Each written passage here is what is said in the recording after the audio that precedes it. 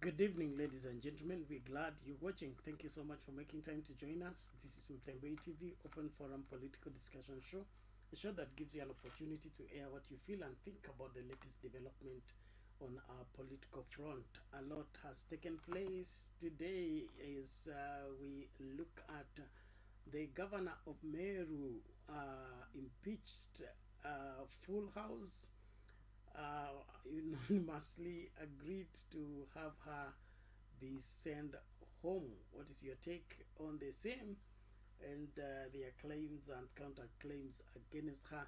If you're from Meru, we would love to hear what you think about the whole scenario, and also want to weigh in as Kenyans of interest in these matters developing in Meru. Why is the governor sent forth less than 100 days in office? Is it a prophetic sign? And of course, the next part, we are looking at Kenyans at pains with the President Ruto's government. Outcry is loud out there from all quarters. The elderly are crying, the young are crying, the workers are crying, those searching for jobs are crying. What's happening? Does Kenya Kwanza have an answer to these outcries, or they are also at pains to explain what is happening? Let's weigh on these two even as we start out our conversation. And of course, there is a new development, even without us looking into the constitution. Do we have the office of the first daughter? A very interesting angle also to look at our politics. Karibuni kila mmoja tujumuike pamoja katika mjadala wa leo. Naomba tafadhali tukajitahidi kuhakikisha kwamba kila mmoja anajumuika nasi katika kipindi hiki tunapoangazia siasa zetu. Karibu sana, na wakaribisho kwa moyo mkunjufu, tukaandamane unyo kuhakikisha kwamba hakuna Mkenya anasalia nyuma kwa yote ambayo yanatendeka. Samahani, hatutaweza kuwa katika na kipindi hiki, siku mbili zimepita kwa masuala mengi tu ambayo nitazungumzia kwa kina muda ukiwa tayari katika kipindi cha leo. So at an opportune time I will explain what's happening, and I think we may end up taking a vote about this show so that we move forward without having other people crying while others are enjoying. So tegea hapo hapo, kutakuwa na swala ambalo tuta address about the show and take a vote thereby and whether the show should continue or not. So stick by and make sure that you invite somebody to join into the discourse. The Meru governor ameonyeshwa mlango na MCA 67, wote wamesema aende. Wewe unasemaje kwa masuala haya?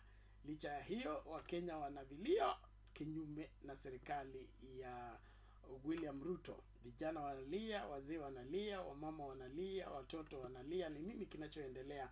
Kenya Kwanza haina jibu kwa masuala haya ama ni nini? Ni haya mambo yanaendelea ni kwa maksudi ama ni nini kimekosekana? Why is the government not making life bearable for Kenyans? Something we need to look at. And of course, the 100 days are fast running out for Kenya Kwanza. What will they show for their first 100 days in office that has made the Kenyan lives better? We need to look at it keenly.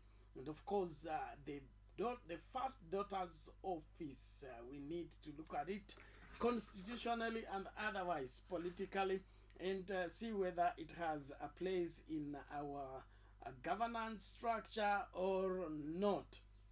Naendelea tu kuwakaribisha. Tafadhali usitasame peke yako, kama unaweza tupata hakikisha unakaribisha wawili watatu. Confirm if you can get my audio well. We have had audio problems since morning, but I trust we are better off. So if you are able to get me, please confirm if the audio is clear and has no much noise or echo. there is something unusual with our connections, like you've been sent a bugger to mess up our broadcast. So you can confirm if the audio is good as well as the picture. Karibu kila moja. Link to use to get in the studio is in the comment section. All you need to do is click on it. Allow StreamYard to configure for you the camera as well as the audio, and you will be in this space, and we will be here to talk face to face. Nashukuru tu sana, ningependa kwa sababu wawili watatu. Kipla Disen, karibu kwa show. Kuna Rogis Clinton, karibu sana. Kuna Fatma Abdullahi Muhammad, you're welcome. Mildred Wesonga, hi to you, thank you so much. Kuna Mule Mwangangi, bado mapema mtaona mengi. Aya. Thank you so much. Kuna nani huyu? Faiza Fadhila, hello, good to see you too, thank you so much. Faiza Fadhila, karibu kwa show. Kuna asante Kevin Home Noma, karibu sana, asante sana. Nani huyu? Joseph Kimanzi, wewe ni wazimu, usituletee sisi hatupangwingwi. Karibu sana kwa kutopangwa, naona ushapangwa wewe. Okay, nani huyu? Muhammad Ege, hello to you, thank you so much. Kuna Fastin Safari Sad, okay, you're welcome. Kuna Fidelis Wanyonyi, we respect Senate House, it only carries mature politicians who will not just impeach her the way the MCS think. Thank you so much. I think that means expect. Asante sana. Nani huyu? Susan Muturi, hatupangwingwi, karibu sana. Nani huyu? Okay, thank you Muhammad. Okay, see, you're audible, but sound is low. Okay, let me see if we can boost it. I don't know what is happening. Is there volume to the device? Okay, all right. Switch. Thank you. Check 1 2. Okay, I trust that improves it. If it doesn't, we will have to live with that. But tutatengeneza. We are expecting a different mic maybe the day after tomorrow or so. Unasema niongeze volume, bas itabidi niinue sauti ili tukawele. Clint Dobi Dispina, karibu sana. Kuna of course Roda Shira Otieno, karibu sana kwa show. Nashukuru tu sana kwa wote ambao mnajumuika nasi katika kipindi cha leo.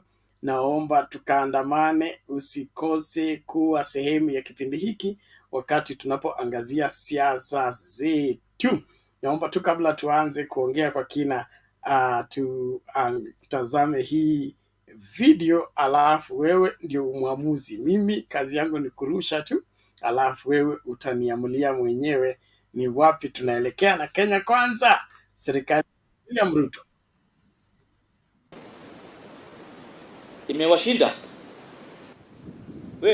Ni nini? Kumaanisha watu ama wananchi hawana imani na nyinyi.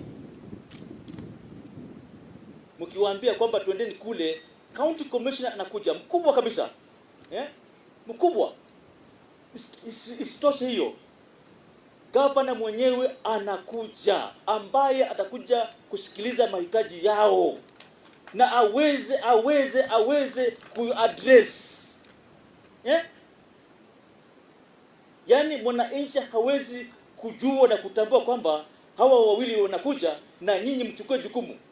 Sisi wawili na nyinyi nyote mtakaa hapa muongee na viti vile ambavyo hali ilivyo, then hatutazunguka tena. Kwa hivyo hii kazi hii makofia hii kofia zote hizi tuzishughulikie leo. We do not want to witness such.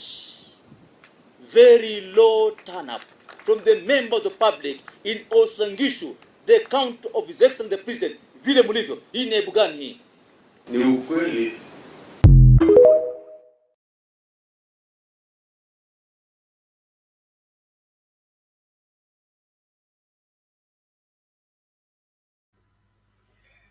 Okay, mambo ni kama hayo. Siku ya Jamhuri, hata baada ya kuagizwa scholarship, wa Kenya walisusia mikutano ya Kenya Kwanza. Ni nini kinachoendelea? Hii ndio majority ama minority government? Brian Munya, habari leo? Unmute, the mic is beside your name on the screen. You unmute first, ukiongea tusikilize.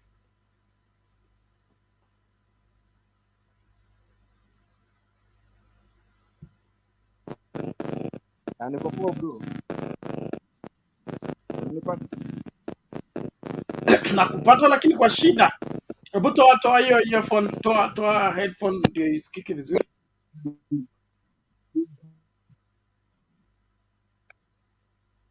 Unanipata? Sorry?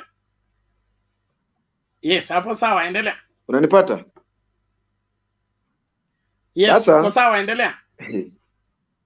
Unajua si baada mimi ni mmoja nilikuwa na support Kenya Kwanza, lakini ukiona sasa hivi venye vitu zinaenda manze, venye vitu zina run, kuna watu wako hapo ndani ya hiyo government. Prezo ako sawa, lakini kuna watu wako ndani ya hiyo government ambao ndo wanaharibia Kenya Kwanza, unaona?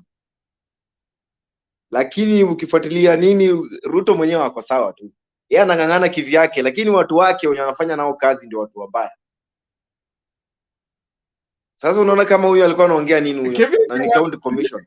Sasa machief, dereva wa basi mmoja ni passenger anasumbua makondakta.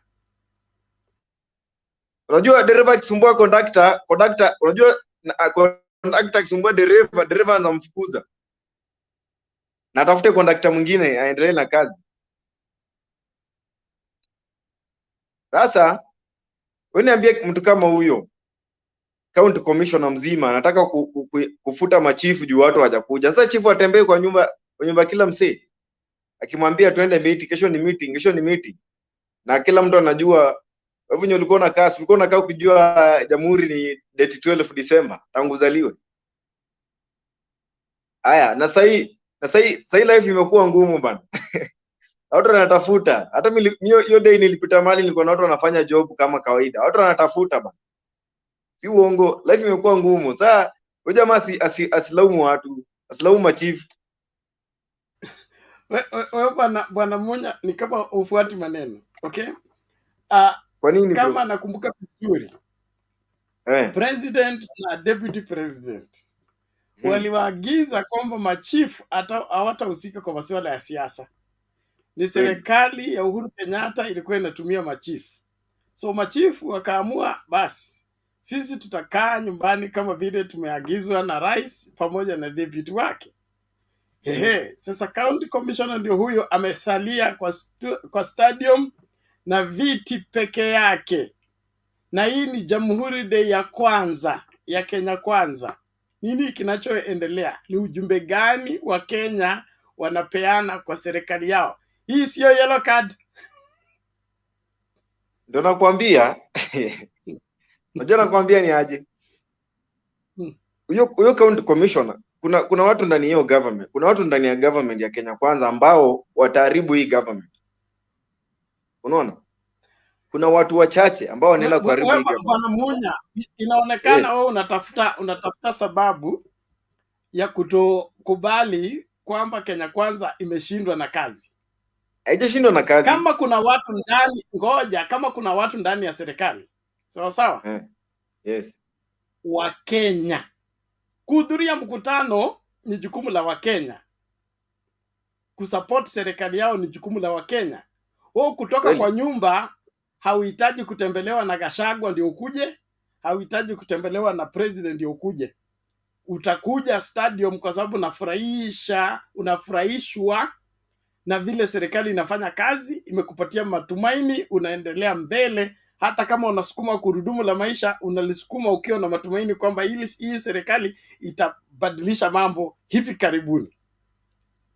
So ni kina nani hawa wako ndani ya serikali wanaharibu serikali kulingana na wewe? Tuwaambie majina. Sasa si ni kama huyo county commissioner, huyo mtu ajielewi. Sasa hapana, unaona ni aje? Unaona tembea, sikiza nikwambie. Yes. Sasa unajua sasa yeye unaona hapo hata mimi ndakutetea kidogo. Si nilikwambia mwanzo kuna watu ndani wataenda kuharibia hii serikali. Sasa kama huyo sasa kuingilia machifu. Tuambie kina nani? Huyo commissioner yeye alikuja ku address watu. Alikuja Jamhuri Day na ujumbe wa president kupeana kwa watu wa Uasin Gishu. Only to find watu wa Uasin Gishu hawajakuja stadium. Sasa mlitaka afanyeje? Apeleke ujumbe arudishe kwa rais kwamba sikupata watu. Haizi peleka. Sasa acha nikwambie watu nimekwambia je mwanzo, sasa hii life imekuwa ngumu. Na life imekuwa ngumu kwa sababu hiyo government ambayo ilikuwa imeharibu life. Hakuna na nilipita mahali, sikiza, nilipita mahali nikapata watu wanafanya kazi. Ukiuliza mtu leo ni jamhuri anakuambia jamhuri na life ni ngumu. Utakula jamhuri. Ndio nakuambia kwa nini jamhuri life ikuwe ngumu. Na tuko na serikali mpya ambayo inakuwa saa hii bado iko honeymoon. Ingekuwa bado inanunua chewing gum, inanunua chakula, ikipatia watu kwa sababu harusi imemalizika tu hivi juzi.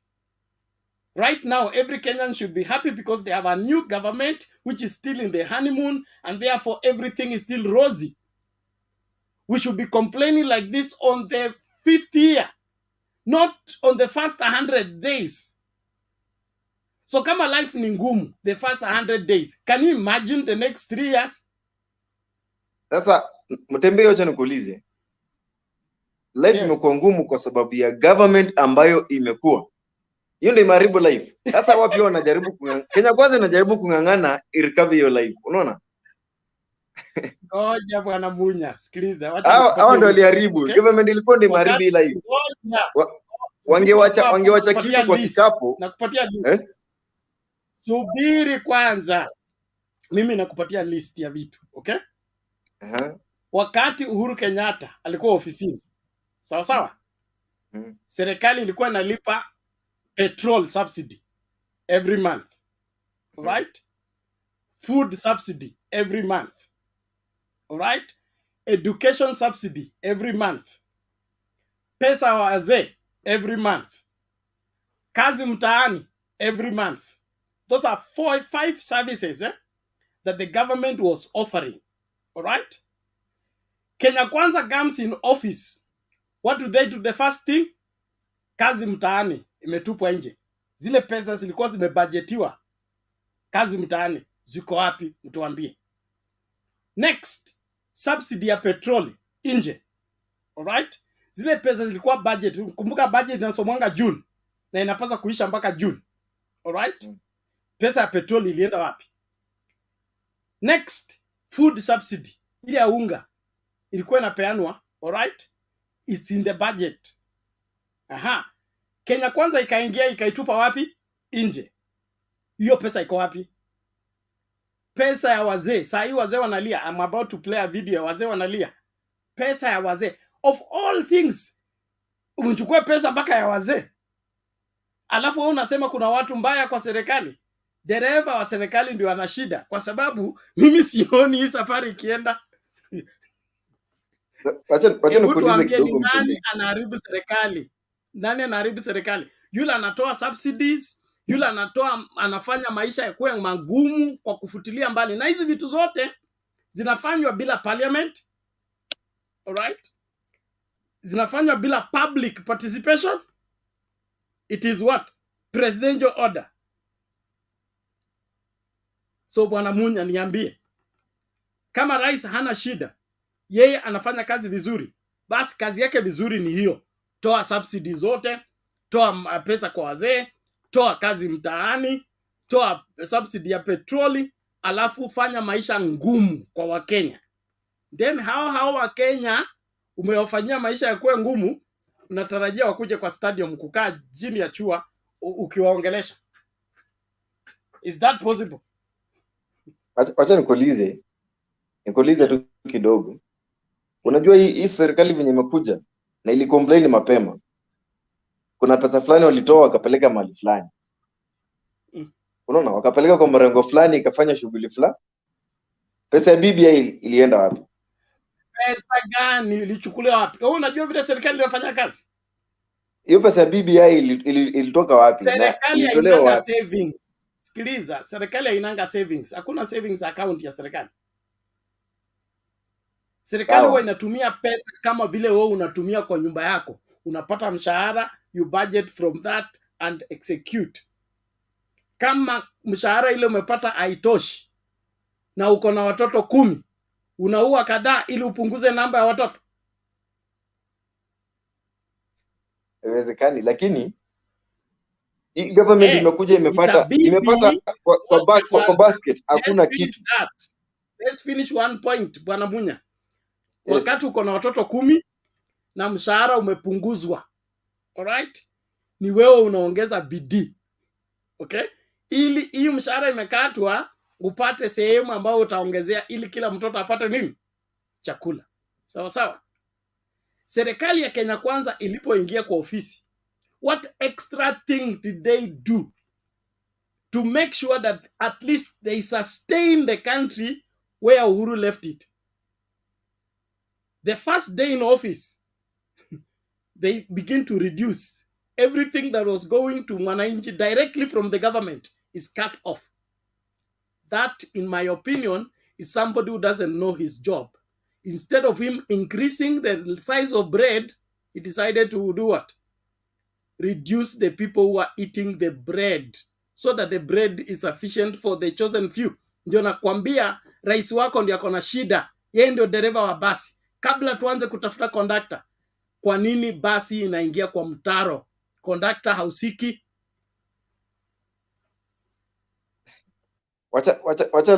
Wacha leo Nyabaya ongee kiasi. Nikifikiria vile nakwambia. Brian Munya, okay. Assalamu alaikum. Hey. Bwana Yesu. Bwana leo subiri tu kidogo.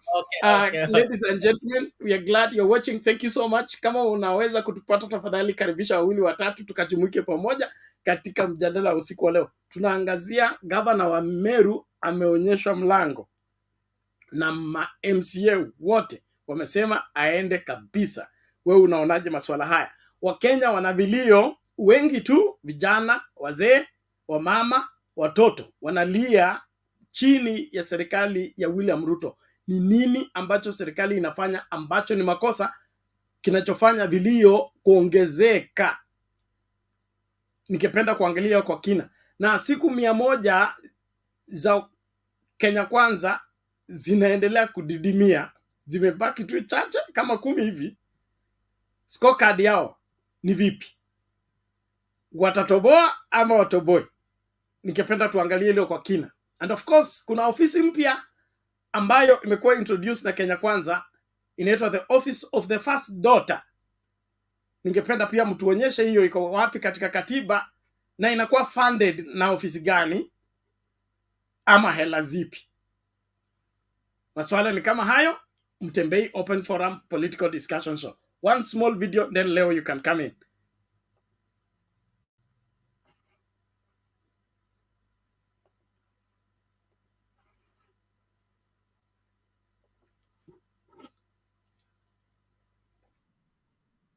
Na mjukuu wake katika kijiji cha Gikomo, eneo bunge la Kieni. Wangare ni mlemavu licha ya kuwa ana bidii ya mchwa katika utendakazi wake. Usilojua ni kuwa ni mmoja wa wazee walioko chini ya mpango wa Inua Jamii na ambao kwa muda wa miezi 6 sasa hawajapokea pesa za uzeeni. Uhuru wa Kenyatta napatia pesa na witethia nacio na iko Ruto na igea kasini hakuna pesa. Hakuna pesa. Hii no watusaidie, Ruto atusaidie atoe pesa hii tuakuru inakupa ni ngaragu. Wangare mwenye umri wa miaka 77 anatueleza amekuwa akitumia shilingi 2000 alizokuwa akipokea kila mwezi kununua vyakula na kujikimu kimaisha. Mimi iko pesa napatia inasaidia, inakula, inakugula gakuku, nakula matube, na iko leo ikunakupa ni ngaragu. Pesa ya wazee ndio inakuanga usaidizi kwao hasa kabisa, na ndio kama sisi tunaona tunaathirika saa zile wao wasaidiki. Mita chache kutoka hapa tunakutana na Elizabeth Wanjiru anayetembea kwa kutumia fimbo. Wanjiru ni miongoni mwa zaidi ya wazee 700,000 ambao bado wanasubiria pesa za Inua Jamii. Kama nikipata hiyo pesa, nilikuwa na ugonjwa wa kansa,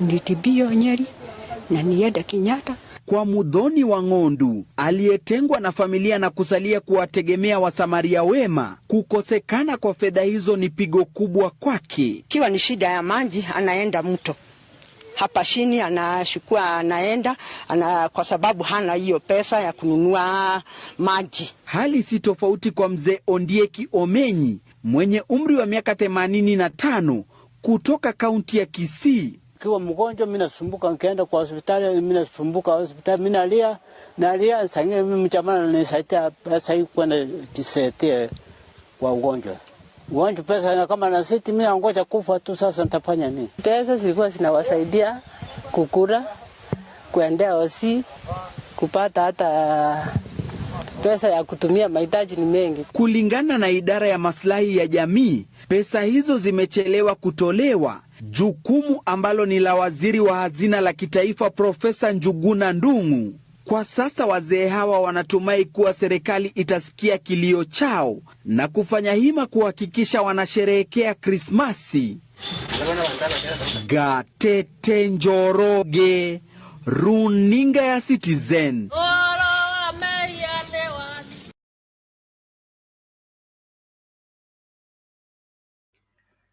Haya, mambo ni kama hayo. Bwana, leo unasemaje?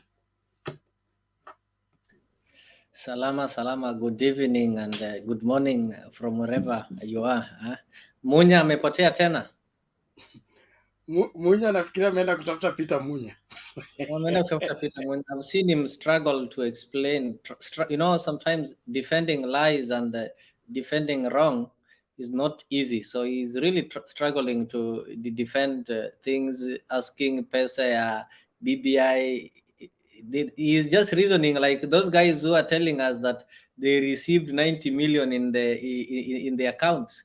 So I'm really wondering if the government saves and the government collects money daily and spends the money daily.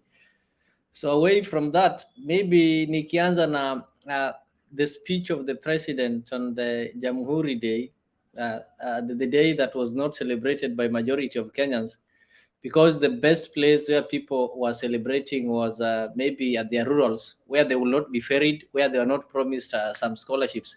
So I saw the county commissioner threatening the chiefs, and it reminded me of a book that I read, Kifo Kisimani, whereby kwa nini haukushauri watu waje. So it really reminded me the book that I read a long time ago. And this book, I think, was written in relation to the government by then, the government of Moi. So it's really coming back to play at this century. So it's really sad. So if I looked at maybe the president since he resumed the office, I think the 100 days are over. And among the promises that he gave Kenyans, the only things he managed to do was, number one, to remove the subsidy that was on maize and foodstuff, to remove the subsidy that was on fuel. And fuel is the one that drives almost everything in the country. He decided to remove the money that was being given to the elderly. And I saw that video that you've just played. It's really sad. These are people who depended on that 2,000 shillings. It was not a loan. They were given monthly without repaying. So if you can't tell me that you can replace that money with the 500, which is given after 2 weeks in a month, that will be 1,000, which is a loan. These elderly men and women were given 2,000 per month, and it really helped them. So the government decided to remove that. The government decided to subsidize fertilizer when it knew very well that it was not a planting season. Apart from that, the government managed in the first 100 years to create the office of the chief minister, which he said that hatutaki kutengeneza vyeo vya watu wakubwa. So the small Mudavadi, who is not mtu mkubwa, is hosted in Mudhurwa in an office. The government created yesterday, I heard there is an office that was created, though it was, I think it is the spirit of God that made us know that there is office of the first daughter. And this office is held by the second daughter. So I know maybe there's office of the second daughter, the first son, and even the son-in-law, because we know very well the son-in-law resides in Nairobi and is using our taxpayers, not using money from Nigeria. So that's why the hustlers were really sad. You call them for a Jamhuri Day and promise that you're going to give them a scholarship. Majority of them were old women I saw dancing in some yellow dresses. Then after that, I think that thing will have been held on 1st April, Fool's Day. You tell them to scan a QR code. These are guys who don't have smartphones. You promise to give them a smartphone, a cheap smartphone, in the maybe in the next 6 months. You've not given them phones, and you want them to use their kabambe, the ones that they used in borrowing Fuliza, to scan a QR code.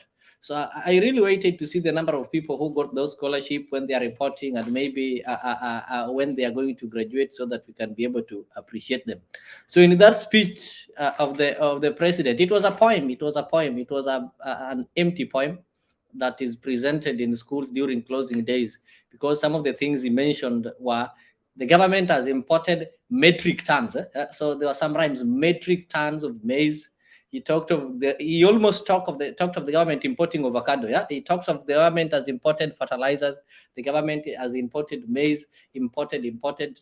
So at the end of the day, there was nothing about the government helping the common mwananchi. There was nothing about Kenya. It was about the government has imported. It was about the president talking to Facebook, Meta, to pay and to monetize the Facebook users and the content creators. So I don't know if Facebook operates, Meta operates in that way, whereby the president tells him who to pay and how to pay. I'm yet to know. I understand there is no monetization of content that is created online, but Ruto made us understand that he's the one who talked to the government to do that.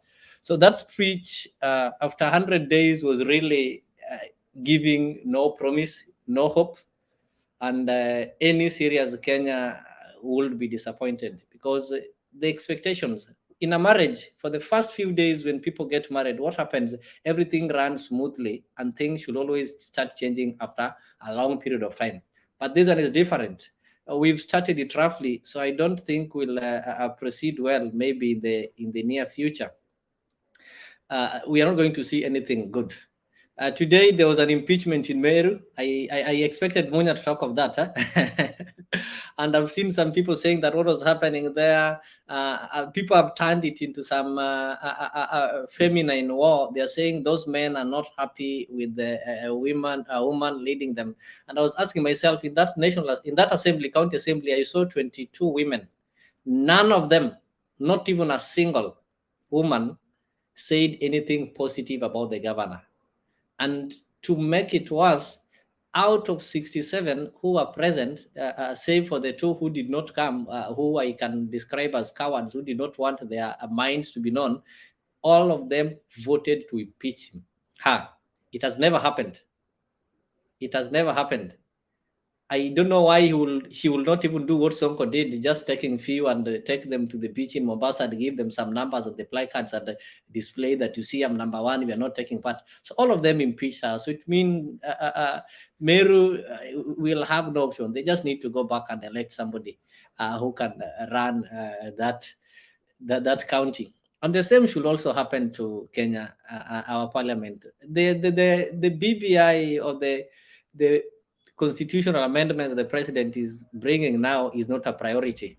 He should bring some of the amendments to deal with how the price of unga is going to be lowered, to deal with how the subsidy that was being given on a secondary education is going to be put in place, but not to create offices for the leader of opposition, and to create offices for women whose only role, I know that office they just want to create for people like Omanga, whose only role is to twerk in the public rallies. They cannot convince voters. You now want to create an office for them. It doesn't happen like that. Even in the Bible, it doesn't. Even in Quran, it doesn't happen like that. So we should be very careful. And maybe to wind up, I just want to remind people of the. I was reading about somebody called Gaddafi. Gaddafi gave some free loan to his people. Ruto is now giving us some 500, but not free. You are paying with 8%. And I'm told if you take that loan, they are sending you message, a reminder after every 1 hour to pay it. Then if you also look at, there's this man that people talk of called Hitler and the Nazi party. So you'll find that by the time the Nazi party was rising in Germany, almost 90% of Germans were Christians, whereby we had the Roman Catholic and the Protestants. 90% were Christians. And what this man called Hitler did, the Nazi's agenda was solved in the religious meetings and the religious gatherings. And most bishops, the pastors, and the deacons and the religious leaders used the pulpit to talk well and give praises to the Nazi movement. And this thing sank in the minds of those people in Germany, and they thought they took it religiously, and anybody who was against Nazi movement was seen to be against the religion. So sometimes I get worried when I see our churches and our political leaders of any divide are one thing. I think that the role of the church is normally to identify some of the evils and correct the government. But when I see the church and the government is one, like the church is nowadays a branch of the government. And that is why even on Sundays, the president makes it mandatory that you have to follow him wherever he goes, and even sends the CS to various regions to go and represent him and give his message. That is after the pastor finished preaching. So the last person to speak is from the government representative. So the message that people take home is not the preachings or the sermon of the bishop or the priest.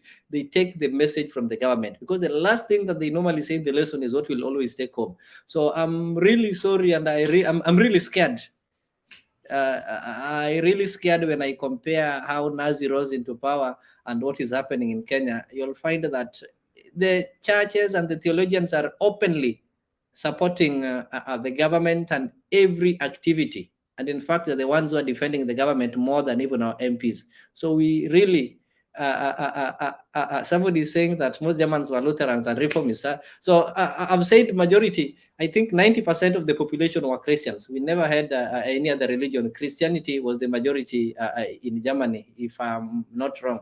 The same way in Kenya, majority are Christians. So I'm trying to wonder, how do we now want the government to fight for the right of Christians if we are the majority for all those years? Not we are the majority. So why do we think as a church that our rights are being threatened, that now we feel that we need to hold on the government so that it can give us freedom of worship? We are majority already. We've been worshiping. So which other freedom do we want currently that the government should give us, if not the government using now the religion or the church as a platform to exploit us, so that anything that will happen to us will be comfortable having a poor and fallen economy just for the sake of going to heaven? Because if you oppose it, you will be seen as if you're opposing religion and such things. So I'm really worried about the country, and I think we're moving in a wrong direction. Thank you. Okay, thank you, Panleo. We appreciate that. I may just weigh in on the issue of the church going for freedom from the government. It's not freedom they have gone for. It is a share of their pie, share of their cake. That's what they are following. There's nothing there. The freedom they know where to get it. In fact, if they're in Christ Jesus, they already have the freedom. So unless they got outright Christ Jesus, that's when they should be looking for freedom elsewhere. But from all indications, they are looking for security. Security in the sense that pia nao wakule, kwa sababu wanasiasa wanakula, wameamua kula pamoja nao ili wasiachwe nyuma katika vile vinavyokulwa na wale ambao wako kwa power. So they get closer to power so that they can partake into the food of the king. But the fact remains that no prophet eats with the king. and never fails to partake into the sin of the king. The moment the prophet goes to eat the king, he has been part and parcel of the sins, the evils, and all the mess ups that the king has committed, and therefore loses the moral authority to hold him to account.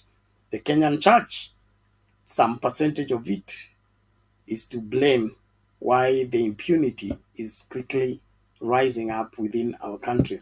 There is an argument on the comment section on whether Ruto is a Kalenjin or a Luya. The facts of it, she's a Luya, but I think we shouldn't go into the tribal arrangement. The information we have is that she's a Luya. She attended Butere Girls. Some are saying she's Bukusu. I don't know that for a fact, but all in all, tuachie hapa tafadhali, tusiende maneno ya going personal. Let's talk politics, not family matters. Although they have dragged us into discussing family matters by creating this office that we don't know when it was created, which part of the constitution made it possible, and it's just crazy. Let's listen out to this and continue the conversation.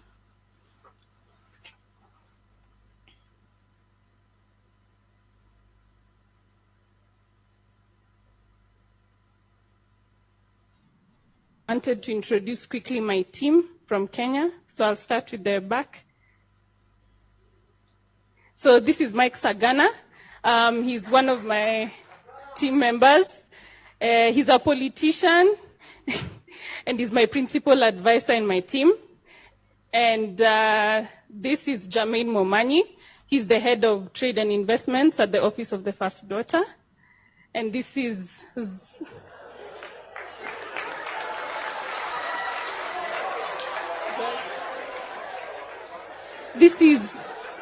I don't get what's funny.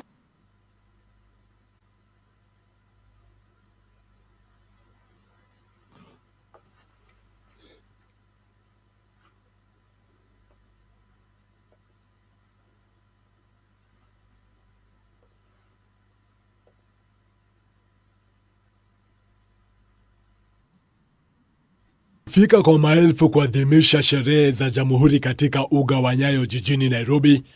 Wakenya kutoka maeneo mbalimbali wakiwa na matarajio mbalimbali wameelezea manunguniko yao kwa rais kukosa kuangazia suluhu ya haraka kwa gharama ya juu ya maisha. Mimi niko na watoi wawili. Labda niko na hiyo 100, nataka kubai unga ni bai mboga. So sitaweza kuafford kununua, unaona? Na mimi nashindanga na mkoko, mimi naendeshanga mkoko, unaona? Nafanya kazi ya garbage. Saa zingine unaenda unapata, saa zingine upati. Pande ya unga. Hiyo video yote rais hajakusa. Ametukusia mbolea. Na mbolea unajua inachukua muda, si hatuwezi kula mbolea. Amesema itakuja nyingi, lakini hakikisha imeenda kwa watu ambao wanalima, sio eti kila mtu. Kuhusiana na hazina ya hasla ambayo zaidi ya Wakenya milioni 17 wamejisajili, bado wananchi wengine wanajiuliza, je, ita increase au tunaambiwa tu tukishalipa na itabaki kama ile ambayo ilikuwa fuliza inakaa karibu miaka hiyo zote na increase? Ingewezekana harindusi vitu ama ongeze hii mambo ya hiyo hustle ban, hiyo tunaweza chukua more than 5,000, naweza kusaidia at least. Hii mambo ya kazi ndio tupate wera, kazi mtaani irudi. Jona hadi hapo tulikuwa tunapata kitu kidogo, si unaona? Akasema atapeana certificate kwa wale wamefikisha 300 trees. Hiyo certificate hujaiona mpaka sasa hivi. Na hajaguzia because you see ina motivate wase. Hata hivyo, baadhi ya Wakenya wameelezea furaha yao kwa rais kuguzia masuala yanayowaathiri moja kwa moja. Ile imenifurahisha ni kujali maslahi ya watu wa viwango cha chini. Ameangazia mambo ya elimu. Pia Arizona University tunashukuru, tumefurahi kwa hiyo. Vijana ambao walikuwa mtaani wanafanya kazi mitaani, sasa Plezo amesema there is another job for them. Wanaweza panda miti. Baada ya hotuba ya Rais William Ruto katika uga huu wa Nyayo wakati wa sherehe hizi za Jamhuri, wa Kenya sasa wanatarajia bei nafuu ya bidhaa na vile kushuka kwa gharama ya maisha. Joel Chacha, runinga ya K24, Nairobi.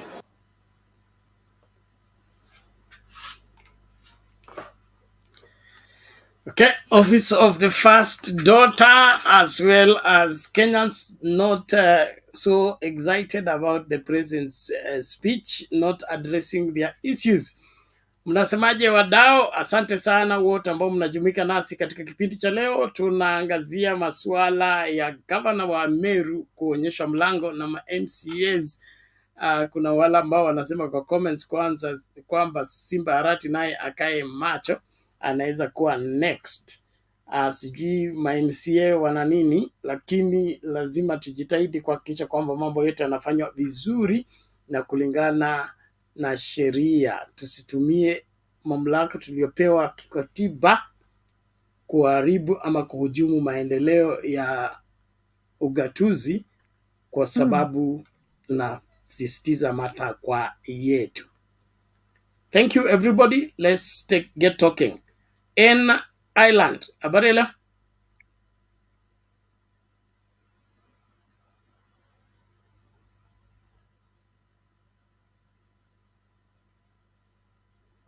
Okay, it seems he has a problem with her connections. It's important when you log in, please allow StreamYard to configure for you your gadget.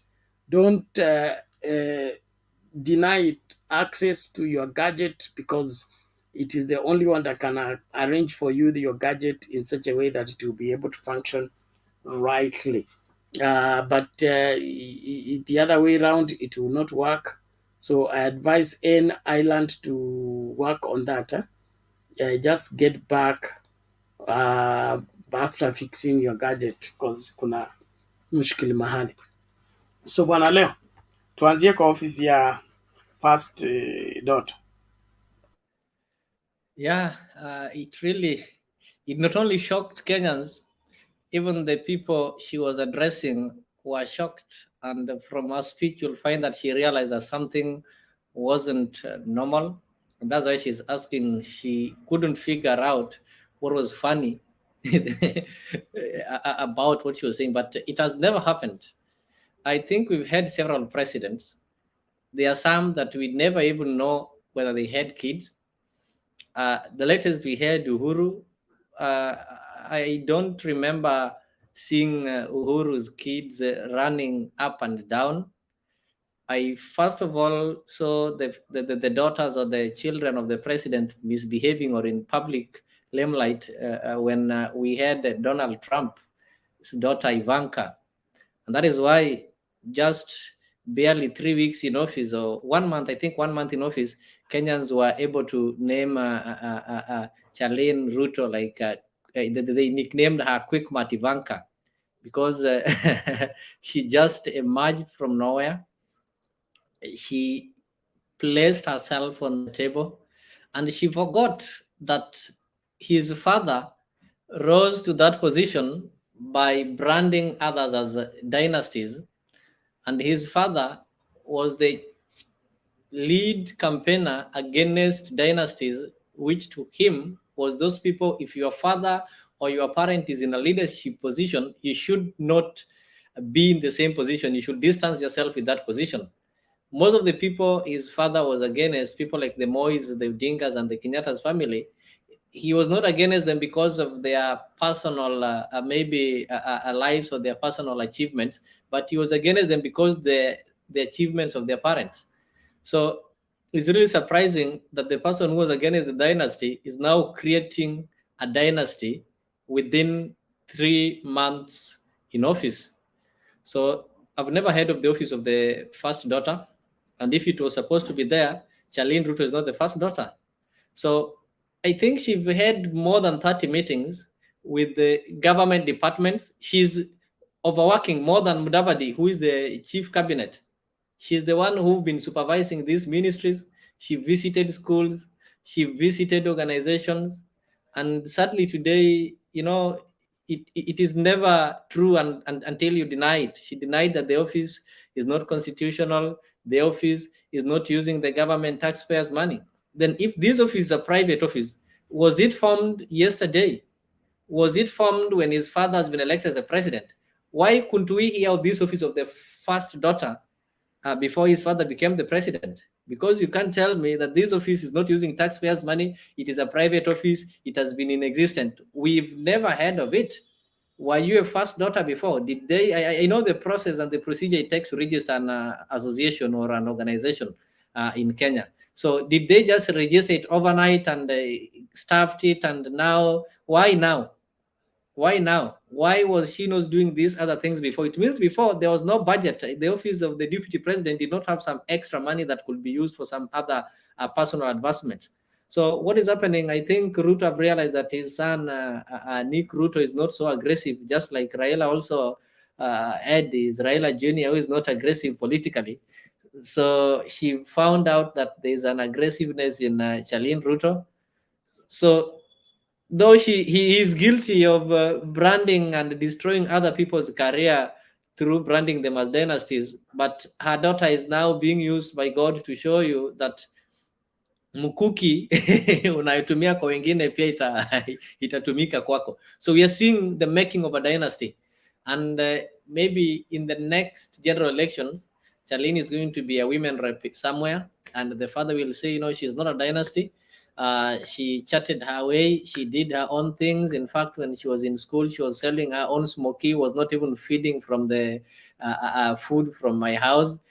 She was living, she was staying, I heard she also had a dormitory, not even hostel in the Daystar University. She decided not to reside in the hostels in Daystar. Instead, she decided to go for some dormitories somewhere just because she wanted a humble beginning.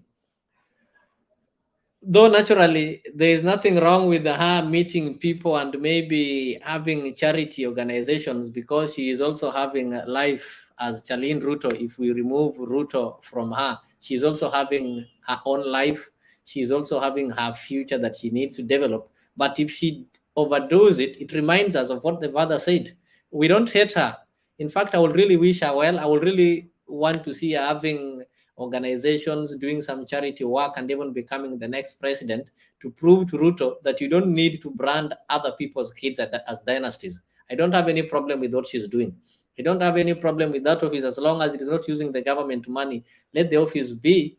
She can get another name and call it, and she can chat her own political way. And Kenyans, we should just embrace her, just to show Ruto that you don't need to brand others as a dynasty for you to succeed. Everyone has got their own life, and they have got their own future that they need to build. Just like I saw in Siaya when Oburu Odinga was campaigning, and people are telling him, because your brother wants to become president, you should step down. But he told them, no, I'm Oburu Odinga and also have my life. I cannot shelve my ambitions because of my brother's ambitions. So we should not fight Charlene Ruto, but we should just keep monitoring her so that they don't use the taxpayers' money. She doesn't take the money meant for the elders. She doesn't take that money that is meant for kazi kwa vijana to use it as pocket money to fly in and out of the country. We just need to keep watching her. If she's not using our money, we have no problem. She can have our office, do everything she wants to do, associate with anybody she feels like associating with, chat her political ways, and maybe one time she might be a president or a deputy president. We don't have any problem with that. As long as everything is within the law, she becomes, she comes out and clarifies that this office, I registered it at this time, this is what activities I'm doing, these are the source of my funds. I don't.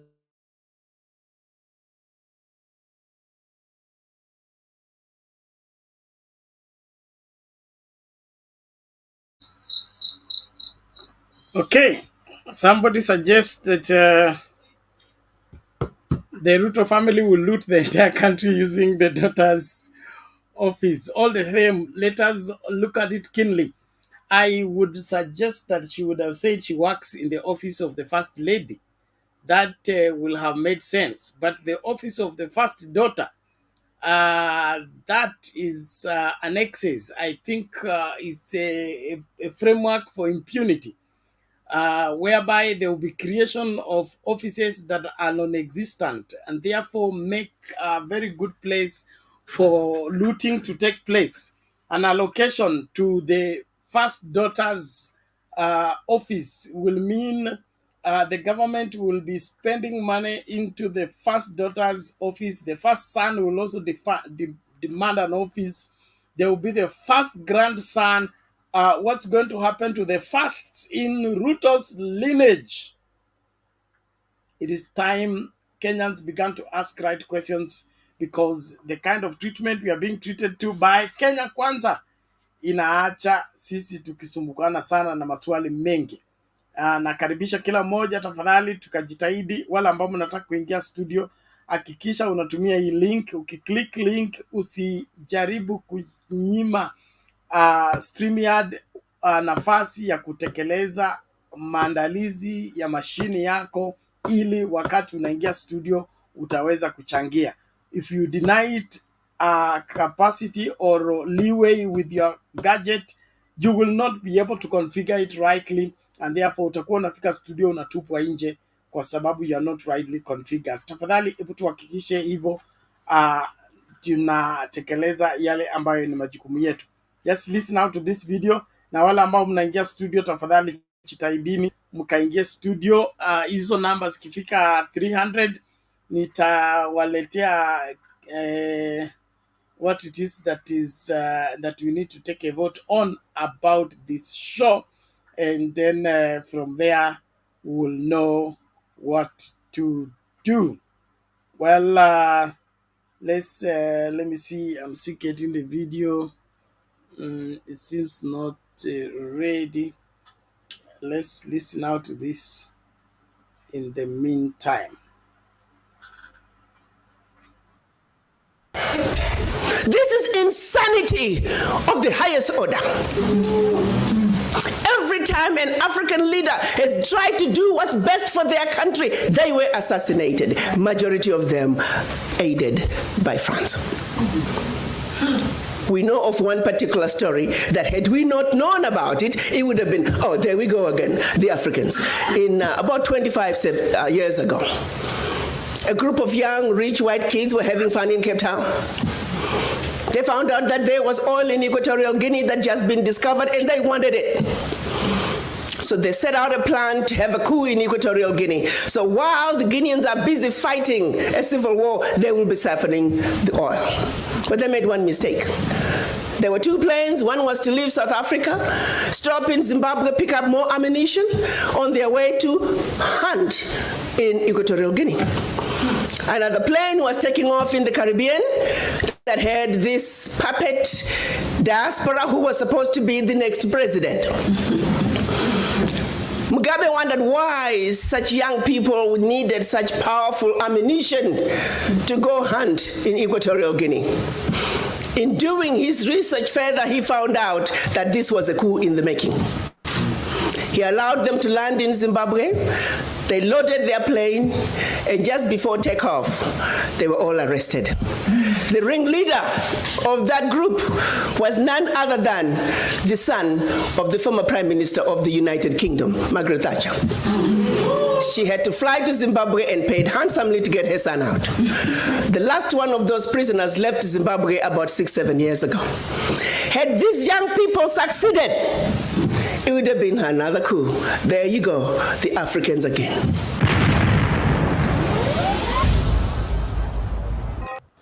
We don't take it for granted. If it's your first time here, please subscribe. Press that subscribe button so you don't miss out on future stories that we bring you here. We were way ahead of them in our civilization. They set out to destroy us. And Berlin Conference put the nail on that coffin. So they gave Djibouti the same sovereignty as the United States. They gave Burundi the same sovereignty as China. They gave Togo. You see, the EU realizes individual little countries, they can't survive on the world stage. So they come together as the European Union. Now picture this now. So they cut up this Africa into the tiny little countries, small economies that could never survive on their own, but gave them the same sovereignty as the big boys. So that way, when the little bitty countries go to the world stage for the purposes of development and discussing trade, they're wannabe boxers who are being thrown into the heavyweight boxing ring every day. How do you put China in the same boxing ring with Eswatini? Eswatini has 1.2 million people. China has 1.4 billion people. And you put them on the same stage and say, go at it, negotiate. Are you with me? Yes. This is insanity of the highest order. How have we allowed this carnage to go on? When Eswatini is thrown in the same boxing ring with China and Eswatini collapses before Eswatini even gets on the stage, the world says, well, Eswatini, what's wrong with you? Why can't you take care of your people? Well, China came in and said, Eswatini, give me all your gold or else. And if Eswatini does not agree, they just go on next door to Lesotho and give Lesotho an extra $1. And if Lesotho doesn't take it, they just jump on to Togo, Central African Republic. It was all by design. 1884. They did something else in addition to chopping us up.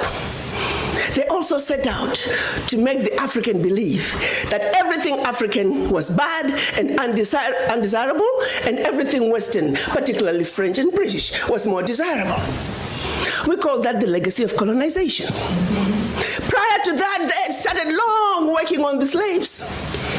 Make them think everything about them, forget anything about Africa. Where you come from is a horrible place, diseased and dying people, constantly at war with themselves, uncivilized. Cut out any communications with them. You need to just know what we tell you. And we call that the legacy of slavery. So that's where you look at where we are today. 135 years later, a system that was put in place to see to it that Africa and her children are forever defeated, that Africa is forever exploited, remains in place today, alive and well. And we sit here and we ask ourselves, why isn't Africa moving forward? Why does Africa continue to be taken advantage of? Well, I'll tell you why, very simply. Until Africa comes together as a continent speaking with one voice, one continent, one people, nothing, and I repeat, nothing is gonna change. As individual little African countries, we are wannabe boxers. We will never make it fighting against the heavyweights. We must speak with one voice. Yeah. And this is exactly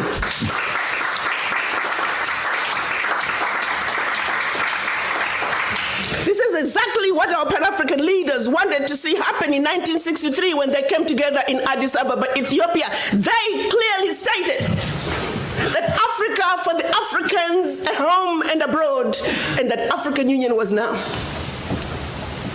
They said Africa must speak with one voice. It is the only way for Africa to take its rightful place on the world stage. Sadly, when they went to Addis Ababa in 1963, they were divided. We had two factions, the Casablanca group and the Monrovia group. The Casablanca group were saying Africa for the Africans at home and abroad, and African Union now. This was Ghana, Guinea, Mali, Egypt, Morocco, Algeria, and Tunisia. Only 7. The other 25 of the 32 who attended were the Monrovia group. They were the nationalists. They said, let's go slow. Let's kind of wait on this Pan-African thing. 55 years later, 56 this year, we're still going slow. As if it wasn't bad enough that we were divided up into the tiny little countries that we are today. The gift that Berlin Conference gave us. One other thing that France did, between 1958 and 1961 in the name of giving us our independence as African countries. France forced the Francophone, and I hate that terminology. There is no such thing as Francophone, Anglophone. They made it up. But for the purposes of communication, I will use that. 14 of those countries, they said, in order for you to get your independence from us, you must sign this document. You thought they could have found a better name for the document. The document was called the Pact for the Continuation. I repeat, the Pact for the Continuation of Colonization. We are talking about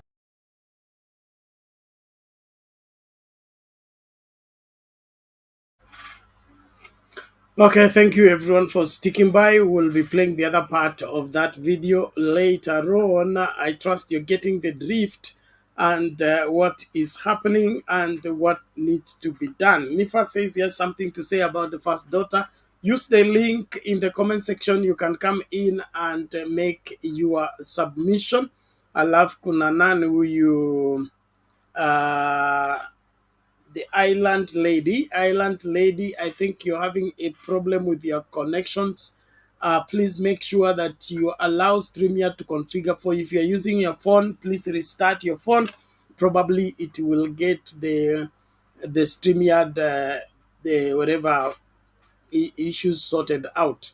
Don't insist on getting into the studio if the configuration is not right, because it will not allow you to make your submission. Tunaangazia Governor wa Meru ametimuliwa, first daughter's office 100 days. For your information, this is the 92nd day, so zimebaki kama siku 8 hivi and the 100 days will be over. Za William Ruto amefanya nini ili Wakenya wafurahie ama Wakenya walie? Mbona vilio vimezidi katika serikali ya Kenya Kwanza? Tuangazie masuala haya ili kila mmoja amakinike. Sister Roda, vipi lakini? Poa sana. How are you with the Welcome. Lena? Yeah, yesterday I was waiting for you. I was expecting you come in the day of the Jam holiday because I have a lot of things to say. But now, this Kenya is called Kawera. The governor, I've never watched. Actually, I've never get interested because why they are doing like that. It's really embarrassing to see that woman. She came the governor, I think, recently, and then they impeached her. I was very shocked. So I don't know detail what is going on in Meru. I've never so much concern with the governor stuff. But for me, the way I know the governor county, they used to get money from the state to help people or the county government. Nobody in the county have need to sleep without food. Like the way I saw that in Kenya, the disability woman doesn't have, she's a blind. They used to get money for the government. I was asking my wife, is the county government they do? Because I don't know what is the work of the county government, because in America, the county government, they used to be responsibility about the state. They live like Louisiana, they have their own governor. They are the one responsibility to build if something is going on, like to collect the garbage and stuff. So I don't know what is the Katiba of Kenya say about the government.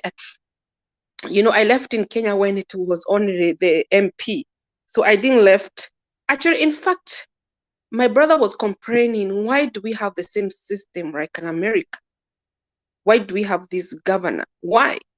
In fact, me, I don't see the work of the governor. In fact, they need to remove. If it is me, I come to the government.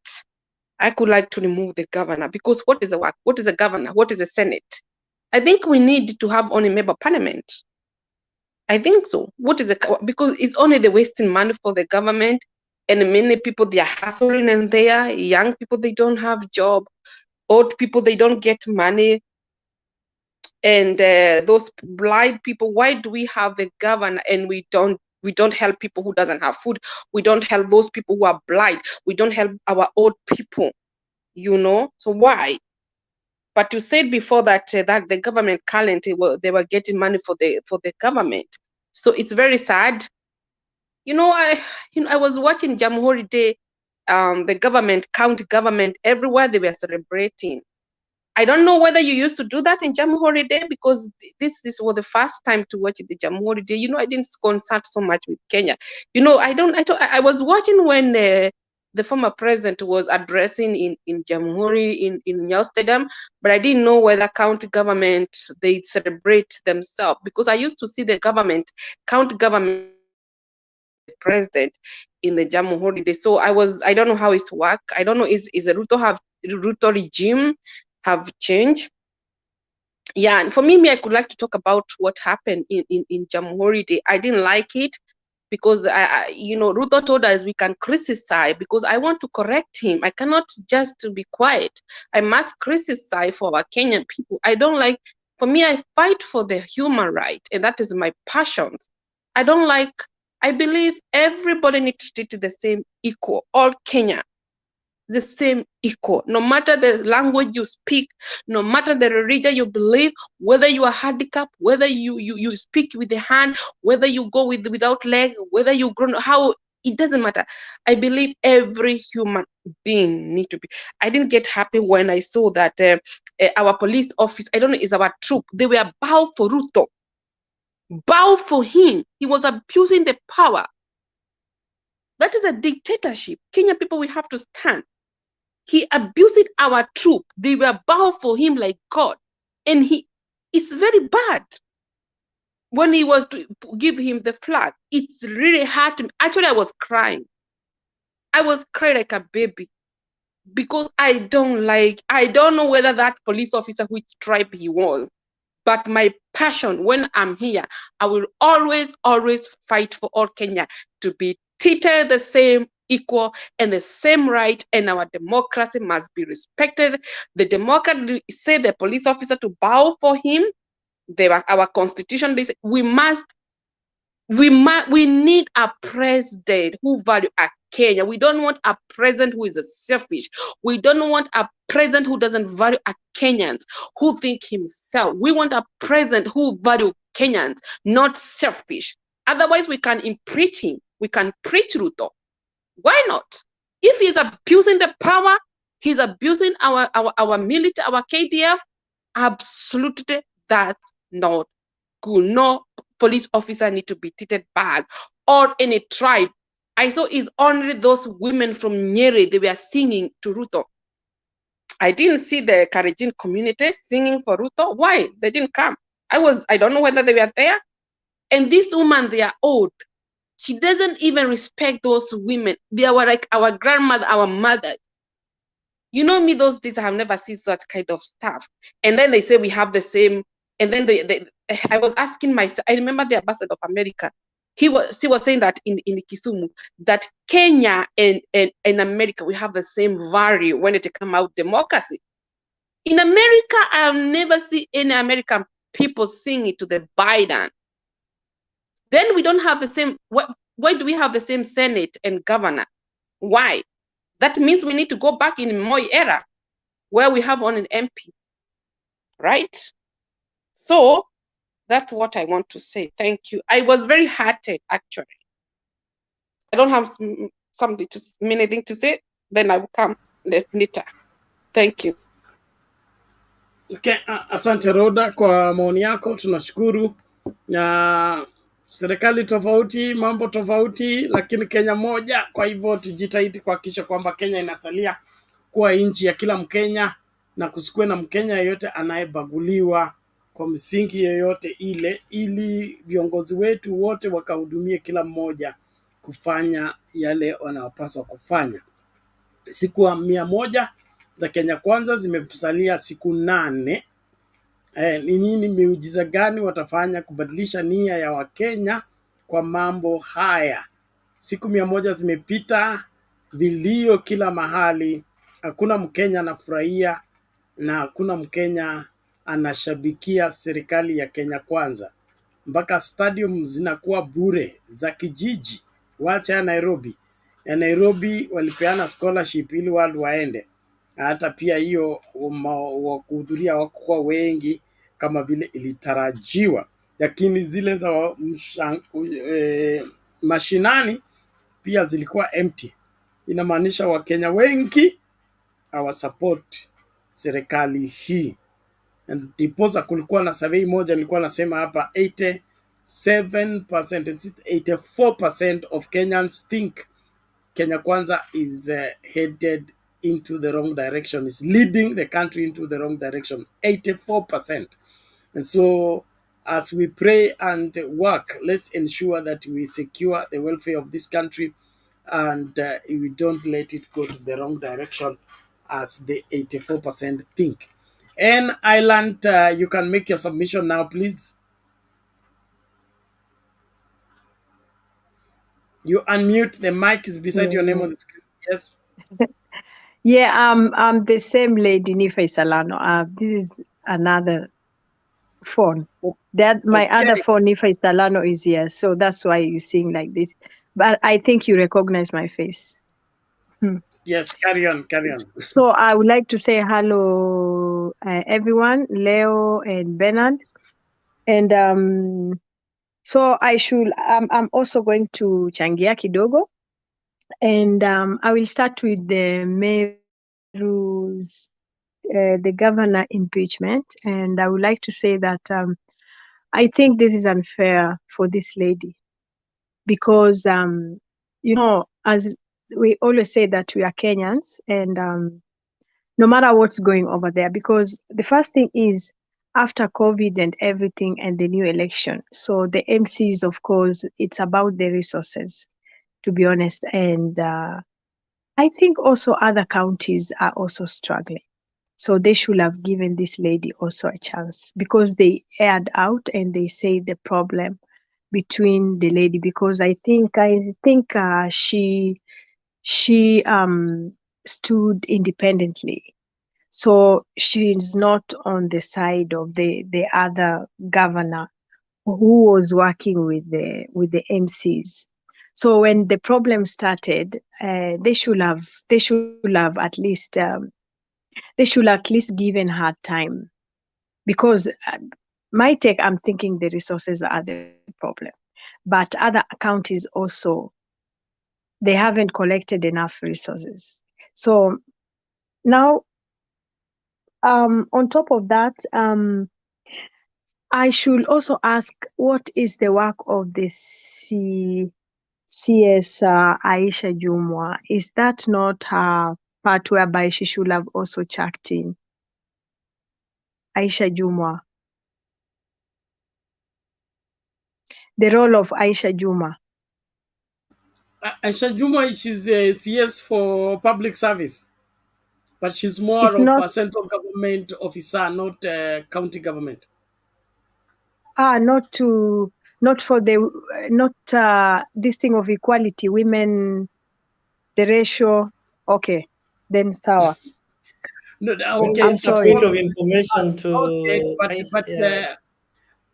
the was thinking smell to of governorship in Kenya is different when it comes to county government. Yeah. The Senate is the highest authority in terms of Yes. either overturning the ruling by the MCS or upholding. So as Yes. soon as the impeachment takes place in the county, it now goes to be either confirmed or rejected by the Senate. Whatever direction the Senate takes determines whether the person is impeached or not. But it still has room to challenge even the decision of the Senate in court.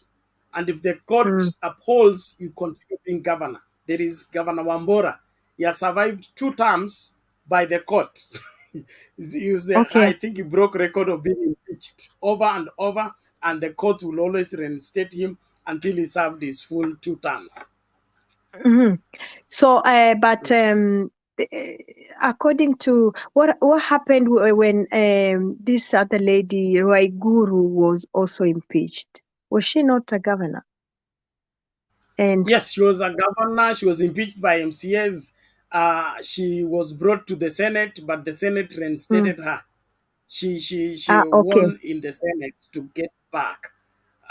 Okay. Of course, there was some underhand moves, but Mm. it's like they banked on the and then NASA senators to help her impeachment, but they Okay. turned around and say they are not going to help impeaching her because Mm. the person who wanted her impeached was William Ruto uh, by instigating the whatever using the MCS to impeach her.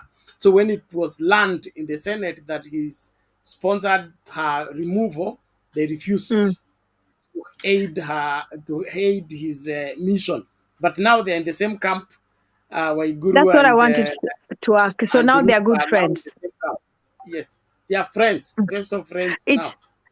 yeah, it's hard to understand Kenyan, even though we are Kenyans. Okay, so now it's okay. What about to ask CJ? CJ Koome cannot also hear Intervene. the intervene, right? She can't intervene until the case is brought before her. So Okay. just in case, okay, if the governor to wherever today morning goes to court to intercept that impeachment was done irregularly and it should not Mm. even be brought to the Senate, the court can issue an order to stop bringing it to the Senate. That is if the time will not favor, because the period given is 7 days. So if she obtains a court order to stop that, she can win from there. But even if it goes to the Senate and the Senate rules that she's impeached, she can still go to court, and she begins with the High Court. Okay? If the ruling of the High Court is not good, it goes to the Court of Appeal. Then, if the Court of Appeal upholds it, then she goes to the Supreme Court. That's when she'll meet Kome. So it's So a which long, means lengthy yeah. process. So which means it depends who you are and with who you are with. Not necessarily. It depends on the evidence leveled against the accusation leveled against you and the evidence available. Because it's very hard to survive a plenary impeachment in the Senate if there is overwhelming evidence. But if you just hearsay, like what is happening in Meru, it is a matter of jealousy, And because malice. she's a lady also. She's a lady, and then usually where the governors are men, okay? And when they are men, there is an office called First Lady Office, okay? Where the wife of the governor will be doing her services for the community through the First Lady's office. So the Now the issue here husband. is the husband wants that first man office. Now the MCA don't want that the governor is ruling through the man. And is that normal? Is that really It's justice? abnormal. What do you mean abnormal? No, is it okay? Because I don't see the problem if the look, husband do the sorry. So which means it should be okay. So which means if I become the future president of Kenya, my husband cannot. For example, The problem I is don't want to use anybody's. What will we call the title? Because the office is called the First Lady Office. You are a man. Are you going to occupy First Lady Office? Yeah, but so it's not in Constitution, right? It's not in the Constitution.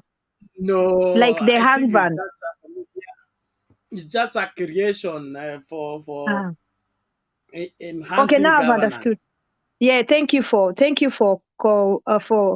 correcting me there. Okay, so there's nothing we just have to pray for her. There's nothing that I can. Okay, so now my second point is about. Can I say something about a little bit about the Jamhuri? I never had a chance to watch, but sometimes on your phone it just pops in, And I saw other colors, not red, white, green.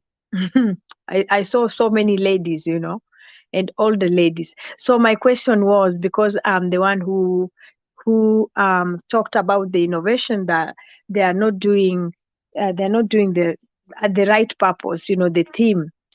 I actually, to follow up with innovation in any country, that's the best for the youths and the best for example, university students.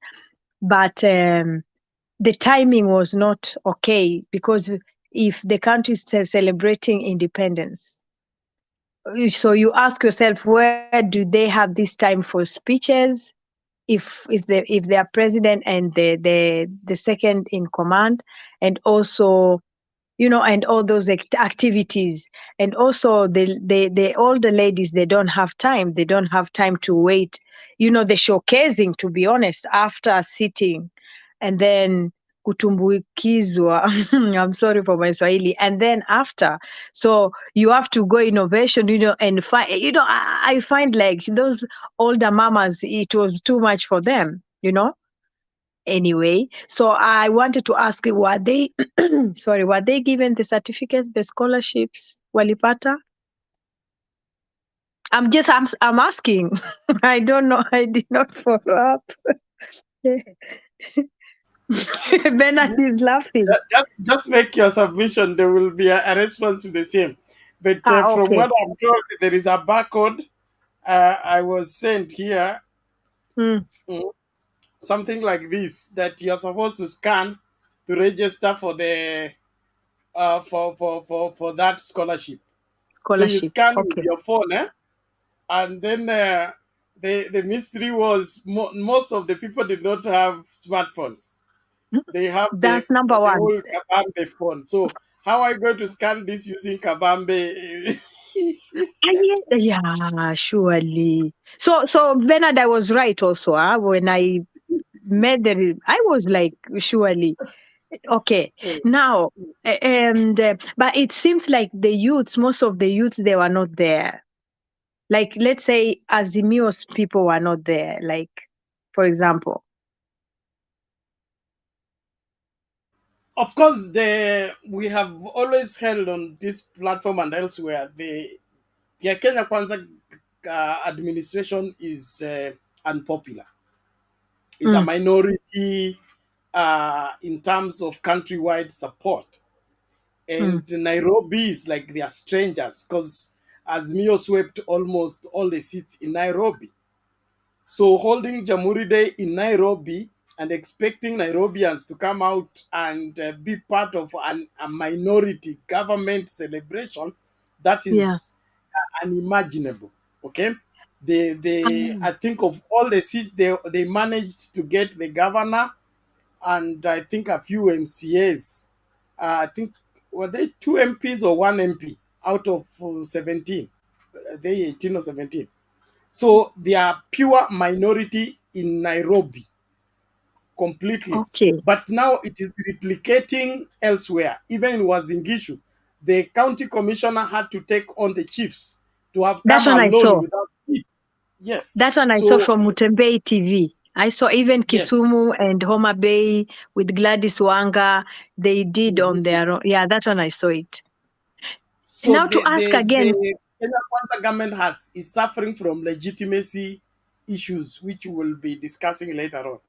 Later, okay. So now to say, when the others like county were celebrating also, were they given some resources, for example, or did they send, okay, because the theme was innovation with technology, were they sent some part of technology so that like county of Kisumu, Homa Bay, Mombasa?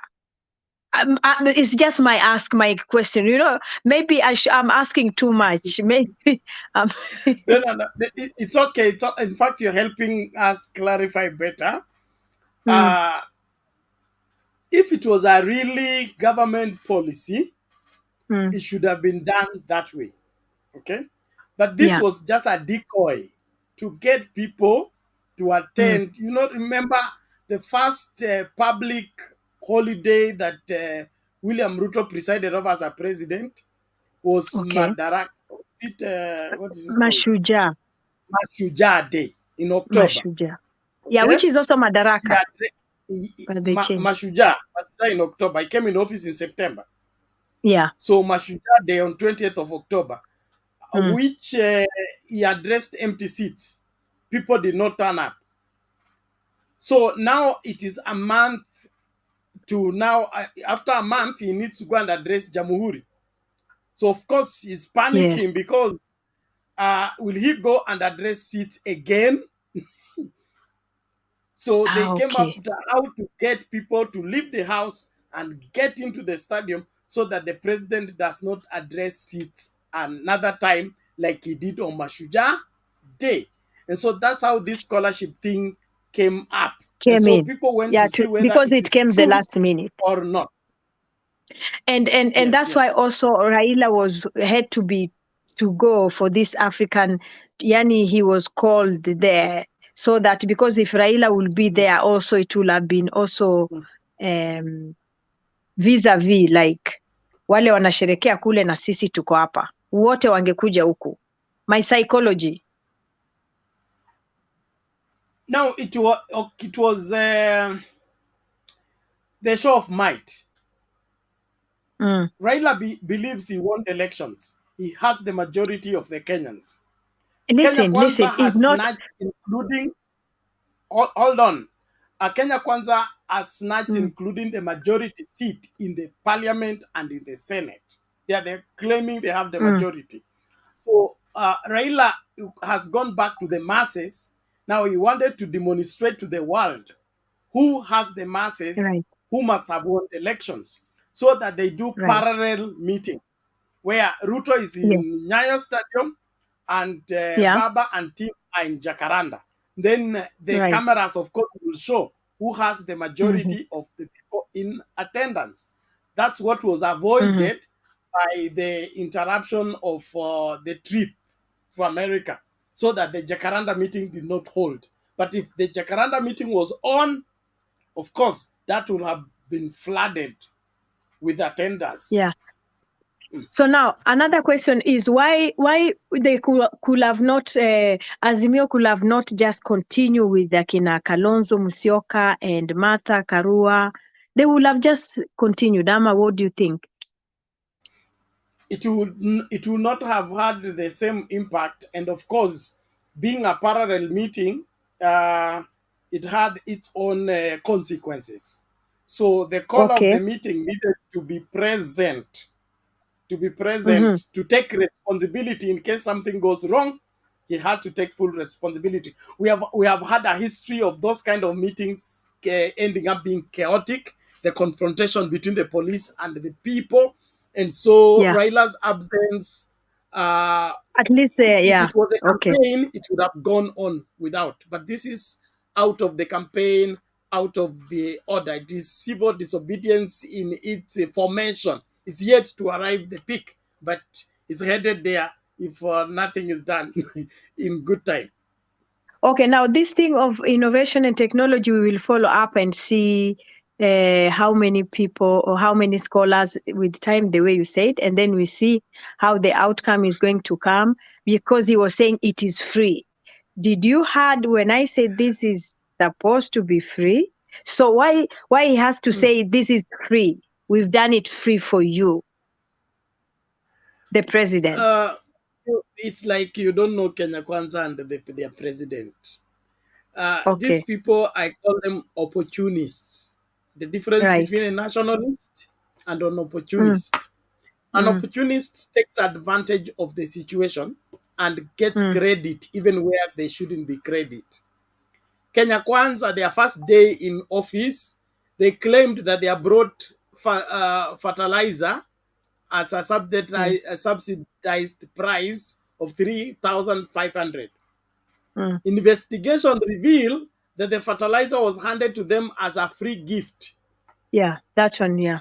Okay. That one. So it is given free, but now because they want to appear they are working, to appear to be favorable, they claim they bought it and now they are selling it at a subsidized price. When it is free, they received it 100 free, they are supposed to give to the farmers 100 free. but now they are selling to the farmers. Who is receiving that money? Only God knows. To whose Right. benefit that money is coming, only God knows. So the scholarship could have been negotiated and be given free, 100%. But, of course, there will be a budget. There will be some ghost, somebody receiving money for the same that the government is paying for the fees. And so the Kenyans who are attending those scholarships are paying only that the government is paying for them. Unfortunately, the government has withdrawn their subsidy for education. So how are they going to claim to be paying for this one when they have withdrawn subsidy for the other levels of education? The subsidies that he withdrew, did he explain why he's doing that? So that because this is now the parents end are going to suffer. Parents are going to suffer. They are already suffering under the high cost of living. They are being pushed into suffering further. We can only guess the genuine reason behind it. But the excuse given is that the other government was wasting money paying whatever subsidies to wrong people, and even the subsidy was not doing what the fertilizer will do. The fertilizer can control the prices by enhancing production without necessarily necessitating subsidies on food products, because they don't want to spend subsidy on consumables. They want to spend subsidy on production. So that like they have switched the money for subsidy on food stuff and put it in fertilizer, so that fertilizer will be used by farmers. Farmers will produce maize. The maize will flood the market, and the price of maize will automatically drop. And so mwananchi will not need the government to help him pay for any of the foodstuffs. That's their thinking or the explanation they have given. Okay, so now, we move on. So fertilizers is not fair, is not done well. Hustlers Fund is also flopping, right? Hustlers Fund is, withdrawal of subsidies of school fees, and these are the short whatever that I'm writing, and then we have to, like I told you, I don't know if you guys can see my phone number, so you can take it, because you see, like I told you, there's some stuff we don't have to speak. As I know more innovation, we don't have to speak more in, maybe we can convert privately. We cannot speak everything here.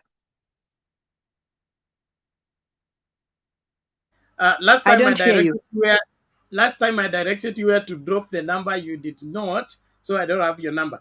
Now you I'm see sorry. Yeah, on the right side, on the right side of the screen.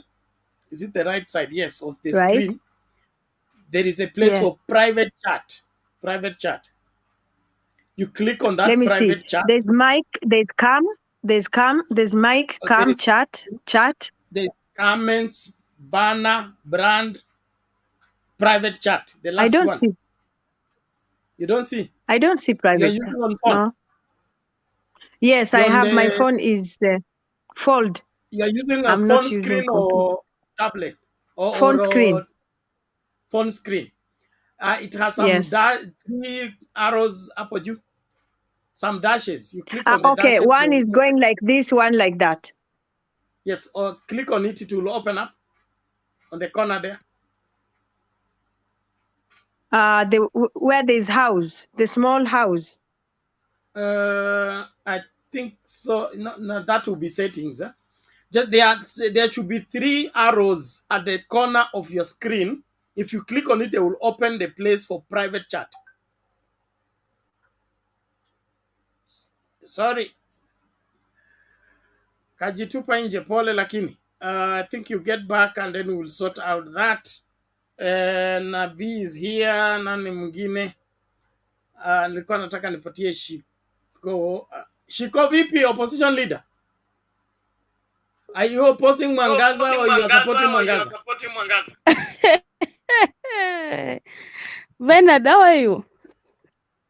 I'm well. I'm well. Talk to me. Long time, Bana. For me, Yes. you know me very well. I cannot subscribe to anything or anyone mwenye amejiunga na hizo ni za UDA.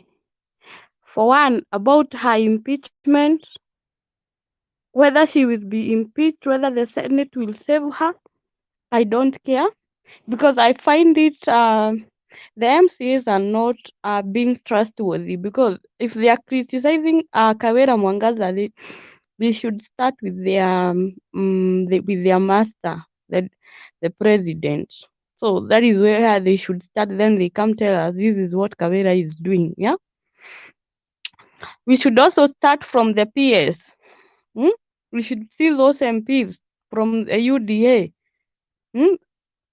from Mount Kenya, wakisema sisi hata kama tulipewa hizo viti za CS, the PS ni kabila gani? They should start from there if we are talking about nepotism in Kenya. And this is something that I wanna say here. You see what has happened? Like he has given like almost is it 7 CS from Mount Kenya? We Kikuyus will remain to be the most hated tribe in Kenya, because this is what is happening. These people are the other tribes. They are like why the Kikuyus? What do they have that? Are they more important than other other Kenyan tribes? What do they have? You heard Gachagua saying that Kikuyus and the Kalenjins should do the intermarriages so that they will come up with a better breed. I don't know what's the meaning of a better breed, but I found that so myopic coming from a deputy president who I cannot even call a DP. For me, is Rigathi Gachagua, because we don't have my president is Raila Amolo Odinga, and whoever who might feel that he's offended by what I've said, please take Panadol and sleep. That's how I talk. For me, they said that they want to have a better breed. I don't know what's the meaning of that. And another thing is that for Ruto giving those CS throat to the people of Mount Kenya, ni kama kurushia kuku mahindi. And if he fails ama aingie 2027, hao watu hautawapata kwa serikali yake. Then the PS wenye amewapea, they are from his tribe. They are there to monitor you. So they are like prefects. They will be reporting to they report to the teacher. The teacher is their master. So I will repeat and I will say here that Kikuyus will remain the most hated tribe in Mount Kenya. That's why hata ukienda mahali wasikie tu venye accent yako ni Mkikuyu, mtu hata anakudharau. We are seen like we are thieves, we are everything evil in Kenya. In fact, it's like if all the tribes would join, they can decide to chase the Bantus, the Kikuyus, out of Kenya. But it's just one person, a foreigner, who came to Mount Kenya, and he has brought all this, and they think they are most loved. Let me tell you, there's something Babu Owino said: when you eat with the devil, use the wrong fork. So let them eat. They are eating with the devil. Let them eat. They wait and see what will happen. Another thing is about that the office of the first daughter. I wonder where she was, this Sharin Ruto, in 2013 to 2017. I never heard her. She was not in the. I didn't see her doing the campaigns, because at least ningesema she thinks she has the office of the first deputy president of Kenya. That would have, if at all, is an initiative that she started before. This is something she would, maybe it would have been there from 2013, but abruptly it has happened just because the father is the president, but it's you are paying that office with your taxes. I don't even see the need of Kenyans trying to criticize these people. I told the UDA coherence, I will never forgive them. They brought us this mess. Now they are complaining. We must suffer together. We will suffer together. If they thought when you go to the supermarket, you will have a card whereby you will give, and because you are UDA, then you are there is unga for Azimio people and unga for UDA people, petrol hizo vitu zote. That was I don't know, dada heads. I have made enemies and I don't regret, because I cannot be reasoning with people who are not using their brains. If they thought this person will take the top seat, and after that he will start performing miracles because he's an abi, bira devil. Now I wonder what is happening, because those people who are dying of hunger, they should be performing miracles all over Kenya, even on that Jamhuri Day. And also another thing is about this thing about education. Expect from next year you will see so many children and students dropping out of school. When you remove subsidies for education, expect to see more dropouts. Masomo generation yenye iko saizi watu wengi wata drop out of school, but because the same parents hao ndio walichagua this government, let us suffer together. They thought us in Azimio, we will suffer, but we are going to suffer together. If we are going to the river, we are going to swim together. We are going to the river will drown us together. There is no shortcut. We are suffering together. Kama hakuna mafuta ya UDA na mafuta ya mtu wa Azimio, ukienda kwa petrol kama mafuta ni 200 itakuwa 200. Kama ni unga, hakuna shortcut. UDA coherent. You guys, you brought us this mess. We must eat on the same table. Tutasafa pamoja mpaka mwisho.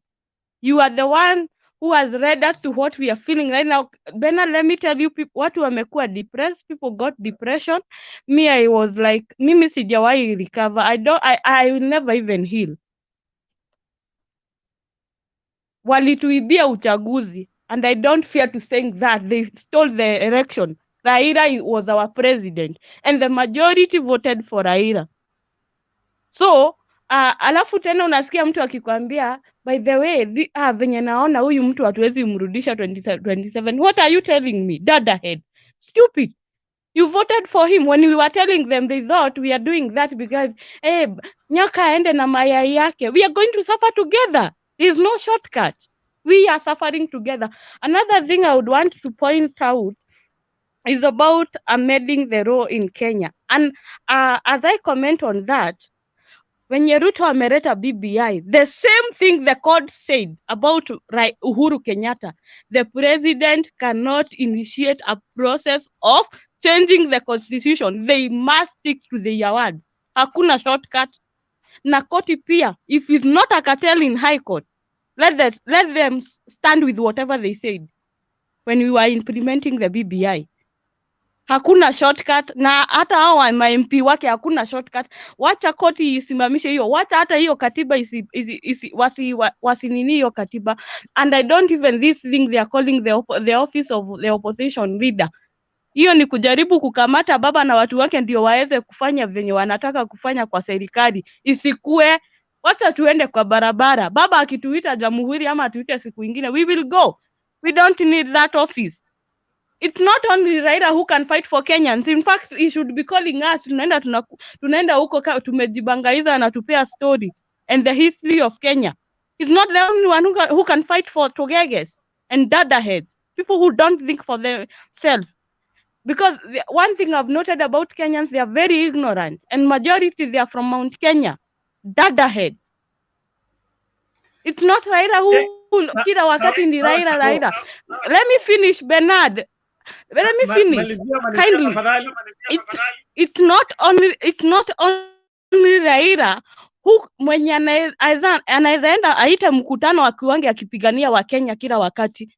That man has done a lot for Kenya. Wacha kukuche watu wengine. Sasa ndio anasema ati Raila atokelezee afanye nini? Mnataka mchawi awafanyiwe nini? They said he's a witch. So go to your Nabi and tell him whatever you want to tell him. Let's tell the Nabi, the one you thought that when he gets into the office, you start performing miracles. Tell him to perform miracles and become rich in one night. Another thing is that we need to, if there will be need to change law, Bernard, that direct the president to appoint PS from the 47 counties. Each and every county must have a PS who is from a native community, and that everybody choose 3 of his liking. Lazima kukuange sio ati president akiappoint au PS anachukua tu mwenye anataka. Tukue na roho. Hata ningetaka Kenya tukue na mahali tunafika. Kama ni hii kabila, we have had this president for this term. Let's have a Ruya. Let's have a Ro. Let's have the people from the coast. Si atikiti ikitoka huku inarudi huko. And that's why you have seen majority of the Mount Kenya people are entitled. Now they think after Ruto, then we have Gachagua. To hell with them. I am praying. Let me tell you, Bernard, I'm not a witch, but I'm praying. My prayer is, after Ruto, aruke Gachagua, aseme Mudavadi tosha, iende 20 years. I really want the Mount Kenya people to suffer. I'm not a witch. That's my prayer. And I wish this government all evils of this world. Amen. Thank you, Shiko. We appreciate that. Always frank and to the point. We appreciate your commitment to the cause of this great country. And you will lead us in case other leaders fail into providing the required leadership in ensuring that the government does what it's supposed to do. Asante sana. Naomba kila mmoja tafadhali tukajumuike pamoja, karibisha wawili watatu ili kusikue na yote anayesalia nyuma.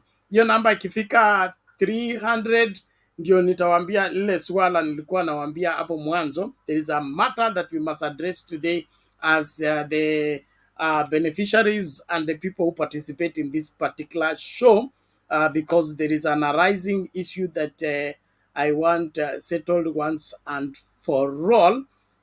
Since I'm receiving blame for this show when I'm not the only one involved. And so huo msalaba naomba tutashirikiana pamoja kwa msalaba ama la. So I'll be making an official communication when that number reaches 300. So endeleeni kukaribishana. Wadau wote wa kipindi hiki waite wote hapa. Tunataka kufanya uamuzi, either kipindi kiendelee ama kipindi kikome. Kwa hivyo niitie wadau wote, wale watu wa hapa, wale wanajiita wenye hiki kipindi. Remind them where they are. We need them right now before we take a vote, either a vote of confidence or a vote of no confidence. Naona tubadilishe uongozi wa kipindi hiki. Wanachaga vipi? Salama sana brother Bernard. Karibu songa mbele. Nyabaya Shiku alafu na Nyland na Nabii. Ni sawa. Na pia nishukuru kwa kunipa hii nafasi Bernard. Najua pia kidogo nilikuwa namsikiza dadangu Shiko hapo. I wish tungepata hao mountains kama watu 10,000 wenye roho kama hiyo kutoka mlima, basi Kenya ingekuwa mahali pengine. Kwa sababu kanikumbusha mbali kidogo kwamba tatizo la Kenya ni wizi. Tatizo la Kenya ni ukabila. Sasa huyo mtu na mdogo wake amekita mizizi hapa. Ndiposa inakuwa vigumu kwa jamii nyingine kuweza kujitokeza kikamilifu hata kama wanaona kweli kuna ubaya, lakini wakifikiria nyuma kidogo inakuwa ngumu kuweza kutoa maamuzi, na ndiposa tunakuta basi mwisho wa siku uongozi unabaki katika kabila mbili, ile 20 hii 20, ile 20 hii 20. Nadhani huo ndo mkataba mkuu. So the rest, wale wengine wa Kenya wengine, basi tutabidi tupangiwe na tusisubiri kutegemea kuwa na rais mwingine tofauti ya hawa. Kama mfumo na desturi hii inayoendelea kwa sasa katika hii serikali, tusitegemee mwingine mabadiliko, unless turudi pale ambapo huwa nazungumzia kila siku Bernard, kwamba Wakenya tujitokeze, either Raila awe na supporters wote wa Azimio au wajitenge wote, abaki peke yake. Lakini sisi wa Kenya, let's stand with baba,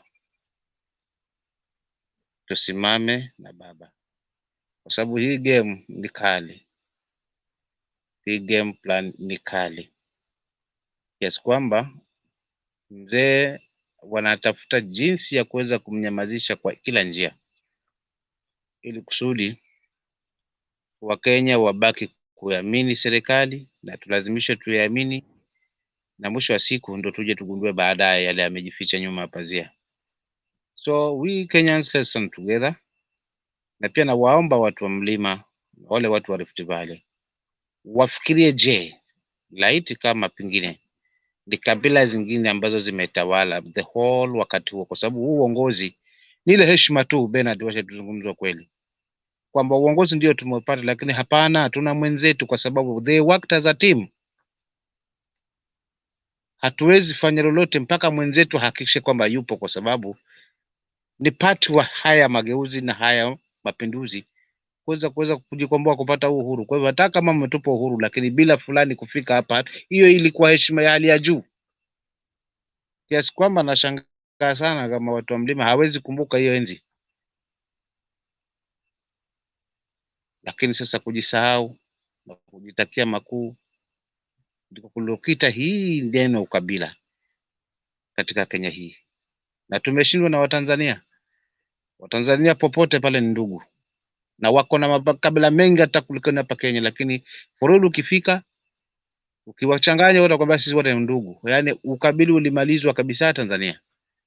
Na wakati wa kuletwa hii BBI ndio mwanzo ambao ulikuwa nafikiria kwamba nao hapo ndo kuanza kupigana na hili jinamizi la ukabila. Ndivyo tukua pia na serikali ambayo itakuwa imesimama kidedea ianze na kufuatilia na mambo na corruption, lakini vitu si hivyo. Wajanja wenye akili wakapanga, mwisho wa siku sasa tunalazimishwa mahali ambapo sipo lazima, lakini lazima tutapita na pale pale. So kile tunalazimishwa hapa ni kwamba ni lazima kwanza tuamini kwamba ndiyo serikali iliyopo mamlakani. Hilo ndilo kauli mbiu ambayo ipo kwa sasa hivi, na ndio mpango mkubwa. Tulazimishwa kwamba tuabudu na tuamini serikali iliyo mamlakani, whether we like it or not. So Kenyans, let's join our hands together. Kama tunataka maendeleo na tunataka mabadiliko hakika, basi ni tushikane mkono wote. Usiwe na Mkikuyu hata kama walifanya yapi mabaya, lakini msamaha upo. Bora tu wajikubali na wakubali kwamba hapana, wao waliofanya ni wengine na sisi tunaungana na Wakenya wengine. Hapa hakutakuwa na tatizo. Lakini bila kuungana kisawasawa na kujitokeza, Bernard, sisi tumeishia pabaya. Kenya hii itakuwa ruled 20 years. Tutake tusitake, tutarulwa rule 20 years, na itoke tena hapa itarudi mlima tu. Kwa hivyo miaka nenda karne ije, miaka 200 300 ije, still bado tutakuwa ruled na hizi kabila mbili, of which ni kitu ambacho ni cha fedheha. Wakenya sasa hivi wameamka, wote tumekuwa ni kitu kimoja, tunaelewa ni jambo gani zuri hili ambalo litakuwa kila kabila najihisi iko katika uongozi. Ni jambo gani hili zuri ambalo litaacha Kenya hii kila mtu anasema mimi ni Mkenya, wala hakuna Meru, hakuna Mtaita, hakuna nini, wote tunasema ni Wakenya? Mimi nikuulize Bernard, hao ambao wako ng'ambo wote, in fact wale tuko nao kwa panel hapa, huwezi jua huyu ni Mkikuyu, huwezi jua huyu ni mkabila gani. Basi we are working as one team. Hapa tukizungumzia tunazungumzia kitu kimoja kuhusu Kenya yetu. Wale wanapinga serikali, wale wanaunga mkono serikali, but we are here tunatoa maoni yetu. So Bernard, leo mimi japo sijaingia kwenye mada, lakini huu msichana Shiko amenigusa mahali sana tu, kana amenikumbusha mahali enzi hizo iliyo heshima iliyowekwa kwamba sisi hatutapokea uhuru huu mpaka fulani atoke jela aje hapa na akakabidhiwa. Hiyo thamani ilishushwa wakati huo, na hapo ndo mwanzo wa uovu wa hii nchi. Hapo ndo mwanzo wa corruption, hapo ndo mwanzo wa ukabila ulipoanza.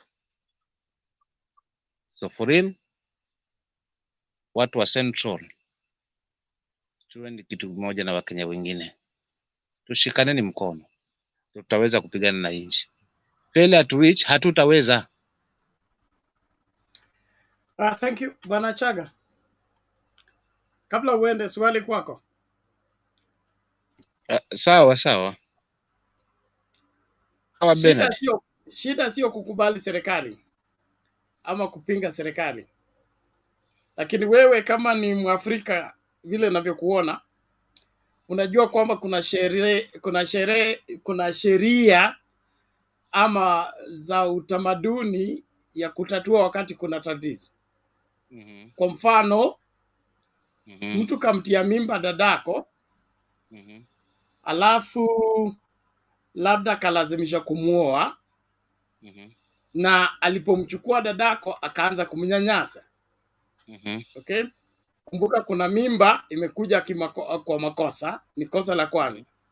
Haya, kutokea nini? Ndoa, na hiyo ndoa inaendelea kunyanyasa dadako. Alright? Utasema kubali tu ndoa, endelea kunyanyaswa kwa sababu iko mimba na marriage isha take place, wewe kaa tu ukiwa uko sawa sawa? Je, katika mila na desturi zetu mambo huenda hivyo? Mambo hayaendi hivyo. Na mimi binafsi sitoacha dadangu akiteseka kisa ni mimba na utamaduni wa ndoa kwa sababu ipo. Hapana, hata sisi huko hatukubaliani na hilo. Kwa kama limetokea bora dadangu arudi wakampani. Kama unaamini hivyo, mbona unaomba Wakenya wavumilie ndoa ambayo hawakuisababisha? Wengi wao, nimetumiwa video 47 counties wa Kenya wasuzia sherehe za Jamhuri. Okay? That's protest against the government. The government itself has continued to oppress Kenyans. Wametoa subsidy yote mpaka pesa ya wazee. Na nyinyi mnasema ndoa iendelee, tuvumiliane. Mimi Bernard simaanishi kwamba tunapongeza.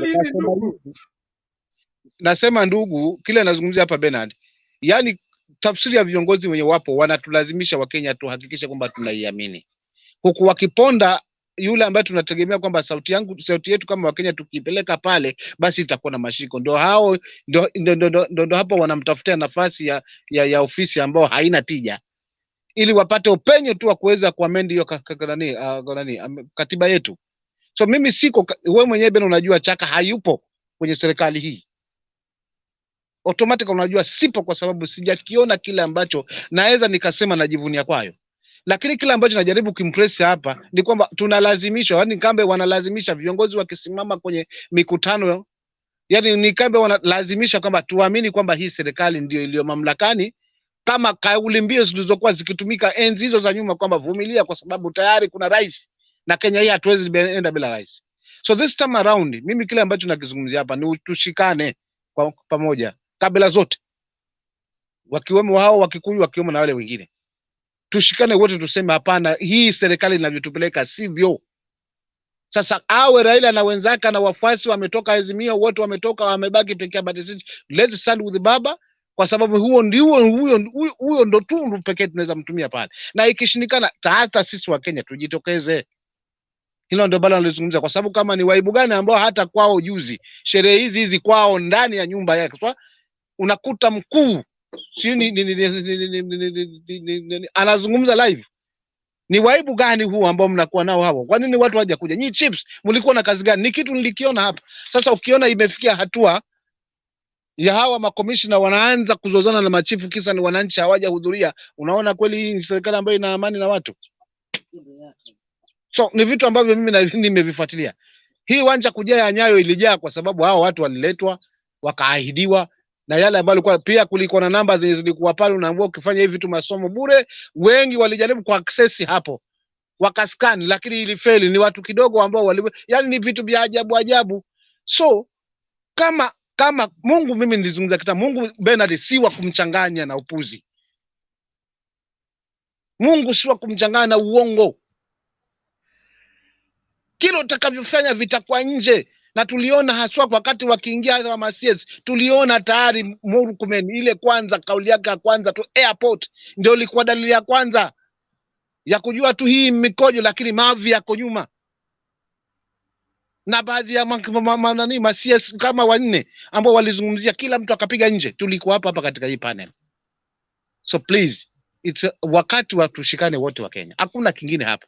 Maana tusitegemee kutakuwa na mabadiliko mengine. Hata tusalute tuseme ni tusikubali. Kenyans, let's focus. Haya maswala yazungumzwa na kina Cherigei na kina Gachagua ni upuzi mtupu, kwa sababu wale waliopozwa BBI leo BBI hiyo ndio wanataka kuitumia kinyume tena. Usiniona ni sarakasi hizi Bernard. Naomba hebu kama itawezekana utuchezee ile wakati wana launch BBI, tusikize kauli ya rais yenye alizungumza pale,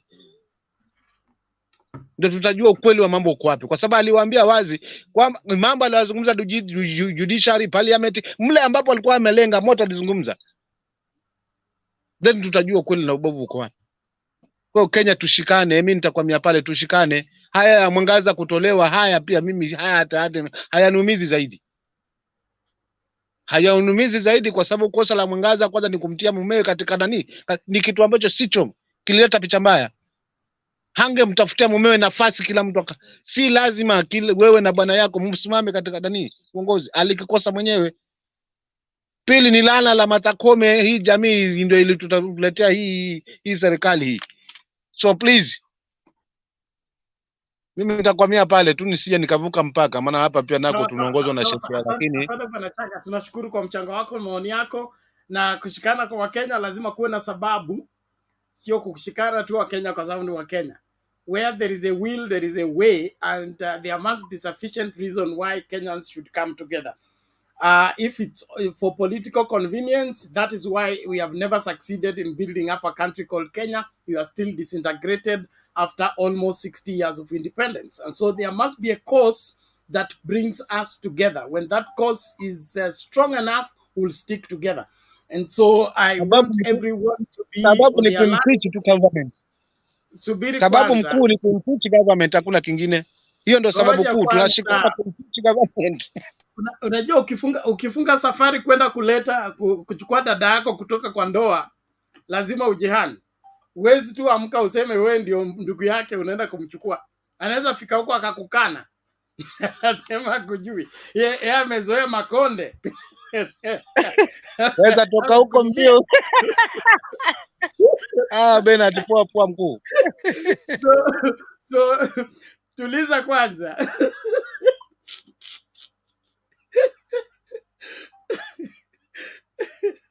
So let's all come up together as the Kenyan people, and that's why nashukuru Mungu kwa vile ile pace baba anakuja nayo. Baba angekuja na ile mioto ile tulitaka siku ya Kamkunji, hii mambo ingekuwa imeharibika. Lakini baba style yake ni slow motion, mos akicalculate every step, but at the end it works. So tufuate polepole, tusiende na haraka sana, kwa sababu kuna wale wanandoa ambao watakataa, wanaona wajaona shida yoyote na hiyo ndoa, mpaka nao waingizwe katika kuelewa shida iliyoko. Saa hii wazee wamelia. Tumecheza video hapa na tengeneza nyingine tutacheza. Wazee wanalia hela yao tangu Uhuru aende nyumbani hawajaiona. So kama wazee wanalia, vijana nao wanalia kazi mtaani, hakuna hela. So let the reasons be sufficient so that when there is a solemn call, everybody will answer. But right now, kuna wale ambao bado wako kama Munya. Kuna jamaa tumefungua na station anaitwa Munya. Okay? Anasema serikali, president ako sawa, lakini kuna watu wabaya ndani ya serikali. So we have still got people who still think that way, that there are people who are trying to spoil wherever William Ruto's government. But I have held this as my opinion, and I'm entitled to the same. The greatest enemy of William Ruto is called William Ruto. No one else. No one else. Asilaumu Gachagua, asilaumu Mudavadi, mtu yeyote. The greatest enemy of William Ruto, the greatest opposer of William Ruto, the greatest frustrator of William Ruto and his plans is he himself, although he blames every other person. Aliyemtuma aanzie debate ya GMO ni nani? Aliyemtuma afutilie mbali kazi mtaani ni nani? Aliuliza nani kabla atoe subsidy ya petroli, kutoa subsidy ya chakula, now subsidy ya education? Amefuatilia sasa pesa ya wazee, wale watu washalipia. Yani hiyo pesa ya wazee ni kuwashukuru kwa sababu walifanya kazi kulinda inji, kulinda uhuru, kuhakikisha kwamba uchumi unaendelea mpaka ukampata mtu anaitwa Ruto. Lakini hiyo pia unachukua. Na kule inaenda tuambiwi. Sababu zifike za kutosha, ndio tukienda kumchukua dada yetu, hata uliza maswali. Atachukua virago, tuende nyumbani. Thank you everybody. Naomba tusonge mbio mbio kwa sababu ya muda. Kuna wale ambao wametegea sana. Sister nani huyu? Island, niliweka namba yangu kwa private chat. Sijui kama umeiona. Nimepata. Yes, you inbox me on WhatsApp and then we'll pick up from there. Nilikuwa nataka kuuliza, ulisema niliota hiyo pia. Nilijua utaulizwa hii kuwa mtandao. Unaona siku mbili sikuwa, niliota hiyo kuwa utaambiwa hii channel isiendelee. Hata leo nilikuwa nataka nikuambie na umesema niliota hiyo. Kusema la haki. No. We are not yet there. We are not yet there, but there is a deliberation we need to do because there is some little controversy among ourselves as the stakeholders of this particular show. Not even Mtembei TV. This particular show hii ndio iko na kizaza. Kwa sababu kuna wale wanadai vitu fulani na kuna wale ambao wana support vitu fulani. So nataka tukubaliane. Kwa sababu this is a public show and the majority of the participants are just like you came. Okay? Yes. Nobody pays fee to come, nobody pays fee to participate. But it is public funded that for me to be able to do this show every day, I should be able to have Wi-Fi connections throughout. I should be able to get my power bill paid and all that. Okay. Yeah. But now we had a team that used to facilitate that a contribution from different willing contributors. But after the elections, that team seems to have had their own issues and then ended up ikadidimia. So nikaachiwa show. Okay. Okay, that's simple. Then in the process, ikawa when you reach out, what's happening? In fact, kulikuwa na Mama Selina, kulikuwa na mzee Jakindu Bay na Alex. Hao ndio walikuwa wasimamizi. Mimi sikuwa nashughulika na maneno ya hela. Kwa tunasema hela sichangwe, situmwe, mimi nalipa nini, tunaendelea. We did the show seamlessly all through with no problems. Okay. But of late, kwa hivyo sio serikali ndio wamekunini. Hold on. We are not yet into trouble with the government yet, although we may get into trouble with government sooner or later if we continue with this kind of conversation. But we don't even pray for that. We don't anticipate that. But if it comes, we know what to do in order to secure, because anything for Kenya is good enough. So kile ambalo nataka tuamue katika kipindi hiki leo, okay, ni either we constitute a new office to take care of those bills, or if the bills cannot be taken care of, we bring down the show, because there is no need of us, stressing one another. Okay, kuna wale ambao wako stress na hii maneno.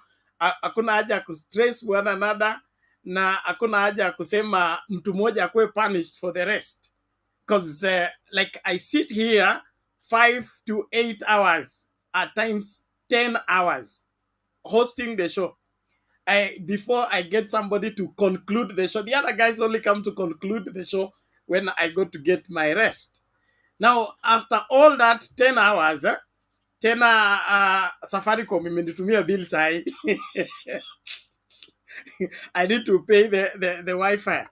Kenya Power ndio hao wameongeza 5% on the bill. So in the long run now it becomes an issue when I say watu watume hela, inakuwa tena ni mimi ndio muombaji. Okay? We don't see the scenario. The show is ours. We are the participants. And then nishatoa my 8 hours, 8 to 10 hours. Okay? On top of that, niende sasa kuingilia biashara nyingine. Okay, mimi ni mtu wa church. Okay? Niende church niwaambie nitolee sadaka kidogo nisaidie nilipeko karenti na customer. So, in the process mtanifukuza kanisani, nitafukuza Mtembei TV, mnaniacha kwa mataa. Hiyo sitaki ifike hapo. So at the end of this show, we're going to make up our mind. We either take full responsibility and support the show until it has achieved its purpose. That is enlightening Kenyans, making Kenyans have a right stand on all issues. Or tuone njia nyingine mbadala ambayo tutatumia kufanya hayo. Lakini cha muhimu, what I will say is expressly for everybody to know, this show is hosted by Mtembei TV. Yes, it is the initiative of Mtembei. But since I began to host it, its bills, okay, cannot be footed by Mtembei TV, okay? Because if Mtembei TV will foot the bill, watasema watalipia 1 hour, okay? Tutakuwa nakuja hapa 1 hour talk, that is the end of the show. Muda wetu umeisha. Mungu awabariki, tuonane tena. We will not be able to discuss freely the way we are. Now, since it's a public show, it should be publicly funded and we should be able to run smoothly. Failure to which? The alternative will be... tunaweza kujadiliana saa hizi before cause mimi in 1 hour saa hii ni saa 5 my time, najua kwenye mko mbele, naenda kulala. If we could contribute to mandugu wenye wako hapo, I think alafu wale wengine wenye watakuja a single minute mtu apeane maoni yake. Yeah. Tafadhali. Hata wale mko comments, you can put your comment in view of the latest development, alafu tutaangalia cha kufanya. Tuanze na Leo. Okay. I've heard it, and my contribution is, this show is doing good for us in enlightening Kenyans, in giving our views, how we think things should be done, and it is a great initiative. Unlike any other initiative, there must always be sacrifices. Just like even those people, members of the civil societies, those ones who file court cases, they do incur the cost. Those ones who call for rallies, for you to call like 100 people and maybe carry the placards and sing songs, maybe, and demonstrate and do everything, there's normally cost incurred on it. And you'll find that, because if you leave it to the Mutembei TV, just as you've said, we'll only have 1 hour, and 1 hour is not enough for somebody to give their view. Then number two, if you leave it maybe to Mutembei TV, it will also have to be controlled because they're going to take responsibility. They will also have to be responsible for what is being discussed here. So you'll find that the discussions will also be controlled, whereby however much you might want to speak freely and speak your mind and pour out your disappointments, there's some words or there's some sentiments that won't be allowed. So maybe we are quite a good number. We can come up with some modalities or some ways. We need to know how much are we going to spend, like what is the running cost. Then from that we can be able to see how much can we come up with some royalties or membership fee, like how much can you be able to give. Yeah. So in that category, we can't say, I know there are viewers, there are those people who are participating, so you can say, okay, just a members club. This is how clubs do begin. Some of the fruits of this show, or you'll always be proud to say, like I normally see people, those ones who participated in 1992 activities, they normally proudly say that, you see, these changes that you see came because of us. So one day you'll also say, you see, these changes, you see, this impeachment happened because of our daily talks. So it's good, and for any responsible citizen, I don't see anything wrong with us moving something so that we can put up the bills. So we just need to know approximation, like how much is normally spent, then we can divide it across. Okay, thank you. Let's make it brief, please. And then kuna wale ambao wako na maswala yao on the comment section. Let me quickly go through. Mason Sanders, he say, what about Mtembei paying you from his YouTube monetization? We have just explained that Mtembei foots the bill for Mtembei TV, okay? And that is, if he has to foot the bill for this show, then he will cater for the much he can pay, okay? Which is tunue bundles are 1 hour, okay? That can be afforded. And then we do the show for 1 hour, and that's the end of the story. But for us to be able to debate 10 hours the way we do every day, that cannot end up being on his desk as a bill. At the end of the day, will be asking too much. Secondly, kuna wale ambao nasema he benefits from the show because of watch hours. The requirement of watch hours is only before you get your 4,000 hours watch hours on Mtembei TV. You can go and check. We have been here for now almost 1 million hours. So this program going off air or staying on air, it makes no difference as far as the monetization status of Mtembei on YouTube is concerned. And that's why I say the support is for the running of this particular show. It's not for the entirety of Mtembei TV. There is how to contribute to the entirety of Mtembei TV.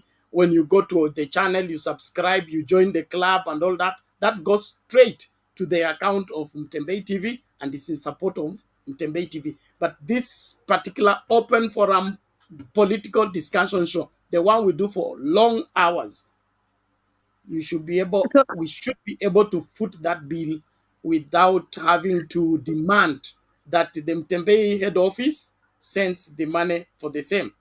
If that has to happen, then we will get up.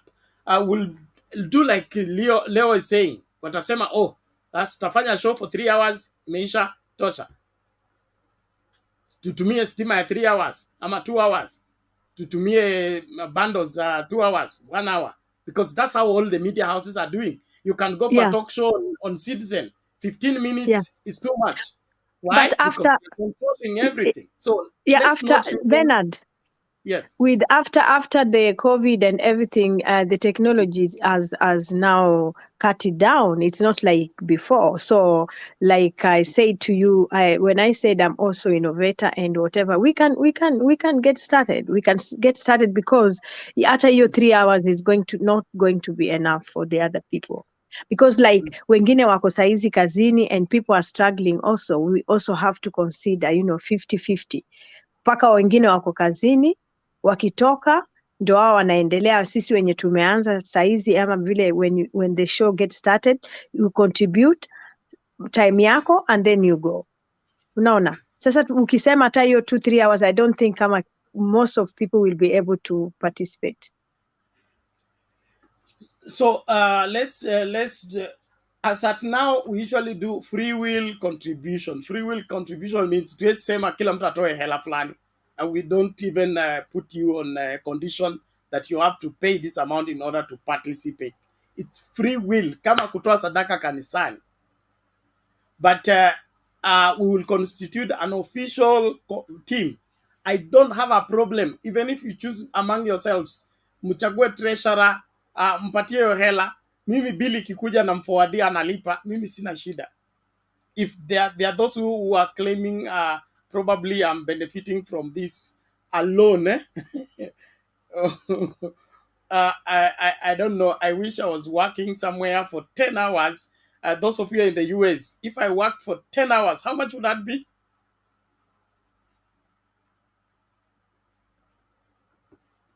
US. Let's do that calculation. Yes. Average. Ile kazi ya average kabisa. How much do they pay per hour? Yes, Jackson. Jackson, unmute.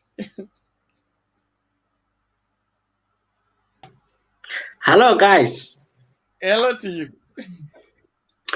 When we talk about time per hour,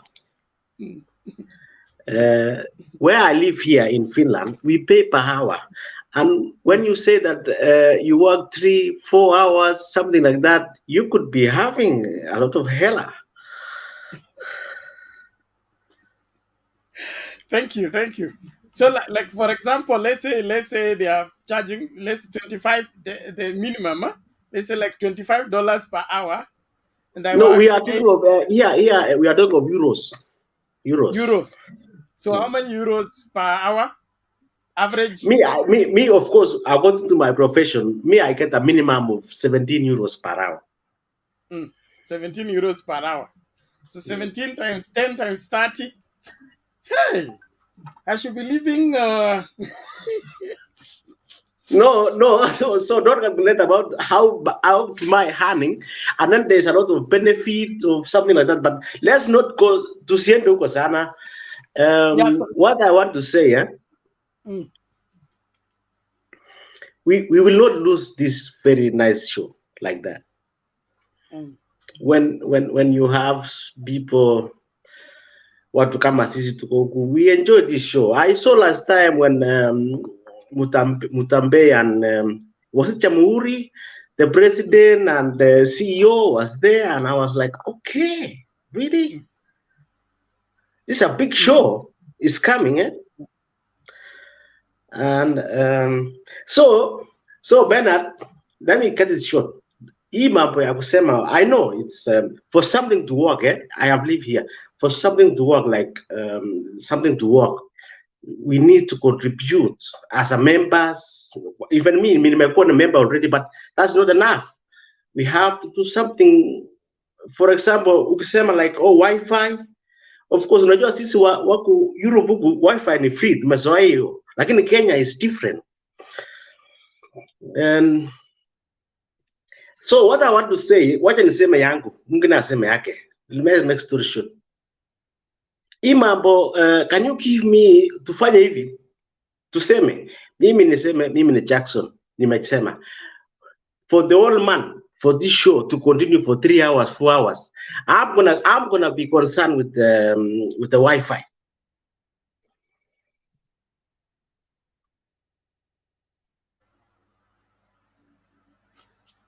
Okay. For the whole month.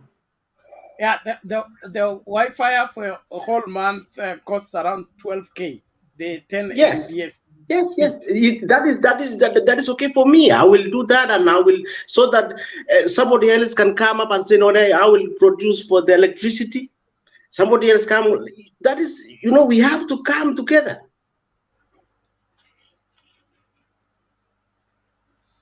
Okay, and then let's move on. Let's move on so that we don't turn the conversation into it's rally. Next, please. So Mdule Chaka wanted to say something. Carry on. Asante sana. Kile ambacho nazungumzia kuhusiana na haya maneno ni kwamba Kwanza kuweza kuenda kuendesha hii show kwa lisali moja masaa mawili, for real, mimi nadhani nitakuwa kwanza ni ugonjwa kwangu, maana hapa ndipo mahali ambapo mimi natoa views zangu na naeleweka, napewa nafasi ya kuzungumza kile ambacho naona ni sahihi. So for real, kama pengine kuna ala tatizo lingine litazosababisha hii show yetu iweze kufungwa, mimi sitakubaliana nayo, na si kwamba sitakubaliana nayo, but ndi kuchangia hii show tuijenge sisi wenyewe ambao tuko hapa, tuijenge, na kama ni kuchanga basi tuchange, tuwe na kima ambaye kama brother aliyosema kwamba aweza jitolea kaya akanilipia hiyo nani ya mwezi, ni sawa. Mwingine yeye atasema mimi natoa shilingi 1000 yangu hii nachangia moto, mwingine akisema toa 500 yangu, bora tuwe tu tunachanga na tuhakikishe kwamba hii show tumeishikilia sisi wenyewe hapa, kwa sababu na imani kwamba itatufunza na itafunza wengi na kuona ile hali ambayo inaendelea hapa Kenya. So mimi niko tayari, bora tu niambiwe kwamba tunachangia ni kima gani na tunachangia kwa line gani, basi tuichangie isife hii show yetu. Na kama ni kuchagua kamati tena ambao watakuwa wanasimamia pia niko sawa, mimi msiniweke tu popote pale, maana si msomi lakini ni mzungumzaji. Kwa hiyo niko tayari kuchangia mimi Bernard kuhakikisha kwamba show yangu ipo, maana mkileta huu ngenge huu au sasa hapo mtakuwa chaka mnamwacha mbali hapo. But I'm ready just to contribute even if it's little, but niko tayari kuhakikisha nime-contribute. So thank you very much. Let's move on. Ben Vito, quickly, nataka turudi kwa show. Right. Hello, guys. Yeah, actually, kwenye hii show, me, I'm for it. And what I want us to understand ni kwamba show isife. Hamna cha show kufa. We really need this show. This is where we air views that we have, everything that we have. This is where we air them. Hamna cha show kufa. Contribution is something which we can. And things always move with contribution. Things does not move with one hand. I think if we all come together, we contribute whatever the little we have, the show will go for the hours that we want. And let's not talk of 2-3 hours. The show has been going for almost 8 to 10 hours. Why can't we balance 10 hours such that actually those who are coming early can have their time? Those who are coming late can also have their time, because if we limit the time that is around 3-4 hours, some will miss the show. This show needs us. We need the show. What I want to say, let us all contribute. We only know that how much is to be contributed. We shall do it. Thank you. Okay, thank you. Derek, quickly, please, to quite half a minute, 1 minute. We need to get back into the discussion. Okay, nimesikia venye unasema. I just want to say this. These things need a lot of consultation. But then, now that people are airing out their views, it is nice. And I think people are heading to the right direction. But my contribution will be, like, let's decide if we have account. Let's have an account for the show so that money can be pumped to that account. In that, when you say everybody, like, mtu anachukua hii, what if he fails? What if he will not be around? You know, let's just work together as a family, create an account so that each and every money that will be pumped in that account will be used to save the data, power, and all that, you know, so that maybe utachukua kama ni 10,000 for example, ama 50,000 for this month, unaona, so that ile pesa yenye venye bado itakuwa inakuwa pumped, ukitoa 50,000 zile pesa bado itakuwa inaingia, so that in the next coming month you will be having something at least bado you can use to run for the next month, unaona, ama the next day for that matter. So me, I just suggest at least pesa tutengeneze to account so that each and everyone can be given a way on which they can pump the money in that account so that show ikuwe ikirun. But ukisema each and individual achukue kitu moja, anything can happen. We are not praying for anyone to get lost, but anything can happen. That person can lose that job, and sasa hiyo data kama haingi, what will we do? So tuko wengi, let's just pump the money in that account so that show run.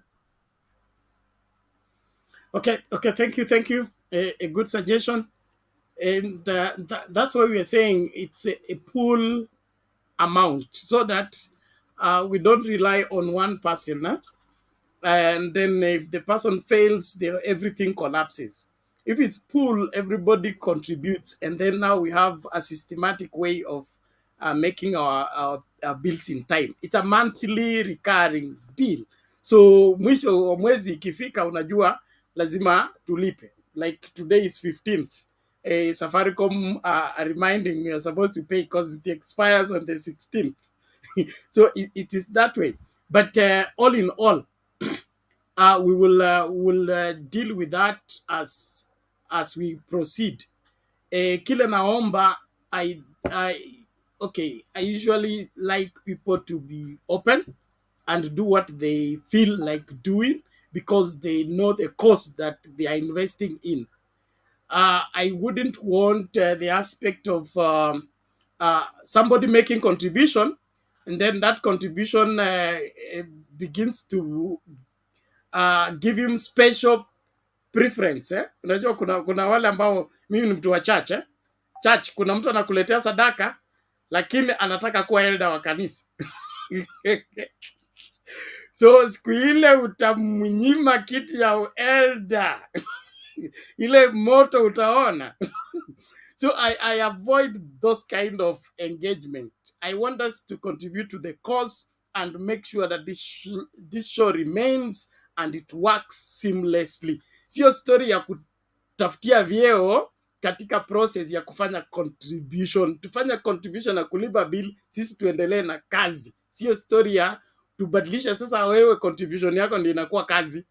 Ama tena tukufuate, tukupigie simu, tukukumbushe hiyo mambo yote. Let's all behave maturely, do what we are required to do, and just foot the bill quietly. And there's things we do for the mass, we do for the good of the country. Our payment is not even from the show. And there are many friends I've made on this show. There are people I've never met if it were not for this show. And so there are some other benefits that you will drive. You make friends here, you will get connections, unaweza pata job hapa, unaweza pata contract. Unasema biashara yako wewe unashonanga suti, sisi ni wachungaji tunavaa suti. Unaweza pata nini mulungula wa kushona suti. So let's not look at what am I getting from there, what and all that. So I'll be sharing the link. And then in the meantime, we send the money to my M-Pesa number, and then we'll work out the bills for this month. And maybe probably by the beginning of the new month, we'll be able to have done those issues account if need be. But that will also have its own issues. We need to ventilate on it. Alex is here. I would want to hear his mind on the same. Yeye ndo alikuwa chairman wa hiyo kikundi ingine. Wakisaidiana na mzee Jakindu Bey. Mzee Jakindu Bey alienda Ushago, alafu sijui kama alirudi Europe ama bado, but we thank God for everything. I want us back into the show. So Alex, are you still there? Na Roda pia hajasema kitu. Okay. Where is Roda? She dropped out. She will come back. Sawa. So I want us to get back in the drift of the discussion. Chaga alikuwa amefanya submission. Ni Jackson alafu Derek. Jackson, take it. So nilikuwa nimesema who was the guy say that unajua unaweza sema like okay 1 month and that's a very risky. It's a very risky. Somebody kama amesema okay nitalipa wifi for 1 month, you know, what will you do for the next month or the other one after the next month? It should be, we have like a constitution when somebody said okay for me when I'm saying, I want to wacha niweke wifi kwa hii nini, isikuwe tu 1 month. Unajua 1 month is 30 days, it's very short. Tunaweza fanya hivi, mtu kama mimi niseme hapa contract hapa, if you want to make a contract here in Finland, it's a contract of 1 year, whether you like it or not. Hii mambo ya 1 week 1 month haisaidii. Hiyo kitu inaharibu business. So for example, if you face me right now and you tell me, okay, I want to produce, I want to say, I want to support this Mutambe for one month. Then after 1 month, I disappear. You are expecting your customers and everything. Things fail. I think we need to make a long term things. Like here in Finland, we make a 5 years terms. Kwani mbona inanishinda hata nifanya hata 1 year. 1 year. So mimi nimetolea mambo ya wifi nafanya 6 months. One moment, Jackson. Thank you for the suggestion. It's a good one and viable. I just want to cite out an issue that rose up in the previous team that we had, who are in charge of the collections, and then the collections are forwarded. There was issues with some people who said they want to be sending the cash direct to me. They don't want to deal with another person. Okay, it became a big stormy issue. So it's not that we have not been there. We have been there, and usually we don't air those kind of matters. But I decided to bring this up in the light because I've had some undertones, I've had some phone calls, we have had some things that the others were claiming that our YouTube channel is making a lot of money. Why are we still asking people to contribute to the show and all that? The truth is, as I sit here, Bernard, I'm not an employee of Mutembei TV. I'm a volunteer. I'm not salaried. I don't get 1 shilling from Mutembei TV. I don't know. I can't go to the office and say, Mwezi Meisha, nilipe. Mutembei himself can come here and tell you whether he has employed me or is paying me salary. But there are those who are now coming up, not to the usual gossip. Oh, I'm being paid, and then I'm also raising money on my show, which is not true.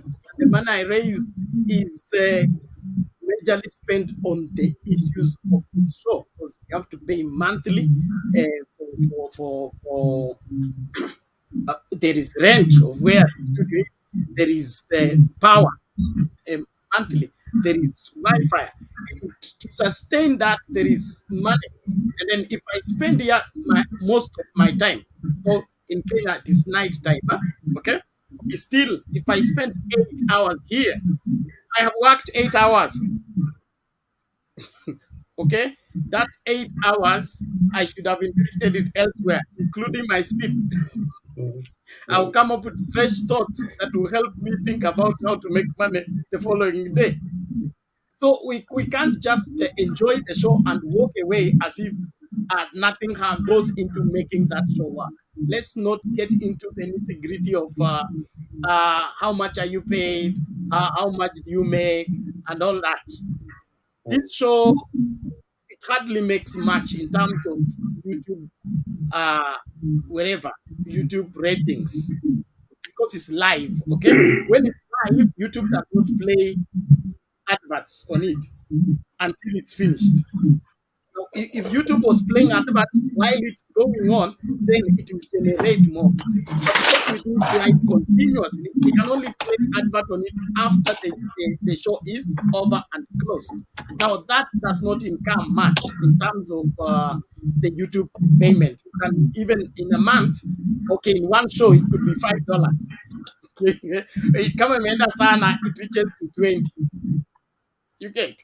So all these things I'm receiving in terms of being beaten and is making a lot of money on this show. No, this one I even have access to the back office.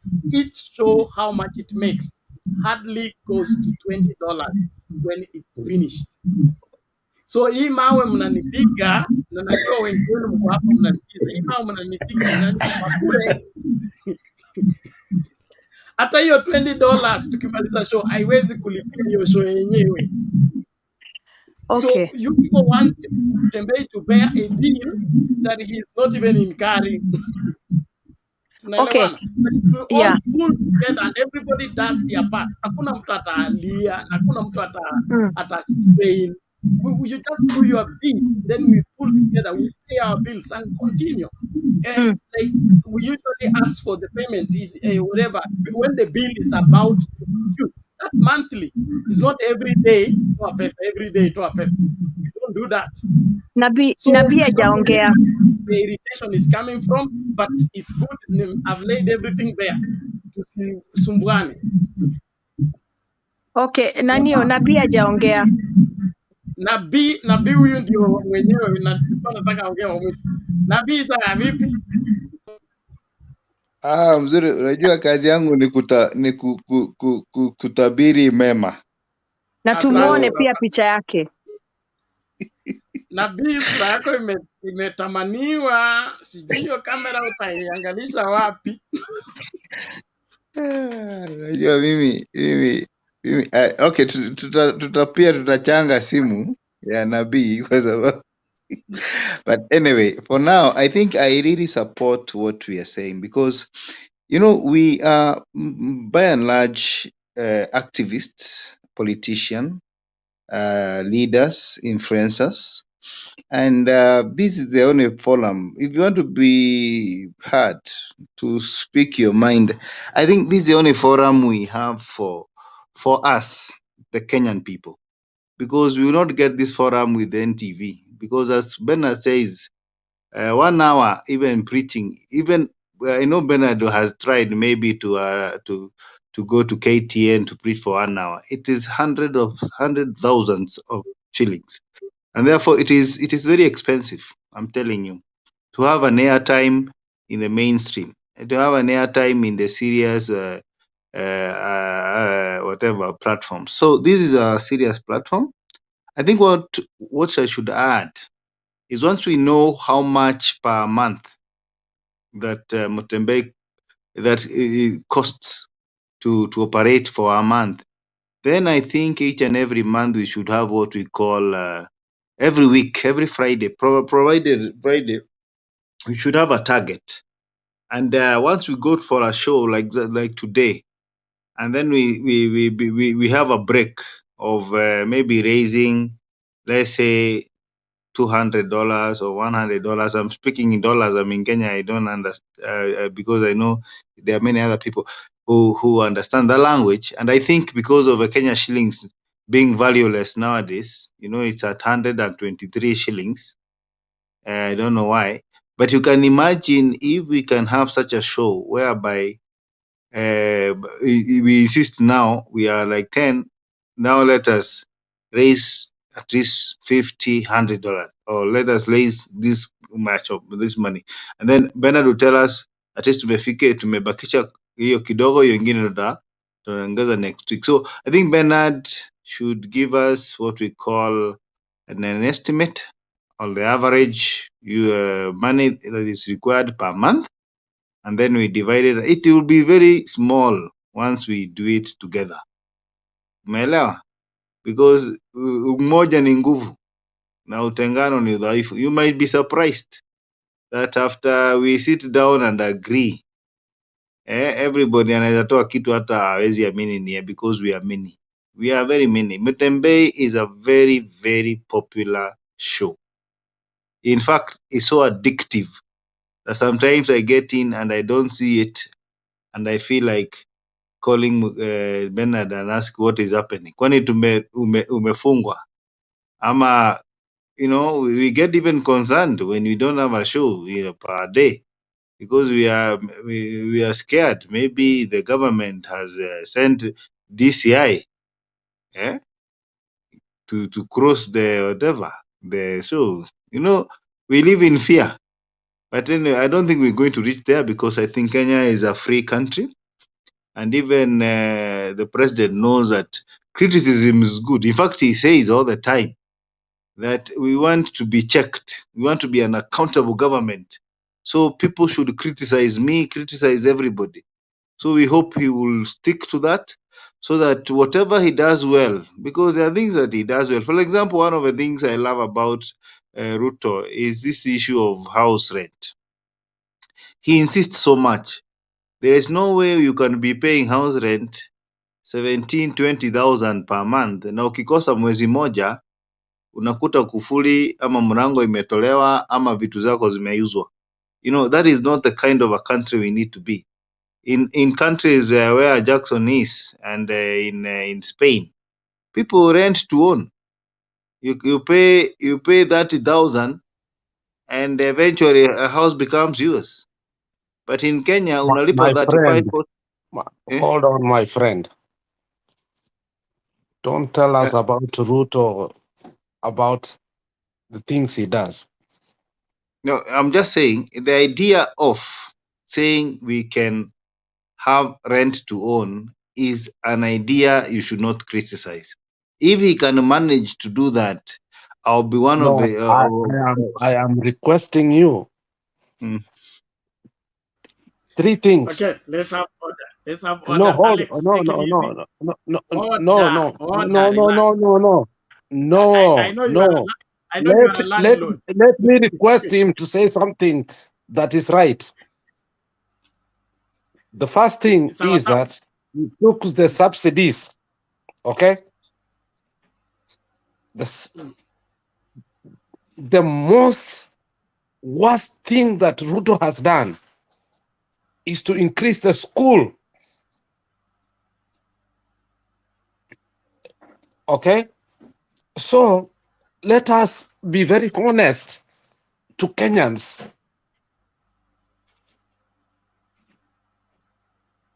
Ruto promised us so many things and he has done nothing about it. Thank you. Thank you for that. Let us not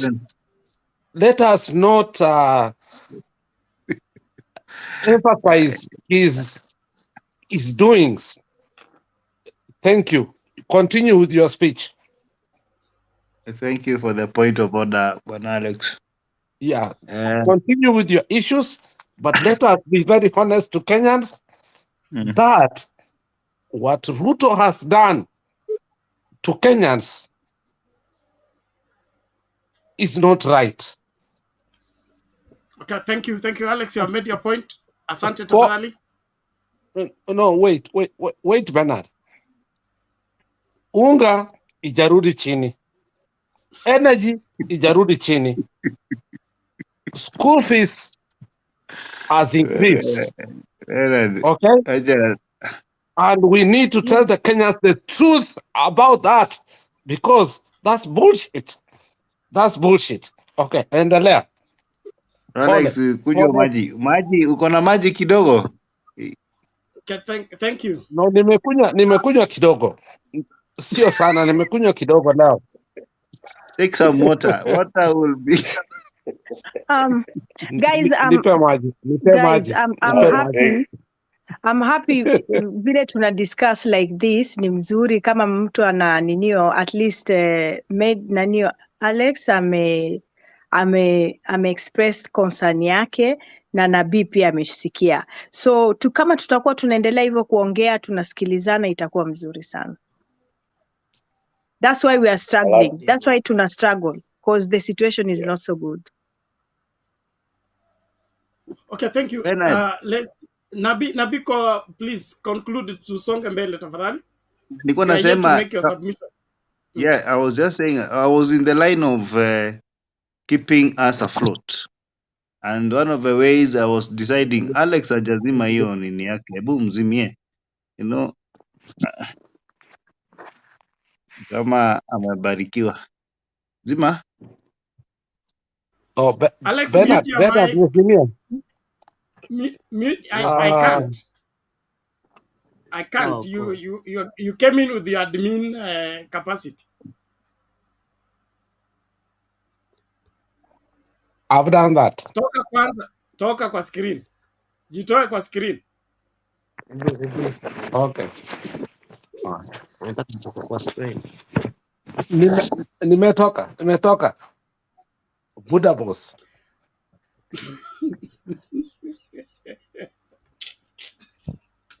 Sign out. That is what I mean. Okay, Alex, today you have done me. Hii leo mambo mbaya sana. No, wacha nikwambie kitu kimoja leo. I'm so pissed off.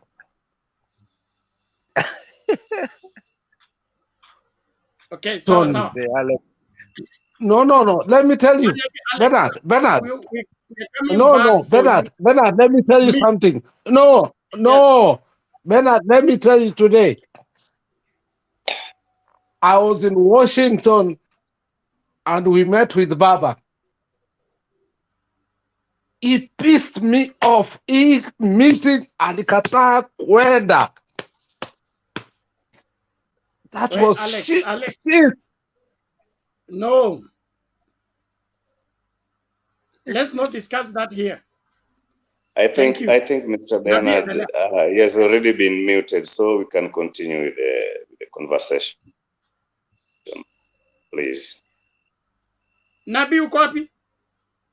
And Nico, I wanted to give him time to whatever, lakini I think it's important apate maji baridi to dilute this, whatever. Now, anyway, I was talking about the platform, why we need it afloat, and why we need to contribute, both that is physically, emotionally, and of course financially, and of course even in prayers, so that eventually we have a channel that is actually for the people and by the people. And that one, it's easy because when Bernard says we changia anything, sometimes you wonder, what do you changia? But if we have a target, for example, you go to a place whereby, I remember when we were doing fundraising in our church, nasema we only need 10,000. Nani akona 500, 600, and then eventually we are done. So that should be an organized method, maybe on Fridays, where we raise something kidogo every Friday, and then if there'll be a deficit, then at the end of a month mtu anaweza ongezea, but we cannot afford to lose this channel. We cannot afford to lose this channel because it is one of the forums. I usually say I'm a politician, and I practice my politics is in Motembei TV. Anywhere else, mimi ni Mkristo, ni kubariki watu, lakini siasa hapa ni kabisa. So I don't know whether I should now contribute my my submission. Carry on, please. Redeem time. Okay.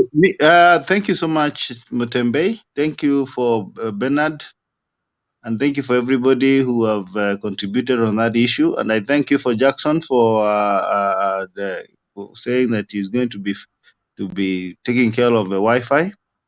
I'm sure that now Wi-Fi is sorted. We'll sort the other issues now.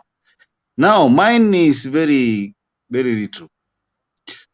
And one of the things I want to talk about is what is on the topic, Meru governor impeached. I think it is very hard. I think there is a lot of mediocrity in our governance today. And it doesn't matter on which camp you are. Because when you're a governor for 4 months, surely there is no need to think about impeachment. That is now abuse of power. I think it is important to understand that they are the same people who went out and voted for her, because she gave her manifesto. They knew her inadequacies. They knew her problem with the husband and the guitar. Everybody knew that. If you went and voted for her, why don't you give her even a year or two, so that you say he has abused an office with what? That is why we sometimes as Kenyans we wonder what is the problem with our thinking, because for me that impeachment is premature, it is immature, and it is not it is irrelevant.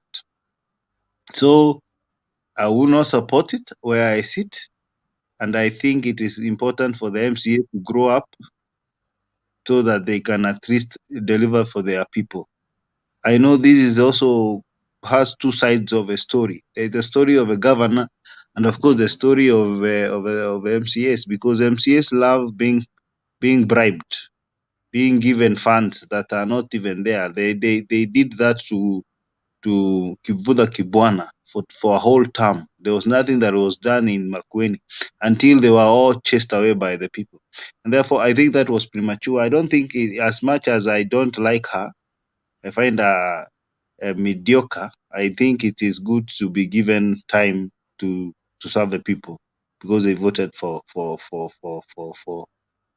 her. The other thing, the 100 days of Ruto. In my own analysis, I think this government has done absolutely nothing. In fact, the only thing that they are saying they are bragging about is Hustler Fund, and the problem with Hustler Fund is it's larger than life. Why? Because, Bernard, if you don't deal with the software of poverty, even if you bring the solution of poverty, it will not work. We have a country where poverty is a mentality, where people believe that you should lose so that I get. That kind of a thinking. That ule mtu tukifunga biashara yake mimi ndio nitapata. You see, that is where we have a problem with the software of the people is wrong. And that is why you see many people are celebrating this money as if it's a grant, because I wish Ruto and his entourage and his people could have had seminars upon seminars teaching people on how to invest, and even categorize people so that you know who are you giving the money to.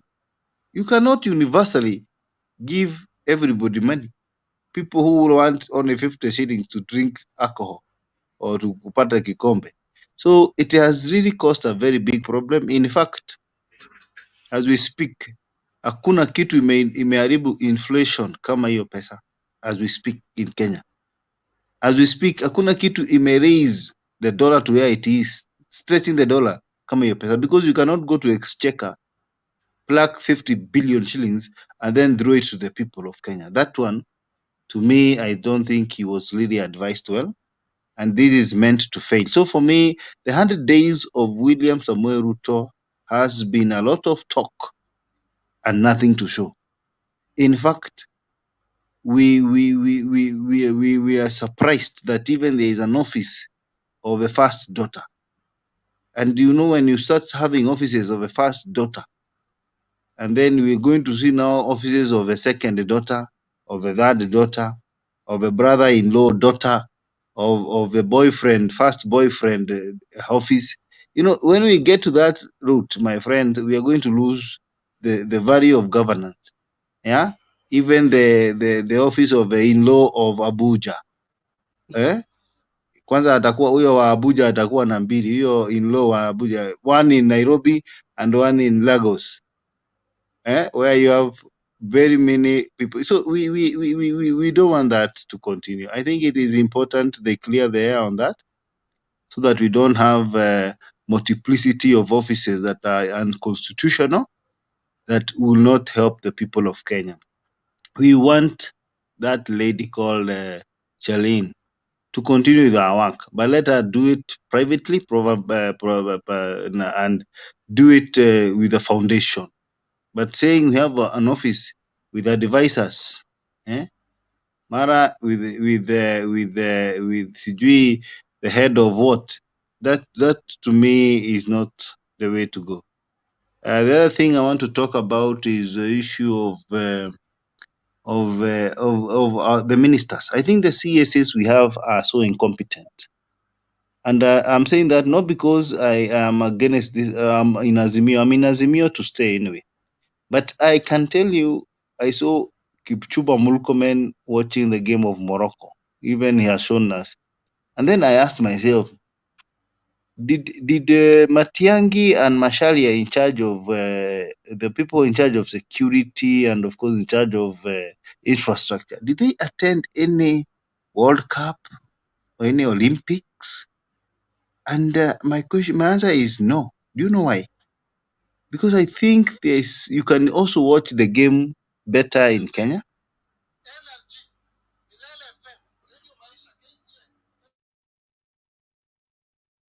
So they did not attend, and therefore my nini is to ask these people. There is a lot of work to be done. Me, I live in Wayakiwe, my friend, and people are dying every day. The roads have no stage. Barabara ya Wayakiwe yote haina stage, haina footpath, haina nini. So Murkomen, please come back to Kenya, deal with these issues that are killing our people, because you can imagine a whole highway from Lolongo to Lironi. Hakuna mahali iko stage ya bus hata moja. Hakuna mahali iko footpath, hakuna mahali iko ile overhead. So tuache hii mambo ya kwenda kuona mpira Morocco. Hata mimi nilikuwa na support Morocco, but I didn't have to go. I can afford to go to Qatar. It's not expensive. In fact, Qatar is cheaper than even going to some African nations. So, but we decided we watch on TV. So, I'm urging this government to put their house in order. We have so many problems. The accidents that have happened this week alone in the Geta area, there are many people who have died.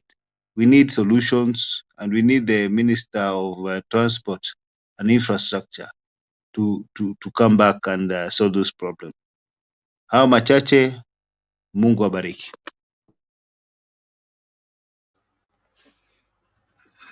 Okay, thank you, Nabi.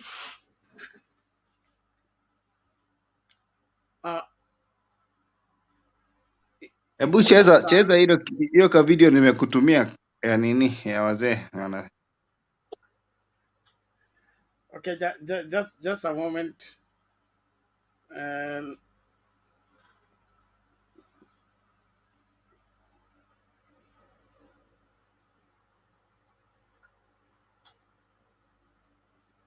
I have this one. Let's deal with this one first.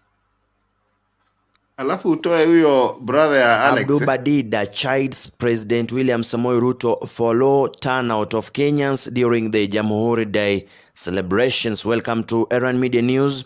Remember to subscribe. Mtazamaji, Rais William Samoei Ruto leo hii mnamo Jumatatu anaongoza wa Kenya kusherekea siku kuu ya Jamhuri katika uwanja wa Nyayo Stadium hapa jijini Nairobi. Hata hivyo, jambo ambalo limeweza kujitokeza ni hudhurio duni wa Wakenya, huku sehemu nyingi za matuta ya uwanja huo zikisalia tupu. Ni kuhusiana hali hii ambapo aliyekuwa mgombeaji wa urais Abdul Badida alimkejeli Rais William Samoei Ruto kupitia taarifa yake kwenye mitandao ya kijamii. Ujumbe huo, mtazamaji, Mwalimu Dida alipakia kwenye social media ulikuwa unasema hivi: To imagine there is a preacher who filled a stadium recently.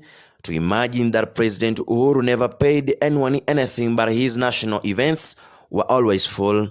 Then there is Nabi with bribes and promises of free degrees for attendees. He is still talking to himself.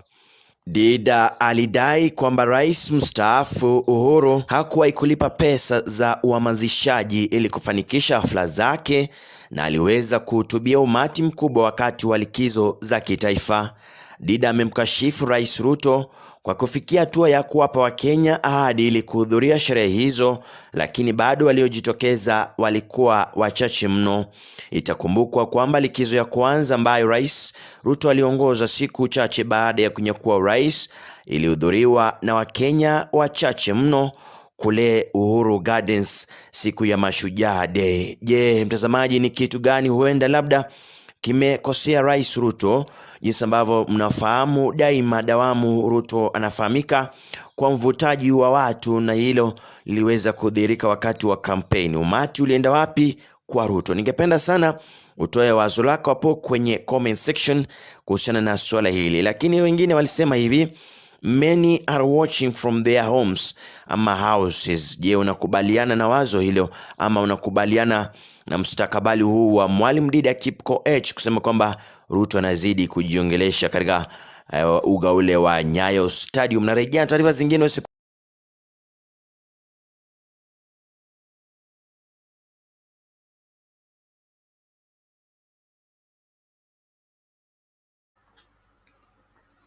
Mambo ni kama hayo. It is the turn for nafuata Mkururo. Nabii umemaliza, tunaenda kwa Derek, but before that I was asked the average cost of running this show every month will averagely 50k, from rent to power to Wi-Fi, etc. Maintenance. It's like mics go, cameras up to be serviced and all that.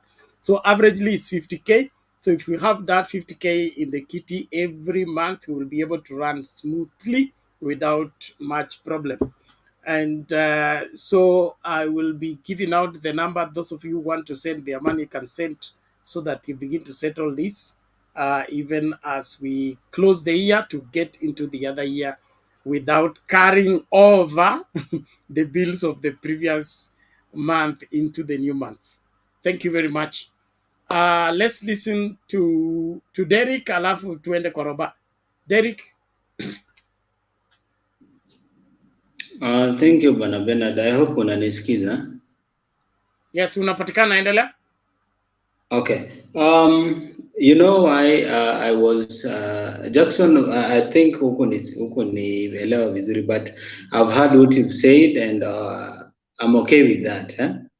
But I talked of 50,000. I can now know that what I said it's true.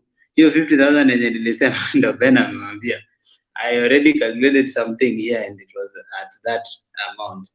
Anyway, that is that. Let me changia kwa mada haraka and say, like, one, you see, tunasemaga Kikwetu. I don't know if there is a Luo here, but Kikwetu tunasemaga, like, Mungu akikuchapa na kuchapa na nini yako, na watoto wako, hivyo ikienda. So you see this government, unajua inachapwa not from juu, inachapwa kutoka chini kipanda juu. What is happening is it in Meru, the impeachment of the governor? This can clearly tells you that ikichapo inatoka chini kipanda juu. And me, I'm a happy guy. Why? Because these things, when they're happening, God is showing you the signs. Now, you're busy talking here about the government, what do you do? And give the government time. I told you there is no time. A good government can be seen even in one day. Say to kungoja, which time? 100 days into this is imeisha, 3 months imeisha. Which time are you talking about? Let me stop by there. 2, the creation of the office of the first lady, first daughter, something like that. So in Kenya, who is first daughter? Tumekuwa na presidents from Jomo Kenyatta to Kenyatta himself. Hatujakuwa na issues like this. Why now? This is mismanagement of public funds. A show off. And creation of shadow government. This is what you are telling us. Is this the lady to the president? The daughter to the president, anatusaidia nini? Me, I only know of the president, deputy president, and the governors and all that. Hii mambo ya huyu mtoto wa president inatusaidia nini as a country? Inatusaidia nini? Let's just speak the reality. Inatusaidia nini? This lady is moving around, telling us how alikuwa anauza masmoki and all that. How is that going to help Kenyans? Uongo from the father to daughter. This thing in Aranco bloodstream. What are you telling us? So Wakenya times tukue serious. Tuache kupaka tu. There is this one guy who said here, tuache kupiga marashi choo. Kama ni choo, let's call it choo. Hakuna haja kupiga marashi choo. What is this? Surely. Tumekuwa na government, both bad and good, but we never experienced such kind of things. So I don't think this thing is necessary. Isn't it? I don't know what is happening. And kuna siku nilisema the lady to Ruto, the daughter to Ruto. Huyu msichana anataka kupimanishwa na mtoto wa nani? Wa Raila. Unaona? Like that the lady on the other side anajulikana with what she is capable of and what she has got to the yala. So huyu pia anakuja ndio hajulikane mapema. This is politics these people are playing. But they're playing it through mismanagement of public funds and all that. So for me, I will not buy that. Hata nitakani kama sijui hata if that lady exists. So hiyo nitaachia hapo. What else do I want to talk about? Ati nimesikia the president is really hurrying up on issues to do with kutengeneza the opposition office. Kuna siku nilisema hapa the president kitu mimi wanapendea Raila ni moja. Raila anaweza kukupiga at your own game. Unaona huyu jamaa alikata story na BBI, but from day one mpaka sahi vitu Ruto anafanya like anaegemea upande wa BBI. Alikuwa anakataa kwa nini?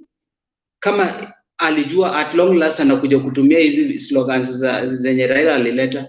Right now this man is digging down to BBI kutengeneza hiyo ofisi, that is BBI. Sasa ni nini alikuwa anakataa kama sahi anaitaka? But two, we won't allow this to happen kwa sababu huyu jamaa anataka kuzima opposition isisikike. You know, when we go on the street, when tukiandamana, peaceful maandamano, I mean, voice itasikika vizuri na utajua kwa kweli na dunia mzima itajua the government is not doing what it should be doing. Lakini ukiniambia ukicreate office, utakuwa unaandika mabarua from the office of the president to the office of the opposition leader. These people watakuwa wanafanyaje? Watakuwa wanafanya kazi in a way that hata sisi wenyewe hatujua ni nini inaendelea. This is now oppressing the opposition. So for me, I want to buy this too. Unaona? Ruto kama kuna slogan zake akuja tuambie. Mulikuwa mnaimba hapa tupangwingwi, sasa mnapangwa. But I'm happy again, Raila is beating this man in his own game. Ukifanya hivi, unapatia opposition power, and remember, kuna wenye walivote Ruto to punish Raila. When you voted Ruto to punish Raila, what Kenya unatuambia ni, kuna wenye hawatakuwa happy that umepatia huyo Raila tena umempatia nguvu. Kwa sababu utakuwa unampay, utakuwa na fuel magari zake, utakuwa unampatia security and all that. Sasa ni vizuri pia in a way kuna wenye hawatakuwa comfortable with this. Unajipiga at your own game.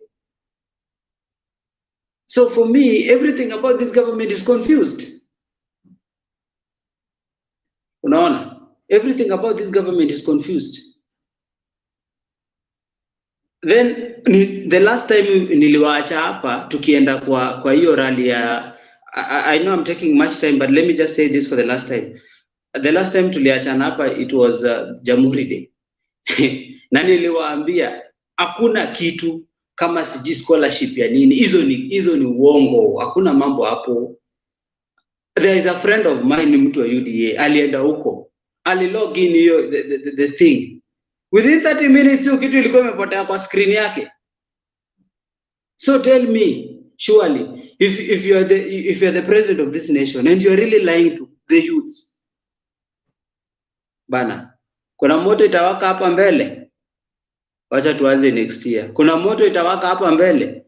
Mtu atajipiga at his own game. Nimeachia hapo. Okay, thank you Derek for that observation, a very good one, and we look forward to see the latest development on how Kenya Kwanza explains themselves from the hole they have dug themselves into. if I was William Ruto, I would not have gone the direction he went in terms of campaigning on lies, getting in office on lies, and then trying to sustain that office by lies. Angefika hapo atubu kabisa, arudi awambie sasa nataka kusema ukweli, hiyo ingine niliwaambia ni uongo. At least Kenyans will have thought twice. But for him insisting on perpetuating his leadership by lies, sioni akienda mbali, njia ya muongo ni fupi. Now, so far on the issues of contributions, I have received a total of around 20K. So I have a deficit of 30K.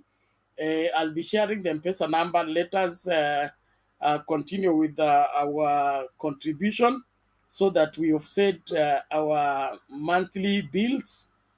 Tuanze kushughulikia maneno ya Januari. Thank you. Tumsikilize Roba. All right, Bernard. Now, kila mtu, I can see you, everybody. I mean, I've been listening to you guys. I just came in to tell Alex to get out, but the security got out before anything. I don't know what happened there. That was the, I mean, I can't believe him, but that's Alex. He has a right to do what he did. So that's fine. To start from where the guy who just spoke before me, let me just also add from what he just said before I go on the topics of today. All those people who are against PPI, Sasa Nani Muchinga, where are you? How comes now you can't oppose when, because Ruto is doing exactly what PPI was for before. Sasa wenye walikuwa wanatuambia wenye walikuwa PPI nini na nini, we protect, where are those lawyers? To my conclusion on that, if you were against PPI because of Raila, when do you come mchinga kama Ruto? And that one I will not apologize. I will not apologize. To go to the topics, today's topics. And that one I mean, I don't like Ruto because I like him as a human being, but what he's doing is just destroying our country. And that's the truth of the matter. Okay, let me go to what's happening. You know what, guys, to be sincere, these people in Meru, I mean, I've been watching this drama going on. To me, this is all nonsense. Are you going to impeach somebody just a few months in the office? I mean, are you going to say she's corrupt? Or are you going to say because she never attended your meetings? Or, I mean, they are just rushing. These people are most useless, empty-suited people in Meru County. They are useless. You know, they are going to the Senate. I mean, when they get there, they will. I watched this, the trials in the Senate. This one is not going even to go even the second round. This thing will be done the first whatever the committee, and it goes back. We can't have a county government just like the way it's being done in Meru. They never gave this ready. You know, there's one person who said here something here. There's this, even if it was a UDA governor who went through UDA, sincere speaking, I want to be sincere. All this trauma, you could not say it. The rest she worked out. She did what they did with the guitar thing, the music, with their husband, and they won the election. It was the will of the people, but you cannot turn now, few months in, then you want her impeached. Then also impeach William Ruto. That rate has not done more damage than William Ruto. Yeah, let's be sincere. We cannot have this kind of county governments. I mean, I've been watching those drama. It's just like they are just against almost everybody. Because most of those people are UDA. And they have come with some other people that are uniting to get out of power. But for what reason? Just because he can't attend your meetings? Or because he doesn't know some, like somebody was saying, one of the things they are accusing her, that she doesn't know some of the procedures or two things. This just came from office. She just came in. Give her time. Hata mwanafunzi akikuja kwa shule, even those who come to college, there are some they run. It's a process. Just give her a chance. But if they run the way they are running now in Meru, and you know, with Kenya, najua kionekana hapo Meru, itaenda to some other counties, itaenda even some nonsense, you know, sometimes before a nonsense. Okay, that one about that. Let me also say about this thing of Ruto and his family. I mean, what else? Are you surprised? I'm not surprised. The first time I checked, Biden has a daughter, but she doesn't have an office. The first time I checked, some other European presidents, they have daughters, but you never see them. You never even hear from them. The last time I checked, the former president Uhuru Kenyatta, one of the best presidents you ever meet, you didn't even know. Nobody even knew when I thought I was married. Also, when you know. So Ruto is just like every week, every day, every week, every day, something has to come from at least from his family or at least from somewhere, and we are tired of it. And it's not good things. They have a right to do what they can do, but they do it like someone said here in a private business or a private thing. That's fine. But don't come us just like you are also part of the government or you are running, you have advisors being paid. That's illegal. They are just like taking money from people.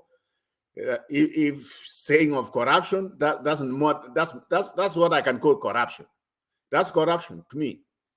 If it's just an office which is being paid by the government and which is being funded by the wananchi, then that's corruption. Something has to look at it. Another thing is about the 100 days. We came here and we said Ruto will not perform anything. If you are waiting for miracles like some UDA people, some of them are waiting, I'm John Akitu, the miracles will never come. There's nothing. That's how much you can see Ruto has done. The only thing unaona wakifanya wanaona ile kitu project kama ile Uhuru Kenyatta was about to complete, wanakuja wanasema, oh, you know, because we just came in, hii project, that's what happened. It just happened. Kama hii ndege kuanza kurandi in Kakamega. So they are taking credit that because they did it. Kwani wameingia wakachenga ile uwanja, wakafanya kila kitu within this period of time. Ndio sasa ndege imeanza kuingia Kakamega because of them. Vile hiyo makamu wa rais alikuwa anasema, waongo. They don't know what they are doing. All they do is they are just trying to get these projects ambayo iliachiwa nchiani na Uhuru Kenyatta, then they are taking credit. Okay, they can take credit for that. But at the same time, what have you done since you came in? Where's your own projects? We want to see them. Hii mambo ya Asra Fund here. Hii kitu. These things, I said last week, it's going to collapse. And right now, it's collapsing when somebody comes and tells the whole nation that your fund imeweka sijui how much profit already. How does it make a profit? You know, it's just like, it makes no sense. Haki wa Kenya, haki kusema kweli. Yani tunatanganywa. Yani mtu anakuja tu. Yani that's, I don't know. Hata sijui ni kitu gani tulifanya ibaya jamani. Yani tunatanganywa kama just like kids. Yeah? The guy is just like messing up the economy.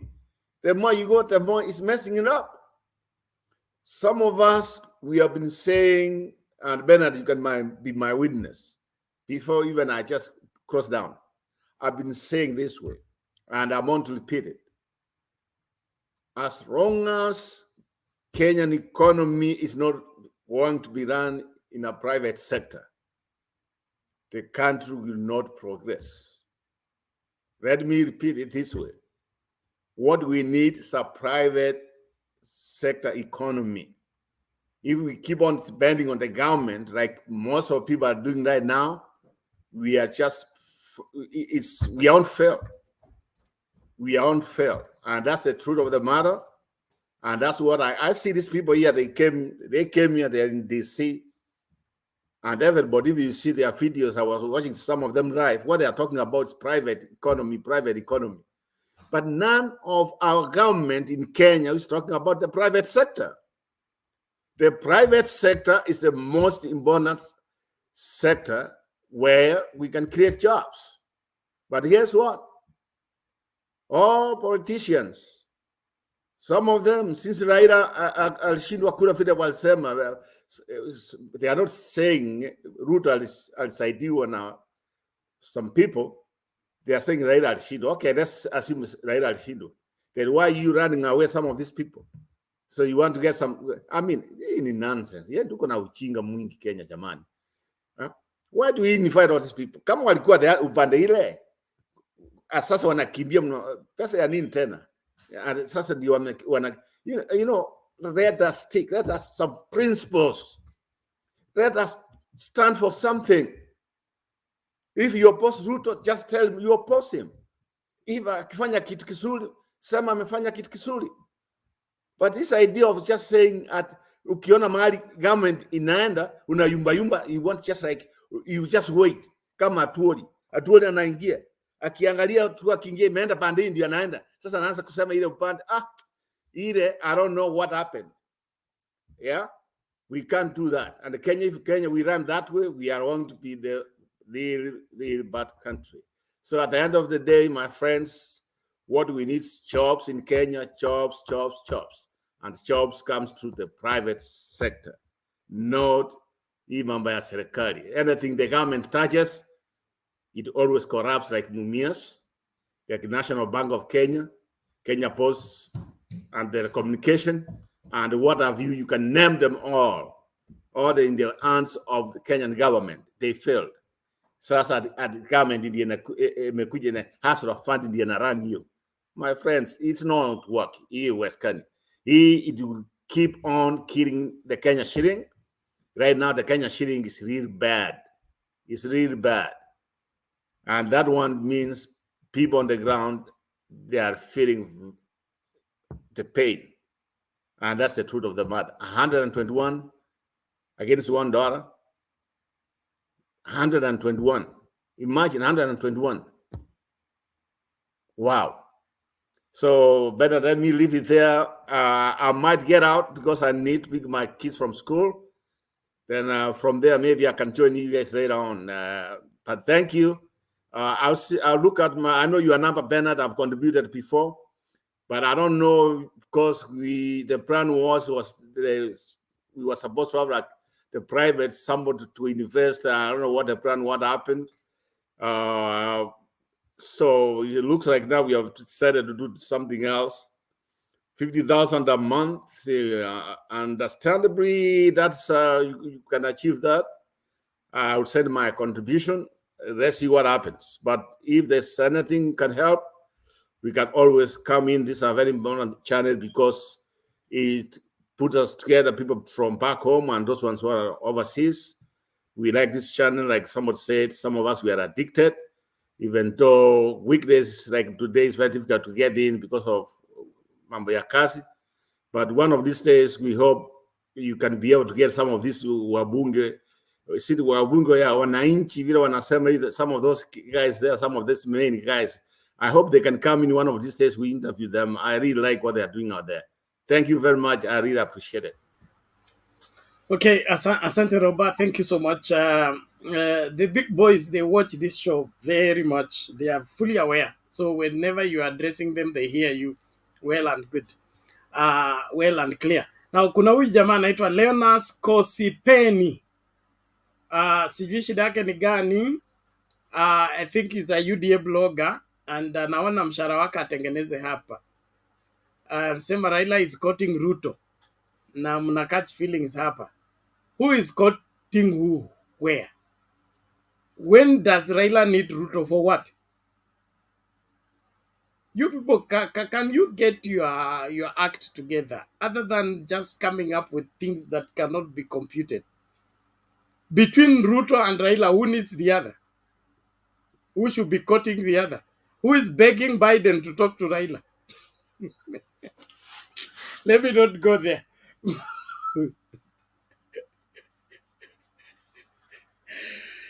Mtu akuje hapa arudishe unga ikuwe 70 bob. Tunataka bus fare ishuke, cost of living ishuke, watoto waende shule bure. Baba alisema free education from nursery to university. Okay? Wewe unakuja secondary school ile kulipa 8,000 peke yake. 8,000 una withdraw. Na sasa ingekuwa kulipa kutoka class 1 mpaka university, what would you do? William Ruto and team need to get their act together. Wasijaribu kuchezea wa Kenya. All right, I think Jackson, unless you have something to mlete huyu Eric.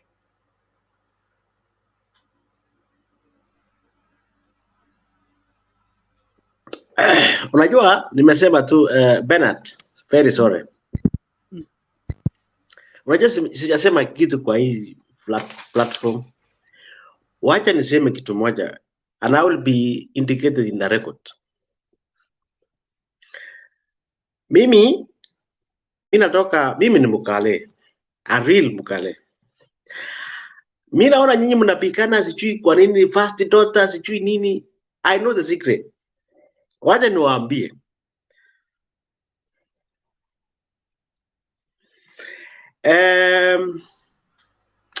Unajua Mama Rejo, the first lady,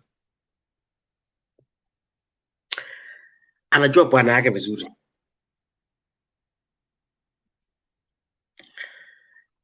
He will not take a risk.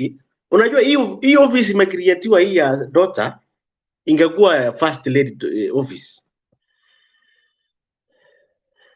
But as the things goes,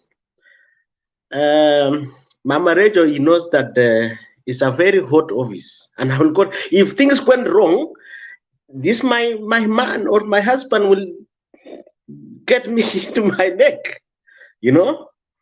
So the Rejo as a first lady, he play very low, very low. Anajua bwana yake, anajua we know what she can do. So, because in families, you know, in Kalenjin, we meet as we call this family meetings, you know, like we call family meetings. And when we call these family meetings, for me, I know I have now three. I have 2 boys and I have 1 daughter. And when I meet these guys, and I will identify and I can see who will take over. So Rejo, Ruto family, unajua hata Ruto aliwachana kijana yake. Don't forget about it. Hiyo kijana forget. So Ruto ndio asi familia yake isiishe, she have to bring Shalin.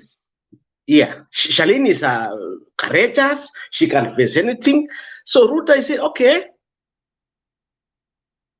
as a Kalenjin, this is the one. And he's annoyed, and that is it. That's why Rejo is cooling down, because Rejo will not take the Ruto when the outcome fail. Rejo will not take it. So he said, of course, you know, when the daughter take it, and when the father tried to come back and say what happened, you know, msichana anasimile anasema, you know what, daddy, things happen. So let's tusione Mama Rejo as a first lady. Tuone Shalin is a first lady now. If you want to take this scenario from everywhere,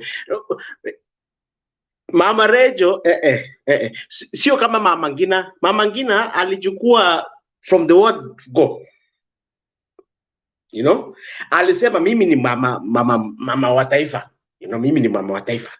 Wasichana na watoto, wewe, I will take the role. Lakini hapa Ruto is not like Uhuru. He's a very different person. Hata nilikuwa Rejo anajua, hata anajua. She know very well I will not take responsibility. If things went wrong or things went go to East, I will be sacrificed.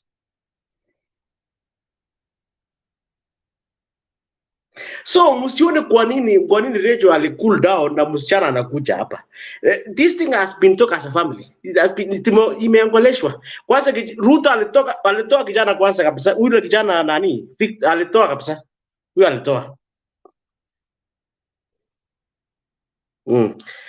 Na msishangae huyu msichana hii mnaona anakimbia. He will be the next running mate of the nani. Msishangae kabisa.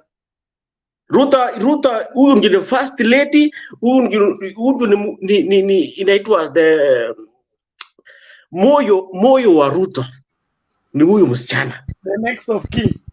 Yes. Na nimewajia hapo. So thank you Jackson for that observation. That's another angle. Actually, because sijaona hivyo. Like it is you know, unajua saa ingine inakuwa ngumu to ventilate on that because these people hawajamaliza 100 days in office. How do you get in office and your first assignment is your exit? Does it mean they have wako na fununu hawatamaliza term ama ni nini kinaendelea? That is subject to to Kenyans deciding what to do. Okay, can we now hear Fred Eriks? How are you? Hello Bernard, how are you? I'm good. Sema maneno. Nzuri sana, habari ya Kenya? Kenya kuzuri kiasi. Yeah, mzuri pia sisi hapa. Bado tunangoja ahadi.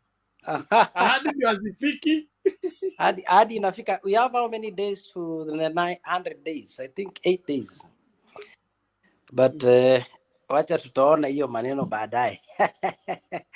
So hapa tuko sawa, hapa ni around 5:42 PM pia. I think Kenya mko karibu saa 6 usiku. So I believe we are fine. Mlisherekea jamhuri vizuri? I believe so. To the other panelists, I think Lea, I can see Nyabanga, Jackson. Roba alitoroka. Alisema anaenda kuchukua watoto. Sawa tu. It's okay. Today, I must agree with Robert on several issues. In fact, wakati nilisikia akiongea nikasema I wish angengoja kidogo so that nimwambie that was very articulate on the issue of number one issue on the Meru governor's impeachment. Ikitu ni disastrous bana. I think I'll agree with with Robert. Is it Robert? Yeah. These guys they're not being wise. They're not being wise at all. Even if you go to Meru TV today, I just commented and I've said that they are being childish, to say the least, because this is not a case that they are most likely to win. They are going to lose it by virtue of the fact that of the timing. It's a very poor timing. Yeah, the lady could be having a problem. The lady governor could be having a problem, but the timing is way off the guard. Sijui kunani na advice. I don't know kama they are being financed for this issue or what. But honestly, I think it's a pack of young, youthful leaders who are not, they're not wise enough, to say the least. I don't know. Because, number one, these are ladies they are fighting. Being among the few ladies governors that were elected in the previous election. These are gems. These are people who the whole world is looking upon. For a lady to win governorship, especially under an independent ticket, that's not a small person. That's a force to reckon. So I don't know what they have seen on her. Mpaka saizi wanaenda wanachukua very minor issues, and then they use that one to try and impeach her. Yeah, I agree. We might agree with them kwamba bring the husband was not the right thing. But couldn't they even, first of all, assess the situation? When they assess the situation, okay, this one cannot be a good ground for impeachment. Can we look for other avenues? Number two, the other issue is on a cabinet. Yeah, I'm very sure they have vested interests. So hata wakati amechagua watu wake, why don't we allow them first waende so that they see how they are going to perform first? So hata hajamaliza 1 month walikuwa wameanza kumgonga. In fact, on first day walianza kumgonga. That shows they are not wise enough. So they could have allowed her to run a bit, afanye kazi yake, to form this her administration, and then a run kidogo, and then from there now anza kutafuta the way on how to impeach her. Even if you don't like somebody, you don't go that fast.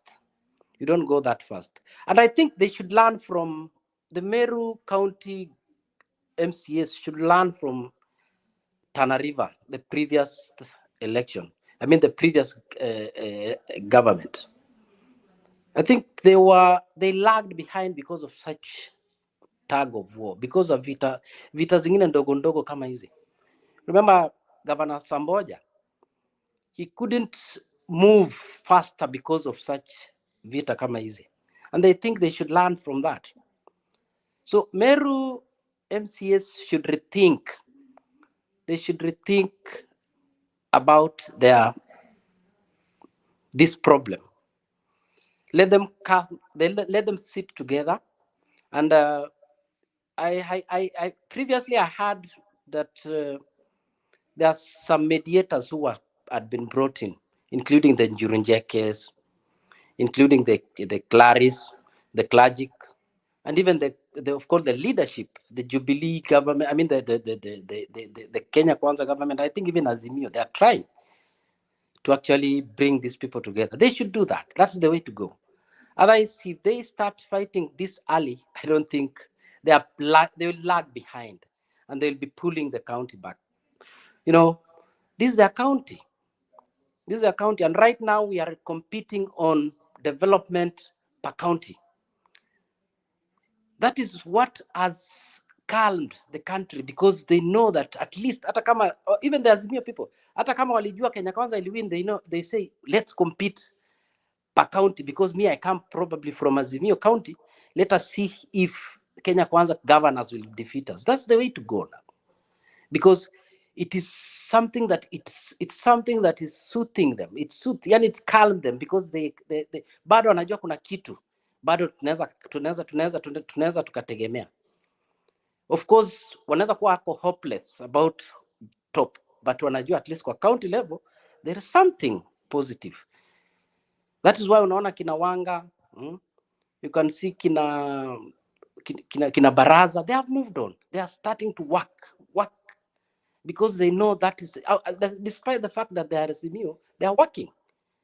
They have started to show their people or the county, their people in the county that they are working. And that is the way to go.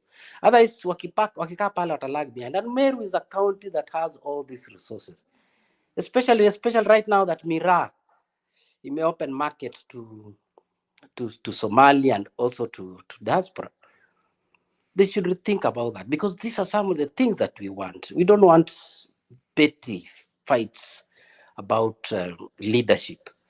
So these youthful leaders in Meru should rethink those ideas and come to the sitting table. They let them discuss. Let them air their challenges, of course, but at least they should come with the solutions to their problems. So I wish they'll heed to that, because even if you go to their walls today, where these Meru channels, everybody's mad about them. I don't know if they're reading. I don't know if they're seeing. I don't know if they can read the mood of the electorate. Everybody's mad about them. They're saying now, what is this? That was too fast. They are not going to see this. This impeachment is not going to see the day of light, the light of day, because I believe even if it goes to the Senate, and imagine Senate will be called to come and discuss these issues. I'm telling you, as Yoni kama wataenda through. I don't see if they will go through. So let's wait and see how it's going to pan out. Hata kama today wanasema they have impeached them, but of course these are the things that I'm really encouraged when I see my country go through this process, engage in these processes. Yes, and that's the sweetness of devolution. Yes, the MCS can win, lakini wataenda pengine watashindwa kwa parliament, I mean in the Senate. So these are the good things that I look upon in my country, and when I see about them, I become happy. Because there are checks and balances on the same. Wow, number 2, Bernard, I think I see you are discussing about the Jubilee, the Kenya Kwanza milestones, that Kenyans are at pains with the President's Ruto government. I don't know. Currently, the president is in America, is in Washington, under the invite of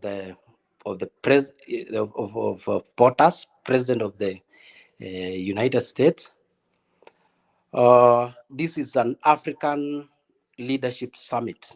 So they are all been called by Biden so that they are able to discuss their issues pertaining the African country and also the world.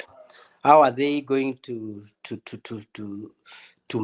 work together with the US and also opening up to these other diaspora nations? So this is a good cause, I think, and I'm happy because they are sitting together in the same conference with the former Right Honorable Raila Odinga, and of course his leadership on infrastructure development in Africa.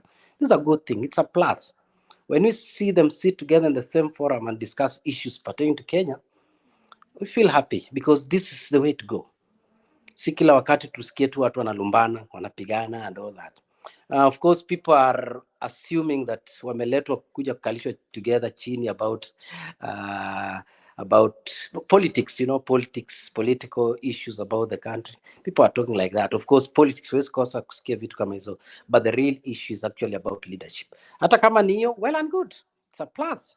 We are happy for that because as long as we are going to hold together, forge forward as a country, that's the way to go. Because everybody is happy when the two are happy, or everybody is happy when the country is at peace, and we are moving in the right direction. So when today I heard the president say that we are also together with that in the same conference with them, I was happy, and I said that's the way to go. I believe this will be fruitful, and good things are going to come out from that meeting or this conference. So we wish them well, even as they are here in America. I know good things are coming forth. Well, on other issues about the first daughter office, I want to say that's just an issue. You shouldn't be hyped on such issues, small issues like those ones. The office of the daughter, even if you go to the dictionary right now and Google and search the first daughter, it is there. It's there in the dictionary. So that's a terminology that that daughter, that lady, I think she called Shalini, yes, she's just using that office. It's actually she's there by virtue of that name. She's there by virtue of being the daughter of the president. Even in America. Even in UK, the daughters, the sons, even the family, they are called first families, they are called first ladies, they are called first daughters. It's an issue. So let us not fight over that, because as long as they are not going to use our resources, taxpayers' money, I don't see any hype. And I think that she has clarified today by giving a statement. I think she said that she's not funded. I think this is more philanthropic, just the way this governor, the governor of Meru, is saying. The husband's office is just a philanthropic office. There's nothing that is being funded by the county. The same thing applies to this office of the daughter of the president. If they are not funded, there's no problem. Let them run as a foundation Yes, just like we have Kalonzo Musyoka Foundation, we have Barack Obama Foundation, all these ones. As long as we don't fund them, there's no, we are not extending our funds. There's no problem. Let them have that. After all, they are supporting they're supporting the country. So if you are going to work as a philanthropic affair, I have no problem with that. Let them support us. Let's support the poor. Let them go to Kibera, assist them. Let them go to Turkana, help those people who are poverty, drought stricken. Let them go to Tiati.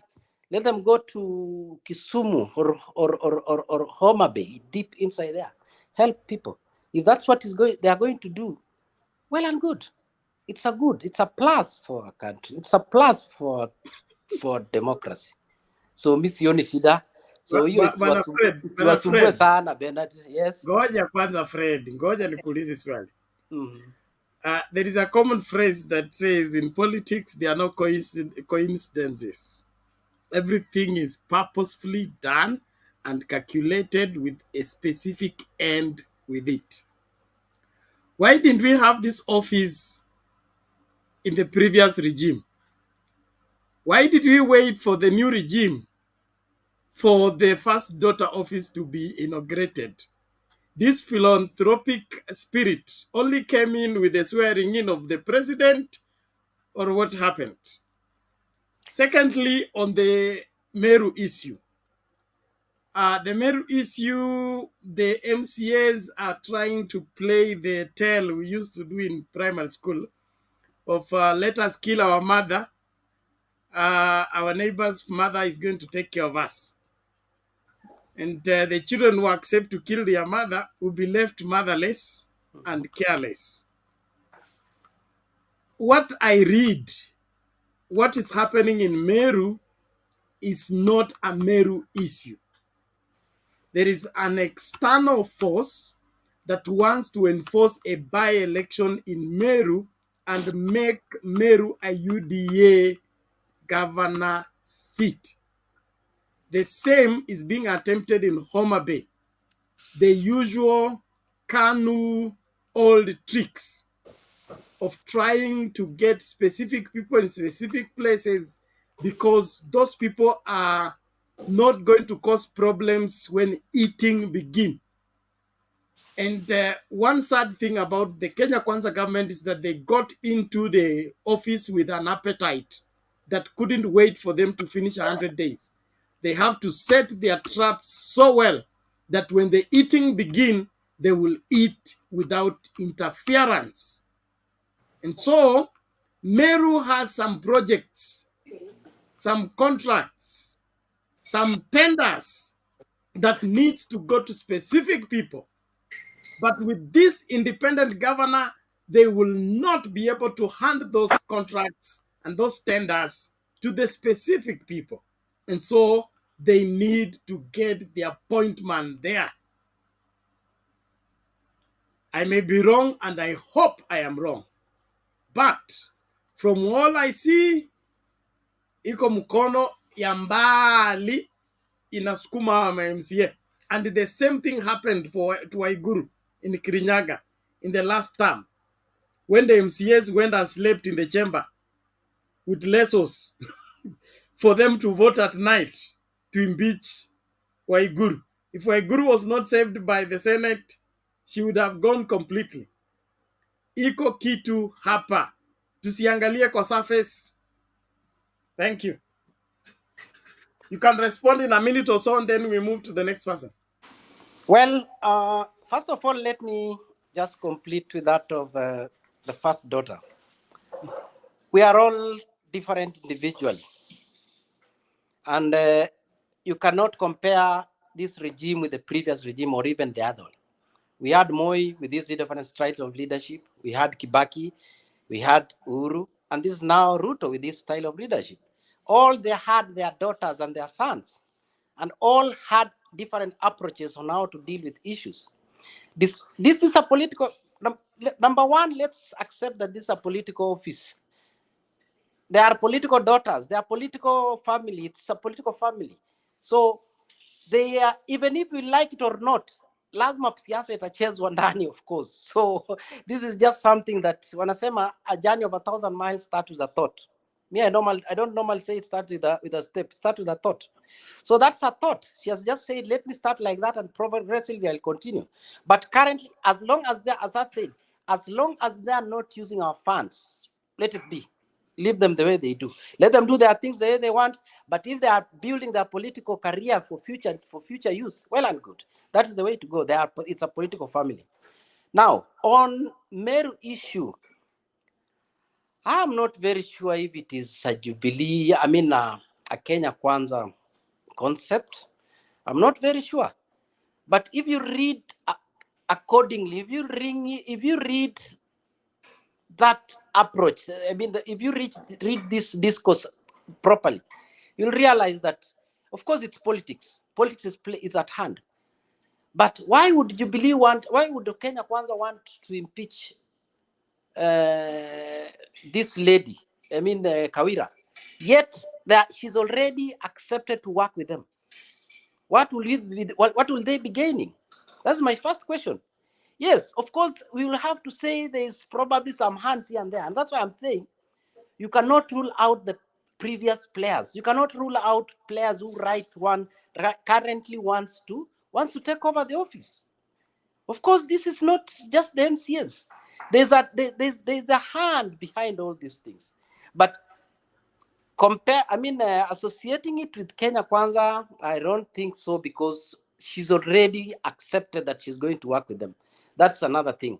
But even as they do that, what I'll just still emphasize on is Meru MCS should be smart. Hata kama Kenya Kwanza wanafanya hivyo, kama kweli Kenya Kwanza had that hand, they should be smart enough to say no. And say now, because it's our leadership that is at the leadership of the Meru County is the one at jeopardy, then let us rethink about this issue so that we can address it. And I remember what I've just said. It is not about Kawira Mwangaza. It is not Fred, about I will ask those you a MCAs. question. It's about, Let me ask you a question. Meru County. What is the majority party in Meru County? Of course, that's Kenya Kwanza. And the governor is independent. Yes. Good. So the interested party. That's what I'm saying. Why should they, if they are these resources of majority of the MCAs, why should they do that? So that's why I'm saying, because MCAs don't vote on the tender. Mbona ushiki maneno? Mambo ni tenda. Na nani anaweka sahihi kwa tenda? Excuse me. Excuse me, please. Excuse me. Excuse me, please. I want to say something to this guy called Sang. Let me tell you, I live in Europe. You're out of order. Okay, sorry.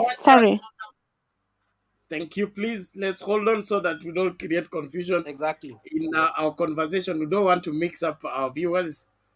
Bwana Fred, yes, I want to give you homework. Go and assess the situation, because the best way to investigate a case is to look around it, then look beyond it. Then you will see whether it's an external force or not. Although there are rumors about Kiraitu, Manenos, the previous government wanting to do some cover-up here and there, just like Jebkati cannot stand Cherera because there are some cover-up he needs to do here and there, and if Cherera comes in, it's going to blow the things. So it's mix and match, but priorities ya Kenya Kwanza ndio inanistua, kwa sababu huwezi kuingia tu kwa ofisi alafu naanza kuleta vita kila mahali. You will not do anything. And I don't see how that works out their way, except is to justify their laziness that they didn't do because there was no peace or there was no agreement here and there. So okay, so kupatia nusu dakika, kamilisha tafadhali, tuende kwa next person. Okay, let me finish so that you can weigh in the other person to chip in. Now, Bernard, I think I'll say this. we will know the truth in the Senate. If she's going to be impeached, that's when probably, because the majority are Kenya Kwanza, that's when we probably will say the Kenya Kwanza has an hand, because definitely she'll be impeached. But remember, I'm against that saying that probably it will fail. So we will know that one when time comes, when we'll reach in Parliament, I mean in the Senate. So let's hold there. But what I can say, I cannot rule out political hand. It is there. That one is given. Lastly, let us not be so critical. This one, let's not be critical about the 100 days. 100 days, hata kama ni wewe Bernard, what will you do? Utafanya nini na hii 100 days? But I can assure you that they have done something. You can have a 100 days, just have 100 days is 3 months. Wamefanya nini na wamefanya 3 nini na wamewapa months. kufanya nini? Goja, if you assume office and for 3 months hujapata bearing, you are in a wrong office. You are in a wrong office, you cannot show any direction, you're not showing any hope. Wewe umepotea kwa forest, unahitaji kutangaza kwamba umepotea, uanze kutafutwa. 3 months in office, you're still guessing, you are incompetent. Is it guessing, Bernard? Because you can, if you check it, if you have a checklist, wamefanya nini na wamewacha nini, you can look at that. I don't start kuingilia hapa. I know it's political statement nikisema. Of course, that's what we are saying. But just have a checklist and say what have they done. We will enumerate for you what they have done. Number one, swear-in judges that were rejected on corruption issues without investigating their corruption. Good. Number two, do away with subsidies that was helping Kenyans afford ugali. Do away subsidy that were helping Kenyans to afford petrol. Okay? I mean transport. Introduce GMO without any consultation anywhere. When farmers are about to harvest, they're importing GMO maize. Stop there. Now, no, wait. Wait there, because you are taking the negative. Before we rest on that, the subsidy on secondary school education from January is withdrawn. The next chini ya maji ni ya university. Alafu saa hii sasa ya wazee kwanza nataka kucheza video saa hii. Wazee who are languishing, they have no strength, they cannot apply for another job. The only gift they can receive from government so that they die quiet and in peace. Even that, Kenya Kwanza has taken away from them. Okay, if that is not the wrong start, tell me which one is right. Okay, of course there's the Hustler Fund already through, but let me just stop there.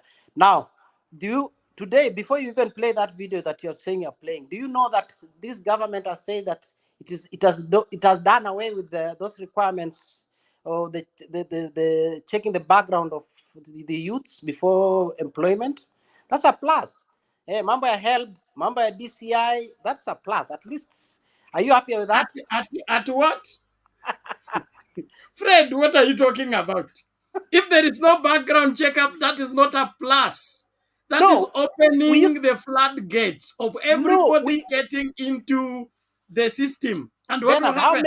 How much were the youths using?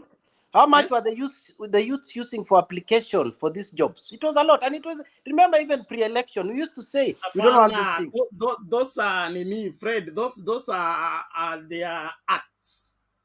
I'm looking for a system, okay? A systems, a policy, something that we can count on that is going to transform Kenyans' lives perpetually.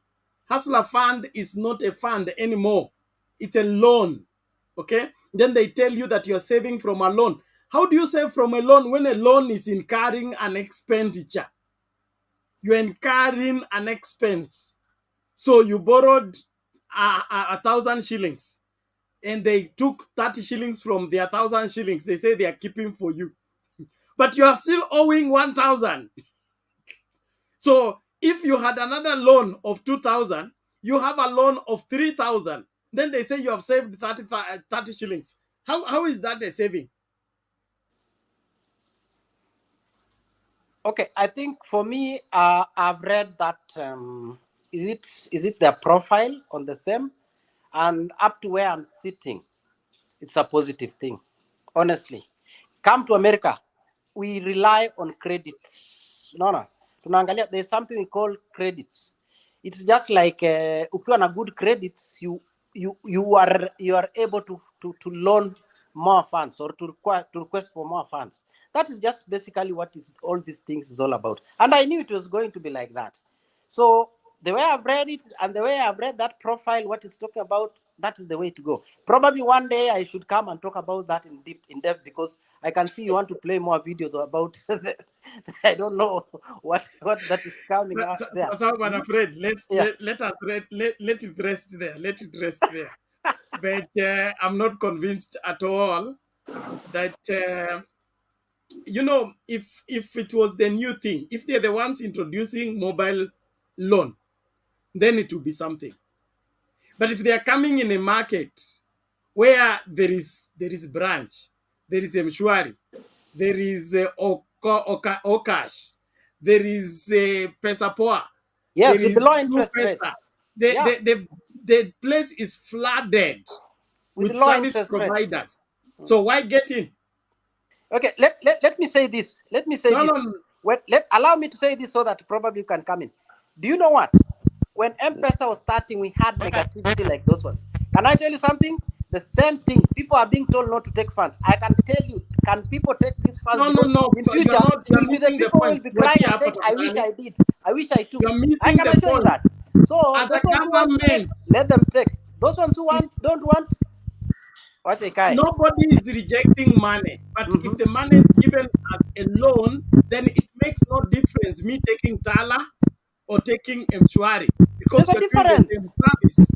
The government should have come in with a policy, okay? A policy to regulate mobile lending, whereby there is either a uniform rate or there is a cap where say you don't go beyond here in terms of the interest, so that it is cross-cutting. Not for you to tell me that I'll get credit whatever whatever qualification from one company at the Hustler Fund tells me I have credit worth. Bernard. But the Mshwari still suspect me. Okay? Okash still suspect me because they cannot trust one witness on matters borrowing. Okay. Bernard, I can just let me say this. It's a fallacy from where I sit. Okay. It will soon collapse and you will be here to witness it. Tungoje kwanza. Okay, let me say this. Let me say this lastly and then you allow. You know what? The government cannot start something without structures. That one is what I know. No government can start things without structures. And I'm very sure this thing has gone through. So you want to tell me Kenya Kwanza has structures for Mshwari? On the fund. For Hustler Fund.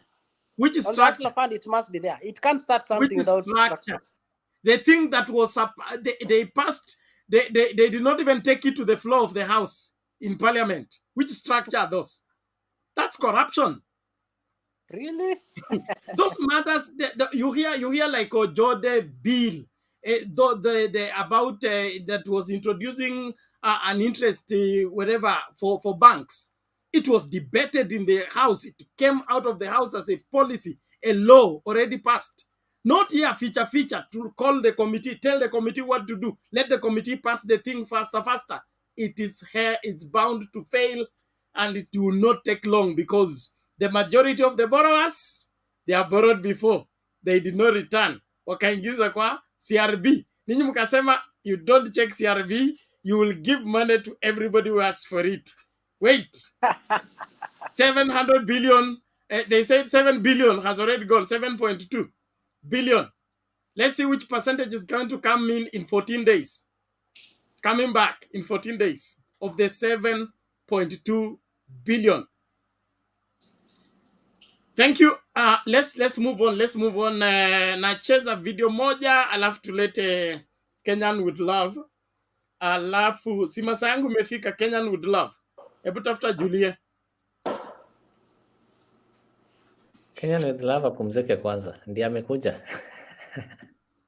Nani? Apumzike kwanza ndiye amekuja. Apumzike kwanza. Ngoja kwanza. I have 2 videos to play.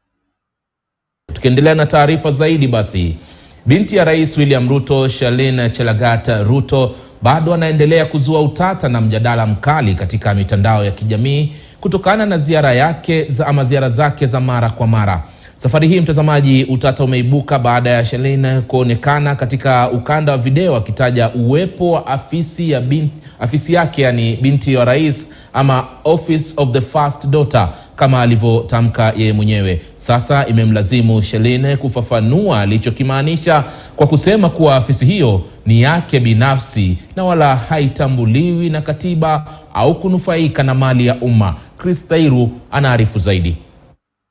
Mr. President, please repeat after me. I, William Samoei Ruto. Tangu babake kuchukua uongozi wa taifa hili kama rais wa 5 mwezi Septemba mwaka huu,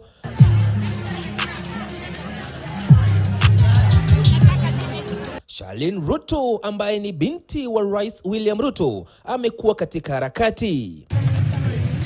Ziara za mara kwa mara ambazo zimekuwa zikizua utata kila kukicha. Alianza kwa kuzuru kaunti mbalimbali na kukutana na viongozi mbalimbali, lakini ni jinsi anavyoendesha ajenda yake kwa kishindo na matamshi yake ya hivi punde kwamba anayo afisi yake anayoita afisi ya binti wa rais, au kwa maneno yake Office of the First Daughter, ndio imezua utata hata zaidi. This is Jermaine Momanyi. He's the head of trade and investments at the Office of the First Daughter. And this is...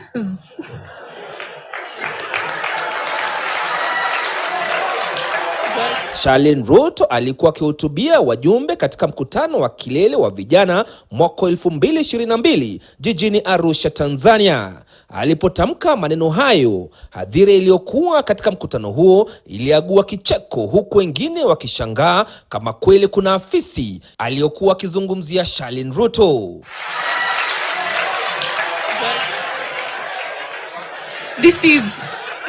I don't get what's funny. So this is Zach Mosabi. He's a youth director at... Okay. Kisha ukafuata mjadala mkali kwenye mitandao ya kijamii, wengi wakimshambulia kwa maneno. Kwenye barua kwa vyombo vya habari, Charlene akaamua kujitetea akisema ofisi ya binti wa rais aliyokuwa akizungumzia ni afisi ya kibinafsi na kuwa haipokei pesa zozote kutoka kwa walipa kodi, na pia wafanyikazi wake hawalipwi na serikali. Aidha, anaweka wazi kuwa japokuwa ofisi hiyo inajitegemea, imeshirikiana na viongozi mbalimbali nchini na zaidi kuhakikisha kuwa maoni ya vijana yanasikika kila mahali. Tangu babake kuingia madarakani, Charlene amejitokeza kama mwanaharakati wa mabadiliko ya hali ya anga na sauti mbadala kwa vijana. Because as leaders, we are the ones who need to set the example, and that's why I've also been going around the country planting trees. We all need to support our president in what he's doing. He's one man, he's a great man, and he's doing a lot. But each one of us as Kenyan citizens, we need to play our part so that we can achieve the plan for our country. Hata hivyo, wachambuzi wa kisiasa wanahoji kuwa huenda anajitayarisha kuingia kwenye ulingo wa siasa, na hiyo isiwe ajabu akitafuta nafasi ya uchaguzi baadaye. Wiki chache zilizopita, Charlene alizua kioja kingine pale alipodai kuwa akiwa chuo kikuu alikuwa akiuza smoki na kachumbari kujipatia riziki. Wakenya wengi hawakuamini hilo. I remember when I was in university, I started a business of selling smoky kachumbari. I was in Leicester University. Na hiyo ndio kitu ilikuwa inauza sana, smoky kachumbari.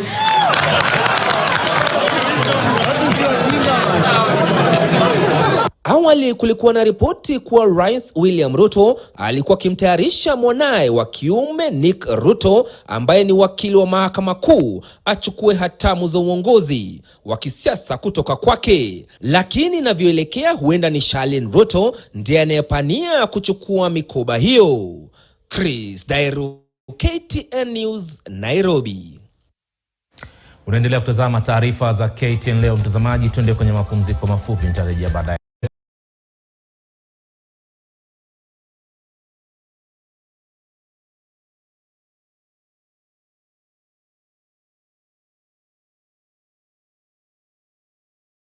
Baada ya kucheleweshwa kwa pesa za mpango wa Inua Jamii. Wazee waliozungumza na runinga ya Citizen wamesema mara ya mwisho walipokea pesa hizo ilikuwa mwezi Juni mwaka huu. Serikali hutoa shilingi 2,000 kwa wazee kila mwezi ili kuwawezesha kujikimu kimaisha, ila sasa hazina ya kitaifa haijatoa fedha hizo. Betha Wangare anaimba huku akifagia boma lake pamoja na mjukuu wake katika kijiji cha Gikomo, eneo bunge la Kieni. Wangare ni mlemavu licha ya kuwa ana bidii ya mchwa katika utendakazi wake. Usilojua ni kuwa ni mmoja wa wazee walioko chini ya mpango wa Inua Jamii na ambao kwa muda wa miezi 6 sasa hawajapokea pesa za uzeeni. Uhuru wa Kenyatta napatia pesa na witeithia nacio na iko Ruto na ingia kasini hakuna pesa. Hakuna pesa. Hii no watusaidie, Ruto watusaidie atoe pesa hii tuakuru inakupa ni ngaragu. Wangare mwenye umri wa miaka 77 anatueleza amekuwa akitumia shilingi 2,000 alizokuwa akipokea kila mwezi kununua vyakula na kujikimu kimaisha. Mimi hii pesa napatia, hii inasaidia, hii nakula, hii nakugula gakoko, nakula matube, na iko leo ikunakupa ni ngaragu. Pesa ya wazee ndio inakuanga usaidizi kwao hasa kabisa. Na ndio kama sisi tunaona tunaathirika saa zile wao wasaidiki. Mita chache kutoka hapa tunakutana na Elizabeth Wanjiru anayetembea kwa kutumia fimbo. Wanjiru ni miongoni mwa zaidi ya wazee 700,000 ambao bado wanasubiria pesa za Inua Jamii. Kama nikipata hiyo pesa nilikuwa na ugonjwa wa kansa, nilitibiwa Nyeri na nienda Kenyatta. Kwa Mudhoni wa Ng'ondu aliyetengwa na familia na kusalia kuwategemea wasamaria wema, kukosekana kwa fedha hizo ni pigo kubwa kwake. Kiwa ni shida ya maji anaenda mto hapa chini, anashukua anaenda kwa sababu hana hiyo pesa ya kununua maji. Hali si tofauti kwa mzee Ondieki Omenyi mwenye umri wa miaka 85 kutoka kaunti ya Kisii. Kiwa mgonjwa mimi nasumbuka, nikaenda kwa hospitali mimi nasumbuka hospitali, mimi nalia sange mimi mchamana nisaidia pesa hii kwenda tisetie kwa ugonjwa pesa na kama na siti mimi nangoja kufa tu. Sasa nitafanya nini? Pesa zilikuwa zinawasaidia kukula, kuendea hosi, kupata hata pesa ya kutumia mahitaji ni mengi. Kulingana na idara ya maslahi ya jamii, pesa hizo zimechelewa kutolewa, jukumu ambalo ni la waziri wa hazina la kitaifa Profesa Njuguna Ndung'u. Kwa sasa wazee hawa wanatumai kuwa serikali itasikia kilio chao na kufanya hima kuhakikisha wanasherehekea Krismasi. Gatete Njoroge.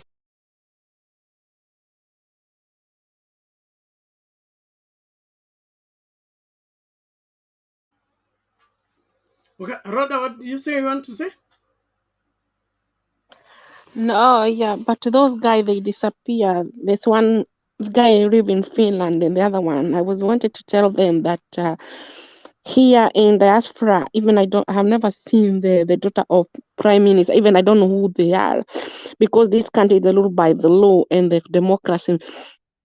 The children of the prime minister, we don't see them. That is the government presses. Nobody can pray with the department of the government. But I can understand Ruto is doing this because he thinks that he's a president of the state. Nobody can tell him to do anything. That's why he do. But he remember, even Mugambe, the military walimtoa, hata military wetu wanaweza watoa. Naweza abia military wetu amtoe uko state house. Atoke. Kwa sababu sisi tunataka atoke. Mimi sitaki akuwe president. Tukae na amani. I have been very depressed because of him. Kila siku nalia nikiwa hapa peke yangu. Nalilia Mungu. Kwa sababu mimi naona vile watu nateseka. naona Wakenya wangu wanateseka, naona wazee wale wanateseka, hawana nini. Walikuwa napatiwa pesa za chakula na hiyo government ingine, na huyu mtu afikiri mambo yake ni kudanganya watu. Conman, foreign people, anafikiri yeye anaweza fanya nini kila kitu nataka, kwa sababu anafikiria ni president of the state. Majeshi wanaweza chukua hiyo serikali, si hata majeshi, sisi tunaweza chukua na tumtoe huko na tumpeleke jela, kwa sababu he is abusing the power. Anafanya vile anataka, kucheza na mali yetu. Hiyo ni mali yetu, hata hiyo nyumba ni yetu, state house ni yetu. Hiyo si ya Chebet whatever. Hiyo ni mali yetu na tunaweza mtoa kwa bio na tumpeleke Kamiti. Hana adabu, anatumia pesa zetu, anafanya vile anataka, asaidii watu maremafu. Anini kazi yake ni kwenda kuzurura tu huko Amerika na kusema nini, na huko Amerika naenda Biden kila siku akilala usiku, wazee wake wana chakula kwa table. Watu wazee wako na chakula kwa table. Unajua watu wa Western wanaonanga sisi ni wajinga sana, sisi African leader, kwa sababu wanajipanga. Ukienda Amerika kuna watu wale wanagalianga watu wazee, wanawachange diapers nini kuna tango usijue na tango aje huko Amerika. That's the way, because Biden, he is very smart, he love American people. No, even huko ukiwa homeless America, watoto hawezi lala. Watu wale na kuanga homeless, most of them they used to be problem with the work, alcoholism or the drugs. Lakini wakiwa na watoto nachukua na serikali. And those homeless, remember wanapata chakula. Uko na tunyumba zote na wanalalanga karumu kamoja. I know that. Because that's why Biden asubuhi akiamka siku ile Biden alichukua serikali, they were stressed with Kamala Harrison. I know them. They have a stress because they were, we want our economy, we think about old people, we think about children, food on the table. They were helping a small business. Can you imagine they go small business, just small kiosk where they sell the fruits, wanawasaidia. Na nyinyi mnaenda huko State House na ni pesa za serikali mnachukia. Shame on you African leaders. Shame on you. Unajua wanamchekeleanga. Hawa watu wa Western wanakuwa na chekelea Africans kwa sababu wanajua watu wetu wanakufa na njaa, watu wetu hawana nini, wazee wanakufa. Instead of tuangalia wazee wale wamejenga hiyo nchi. Hiyo nchi yetu ya Africa continent imejengwa na wazee. Kama nyanyangu alikuwa anaamka asubuhi mapema na kalipa pesa ya tax kujenga hizo mabarabara, unaona, alafu nateseka.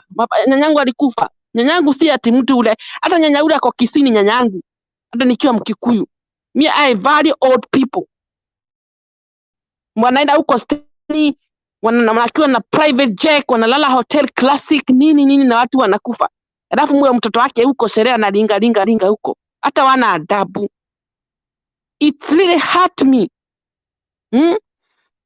Watu wa Western they feel bad. They feel pity. One thing here, Ruto doesn't have any leadership. He doesn't value our democracy. He doesn't have any leadership. He always buy people, other parties to join him because he believes that to be close with the people, that's the power. That's what he believes. That is the worst president I have never seen in my life. A president who doesn't care his own country, who doesn't have any leadership, who doesn't, instead of he focus with the Kenyan people, he focus about his party. Uda, you cannot eat Uda. Uda is just a party. You have to make a good leadership. Don't buy anybody. Kenya is ruled by the multiple party. Respect our constitutions. Respect our law. Respect our justice. Usifanye kiududho. That's the country we want to live. You need to be open up to know our old people, to know those watu waoni. Watu wale wachokora wanakaa huko. Watu wale wanakaa huko nini? Slum. They need help. Sewage. Remove the sewage. Yani, your serikali is just corruption. They think about themselves. Their stomach to be full, but they don't care about others. Go to America, you can see any sewage. No, you'll never see. Go to UK, no, you can never see sewage because they love themselves. Why we don't have leadership? They don't love themselves. They love their own people. Why? Why? We must wake up. We say enough is enough. Na hao mamajeshi wachukue serikali. Kwa nini mnaitikia? Why? Kenya military take over. Leave this guy Karejin alone. He have been taking too much. It's too much. It's okay, Rhoda. It's okay, Rhoda. Get tired. Enough is enough. We must say enough is enough. We will not end people breaking. Thank you. Asante, you have made your point. Thank you. And let's refrain ourselves, please. Everything will take due course. Due course, due process. Things don't work the way we want. Some of us young people, we are too fast for life. When it comes to governance, it's a long process, Let's not be too much into forcing our way. We can force our way and land ourselves from the frying pan into the fire.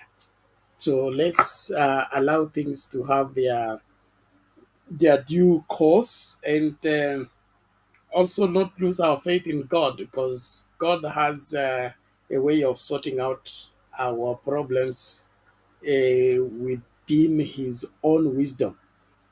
There is no searching to His understanding, the Bible says, and His wisdom is infinite. His understanding is infinite. That means when we run out of all options, He still remains with all the options that we have run out of in terms of getting a solution to a predicament that is far beyond our capacity to handle. So let's not get too much worked up. Mambo itanyoka. Leo ulikuwa unasemaje? Tunataka kusikiliza watu Okay. wawili ambao wataongea. Dakika 2-3 nikifunga. Najua Eric Kazrena unafunga ama unafungua? Si lakini ufungi, sioni ukifunga. Show leo iko sawa.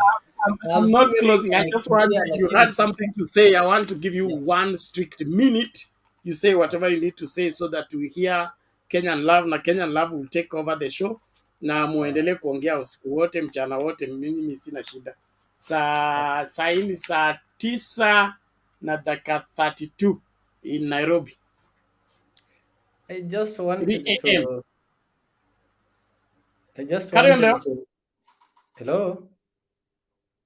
Yeah, I just wanted to respond to Eric, the guy who was really trying to convince us about the hustler Fuliza, that there are no structures, because even we have Safaricom giving the M-Shwari, and we also have those other online loans.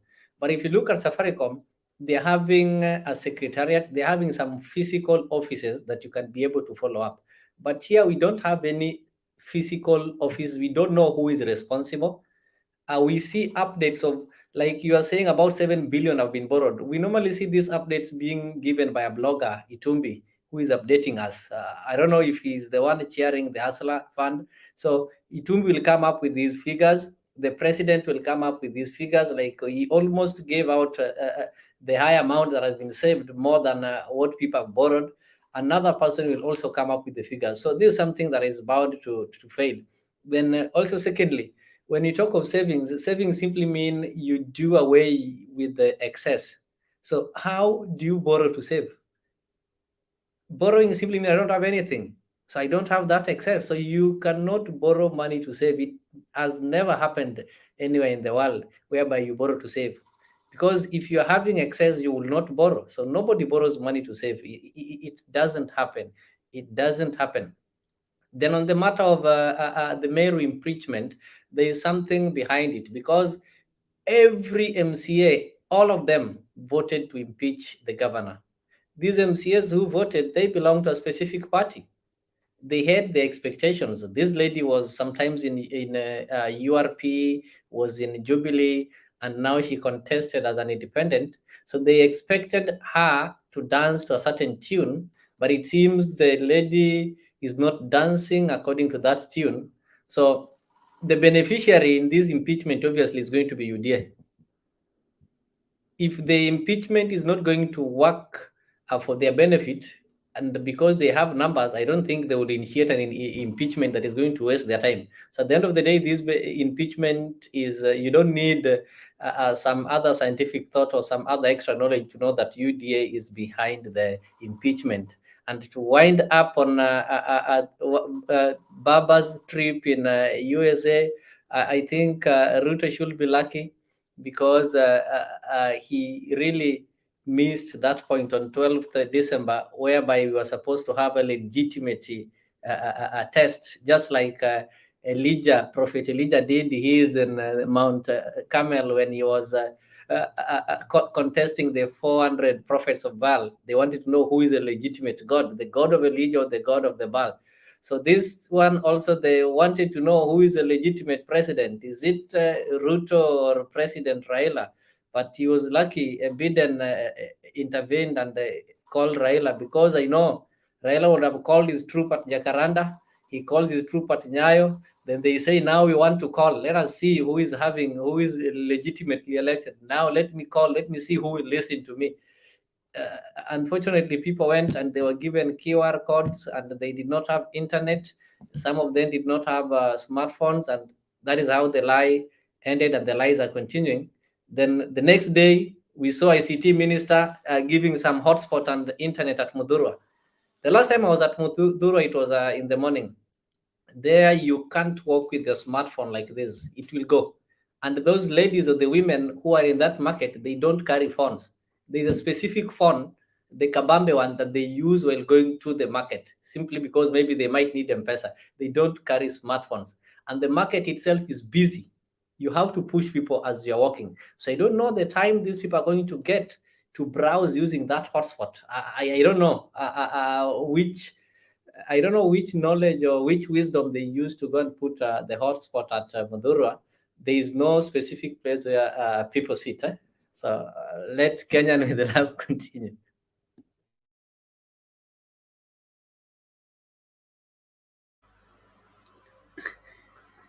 Yes, Island. Mimi, I won't speak much. My time also inakaribia kwenda kulala. So what I should only comment about I saw the video about the first daughter's office. So my head is like tickling. Maybe she was sent to say like that, and then within I think the father sent or the mother sent her just to speak like that, because she started saying greetings from the president and the first lady. And when she introduced her team, this is not a stupid lady, or this is a girl who went up to university. I think she was just doing it for them to know how people are going to react. Because when the audience started to laugh and say, okay, we don't know that there's a first ladies, whatever, because if she went to university, and if she's smart enough, there's no first lady, there's never been a first lady's daughter or son in Kenya Constitution, not with Kenyatta, the Baba Kenyatta, the old Kenyatta Mzee, and not even with Moi, who akina Gideon Moi, and not even with Kibaki. So they have also their children. So it's not in the constitution. So I think it's the father who ordered her to say like that, number one. And number two, I think it's just they're playing with Kenyans' mind. So it's like they want to see the reaction, For me, I see this is not drama. They are trying, touching. When you work tomorrow, for sure, there's something going to happen. Touching this and touching this and touching that. And then I'm thinking, Ruto is trying to put himself like Mr. Donald Trump, because it's Donald Trump ndiye alikuwa na kichwa kikubwa there in US. So now the daughter to Donald Trump was the same. It was not in the constitution. Of course, they have this first family. So now our African people are acting like first family, whereby we don't have that in our constitution. And in other European countries too, there's no first lady, there's no first children, the first family. So I don't understand why Kenya is coming with that. Is it because the US government is behind Ruto? They're the one who appointed or who elected Ruto to be there, and that's why Ruto is having this big head. And now to say also, people like Akina Biden, they've forgotten how Donald Trump did with them with Russia, because it's Russia which helped Donald Trump to be there. For those of us in Europe we've been following about the matter. So now Obama, when Biden had to stand against Donald Trump, so wanasaidiana, they help one another. The Democrats walisaidiana ndo kusudi watoe huyo elephant in the house, White House. So Ruto is trying to do the same thing. So I don't understand why akina Biden wanafanya hivyo, wanafanya Ruto anakuwa hivyo while they knew walikuwa na mwenzao, na huyo Ivana Trump was doing the same thing. Sasa nani Charlene is trying to act like Ivana Trump. So that's what I wanted to say. They call themselves now first family.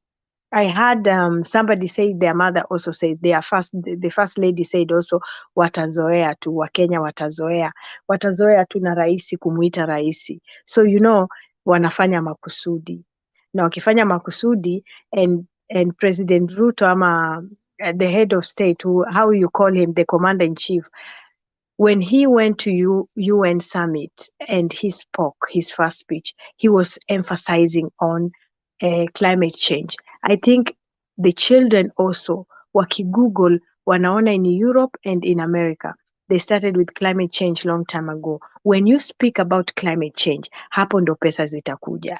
And now, after 1 week, now I had the first lady's office atakuwa na deal na climate change. And then the daughter also, when she was introducing her team, she said my political or legal advisor. So she has a legal advisor, whereby and then the opposition doesn't have even an office, where the BBI wanted to do that, na akakata. So now the daughter is coming from nowhere. But all this, where are the MPs? Why they cannot talk about that in the parliament?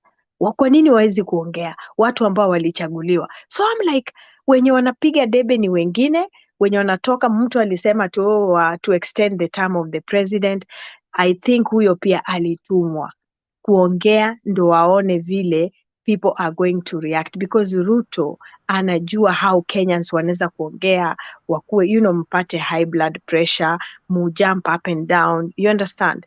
So that's the thing.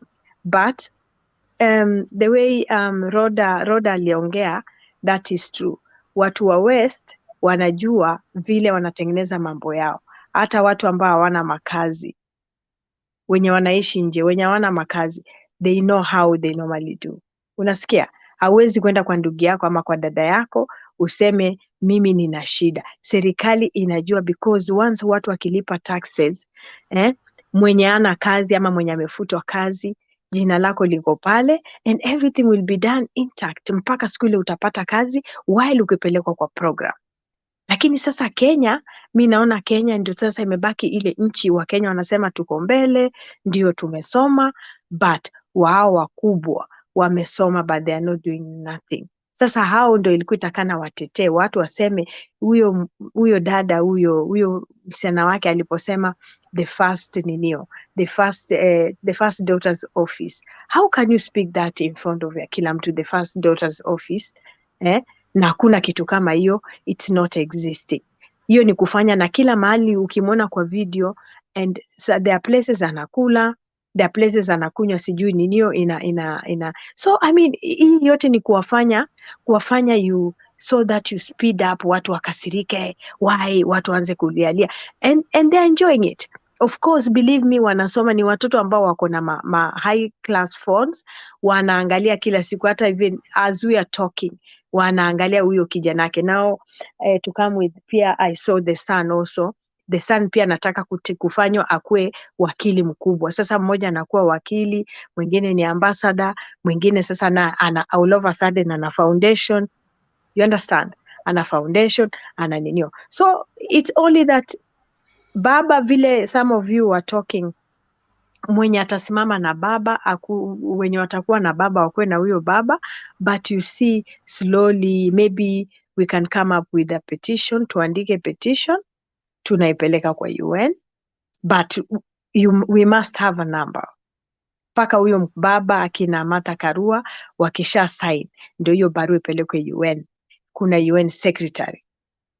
You understand? So, but we have to go step by step by step. How Sudan walinini aje paka wakagawa. Kama itashindikana, waseme okay, watu wa Mount Kenya na the Nandi wanaweza kuwa na rais wao. In Switzerland we have 7 presidents and it's a small country. So Kenya as an African should be the first country pia tukuwe na 7 ama 47 presidents. Alafu kila mtu anasimamia section yake. Unasikia? That's the only way. Iwekwe hiyo Kenya kwanza, Kenya mbili. Yes, wa divide. Kila kitu kinawezekana.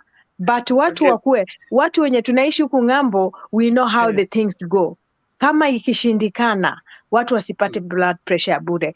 Wanandi na Wakikuyu wakitaka kuwa kitu kimoja, wakuwe kitu kimoja. Watakuwa na swap. Mora 10 ya Wakikuyu, 10 ya Wanandi. Watu wa Western pia 10 ikuwe ya Wajaluo, 10 ya Waluya. Watu wa Mombasa, Mijikenda pia wana rotate hivyo. Watu wa Masai hivyo inakuwa hivyo. You understand? Kila kitu kinawezekana. You've made your point. Thank you very much. So mimi naenda kulala and tutaonana kesho pengine. Sawa. See you then. Kwa hivyo msikasirike tu sana, kila kitu kinawezekana. Si UN secretary iko tu hapa. Hata nikitaka kwenda kesho asubuhi unapiga tu hivi. Unapiga odi na unaambiwa kame. Wewe tutatuma. Wacha tuanze kuchukua signature. Kaa hapo na nini? Ireland, hebu kaa hapo. Okay, nakaa. Okay. Kidogo tu. Yes, Bernard, Kenya would love. Go ahead. Bernard, you know, I think we are starting to deteriorate. You know, like today I wasn't coming to take over the show. I have to go pick up my daughter. I think our standing orders, we need to revisit our standing orders.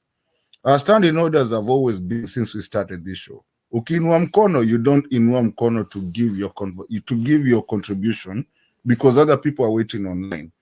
Unainua because you want to either interject something or ask a question. And I've seen this happening so many times that it's making the show really not be nice. If you, the moderator who's moderating actually understands who's next and who's next after who, because once you do that, like now I wouldn't be able to, to put my things that I wanted to be, to put out there, because people are lifting their hands, and instead of asking a question or even interjecting on something, they come in and just do a whole giving. And that turns people around, because now all my points are gone. And I believe there's a lot of people who have come here. Unaona mtu amekuja dakika mbili, yuko, he wanted to, alikuwa next, and then it's gone. So, Bernard, I don't know umehang, but I want to ask people that come here, regularly. We've been here for a long time. Normally, when we come over here, ukiinua mkono, you don't just lift your hand to give unless you ask the person that was next. And that's how we keep the decorum and we keep everyone working. That's a Bernard anaenda na mimi nafaa kuchomoka. I hope he comes back, because sasa ni kama ameniachia. But I think there's people huko nyuma. All I'm trying to say, the panelists, it's good that when you lift your hand, that was a decorum that we do. That when you lift your hand is either you're asking a question to the person that was talking, or you want to add on to something after that, but not give a whole contribution, because at the time that most of us even come here, we've already listened to everyone that has been around. And so sometimes people come here, and that's why you see people come in, and I've had this, watu wananipigia naambia, ai, mazee nimekuja nikataka kusema kitu and then nimetoka because somebody used another 2 minutes and I didn't have much time. So that was a request that I wanted people to actually put that, especially as panelists. Tukue tunaweza ongea that we understand the rules of the game.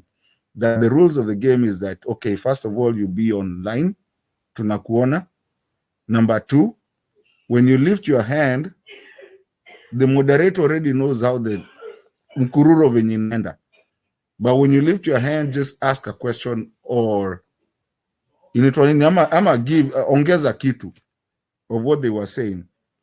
Unless you ask the person that was next, is the person that is supposed to give you the permission and say, okay, nimemwachia aendelee. But then we are losing a lot of input when you have people lifting their hands for a question or for something, and then we end up a whole 3 minutes, and the other person now feels like, anaenda, because maybe they might be in a hurry. It's a courtesy that I'm asking for the whole thing. I hope Bernard umesikia kitu nimesema. Can point of order ni point of order. Hold on. But Bernard knows. I get your point. Kenyan with love. I wanted to say something. Hold on. Order. Ngojea, I'm going. Order. No, I'm going. Mi naenda. Ngoja kwanza. Naenda. Si nilikuwa nimeaga. Naenda. Nilikuwa nataka kumwambia ye vile amekuja tumemuona. Unasikia vile amekuja tumemuona. Na wewe ukasema, you said Kenyan with love atachukua. Na yeye akasema ukapuuza we Kenyan with love, ukapuuza. Sasa vile I'm attentive na mimi naangalia, si ati nalala. Bernard alisema kama atakupatia show. No, ukasema kitu. Ukasema you just came. Ndio, yes you said. Okay. Ukasema you just came. Please. Now you guys, so, you people found this kama ulikuwa unaenda, no, we just with peace. With peace, kama ulikuwa unaenda, ungesema ndio unakuja unaenda kuchukua mtoto. Unasikia? But I mean the reason why nimeongea because mimi naenda saizi, siku nilikuwa sijaaga, sasa ndio mimi nilikuwa nataka niwaage. Okay? Sawa, thank you. Nawapenda nyote. No, both of you are right. Okay? Nawapenda nyote. The only thing you're leaving out is Kenyan with love. There is a difference between somebody lifting up the hand to interject another point of order. Okay? That one is not allowed. When somebody is in with a point of order, then you lift your hand to interject that point of order. Now that inapuuzwa na speaker. But if somebody is making his first submission, he was not, he's responding to something that is a point of order. But he's making his first submission and you have not made your submission, you can interject that. So whatever happened, the reason why I went to her, I knew she was take a minute and Leo to take a minute, because when you come in, you will be making submission. These other ones were point of orders. Sijui kama hapo tumeshika. So please, let's not get mixed up. The standing orders still remain, and we are following due process. But because watu wanakuja wakati kitu kimeendelea, like we started the show with Leo and her, and then another guy called Munya. So there are some things that have transpired which you may not in the picture. So when you lift your hand and there's no immediate response, there is a reason that this person is giving another standing order, so you can't give an interception on that one. But all in all, I want to appreciate everybody and their givings. Your contribution makes this show what it is, and we value everybody's opinion, and we hope that through this we'll get a better Kenya for our generations to come. Asante sana. So Kenyan would love, go ahead. Asante Island will be seeing soon. Thank you. Yeah. I'll call you tomorrow. Okay, asante. Yeah. Good night kila mtu. Good night to you.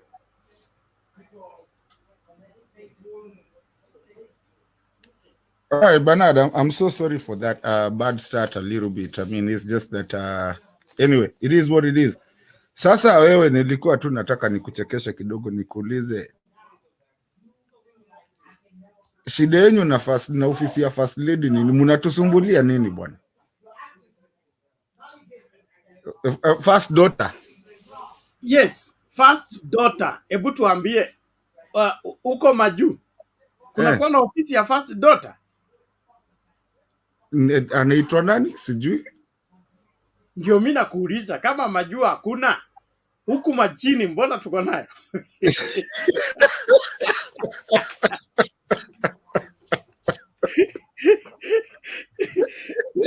Ama hii ndio bottom up, mnianzie chini mpeleke juu. Bas, umejijibu. Bottom up. Nini mnatusumbua bwana?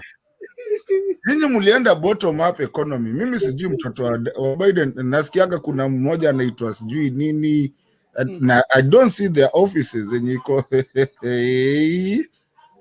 Alafu by the way, tulikuwa tukiuzanga hapo hivyo Daystar Smoky. Hata siku hizi anaitwa Smoky first daughter. Tulikuwa tukiuza ati Smoky. Really? You want to tell me mtoto wa Ruto aliuza Smoky? Wewe ndio ulikuwa Daystar. Hebu tuambie vizuri, ulinunua wako Smoky kutoka kwa wewe msichana? Hata Jalango amekataa hiyo story.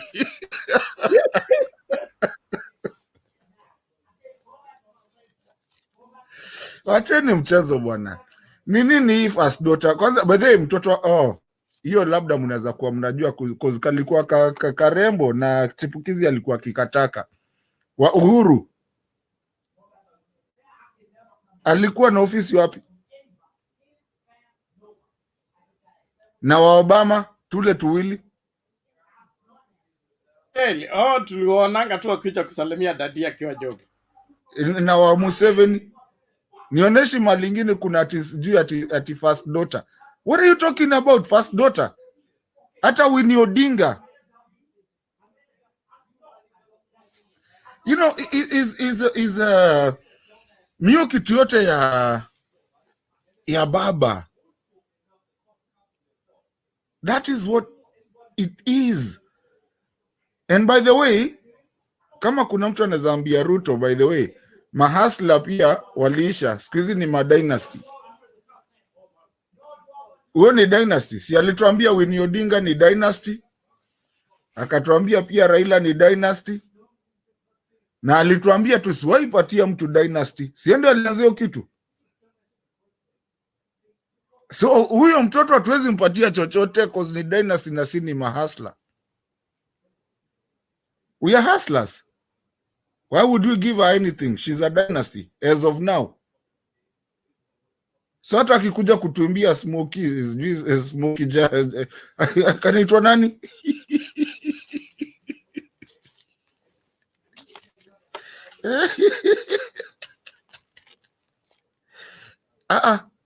Kitu yote inahusiana na Ruto na watoto wake, please asijaribu kutuletea. Ye ni dynasty sasa. You know, sometimes you dig your own hole and you don't understand what you're digging. Right now, as Kenyans, we can say we'll never give anything associated to you, hata kazini yako, because those are dynasties as we speak now. And Bernard, I wanted to say something. I wasn't trying to come here and stay, but maybe if once I finish my nini, I can call. They know someone who can go do whatever I wanted to do and bring it to me. But Bernard, I have said it here so many times that I think, and I have said, I don't even think sometimes I believe Ruto is running this thing as an enterprise. Not a Kenyan, but an enterprise with the wrong capital. The capital is from the Kenyan people, but he's running it as an enterprise. And it ran come a Western hotel. And that's why you find everything has to make money. It's not about the military, our defense system. It's not about our protection of the Kenyan citizenry. It's not about the education of the country. It's not about the infrastructure. It's about money making. And let me burst your bubble. That scholarship that you are talking about, it was not scholarship. Someone sent me the website. Hiyo mlikuwa mnapiga QR code. I looked at it. Bernard, I did. From the University of Arizona. Google, usiangalie QR code. Google. Free, free courses by the Arizonan school. It's free for everyone, including you. Have your internet hiyo nye unatumianga hapo. And go into that website. Kama unataka nikutumie ukuje waambie watu kesho nitakutumia. In fact, mtu alinitumia kwanza hiyo kitu ni watu wawili, Stone PK being one. And another a university nikiwa Egerton, a university teacher of mine that tumekuwa very close. Alinitumia akaniambia ndio mnaambiwa ni scholarship. It's free courses, online courses. Ziko kwa website ya Arizona. You ndo mliambiwa mnapewa scholarship. Scholarship what? You don't even need to do that QR code. Get on your phone or your computer. You ndo mlikuwa mnaambiwa. Are you serious? Yaani Wakenya watu, Ruto ameona nyinyi ni wadogo aje anawaambia mnakuja kupata scholarship. Do you know what a scholarship is? That's not a scholarship. A scholarship is when you've gone to school and then you get a scholarship to go study a certain thing. This thing has veterinaries, juu nini, not uto to vitus juu unapewa ka online ka certificate, which will never help you. You will never take it anywhere. It's just for your brainstorming. And it's free on their website. There's no scholarship.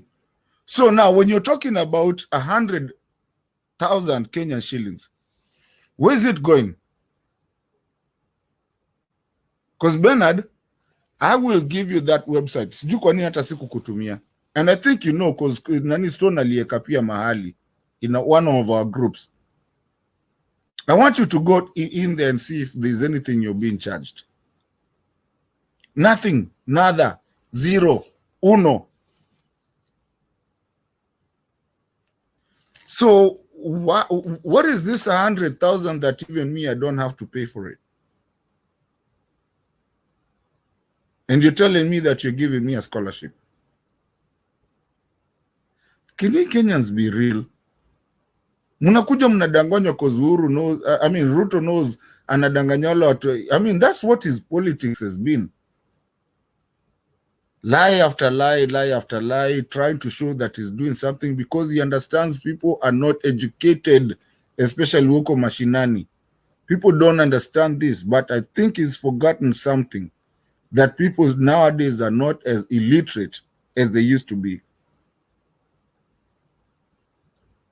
That thing you can apply it right now. And what it does, eventually once you do those 3 courses, it just prints a thing up. It just gives you a thing that will never help you anywhere. And there's nothing. It's just ni kuanza tu to questions to 3 to 4 and done. Is that a scholarship? Really? Why are we playing with our country? Why are we letting our country play with us? Ruto is playing with us. That's the reason you hear that now we have a first lady, a first daughter's office, which has never happened anywhere in the world.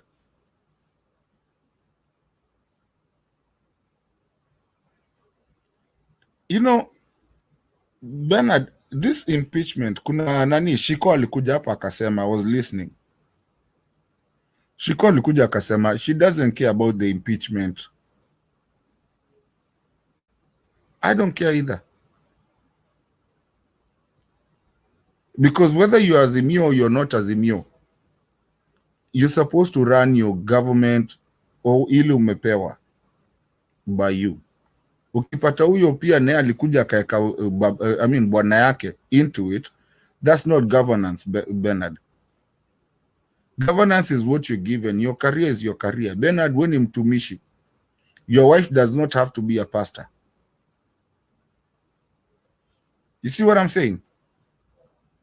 She doesn't have to be a pastor just because you're a pastor. If I was an accountant, my wife does not have to be an accountant. They go do their own thing. That's my career. And I feel so bad, Bernard,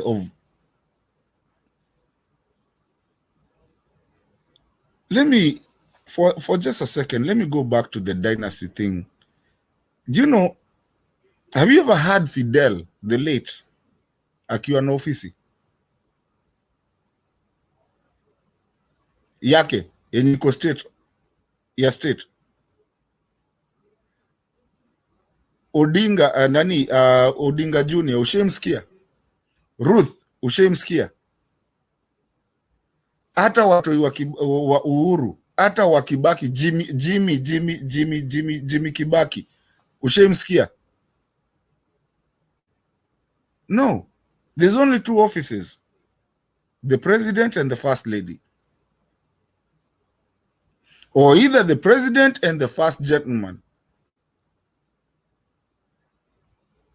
Hizi za watoto ni watoto wenyu, watoto bwana, hiyo wachani nayo.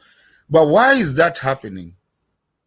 Na kwa nini anajaribu kujipropagate like a what do you call this? Like a hustler? Is like father, like daughter. That's what she thinks is gonna work. Na amekuja sasa hard.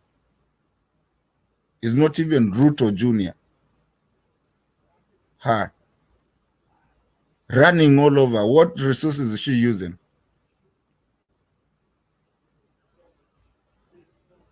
Hata kina Uhuru wako wanajulikana time ya Kenyatta. Hata kina Gideon. So I think where we are is that Kenya, we need to shut down for renovation. Shut down for renovation. We sit down and agree where we are. If you have old guys, umecheza hapa mara mbili. Old people, wazee, pesa ya only 2,000, na wanakuambia ilikuwa inawasaidia, is gone.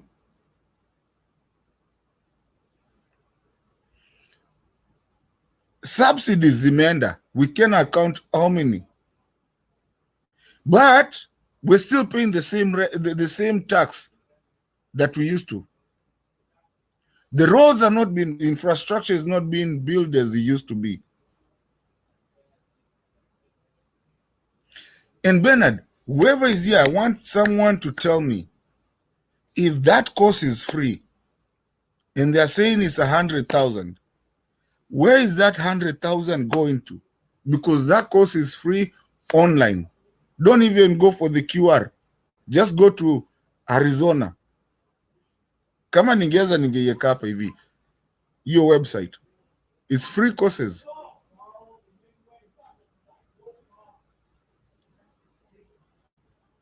Initwaje, fertilizer muliletewa ya free pia. Mkauza. Hasa mtu tu ameenda mahali akaona course ya free online. Amekuja sasa naambia ni 100. Anawaita nyinyi wote mkuje. Haya. And Bernard, I told you last week, kabla ututoroke bwana, na umetutesa sana. Umetutesa hii wiki yote bwana, karibu tupatwe na stress. But we love this show. Tuna feeling vibaya sana if we don't have it. I listen to the contribution part of it. You know what we used to do. I'll be part of it. You know that. I've always been part of it. But kuna hiyo kitu yenye ilifanyika like Bernard, Miss June is I have so much to say, but I have very limited time because I have to run, go get my daughter. Unless you give me some time, I try to call.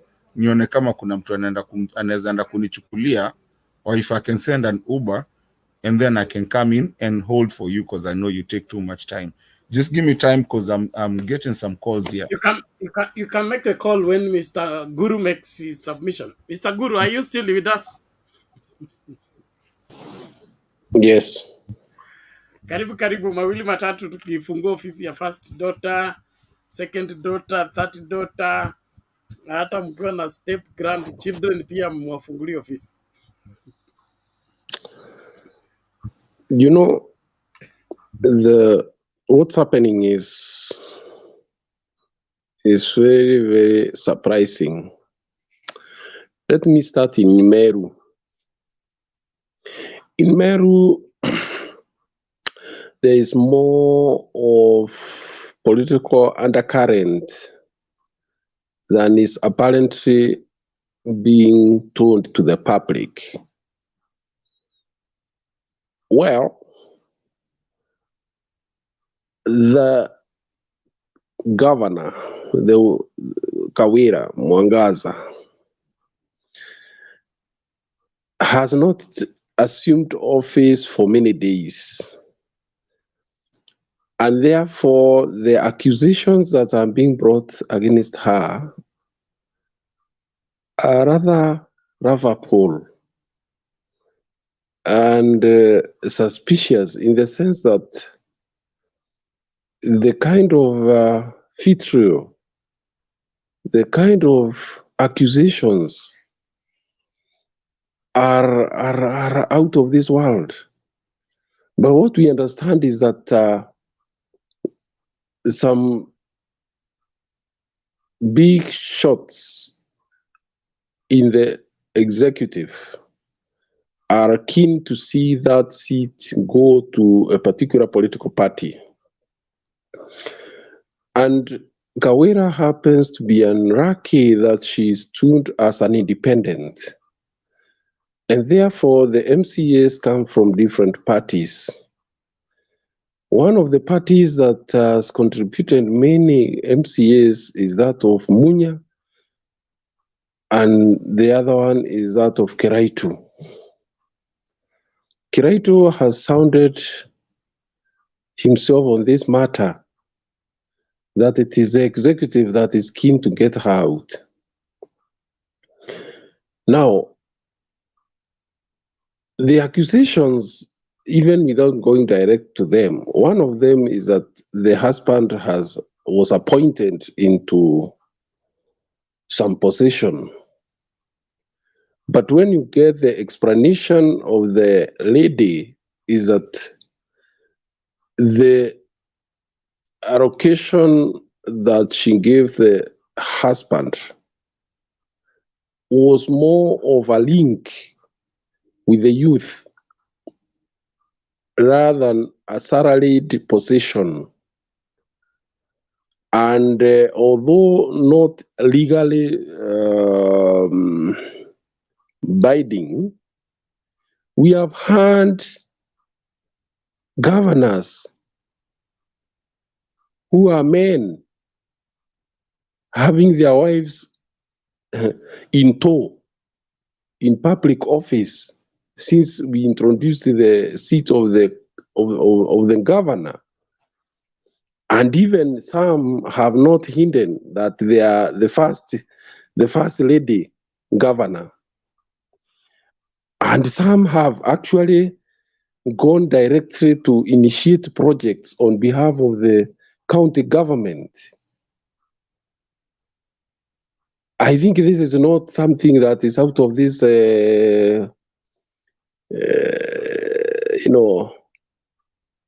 arrangement. So, at what level does the fact that the husband of that lady acts alongside her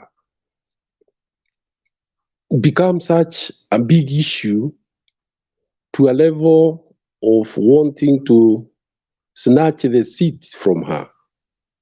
Why the double standards?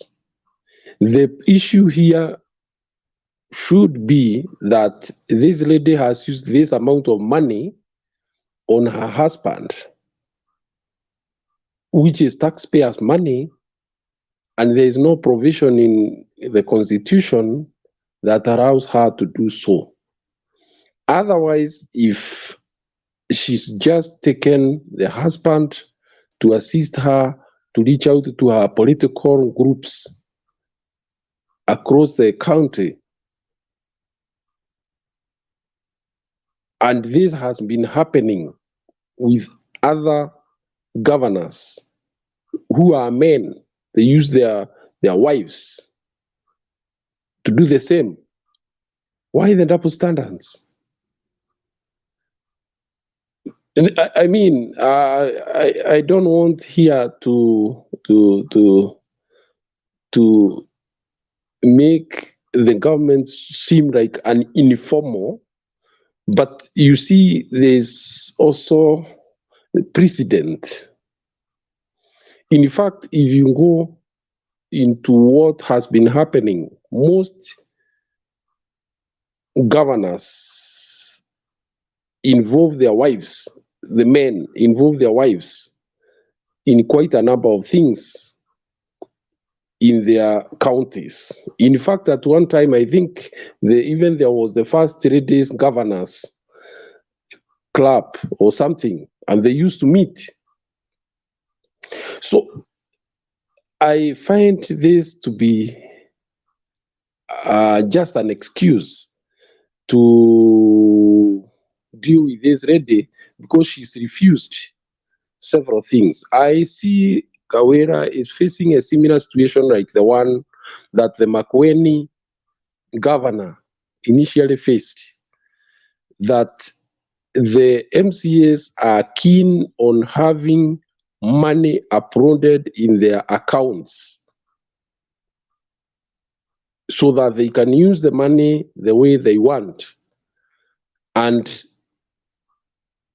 at one time, she even called the controller of budget, okay, to explain to them on public finance management. And she was very clear, the controller of budget, that MCAs should not be given money to implement projects. Instead, they should tell the county executive what projects they need in their wants. But you see, we have a corrupt Kenya system where everybody wants to put into pocket public finances. This lady has been quoted saying she has no problem even in allocating monies for ward development, but not directly into the accounts of the MCAs. They say what projects they want, the executive implements those projects. But what has happened is that the MCAs are deeply interested in having total control of the monies themselves. Perhaps because they would want to please certain pockets of their wants where they got their votes and give favors. Because why should it become an issue to the extent that they want they impeach a governor who has not even started working? The fact that the former regime entertained mismanagement of funds to appease the MCAs does not mean the current one should take up and continue with the same trend. I have followed the accusations against this lady, including that she's appointed some people who are close relatives. But her explanation is very plausible. One, that her bodyguard is a relative and a police officer who has been seconded on her advice. And she argued that it is a practice everywhere for a person of her stature to be around the railway to pick the bodyguard she wants, because safety is a very important aspect, and trust, it comes with trust. She must pick somebody she can trust. The other accusation at hand is that she has a PA who is a sister, or is a T-girl, which again is also very well explainable. You cannot pick somebody to be cooking your tea, somebody you don't trust, especially in a highly politically charged environment like the one we are seeing in her county. So I believe when these matters go to the Senate, not unless there is a very strong political undercurrent, there is nothing really serious enough to warrant impeaching a governor. That I can say with certainty. And she may not have the intellectual depth in terms of understanding issues, but then again, she was a choice of the people. And she's not the only one. There are others who may even have raw understanding of issues. In any case, let's even assume she has made some political mistakes. Who does not make mistakes? Who does not make political mistakes? Who doesn't? Even right now, there are those who are still making political mistakes, even those at the very top of this government. So what is happening in Meru is vendetta, based on people who are deeply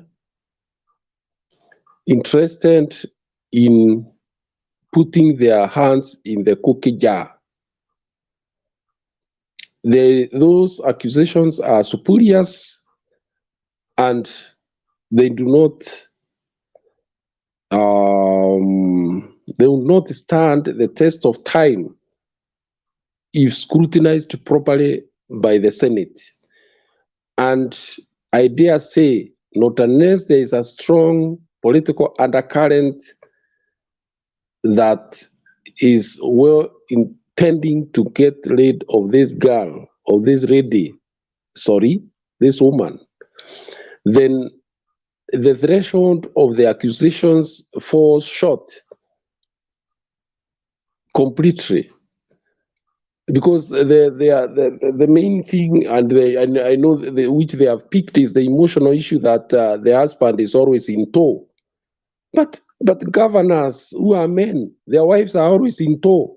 In fact, they have offices. They purport to be offering services to the people. Why the double standards? Is it because he's a man who is now in tow? And in any case, I have not heard anybody say that as a result of him accompanying the governor, they have spent this amount of money, which is taxpayers' money, and should be refunded. So let us look at this matter from a wider sense, that there is politics more than anything else, and the MCs are actually asking themselves if they were being given money by Kiraito Murungi and Peter Munya there before, to put in their accounts and spend the way they want. They are saying no. She doesn't want to get involved in being taken to the courts every so often that this amount of money was spent wrongly. She wants a a system that is traceable. She's even gone to an extent of calling the controller of budget to explain to the MCAs how public finance should be managed.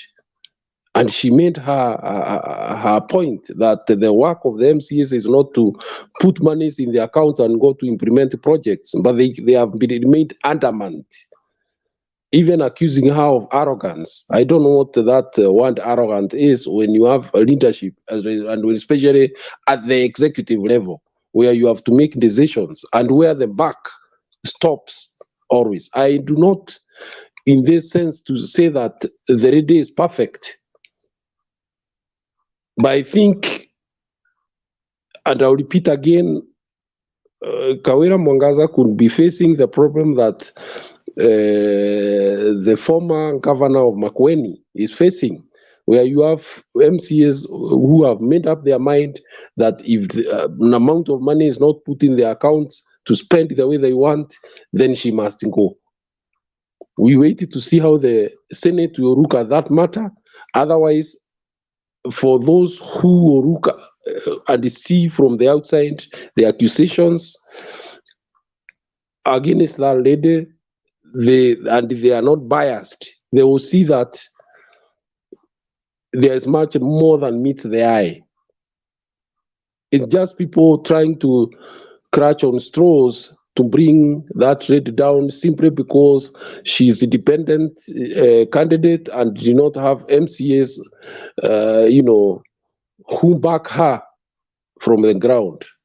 However, the population on the ground is yet to be tested whether they are still with her, because I believe, because they are the ones who voted for her and they see no problem so far. How then could you have so much accusations in only 8 days? Even money has not even been allocated to the county, and then you hear accusations that are beyond your listening, honestly. But anyway, women have challenges in leadership, and she's got to work twice over to be accepted. That's the nature of Kenyan politics.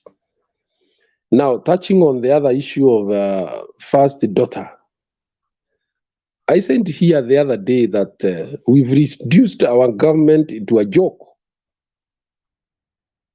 You saw the other day somebody come to the station to say that he's borrowed 700 and bought a chicken and waiting for the eggs so that he can start paying the loan. Now you are hearing there is a first daughter's office. I mean, why do we? And then Madaraka Day, youths are told to come in large numbers to get scholarships that would apparently cost them 100,000 for free. How do you sustain a government through comedy, lies, and propaganda? Well, it is easy when you are campaigning to promise heaven on earth.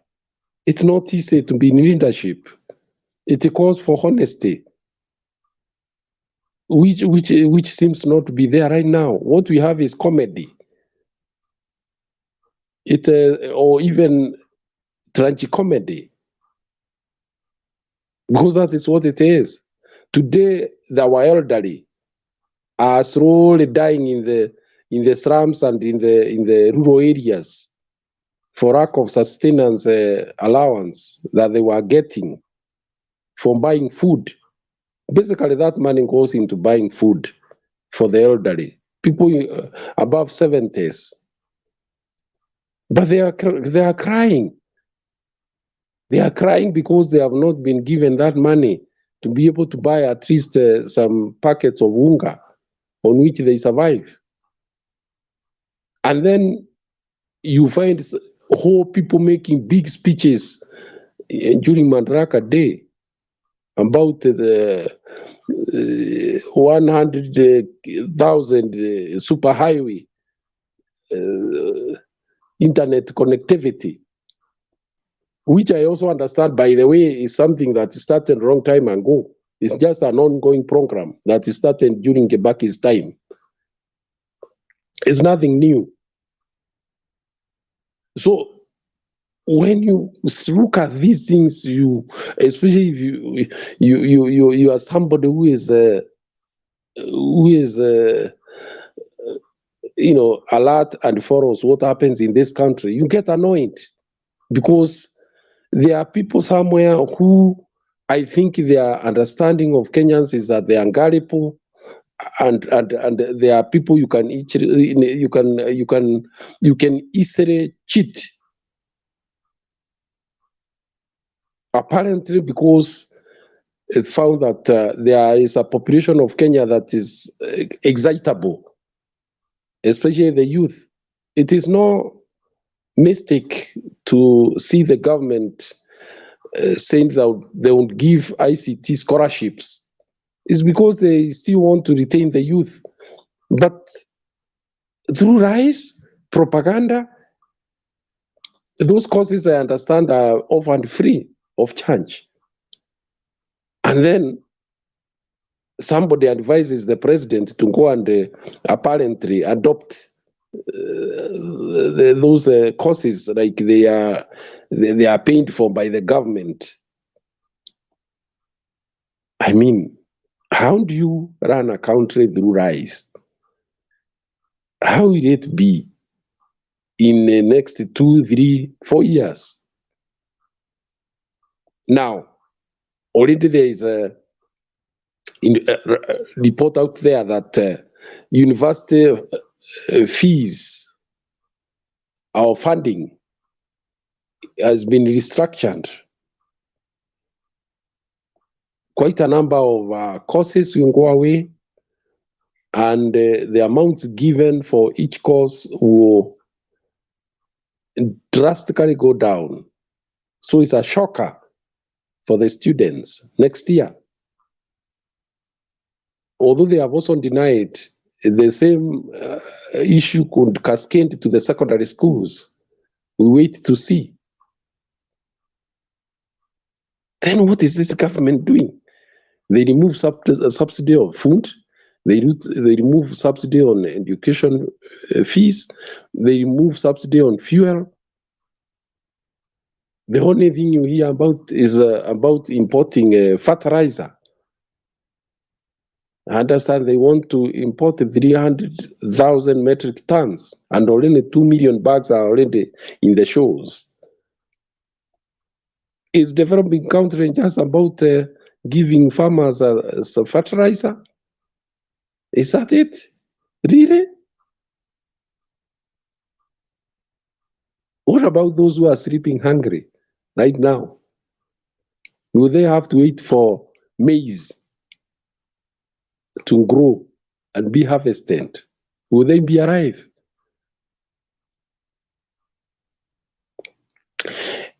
Anyway, this is a government that some people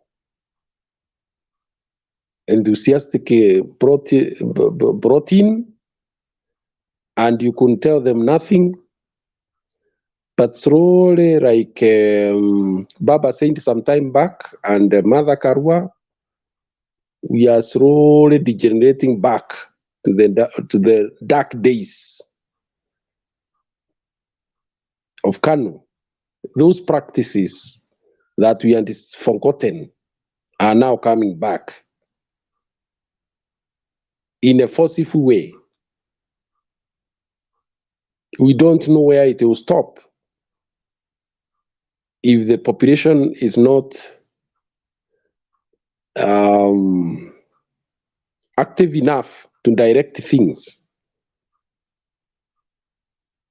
I think let me stop there for others to contribute. Thank you.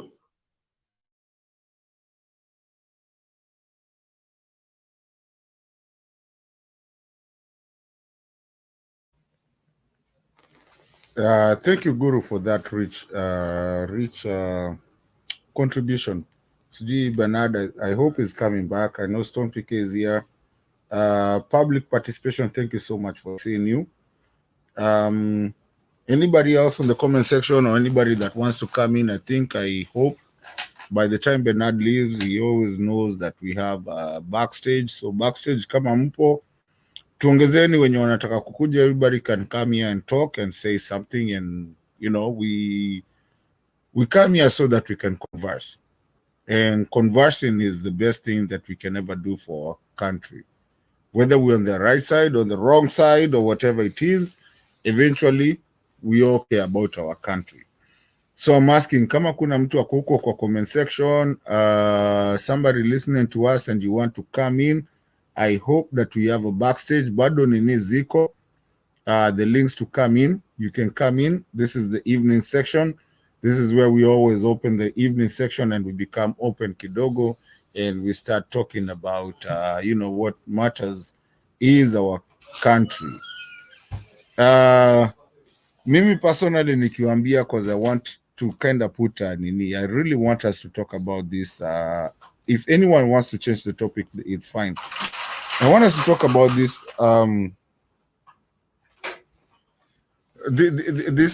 This scholarship. I looked at it. I've been looking at it. It's a free scholarship. It's not even a scholarship. It's a free course that you're given online. You're given online with the state of you know, Arizona, that you can just go online and just do a scholarship. There's niliangalia how many courses they're doing, and there was so many. Zingine tu ni zile vitu za kawaida, you know, like when you be at work, alafu you need to do like an upgrade or something like that. It's nothing big, but then again, yeah, you get like a certificate that I don't think anyone would ever use it in Kenya. So I think Kenyans were taken for a ride on that one. And if I am saying something wrong, mtu aniambie, I stand corrected. But I was just looking at it. But then I was asking myself, as corrupt as I know the government is, and as corrupt as I know Ruto is, and the people that he hangs around with, why would it be free and then you tell us it's a scholarship and tell us that it's going to cost you 100,000 for you to get that scholarship, while the whole thing is free? Where's the 100,000 per anybody that is going to apply gonna go to? And that's what the problem is, because I think the government really doesn't think that some of us are really educated, and some of us actually follow up and look at the things. I can look it up on my computer or on my phone. Go look it up. It's there. It's free. Arizona State. It's a free course. So guys, can we have a conversation about this? Or if you want to move it to another conversation, because I think now we're turning into the open kind of forum conversation where we normally come and talk, and now have an open forum conversation. Anyone that wants to come in, I think there will be someone who wants to, someone in the back at Utaingia. Just click on the link and you should be in. So at this point, Stone ameamka kidogo. Can I let my sister public participation? You tell us what you feel. You tell us what's going on and how you feel and where you are. And it doesn't have to be tied to the scholarship. It can be just an open forum. This is the time that we do that open forum. You know it. You've been here, so you know it. And Mr. Guru, thank you. Nice. Vizuri sana kukuona baba. Asante sana. Hi guys. Kenyan with love, Guru, Son PK. How are you guys? Can you hear me? Okay. Let me start off with the Kawira Mwangaza, Mama County. It's called Mama County. Now, there's a problem here, Macho and Guru, which is coming up from MCAs. By the way, these MCAs, their problem is just that they want to be given money, or rather they want public funds to be misappropriated to them. Yeah. So, and you see, there's a problem that we're having in this country. We're having a problem that from the, there's a saying that says when the fish starts rotting, it starts rotting from the head. That's the head that we are having is known to be high priest of corruption. So it's very interesting because now we have institutionalized, or we have done, okay, I don't know, when the high priest of corruption is the one who is at the helm, what do you expect from MCA? This government is now a government of looting officially. In case you are not yet aware, it's not officially looting. Officially looting. So these people, they want Kawira Mwangaza aingie kwa line, to join the line, to join the where the current where it is. And Kawira Mwangaza is saying, no, I'm not going to give you the money. So that's where her problem is. Hii mambo ingine has be the husband, be the sister, all these accusations of being arrogant. The moment you put money in the account, number two, there is also the issue of particularly Kiraito Morongi. I see a hand of Kiraito Morongi in this issue of impeachment. If you look, if those who follow the politics of Meru, right before, during the campaign period, Kiraito Morongi and his wife used to go around insulting this lady with a very bad name. I don't know what exactly it means. I think they were calling her Siam Maragara, something like that. Okay, which maybe Guru can tell us, what does it mean? That name which they were calling her. What does it mean, Guru? What is that again? I'm saying they were calling her Kiraitu and the wife. They were calling Kawira Mwangaza Siam Maragara. Sio Maragara ama ni Sio Maragara. So I don't know what it means. What does it mean in Kimeru?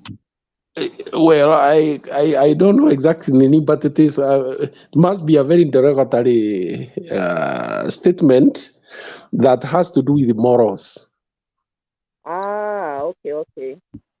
I get it. So, okay. I know she was previously married to someone, and then also her husband was married to someone else, and they decided they leave their respective marriages, and they became, So her husband, Baito Murega, is a part and parcel of her. He's part and parcel of her success. He has been with her throughout the campaign. So there's no way now he can take a back seat because he has always been at the forefront, even when she was a women's rep, even when she was campaigning for women's rep, when she was a women's rep, and now she was campaigning for governor. And I have to say that Kawira Mwangaza has, if there's a governor who has a mandate in this country, mandate of the people, it has to be Kawira Mwangaza. First of all, Meru is a highly patriarchal society. We have not had a woman, even a woman MP since the 60s. We've never had, before these people, when Rep came, we have never had even an MP who is a woman since the 60s. So you can see she has defeated a lot of obstacles. She has defeated the patriarchal nature of the Meru people, and she has also defeated the party line because the Meru people were supporting UDA. So you would expect that when the one was running on the UDA ticket, his name is escaping my mind. Midhika. So this woman has the mandate of the people because she answered a veteran politician in the form of Kiraito Morongi, who has been in politics for over 20 years. I don't think he has ever lost a seat. He has been throughout. I think those people who are career politicians, politicians. And she unseated, that's a giant, that is a giant in Meru, and she unseated him. And people were voting for UDA, but they didn't vote for the UDA party candidate, Medical Inturi. They didn't vote for him, and that was you can say Meru was a UDA zone. And they picked her as an independent candidate, imagine, and she's a woman. So you can see how many obstacles she has had to overcome. And sitting a political giant, and sitting the party, the party of choice candidate, that is Medical Inturi. She has the mandate. In fact, if you go and look at her votes were very high. So she has the mandate of the people. So this issue of MPAs coming in to try and unseat her, I think it's very important that probably the Senate now will be coming into the matter. They protect her because she has not even started working. They are already trying to impeach her. I know there is a political hand. Other than that, MPAs wanataka pesa. There is a political hand in this where Kiraito Moronge is trying to. It's not even Medical Inturi. Kiraito Moronge is trying to unseat her, get her impeached. I don't know who is the deputy because I believe she's impeached. The deputy is supposed to take over. But what I know, my my opinion about MCAs are the most corrupt. In fact, wachana na anybody else. MCA is one of the most corrupt. You know, those guys, they are all about going for trips, going for benchmarking abroad. You know, if you can find a useless kind of a post, somebody is doing nothing and trying to take full advantage of MCAs. These people, they need to be checked. I don't know who is checking MCAs, but I think we need to do something about them. They harass governors because this harassment, you cannot call this anything else because which law has been broken? Is being arrogant a crime? Is employing your sister, your girl for, you know, when you're in such a competitive environment, you can't just let anybody cook your food. You can be poisoned. Your security, your security detail goes with you everywhere. She knows so many secret things of yours. So she needs to be someone who can keep confidentiality. So who can keep more confidentiality than your own sister? That's the best for your protection and even for your confidentiality. So I don't understand, other than her refusing to deposit money, misappropriate funds into MPS accounts so that they can now go and enjoy themselves. And she has been bringing out so many loopholes that have been there throughout the terms of Munya and also Kiraito Morongi. Like, for example, there's a piece of land which was for MYS, Meru Youth Service. So this piece of land belongs to the government, and the money which was being paid to the Catholic Diocese in Meru. So I even now wonder whether this corruption has gone to the extent of involving the church. Maybe Guru will give us if he has heard about that, maybe can give us the details. But you see, there's a lot of corruption then which is going on in Meru. If at all even a church is getting money from public land, actually they are being paid for the piece of land, and the land belongs to the government. So MYS, Meru Youth Service, is paying them for what? So there's a lot of things, and she's announcing a lot of things which have been going on. And to be honest, the Meru population is with her because Sawira Mwangaza, from the beginning, even when she answered the former women's rep, Kajutu, she was also a person who was in had the support of the Jubilee government by then. So she's somebody who's very influential, and generally Meru people are really independent-minded. If you look at their voting patterns, they are very independent-minded. They vote based on the person. That's why they voted for her, even if she's an independent candidate, because they believed in her. And one thing I really love about Sawira Mwangaza, I do watch her channel called by TV. The lady is the same issue which they're saying that she doesn't understand issues because she's not well educated or she's down to earth. All that. It is what has worked to her advantage, because the people who have degrees from Harvard, they don't have time to start going to the mashinane where the road is bad. No, they will send a representative, and they may only attend the functions with maybe the big people, the people of it, that kind of a thing. But her, she's from down, so she always used to go down. If you watch her channel by TV, you will always find her. She's for ground where there are no roads, where people are extremely poor, where you just give them a tank, a water tank or mud food, and they are good. They are very happy, So she has touched the Mwananchi on the ground, and that's where the electorate is. Majority of the electorate is not these loaded people who need somebody who has gone to Harvard. No, yeah, even MP Rahim, whom was nicknamed Marete, the Indian. Even him, he has gone to Harvard, but he's very down to earth. Because the people who are in Meru, they have not gone to Harvard. Majority of them are just poor peasant farmers and the like. So you have to be somebody who goes down to the ground. Right, for him, it has gotten to a point where by now he doesn't have time for those kind of people. And that's how he was able to be unseated. And I remember sometimes back in the days, when it was Kibaki reign, there was a gentleman called Muiraria. So Muiraria was picked to be Minister of Finance. By then, usually you could be an MP and you're still nominated to be a minister. So he was Minister of Finance. He was a very brilliant guy. So the guy was very good at the economy, and during that time the economy grew very well. Now, what happened was that he was not able to serve his constituents. When they would go to visit him, he would tell them that, I'm working for the country, so I can't really be able to work on constituency because I'm working for the whole country.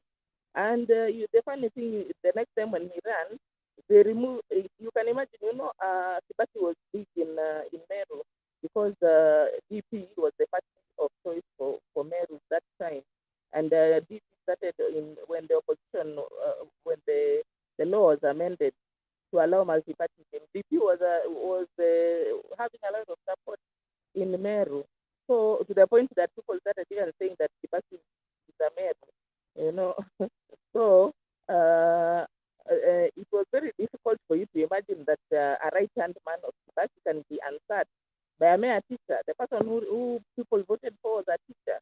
So Merus are very independent-minded in their. If you just look at their voting patterns, they are very independent-minded. The other time we had Mwiriki, who was being called sweater guy because he didn't have a jacket. He only had sweater, and he was just going around and eating people's homes. He had no money, and they voted for him. So Merus are not those people who you can buy them, as what Keraito might have been thinking, or any other politician thinks that I'll come and just pour money at the last minute and they'll vote for me. Merus are not like that. They vote based on their conscience. So this mama, she has been voted, by the way, she has been voted, she has a very strong mandate. In fact, I can say in this country, if there's a person who has a strong mandate, that's Kawira Mwangaza. So anyway, I wish her the best, and I believe these people, they really have no case. And I also believe that it's a high time MCAs need to be put in check because they are a nuisance. MCAs have now become a nuisance. We remember the time of that lady speaker of Nairobi, the way they were going into her office, and they had come from a bar, they were drunk. The time when they were trying to impeach Elijah, usually these people before that they were taking photos when they're in a bar, drinking a lot, and then they come now to wreak havoc in her office. So these people, they're out of control. They need to be checked by these MPs are the ones who need checking. Before even we talk about governors being checked, because they are a nuisance. They are now becoming a nuisance. Because this lady has not even started working. They are already giving her hard time. You can imagine what kind of either way. Anyway, she has the support. She has the support on the ground, and she has the mandate. And I believe that the Senate will do the right thing. Now, on the issue of which Mato has raised about the courses, for sure these courses are free, and you just go online and you can just get them. And in fact, I understand the people who are at Nya Stadium who are being told that they swipe the QR code, that the code was timing out, like it was not bringing anything. So it's like a dead end kind of a. So by the way, what do you expect from such a character like Hustler? Me, I'm not even surprised by the way, Mato. I'm not surprised at all. Me, there's nothing that can surprise me about this guy. Nothing. This guy, there's nothing you can say that this is above him or this, you can't put anything past him. Anaweza fanya anything. Sasa, this guy has nothing. 100 days down the line, nothing, absolutely nothing. So he's riding on the previous regime's project. Sasa when he comes to and of course fertilizer, and we all know that fertilizer is one of the ways in which he is able to make money. From the time in 2007 when he was the Minister of Agriculture, we know what was happening in the maize sector, the fertilizer sector. Fertilizer was brought in, and then he took the fertilizer and put some fake stuff, which was now the one which was distributed to the farmers. That's the kind of a person, and that's why he's so keen on fertilizer. I don't think he's keen on fertilizer because he wants to, I don't know, do what. That is one of the ways he has become an expert in good on that area and maize area.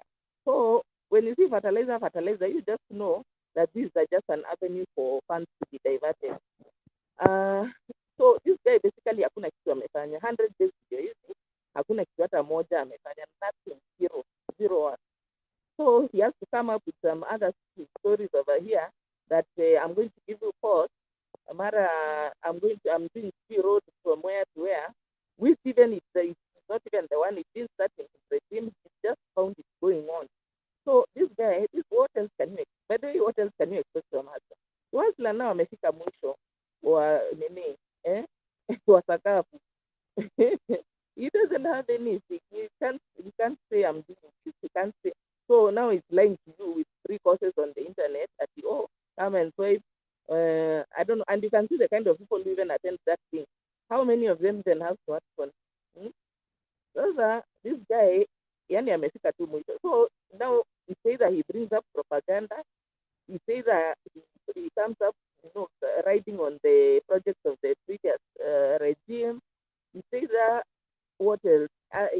He teaches you that the mambo ya fertilizer, so that he can make some money. He used a lot of money in campaigning, so he's now trying to make the money back. So that's just what it is. Because you saw even UDA people brought there from I don't know where. They were wearing yellow. They were given some small money. If you went to Wasingishu, to the Jamhuri, the celebration in Wasingishu, so the county commissioner chastising the chief because there was nobody. People totally boycotted. Afadhali hata hii ya Nairobi, huko kwa ground watu waliboycott hata mtoto mwenyewe. I think you can look for that video. I'll find it kuweke kwa chat. Zero, hata mtoto, nobody attended the thing. So just empty chairs, which was a very loud statement from farmer. That's where the maize farming is going on, the bread basket.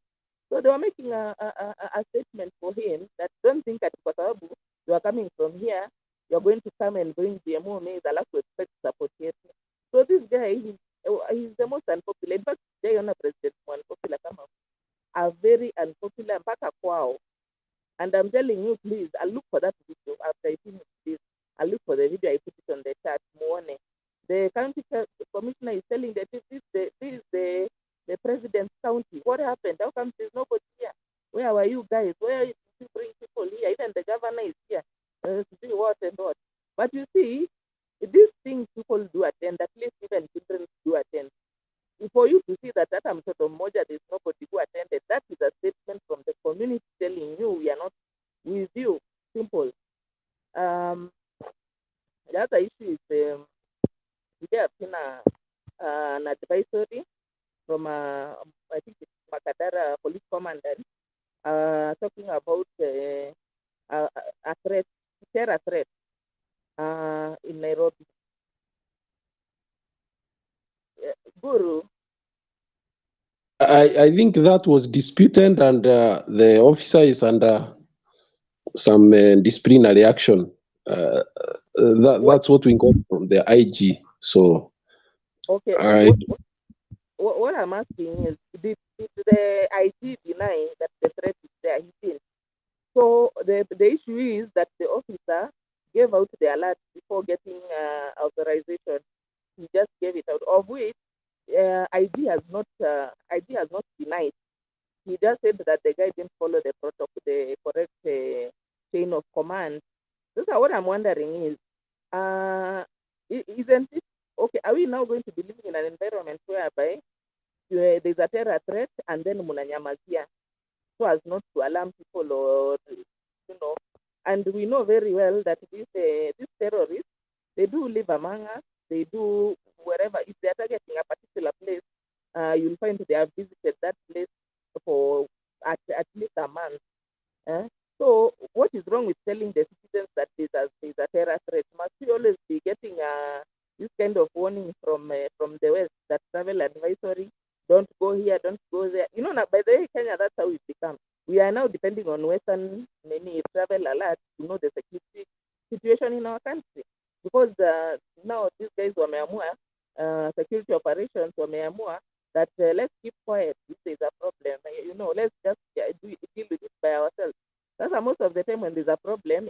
I mean, for the longest, we never get these alerts from the police. We always get from Western countries who are advising their citizens that there's a possibility of an attack. Don't go here, don't go there.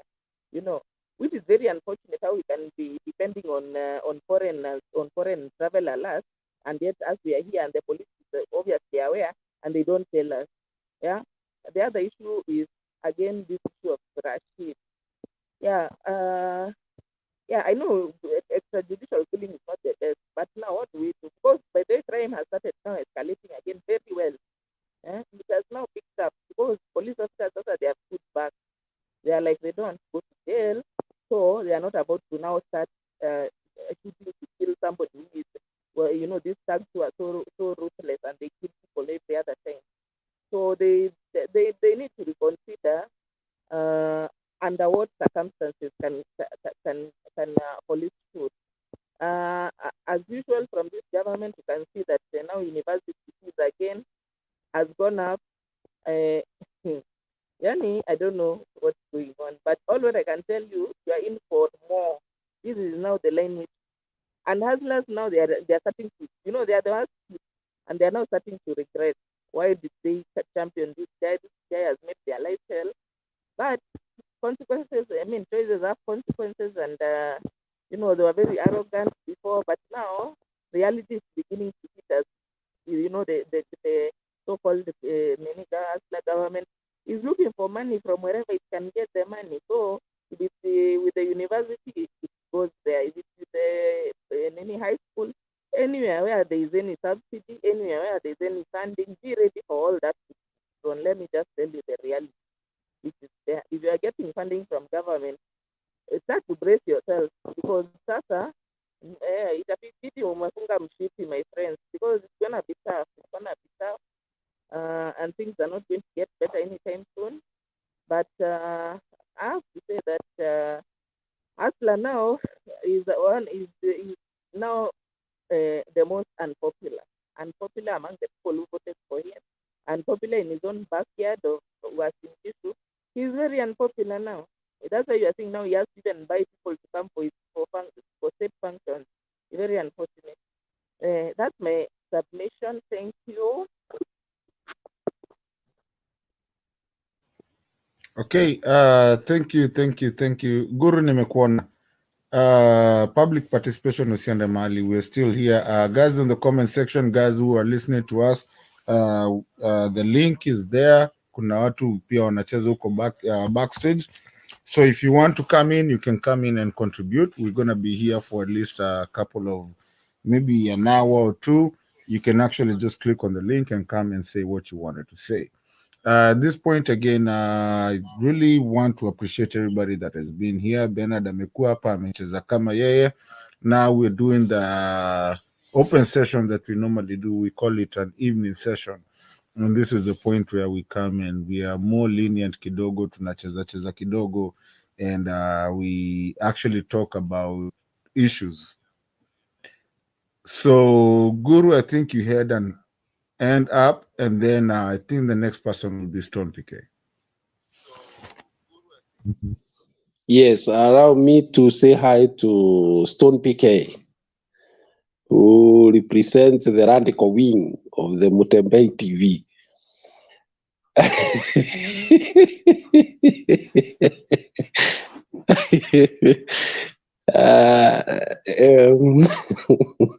So,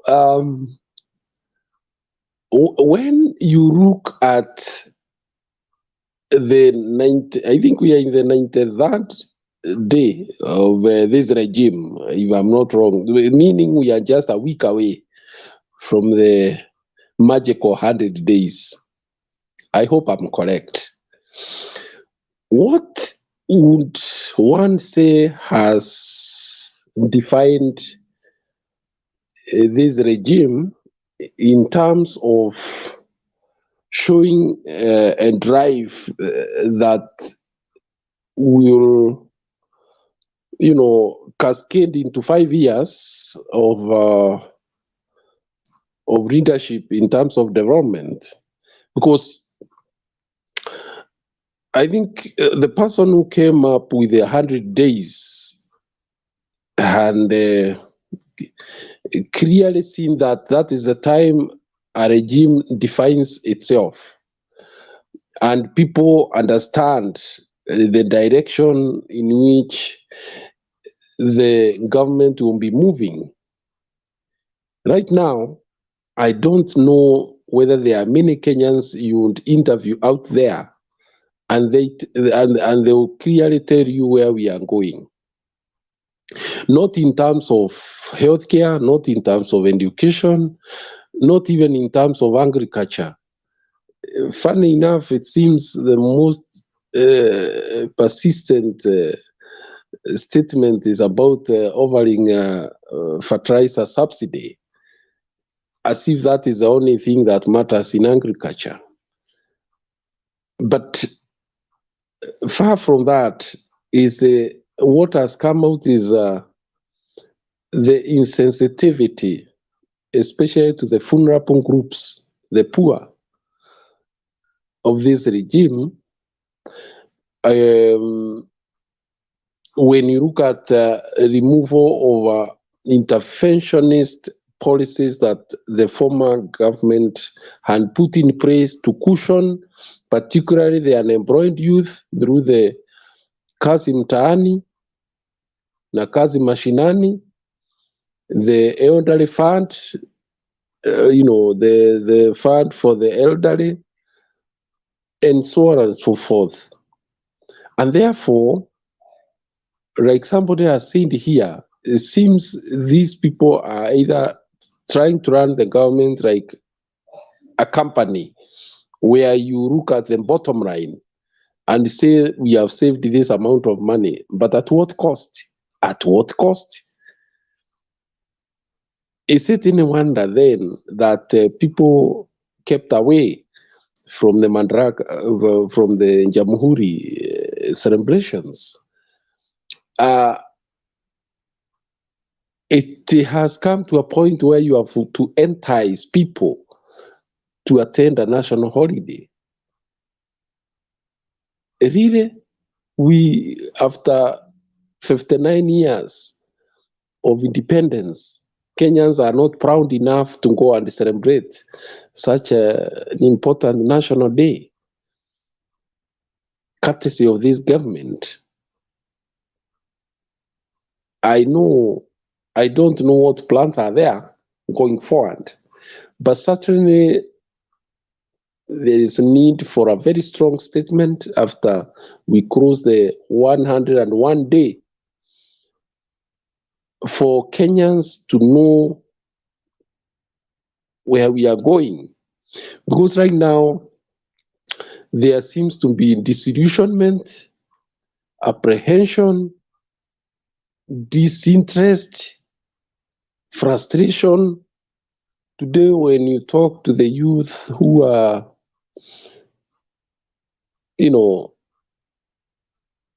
gracing those rallies with their tupangwingwi slogans and wearing yerus, I saw it being replicated with the elderly women from some place in Nyeri during the Jamhuri Day. They are now termed as the new graduates of Arizona. So I don't know. Look at the cabinet. Where have these people disappeared to? You no longer hear of them. All of them. Not the Minister of Agriculture, not of the ICT, not of the youth. Yes, maybe the sports, maybe a little because of the World Cup, and maybe public service. Where are they? Nowhere. Because they have nothing to offer, really. Nothing. Absolutely. I have seen Kithure Kindiki jump from one end to the other of this country, trying to issue threats to the so-called cattle rustlers and terrorists. But the moment he leaves the scene, something happens. I don't know whether it's that these people have no respect or what it is, but whenever he has dared those bad elements, they strike. And I don't know how they are going to do it, especially because if they don't borrow from what has been done in the past, because these things are continuous. They are not things that you just start doing now. They are things that have come a long, long way and need consistency. Knowledge, the institutional knowledge is very important. And because of that lack of institutional knowledge, I think this regime is suffering seriously. Because you cannot just take somebody who's not well versed with issues and then put him in an office of public responsibility.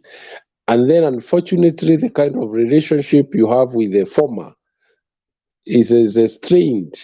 So you are likely not to benefit from the institutional knowledge that would enable you to work much more easily by understanding issues, by having a deeper understanding of issues.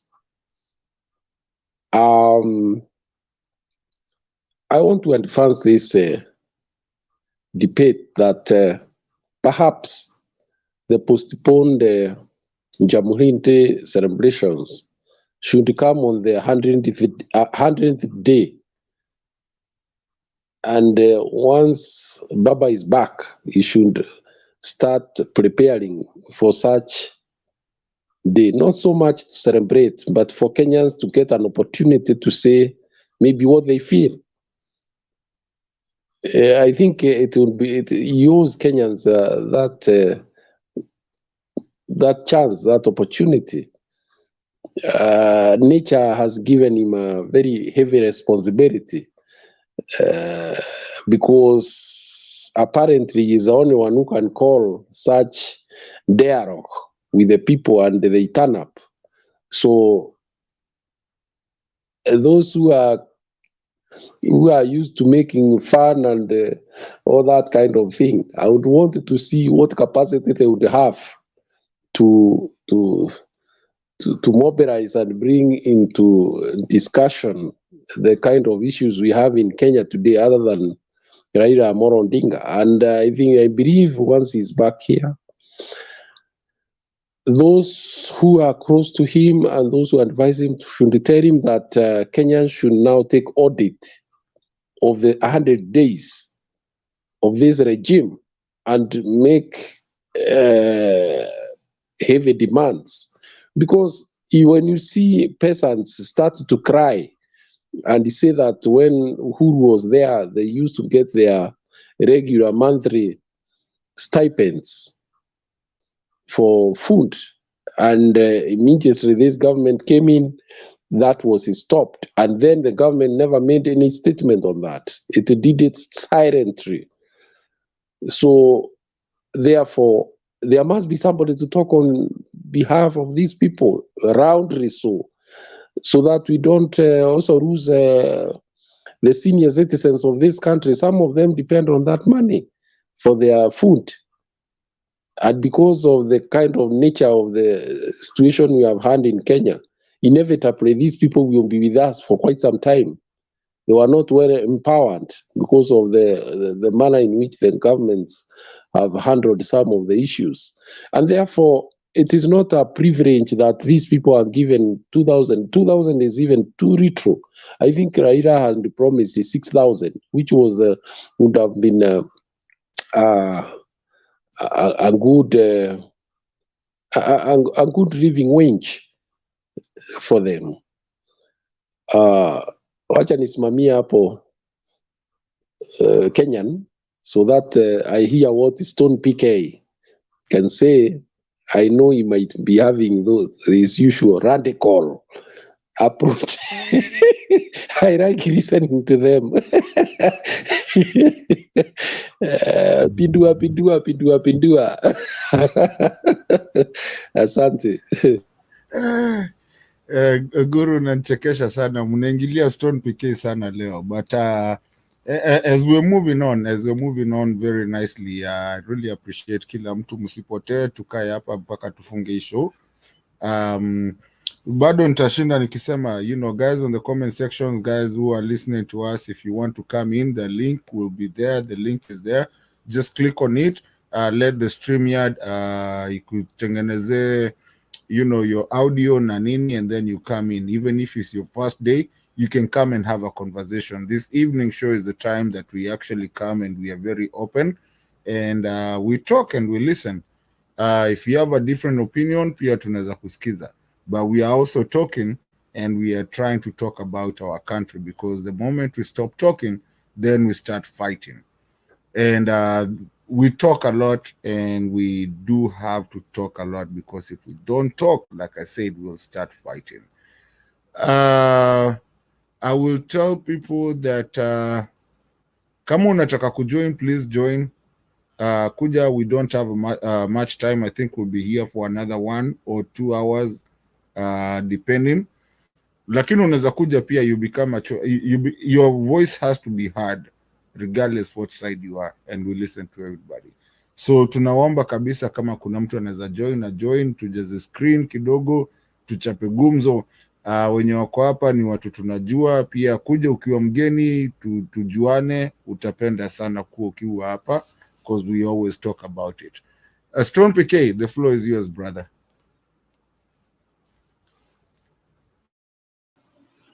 Thank you, Dugumato. Sorry, Kenyan with love. Kenyan na mahaba ya Ukenya. And then namuona public participation, dada yetu yuko gangari. Alafu ndugu yangu Guru anasema anapendelea kusikiza the radical wing of Mutembei TV. The disclaimer here is Mutembei usiogope, TV haitafungwa.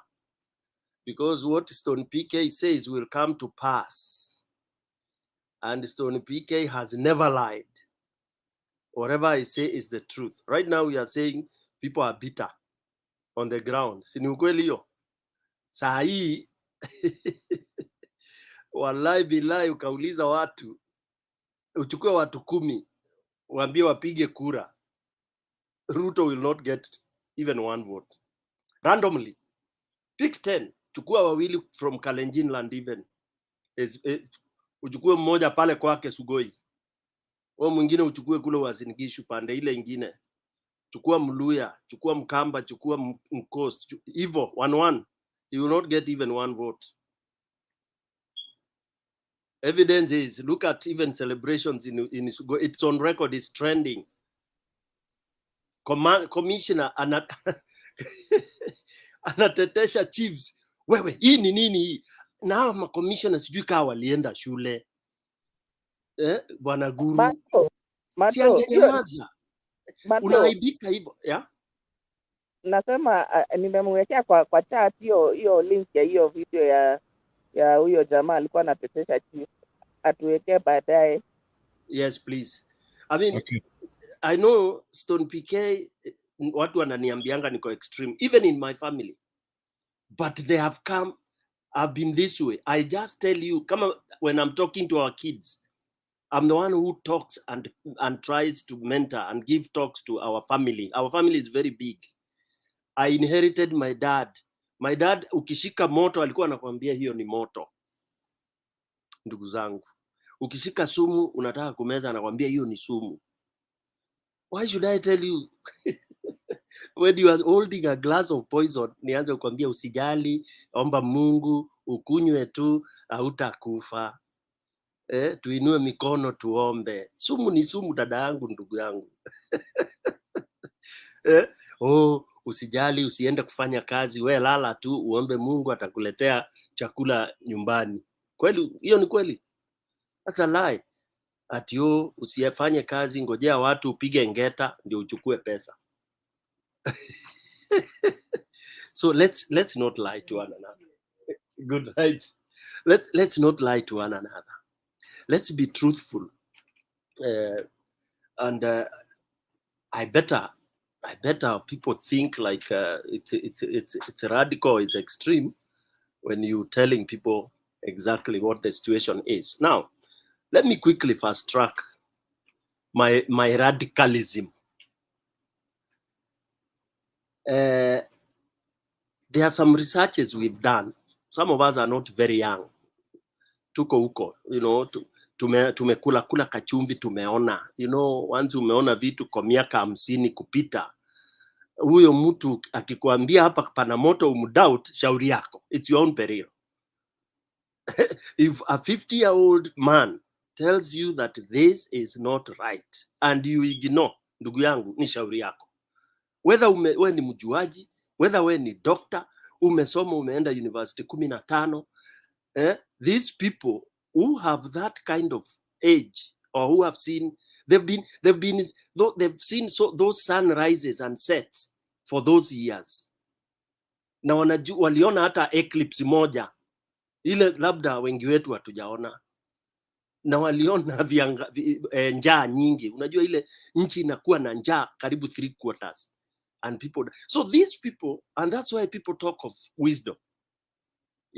So when Kenyans, and now it's the majority, are saying that this is not the right government to lead Kenya, when people say Kenya is not where it was 10 years ago, when people say Kenya Kenya haishindani na nchi zingine za East Africa, Kenya ilikuwa some 20 years ago, the speed slowed. We were very fast, it's true. We were moving at 120 kilometers per hour, but we retrogressed and reduced to almost 60, 40, 50 hapo. So fast, tukakuama hapo.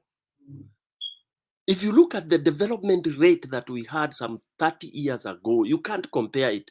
Wacha tuwache kujidanganya ati barabara 2-3 tumetengeneza and all that. We are not only supposed to deal with one sector. We are multi-sectoral. Barabaras are supposed to be going on. The economy is supposed to be growing. Education is supposed to be. There is no one time a country is supposed to have one sector rising and the other one collapsing. Especially one other sector that we have not added in our strategic planning, corruption. That's a whole department that is number 1. Corruption. Hiyo ndio number 1. Okay? So corruption has increased. Na hizi zingine zimenini. We have not addressed that. So basically, when we say you give this government 90 days, give it 2 days, give us 90 years, give us 150 years, the results are known. Because those people who know what strategic or what program planning is all about can tell you that number 1, once you take over a situation or a program, Number one, first and foremost, you have to meet and discuss and brainstorm with the number one, the thinkers. You have to compose quickly. Now in politics, before you are elected, you should have compiled a group of thinkers. As you campaign, as you know, unajua guru atashikilia hapa, huyu mwingine hapa, at least 10, 15, 20, whatever number you want. Thinkers who have the interest of the country, who will think. Unajua, Kenyans, we are too lazy. We don't want to think.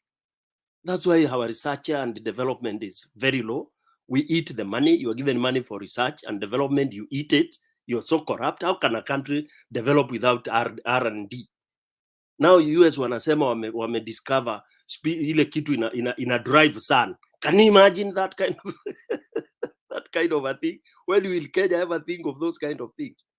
So the moment you are so corrupt that you don't have people who sit full day, 24 hours, watu wana think, anapumzika tu akilala, you are finished.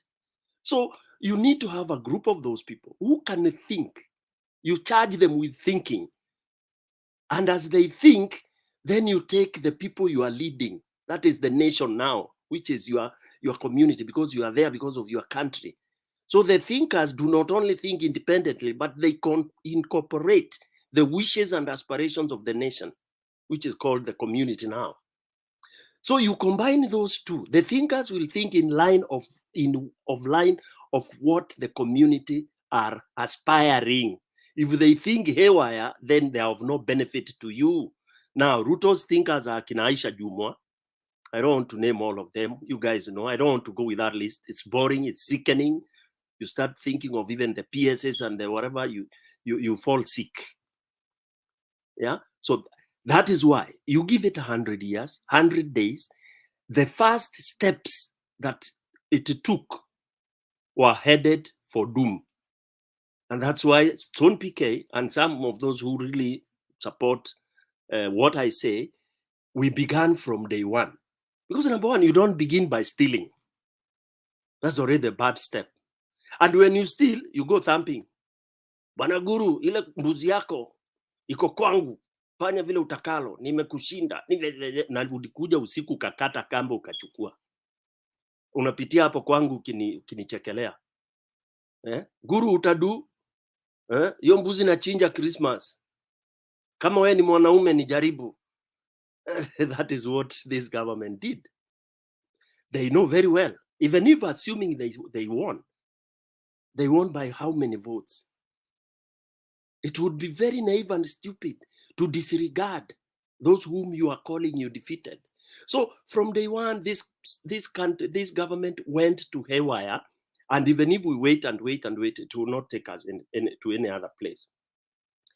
Then out of that, when they have not addressed whatever they have told are their strategies, their aims, their targets, they are actually in a real sense what their Chief Justice described.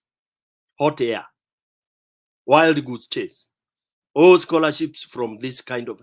Sijui hawa watu wameona wa Kenya ni wajinga kiasi gani. And this is the annoyance that Kenyans are supposed to now come out. Guru is saying, sijui baba akuje, we meet to discuss. There is no, what are we going to discuss? It is baba to come, we assemble ourselves, and we define our direction. There is no question. PK. Yes. Maybe you may understand the person who may have advised that we can trick these people with scholarships, ICT related scholarships. Na koro ni mundu wa kuma kwenywe. Ngiare ng'ombeo. Huyo ni kau. Hiyo ni ukao hiyo.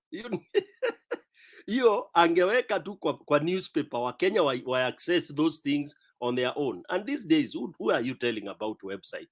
People will go to wherever they want. Sasa unajidai ati unakuja una guide Kenyans on a national day, ati una distribute. Ati, people are laughing. People are laughing at us where the president was distributing scholarships that are so for free and pretending that he negotiated with the... My good God. Huyo mtu wanakorani wa wetu nimemdizone kabisa. So basically, let me finish on that. So, so the strategy of this government, the targets, they are misplaced. And then, of course, that's why you are finding the mediocrity. Oh, there is the first daughter office. It is laughable that Kenyans have accepted to be mocked and misused at, to that level. And let me thank Pamela Kageni for welcoming me. So now, when we talk of things like the resources, the reason why you find that the government is going to, kind of reducing this, stopping this, where do Kenyans expect a thief to go? A thief goes to where there is money. Unataka muizi aende kufanya nini? Ati kupika ugali. He's not a chef. A thief will go where there is what to steal. So a thief will go to the bank. A thief will go to circles. A thief will go to market when it's market day in Shiara and Mutuavare, when the farmers are selling mbuzi and all that. So thieves will be there waiting to jump onto anybody who has made some money and steal it. So Ruto's government will go to where you have money.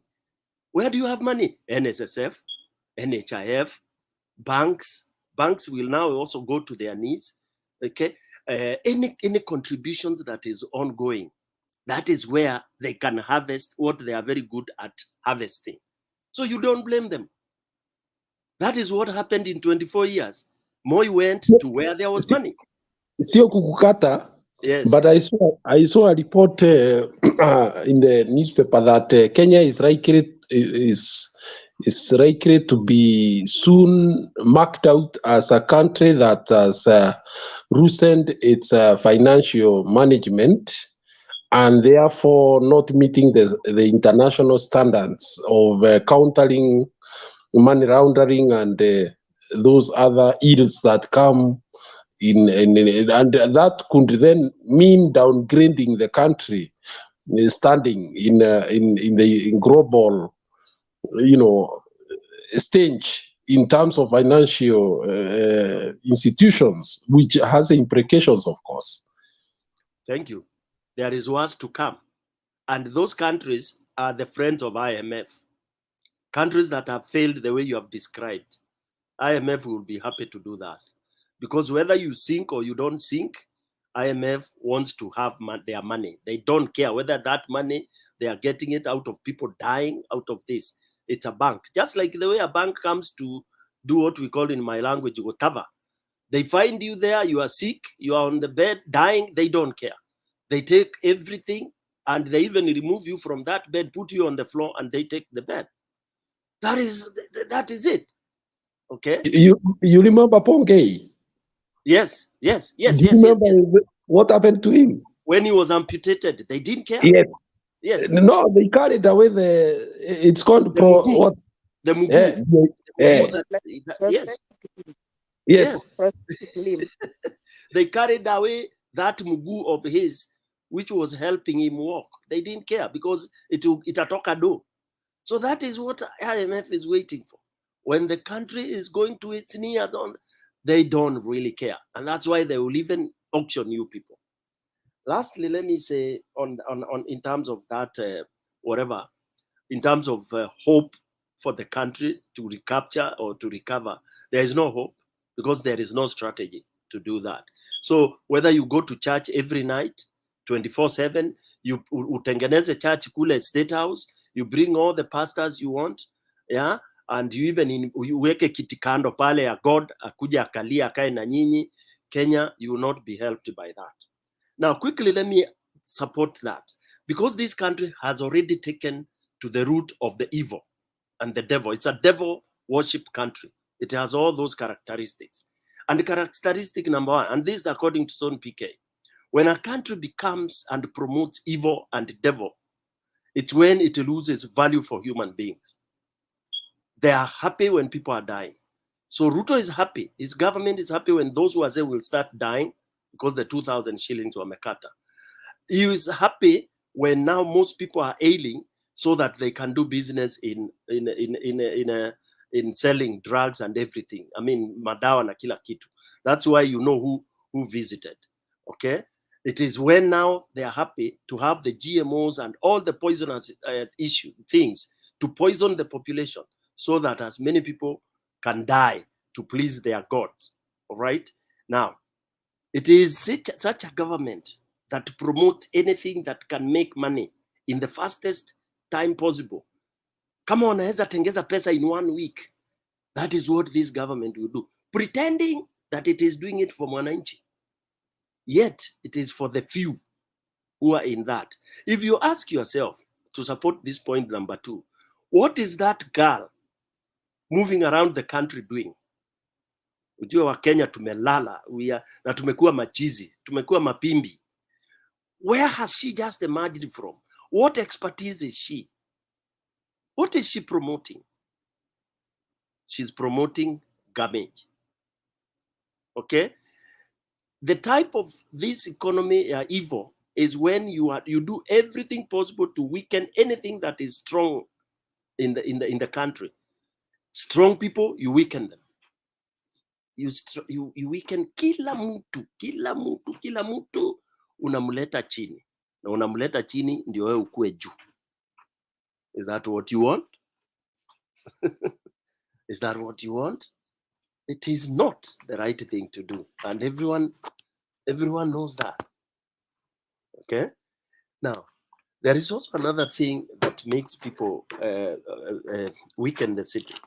Is when you infiltrate the country with false church. You pretend nyinyi wote ni Bwana asifiwe. Na kumbe mko na yeye kwa kanisa moja, yeye bwana yake ni shetani. Na wewe bwana wako ni Mungu wa ukweli. But all of you are saying Bwana asifiwe. Wewe unasema amen, kumbe unakubali wake. Ukifikiria unakubali ule wako. Unajua hivyo? That even devil worshippers, they say Bwana asifiwe. Did you know that? I know these things are terrible. They are difficult. They all say Bwana asifiwe. Amen. And then you know why they use that? You are told, don't question the church. Don't question religion.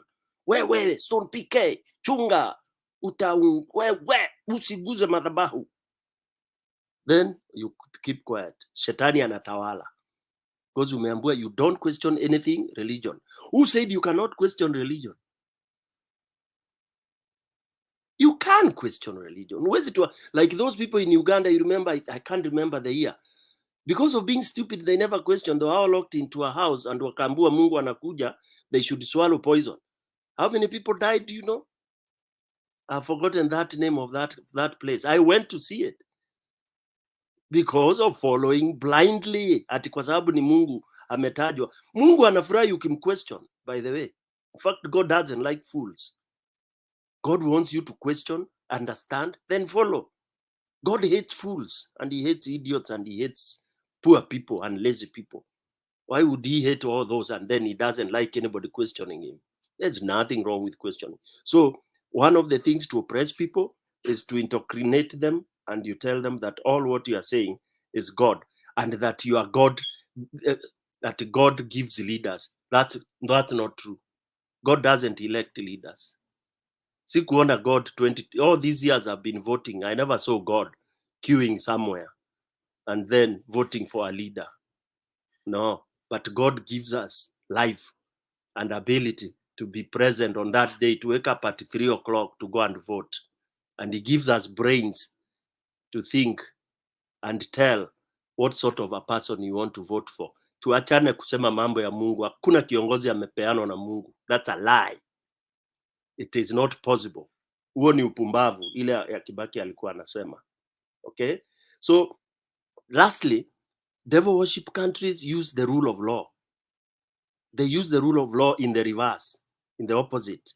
Kila kitu wanakuambia, we are using the rule of law. We are using the Supreme Court. But what does the Supreme Court pronounce? The opposite. We are using the Constitution.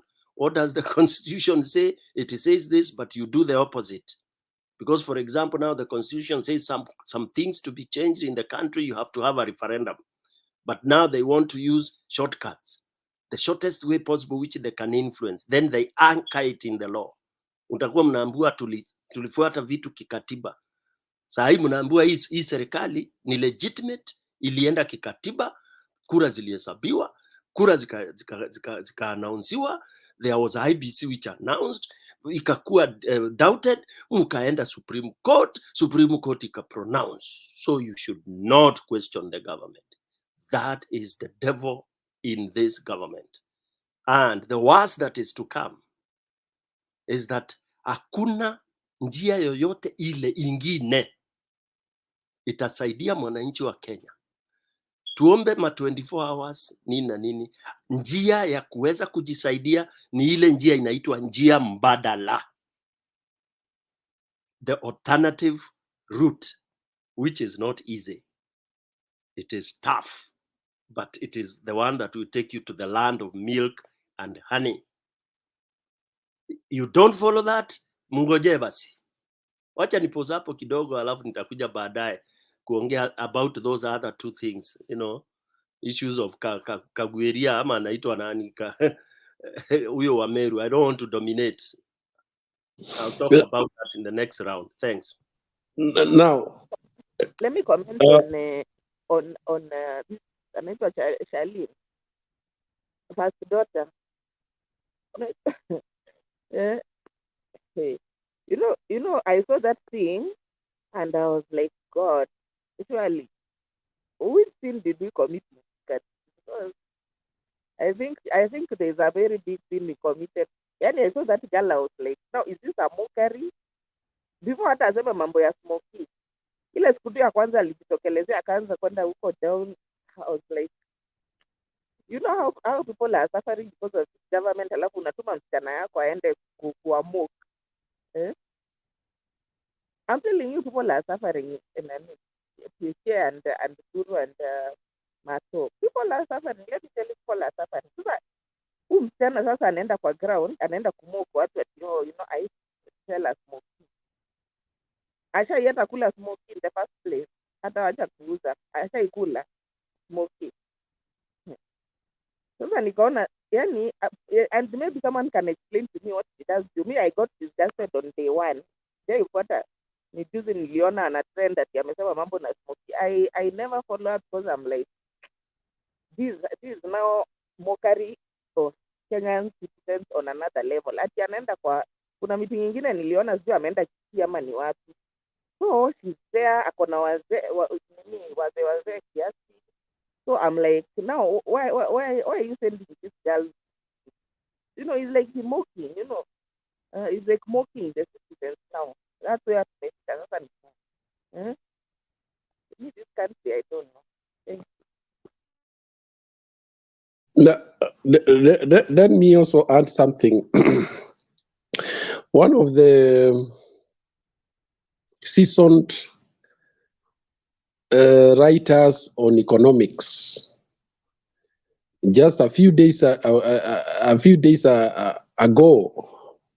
wrote that when you hear a leader tell his people that let's pray so that the economy improves, it is at that point that the individual must know that he or she is on her own.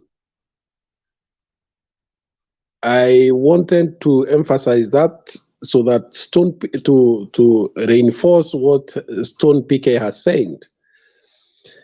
The other person who came close to saying something of that nature is Moses Kuria. We not like him, but at one time saying this, praying and praying and praying without plans and policies will not put food on the table. You know, but like PK is saying, there are people who will say you have even insulted the Almighty because of making such statement. But through this and every other thing, oh, let's pray so that the revenue increases.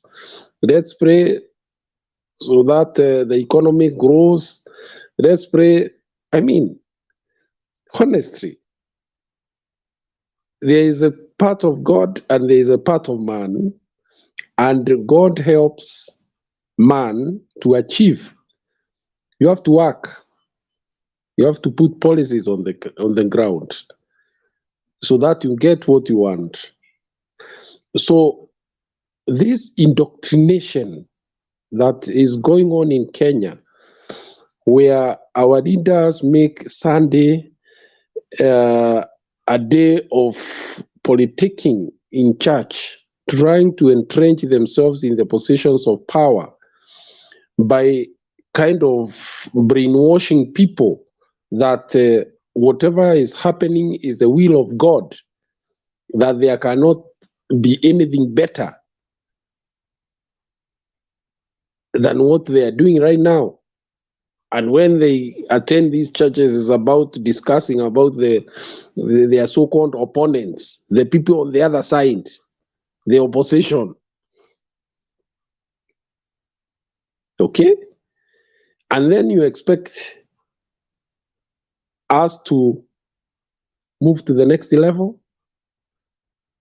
Right now, you know, there's something that happened in August and thereafter. Today, everybody seems quiet. You don't hear the MPs, you don't hear the CSs, you don't hear the PSs. It is like the country is just still. It's like still water. Just quiet. When those women in the villages are crying of lack of food because the stipends have not been paid for the last few months, you've not had even a single MP or an MCA come to the forum and complain that his constituents are dying because the government has not given them their allowances. Then you know the country is moving on the wrong direction. The truth is, you are elected to go and represent the people. You are not there to support the government. You are not elected to go and support the government. You are elected to go and represent your people. But that's not what most MPs are doing. That's not what MCs are doing. They are keeping quiet as things move from bad to worse. You don't know. In fact, I don't know how one can take it that in a country where people have now grown to be independent minded and they can talk up their minds, that it takes the media to go down to get the voices of those who are suffering on the ground, but you will not see them accompanied by their leaders. Then why did these old men and women go to vote? Why did they go to vote? If an important issue like that one of taking care of the elderly is not a priority of the government, of taking care of the unemployed youth is not a priority of the government, then what is? What is? So, without belittling the position of the church in this matter,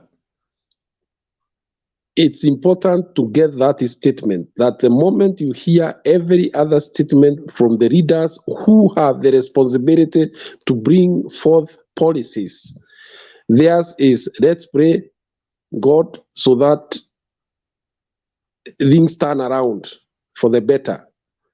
You know, you are on your own. Because God works through people. God cannot come and provide you food directly. You have to bring forth policies. You have to put plans for the same.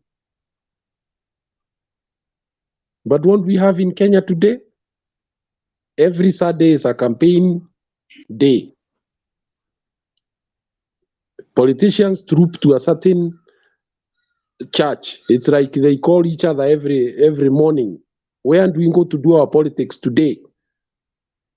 Let's go to Dagoretti. Let's go to Nyeri. Let's go to Meru. Let's go to Bomet or wherever. strangely that those the churches are not attended across the country. It's pockets of the country. This is the kind of thing that is going to kill the church in Kenya, particularly the evangelicals. By the time we are through with this government, there are people who will be trying to look for people to attend their churches and they will have no one to follow them. Because wataanguka pamoja na serikali. And you know, when Kenyans get annoyed, those who understand what happened between 2000, prior to 2002 elections, and prior to 2007 elections, they know the levels to which Kenyans can go when they want to change something. So, being given the leadership is a responsibility that has been bestowed on you. It's not time to go chest thumping, talking about there are people on the other side, our opposition, our competitors. These people live alongside each other. Some people in a family voted differently. Some voted for this government, others voted against it. But they stay in the same locality. They need the same services. In fact, today there is a lot of mockery going around in the rural areas and in the slums and everywhere. That, okay, well, you are shouting to us here about UDA, what have you gained? It's better me who does not carry guilt that I went to vote for a government that is doing nothing for us, that is even removing the little that we are used to. And those boys and girls can no longer talk. They are just, they look downcast.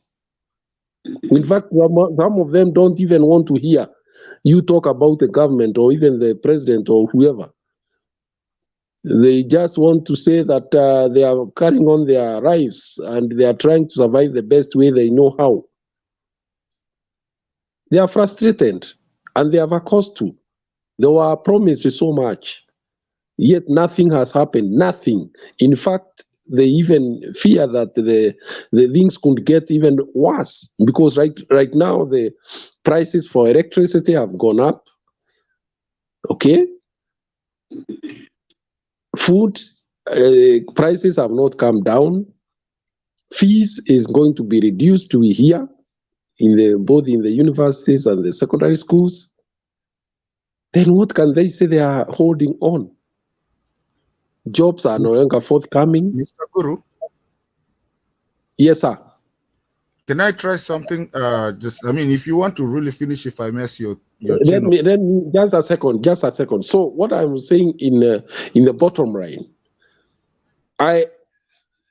democracies grow through sometimes very difficult times, but at the bottom line, the population, the people are the ones who determine which direction their government moves, and any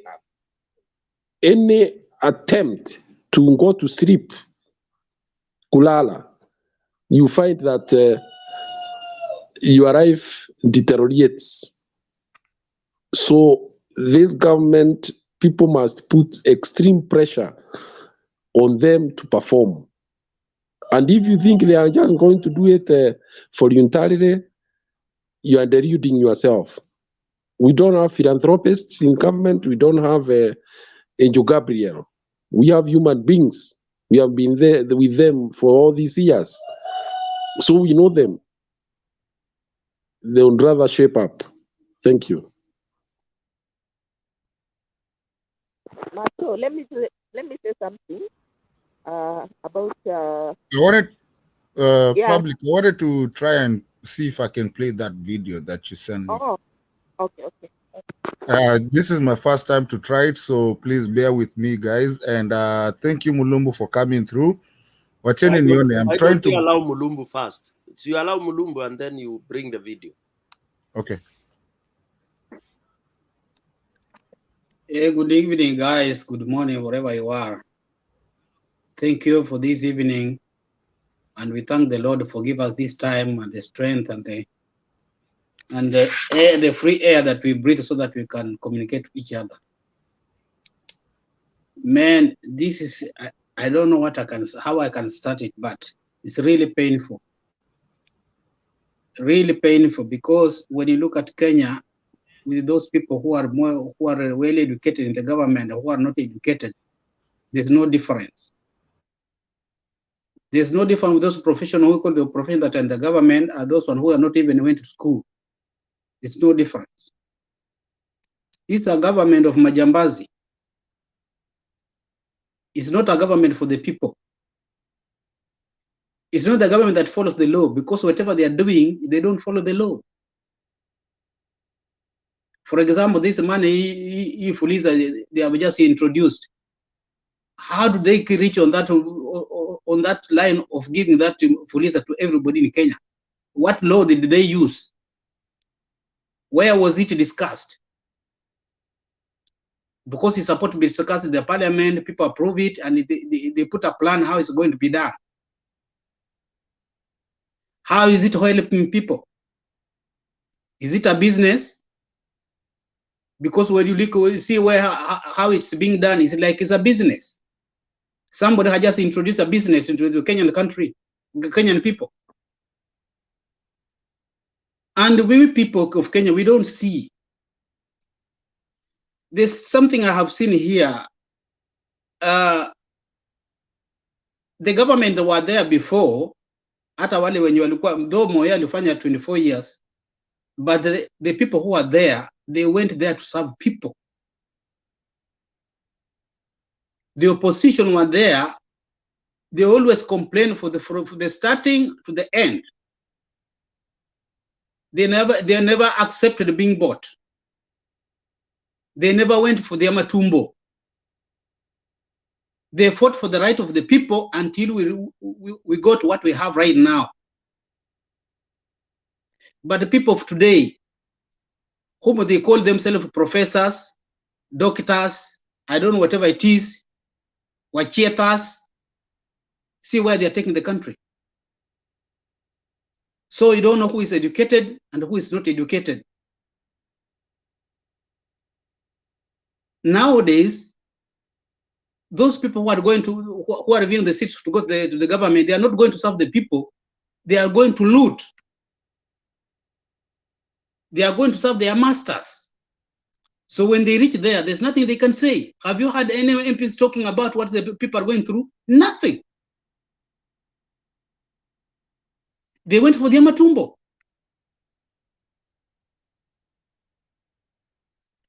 How can you introduce something like Fuliza and the whole country is suffering? People are dying hungry. People are dying of diseases. Children are suffering, they can't go to school. You take the subsidy that is being done the whole world, even in America here, even Biden just signed a check for those people who has low income. You may be working, but what you are having, it doesn't sustain you. You are given a check to keep you going when the country is reviving. And unaenda unachukua subsidy ya chakula unatoa, ya mafuta ambapo imebeba everything, sababu mafuta ndiyo imebeba everything. Once inapanda, everything is up. Unatoa, elimu unatoa, and you are not telling people where that money is going to. And then you legalized the corruption. And then you employ the corrupt people who have stolen the country. Where have you seen on this earth? It's not only in Kenya. And then people are just seated with the MPs, whatever it is, they're seated just clapping. I want to say one word here, now please bear with me. And this is the truth. I want to tell you some of our brothers. This is the naked truth. Kenya is diminishing because of our brothers from mountain.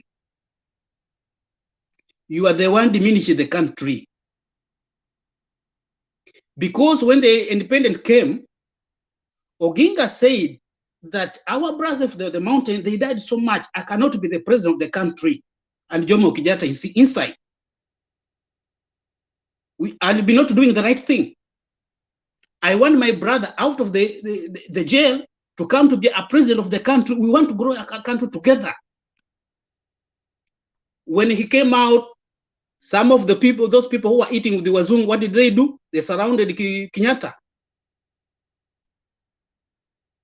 When Oginga refused, what was he done? He resigned. When Karaoke refused, where did he was taken? He was killed. They never saw what the Oginga did, what Karaoke said, those one who are complaining what is happening to the government not right, so Kenyatta to follow it. They did it on their own because they were looking for their stomach. They drilled the country down to the earth. Moi came, what did he do? He drilled the country down to the earth. Then came Matiba. Some of those one who saw Matiba, Rubia, and so many of Achieng' from, not Achieng' Onyonka, somebody Onyonka from Kisii, Masinde Muliro, the whole country came this, we can't do this. The country can't grow like this. They came together, then multi-party came. When the multi-party came, our central was still divided. Some of Waluyas were still divided. But Raila said, no, enough is enough. He said, no, we have to run one for Kibaki so that we can develop our country. The country came together. And that's the first day when the Kenya got independent, it came on track.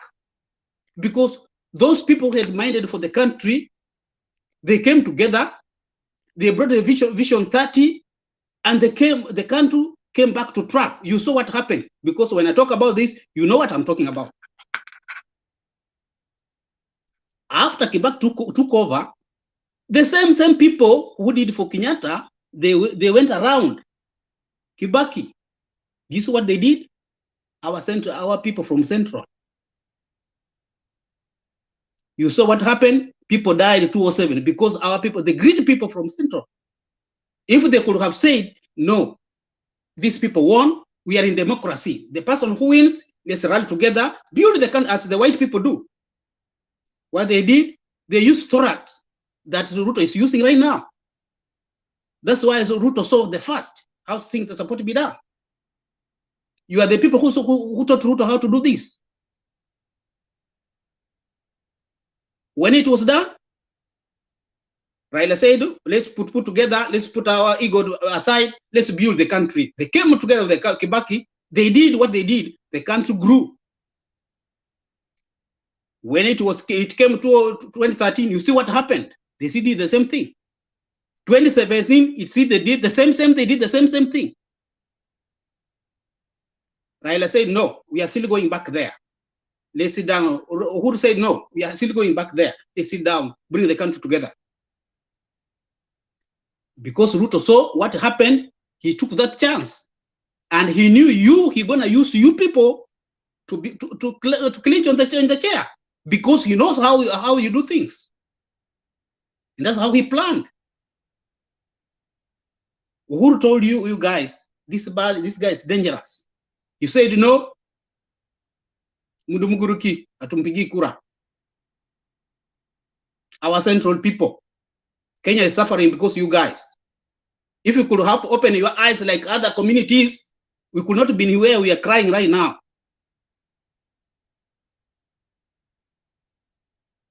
So do you see right now, when Ruto came, you were told, some of your brothers told you, brothers, this is not the way we are going. No, we are running the yellow.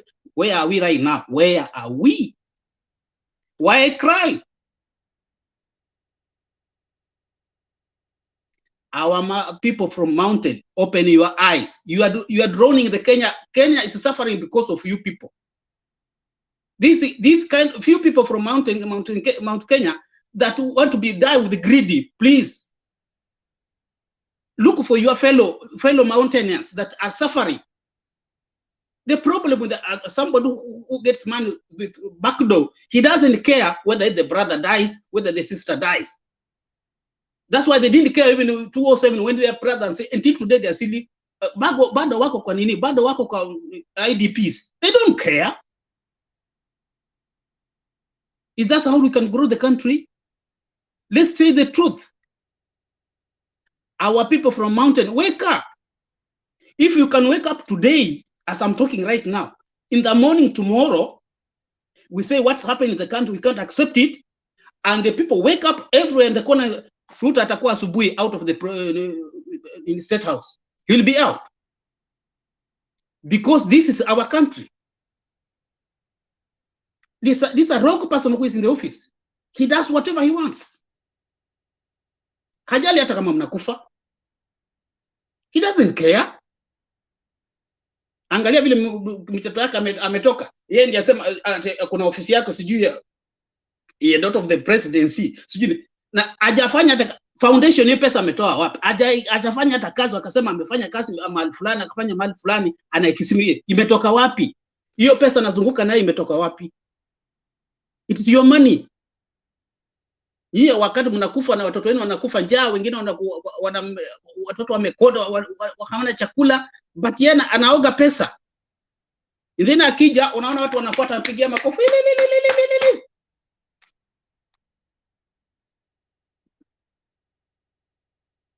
Kenya is dying because our people from the mountain.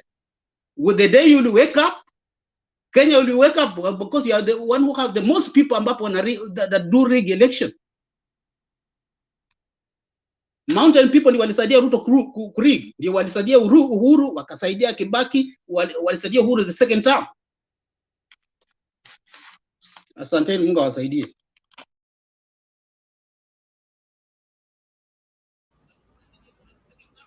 Guru. Murumbu, I understand your frustrations. And while you are partly correct, partly you are not correct as well. Why am I saying so? I know there is a small elite group from the community, the so-called gamer, and they started playing this game many years ago.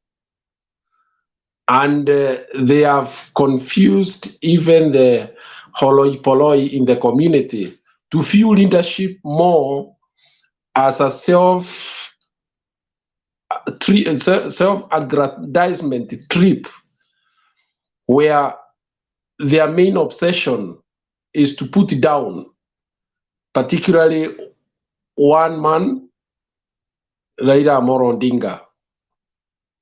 And nothing else matters more to them than that.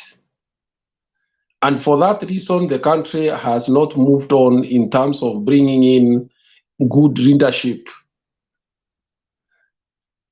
However, when you also look at the voting patterns, you also discover that even among the Luhya community, the Bungoma part of that community, the Mbukusu, they moved on the side of the government. And therefore, basically bringing into power this government. I agree with you that there is a lot of civic education that needs to be done, particularly around the mountain. That leadership is not a joke. You do not just wake up and put in office people you obviously know their characters are not consistent with what would be called good governance. You will be very surprised that this is not just about the top seat. It's also about the positions of the MCAs, MPs. Some of them have been the worst kind of characters that you can find in any society. But as long as they have money and they are able to move around the villages distributing the rajis, then they are the rightful leaders of this community. I always tell my friends I admire something from our Luo brothers and sisters. They have standards of leadership.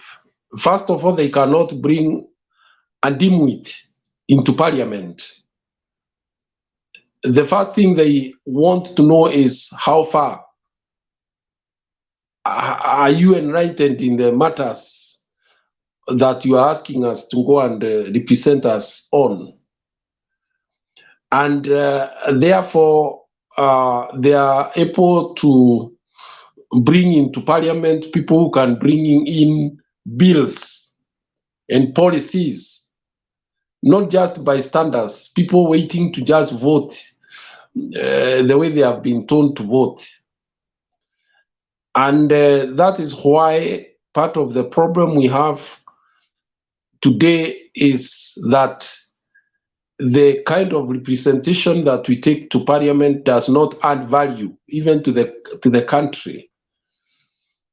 Therefore, partly correct, partly not correct, your submission, but it is worth thinking about.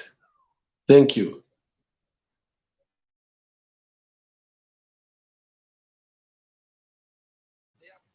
Alright, thank you so much. Chaka ni vizuri sana kukuona ukiwa hapa, najua ulikuwa hapa before. Kuna kitu nilikuwa najaribu kufanya hapa, munipatie tu dakika moja tu nijaribu nione kama ni ukweli itafanya, kama yezi fanya tuendelee, nitaambia watu wa huko nyuma. Mniambie kama itafanya. Nani Mato, there's something I wanted to add there. Yep. Yeah, so I was saying our society has become a corrupt society. Like the corruption yani imekuwa ikipanda. Sasa imefika kwa shingo. So we have a problem yani from the roots. Hii shida tu sio ya leadership. It is from the roots, Mato. Mato right now, even a messenger, if you give her 10 packets of milk to make tea, lazima achukue 2. So everyone has that culture of I'm here to find a way to enrich myself. By the time I'm leaving this office, I should have acquired this and the other.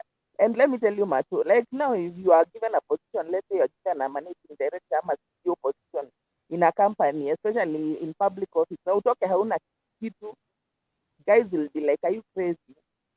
Like ulikuwa umelala. So imekuwa normalized. Hii ni kitu yenye mpaka kwa kanisa sasa imekuwa normalized. Kanisa imekuwa sasa hakuna cha nini ama ni is how much money can you get out of the congregant ama from the politician.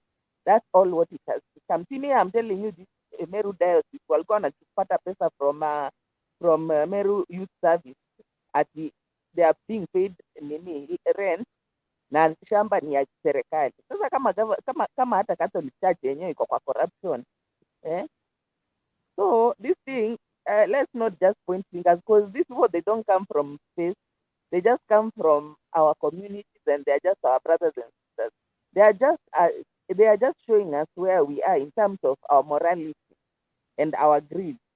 Lakini me, what I always say is that, you see, there's a problem which Africans have, that wanafikiria sasa mi nikijitajirisha nikiwa mimi at the detriment of others, then I'll be okay. But why is it that our African people wote wanataka kwenda Europe, but they don't want Europe and Western countries which are developed, but they don't want to pay the price for them to become a country, a developed country like Western countries where there is no corruption. So as long as we normalize corruption, we can only go down the drain. Na hii ndio mwanzo tu. Even akina DRC and the Central Republic of Africa, all those, they used to be somewhere. Au kuamka siku moja wakakuta they are down. Walianza tu hivi venye tumeanza. So let's just, I don't know, we need a kind of, kwa sababu sasa kama corruption imeingia mpaka kwa moral institutions like the church, sasa nani atasaidia mwingine? All of us are in the same boat. The church is there, they only want money. They only care about money. Even if you are the devil and you come, you offer them money, they will take, and then they keep quiet. MPs and our MPs and our representatives in Huko, they are just eating. That's why they are quiet. So why do you think they are quiet? They are not quiet. They are very busy eating. Because they are not quiet because hawana kitu ya kusema, but anajua atakubribe and then umpigie. Ukimpigia basi doesn't care whether 2K yako yenye unatakana uletewe kama mzee itakuja. All what he wants now is to eat. Alikupea wewe bribe yako. Now he has entered, he wants to eat, he wants to look for contractors who will give kickback, wafanya short job. You know, this thing is endemic and it's in every sector of society, kwanzia sio kanisa, sio kwa shule. In fact, I was telling somebody the other day, unaona vyenye KCSE na KCP ilikuanga na leakage from next. Now that Matiang'i has gone, hiyo kitu inarudi. You give it 1-2 years, utaona watu watakuaga wanapata A, unakuta shule mzima imepata A, the way it used to be before Matiang'i a streamline next. All these things are coming back because now corruption has now taken the highest office. The high priest of corruption ndio wako hapo. So hata hiyo mambo ya watu wenye walikuwa wanauziwa exams inarudi. Very soon utaona imerudi. So Kenyans, we need to decide whether we want to go the DRC way, we end up a failed state, or do we want to make the sacrifices now so that our country can be a developed country like this Western country yenye tunatorokea. Unasikia green card at 30 million people, how many million of people are applying. Sasa kwa nini tusitengeneze kwetu? Why should we always be running to countries who have self-discipline? There is too much impunity, and this thing is ungreed, and it's starting from church. It's starting from na church school. Yenye ilikuanga KCPU, mnakuja mnapewa liquid yote, mzazi analipa paper. The same thing with KCSE. Ukifika university, you can't be able to withstand the pressure. You have to drop out. Ulipata A, unapelekwa medicine, huwezi fanya juu ulikuwa umeiba. Thank you. Haya, wacha nijaribu hii.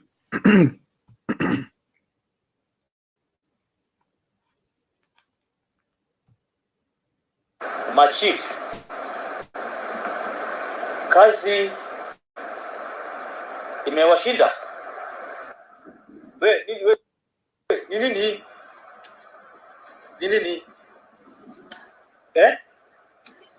Je, kumaanisha watu ama wananchi hawana imani na nyinyi?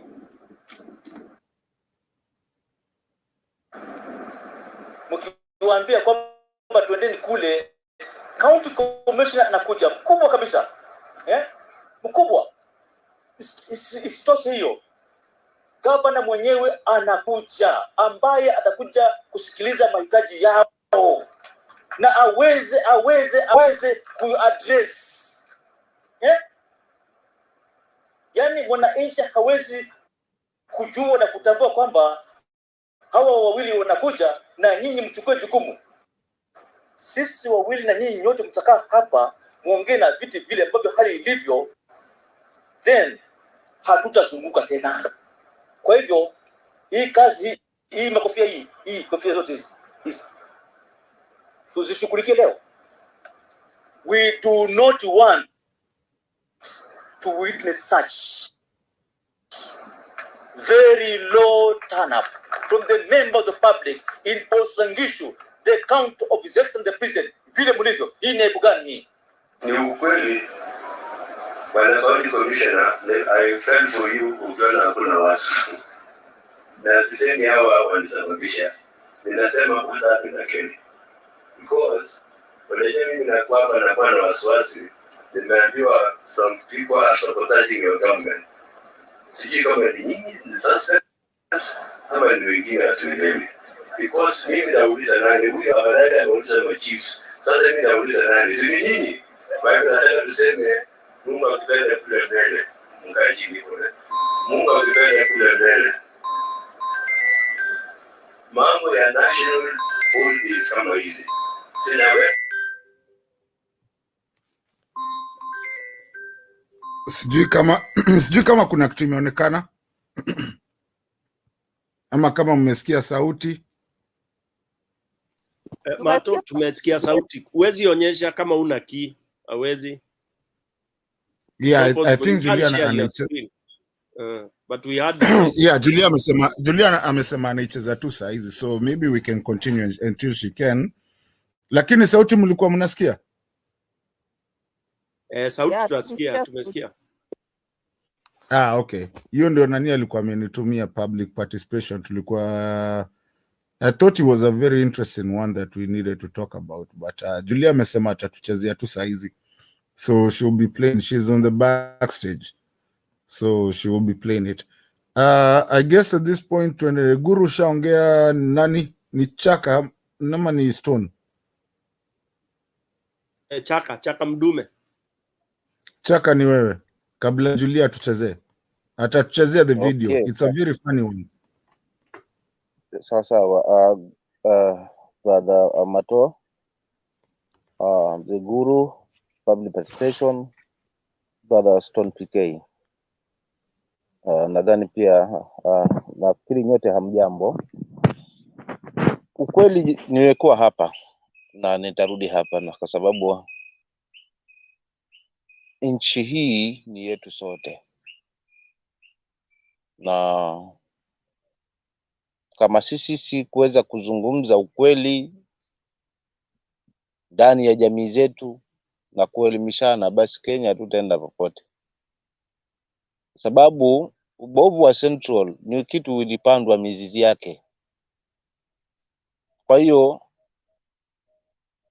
wengi wao wanadhani kwamba wasipounga mkono serikali maybe pengine hawatakuwa favored either kwa biashara zao, au pengine mtu alipora mahali. Sasa sometimes vitu kama hivyo vinasababisha mtu anafanya maamuzi kwa mtu ambaye anakuta ataweza kumlinda, na ndivyo ninavyofikiria tu, ambavyo nafikiria mimi kwenye akili yangu kwamba watu wa Central wamebaki katika huo. Si kwamba hawayaoni, wanayaona, but because wanahitaji mtu ambaye anaweza kuwa favor, na juu wengi wao ni wanabiashara. That's why wanakuta wanajipata katika hali kama hiyo, kwamba wao shida kubwa ni kupata mtu atakayewa favor. Na sisi Wakenya wengine ambaye hatujakuwa kwa uongozi, lengo ni kuweza kupata viongozi ambao watasimamisha hii Kenya kwa haki na kuiendeleza. So ugonjwa ulianza pale mwanzo palipopaliwa huu mzizi wa enzi hizo za nyuma kabisa za mwanzilishi wetu mwanzilishi wetu wa taifa, kwa sababu angemwiga tu jirani wake pale Tanzania kuweza kusimamisha hili jinamizi la ukabila, hatungekuwa tunazungumzia haya sasa hivi. Kila mtu angejisikia iko part of Kenya. Na that's why unakuta katika kauli za viongozi wengi haswa either wa Mlima ama Rift Valley, yani wakizungumza for their benefit, wana translate kwamba wanazungumza kwa Wakenya wote, kwamba Mlima ikisema basi Kenya imesema, Rift Valley ikisema basi Kenya nzima imesema. Sio hivyo. So ni siku zote husema hakuna refu lisokuwa na mwisho, na kusameheana kupo. So watu wangu wa Central ama watu wetu wa Central wajumuike na wengine. Ulimi unafunga, ulimi unakomboa. Waweza kuwa umefanya kosa, lakini mwisho wa siku ukajipata uko katika ndugu zako. Inategemea na jinsi utakavyojiingiza na wao. Kwa hiyo huku kukwamishwa kwetu kwa hizi chaguzi chafu zote ni kwa ajili hiyo tu, hakuna kingine. Angalia 2002 pale Raila aliposema mimi namsupport Kibaki, alimsupport kwa moyo wake wote, na nadhani hakukuwa na machafu yote ya ubaina kwamba ati uchaguzi ulienda hivi na hivi. Ndivyo tukatoa hiyo Moi regime. Come 2007 mambo yakaanza kubadilikia pale. 2013 mambo vile vile yakabadilikia pale. 2017 mambo yakabadilika zaidi. Lakini kwa sababu urais mstaafu naye alikuwa ndani yake mna roho ya utu, alijaribu kutueleza kwa kila njia. Nishawahi kumsikia haswa kwenye vyombo hivi vya habari kwa masikio yangu haya mawili na kumtazama kila anazungumzia, anasema jamani, inaweza kuwa ni wakati wa taifa wa kabila lingine kuchukua uongozi. Na mara kwa mara kana tukumbusha kwamba mimi ninavyoona upande wangu kama Uhuru Kenyatta, basi upande huu Kenya iko salama. Kwa mikono ya upande huu Kenya iko salama, na kwa upande wa mikono hii basi Kenya haitakuwa salama. Lakini mawe yalianza kupigwa huu bwana hapo kwao kabisa, ikazuka kundi nasema sasa tutapigana na dynasty, si dynasty. Yani tutavuruga, tuhakikishe kwamba kabila ya Moi tumeisambaratisha, kabila ya Uhuru nayo tumeisambaratisha. The same thing applies kwa kabila ya Raila Odinga, na tuhakikishe, kwa sababu watu wamezaliwa katika uongozi. Kwa hawajui shida ni nini. Ikawa tayari mtu ashapata kianzio cha kuweza kuzungumzia. Lakini swali langu tu ambalo linanijia katika akili, mtoto wa yule maskini ambaye yuko Central, ambaye yeye sasa anategemea ukulima na vijibarua vyake, na mtoto wa yule Mijikenda ama Mduruma aliokinangwa Makwale huku, ambaye naye anakula kwa nguvu zake, shida hii ni yake ama shida hii itachagua kwamba huyu ni wa Central kidogo ana afadhali ama huyo na, sababu shida itakuwa ni moja. Ndugu yako anaweza pata kitu hapa na akose kukuamini wewe kabisa wala kukusaidia wewe, akatokea rafiki akakusaidia. So please, tumetoka mbali na chanzo cha ukabila ndio chanzo kwa huu mambo na ufisadi. Maana hapo ndo palipozaliwa ufisadi wa hali ya juu.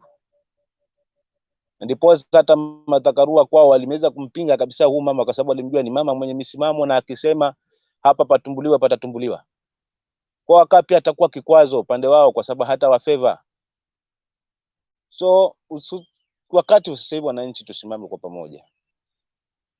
Najua njia iliyopo sasa hivi ni kummaliza mzee kila mahali, hakikisha kwamba hawezi sema lolote, lakini ukweli ni wa mambo ni kwamba hakuna kiongozi atakayetokea mwenye roho ya huu mzee ya kuweka utaifa mbele zaidi ya mambo yote. Lauti kama hangeitakia hii Kenya ozo na uchu na tamaa uongozi, hatungekuwa hapa.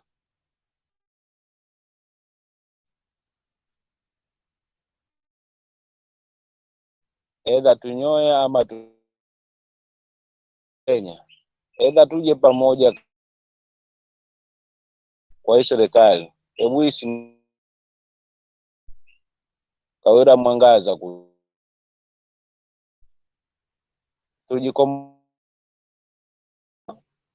tuendelee na hii narrative inaendelea sasa hivi ya kwamba itabidi uzoee rais,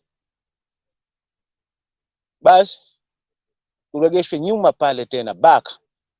Na sizungumzi uongo, tutake tusikitake, mwanya wa katiba ukishaanza kuwa amended, kutangizwa vitu vingine tofauti ambavyo baadaye vitakuwa vigumu zaidi kuweza kujinasua, kwa sababu tutakangwa na hiyo katiba yetu.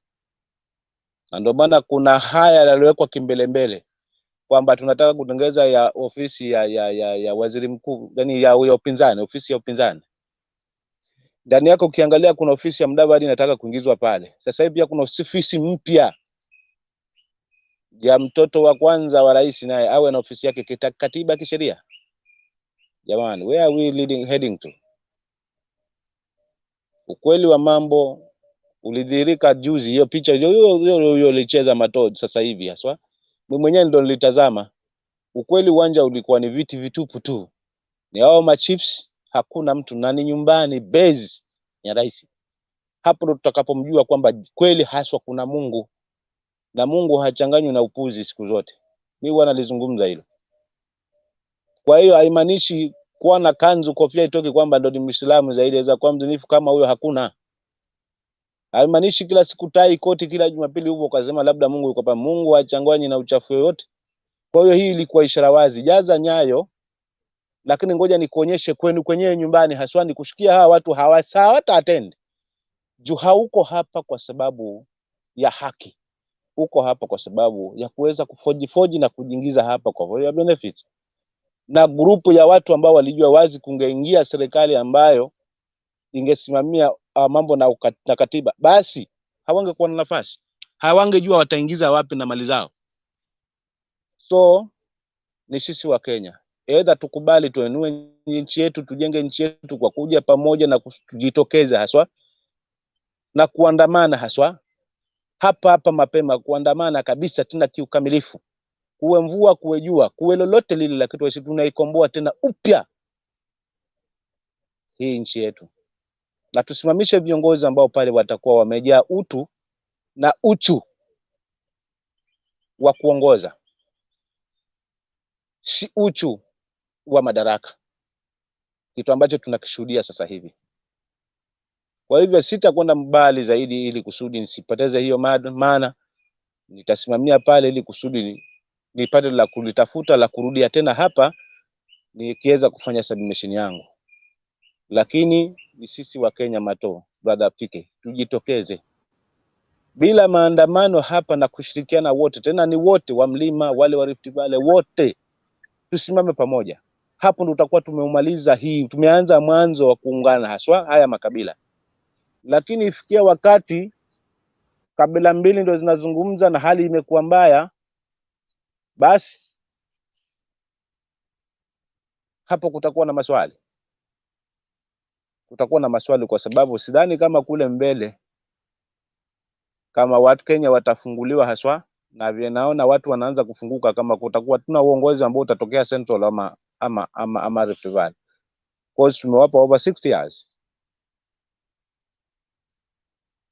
Kwa hivyo kabla ifikie hatua hiyo, ni sisi wote haswa, wakianzisha watu wa mlima, haya waanzishe watu wa mlima.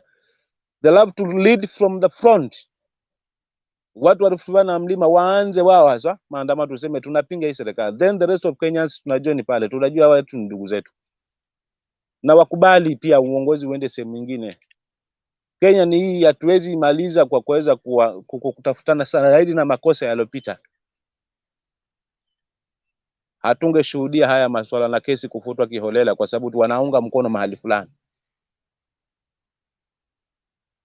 So to me, kama Mkenya mzalendo, Mkenya ambaye niko huku mashinani haswa mashambani, sio lote, lakini naamini sauti yangu na yale Mungu ananipitishia kwayo, basi naungana na wenzangu haswa, na nitazungumza popote pale, kwa sababu naipenda Kenya yangu kuliko kitu kingine. Maana hapa ndipo ambapo sisi nimezaliwa na ndipo nitabaki, na vizazi vyetu vimekuwa hapa na vizazi vyangu vitakuwa hapa.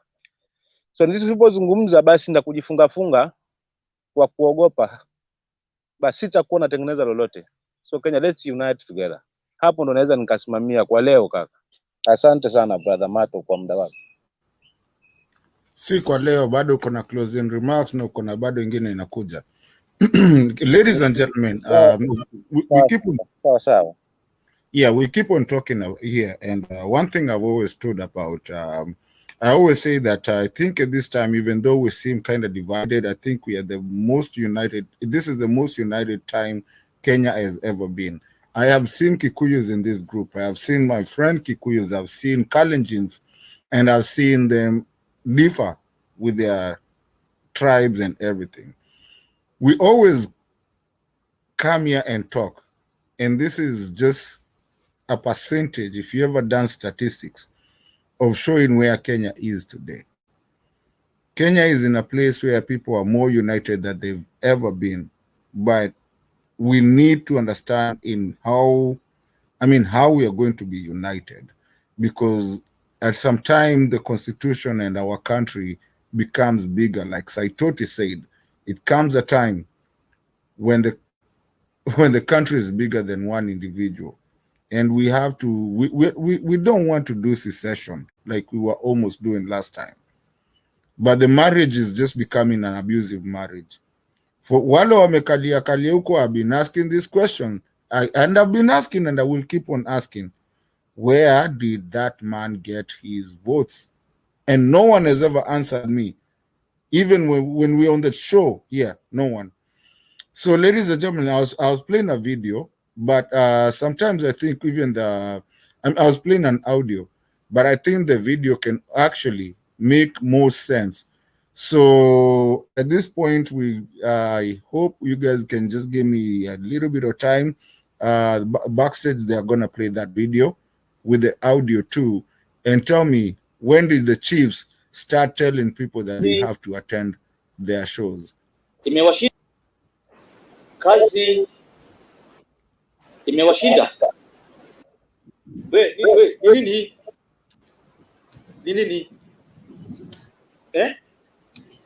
Je, kumaanisha watu ama wananchi hawana imani na nyinyi? Mkiwaambia kwamba twendeni kule, county commissioner anakuja mkubwa kabisa. Mkubwa.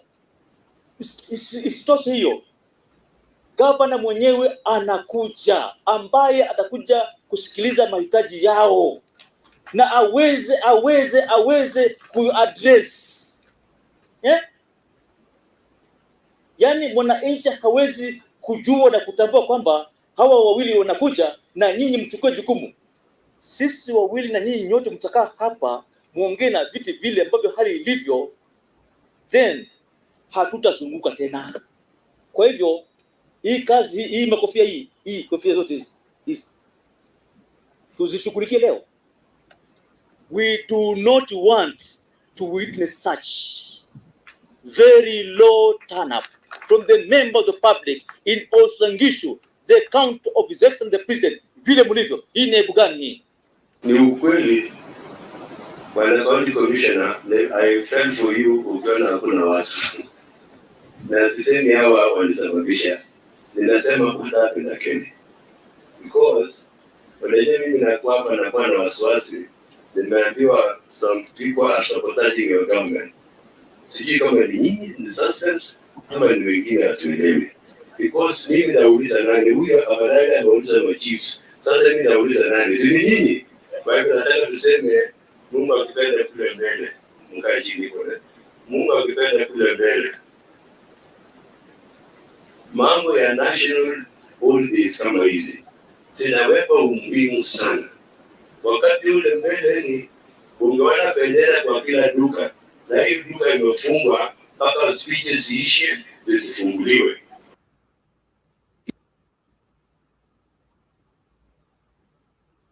All right, thank you guys for listening to that. Ladies and gentlemen, what I've been asking you guys, and the people who are listening to us, I've been asking you guys, what is this that these guys are talking? Who's the employee? Who's the employer here? Are these not public servants? Do I need to come out of my house to go see them? What is there? What are we talking about? What is here going on? Sorry, hata nimeongea broken English at some point there. But listen, these are public servants. What is a public servant? Sisi ndo tumewa employ. What are you telling us that we have to come? I don't have to come. I pay your taxes. I pay your rent. I pay your everything. You're a public servant. Hili nini tunaambiwa ati hata maduka zikuja kufungwa. Sasa utakuja kufunga duka yangu because sijui chief anakuja ama governor anakuja na si ndo tulimchagua. Do we have the right mentality of a governorship? Do we really understand what governorship is? As Kenyans, do we even have the right civil education to understand that ati mheshimiwa, what mheshimiwa my foot? I elected you to that seat. Asa umekuwa mheshimiwa unataka nifunge duka nikuje kukuona. What if I don't associate with what you're saying? What if hata sina hiyo time? And that's where I have a problem with the name Mheshimiwa, because you can hear how they are lecturing people who are the same people who are paying their salaries. The taxpayer. Mwananchi hafai kuati anafaa kwenda kuona mtu. For what? Nilishakupatia kazi, do your job. If it's a celebration, we'll do like some of these developed countries. They don't go to see waheshimiwa. If it's a public holiday like that, they go for a march. They go enjoy as a society, This is Kisii. We are going to enjoy our culture. That's what it is. It's not coming to see a mheshimiwa who we gave you the job. We voted for you. How special are you? You're supposed to be a public servant. We're supposed to come and enjoy. Kama ni pale Mtwapa, as a community of Mtwapa, we have our culture that we do in Mtwapa. We enjoy. If it's Machakos, we know what we do. Kama ni Kilume, we go do Kilume. That's our time to enjoy what it is. We enjoy Masaku, we enjoy Mulumutisia, if that's what we need to enjoy. If it's Central, they enjoy Mount Kenya, they enjoy people who are there. Come on, all those, it's Jamhuri Day, people who fought for that, Mau Kina, whoever was there. They enjoy that time and it becomes a communal thing. It's not a point of coming to see at his dream Mheshimiwa and whatever. And then you have chiefs telling you, hii ni nini ati munatuaibisha? Munatuaibisha what? We already elected you, we are paying you, go deal with what you're doing. If you want to be a part of the community celebration, can be a part of the community celebration. Atofoi kukaa kwa dayas. It should be a match. And that's why I feel Kenyans still adore people that they've given them jobs. And that's why you can find even pesa ya babu yako inaweza tolewa na ni mtu ulimpatia usukani, which najua huyu hakupewa. But you could find, this is the DEO days. When you had DEOs coming and telling you, tokeni kwa nyumba, fungeni duka zote, Moi anapita, sijui nani anapita. Seriously? I think we fought for this democracy for a long time. And I think Kenyans needs to be educated. And civil education needs to come back for people to understand that you shouldn't be afraid. Hata kwa barabara. There's one day I saw Boniface Mwangi and what's the guy that went to BBC? Used to be an anchor. Wakisimama kwa barabara wakaambia, I think he was an MP fulani, anakimbia sijui anapita wrong side. Kaambia hapana, rudi hiyo side ingine. We are going. Kaa hiyo side ingine.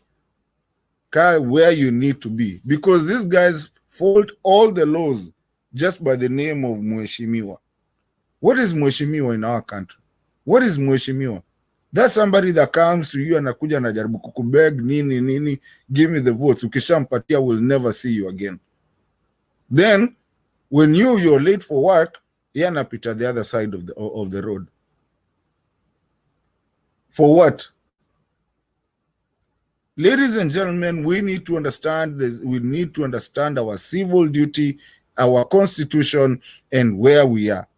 You cannot be forced to go shut down your business, kwenda mkutano yenye hata utaki kuenda, and probably you think the government is illegitimate. No MP or an elective servant, maybe the president, that one we can give because it's the unity. I mean the unit, the country unifying thing. That one, yes, we can say, yeah, he needs to pass. Lakini hakuna MP anafaa kukupita ati apite on the wrong side. That's against the law. Where they breaking the law? Ati mimi ni mheshimiwa. We gave you that part, that power. Anyway, I thought that was a good video. I wish we can say a couple of that. I mean, we can talk about that kidogo before we start doing our closing remarks, unless some people are coming, so at least people can go rest, and we have another day tomorrow to have a conversation. So if everybody can just have a conversation about that video, and then after that we'll do our closing remarks so we can close. Thank you. Guru, let's start Guru, Stone PK, come down to Chaka, and then for closing remarks, we'll also go the same way. We'll go back to Guru, Stone PK, Chaka, and then tufunge.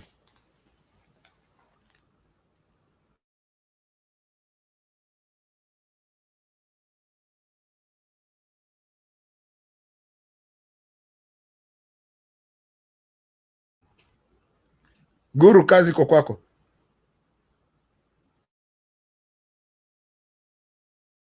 Yes, I'll reiterate again here that the price of democracy is eternal vigilance.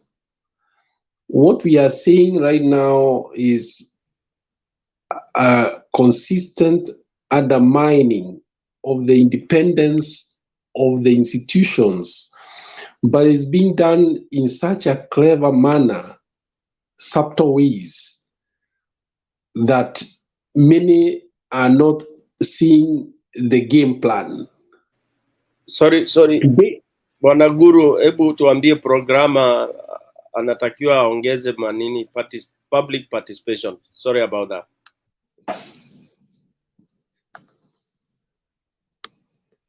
Pardon? Ilikuwa na draw attention ya Kenyan with Love about participation, anataka kuongezwa. Mato, waambie wale wako backstage wafanye hivyo. Asante. Backstage public participation, tafadhali niongezee huyo. Even though as we are coming to the close of it, but thank you. Yuko. Thank you, Mr. Stone PK.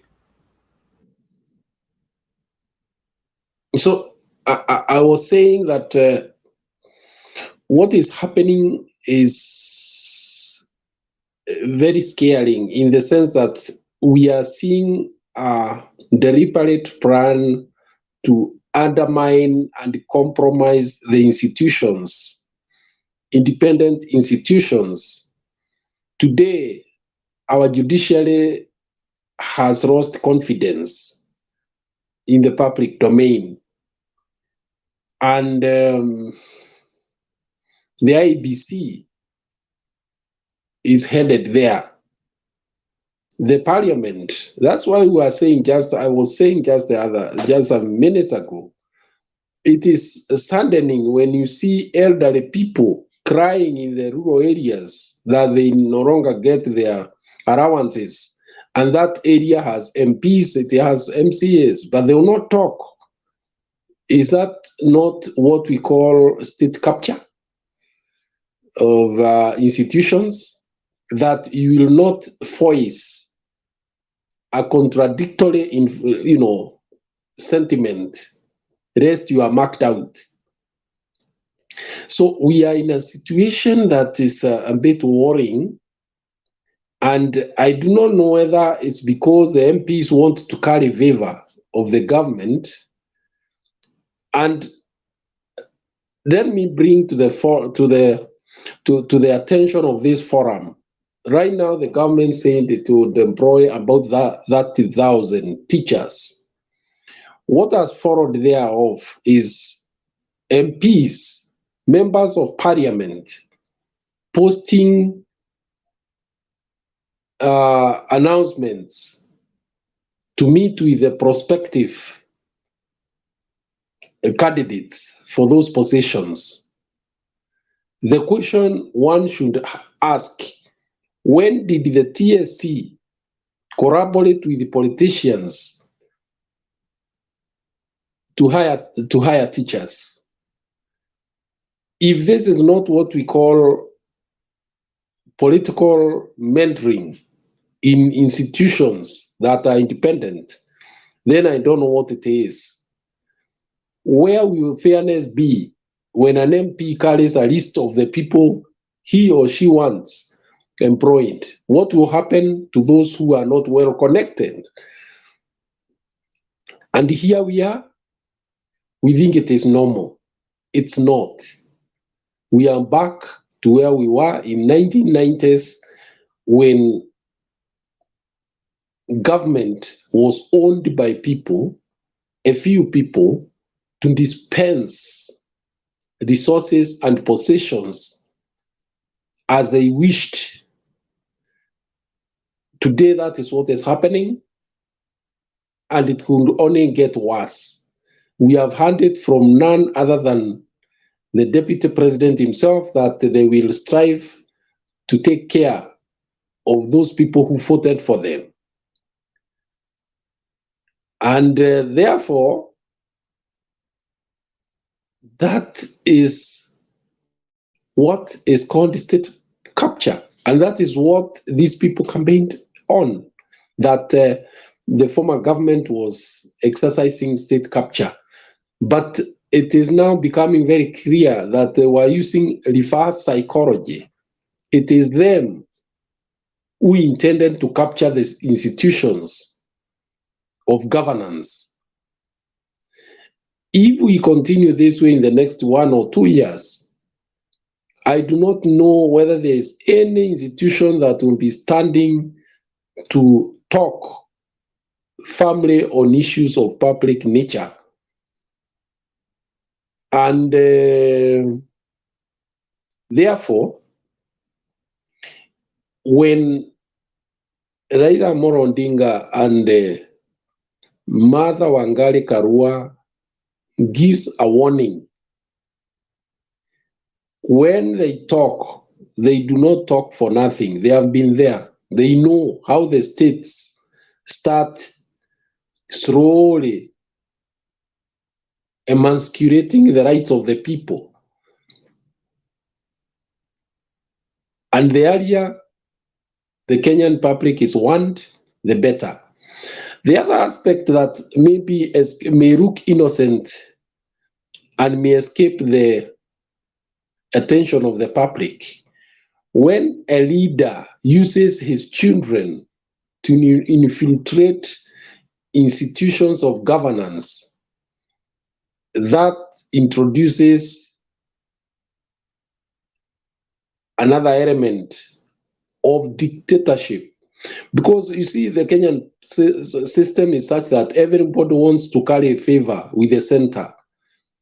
So this must be looked at in a wider context. Why would it be that a child of the executive, of the president, should move from one end to the other in every county? What is this role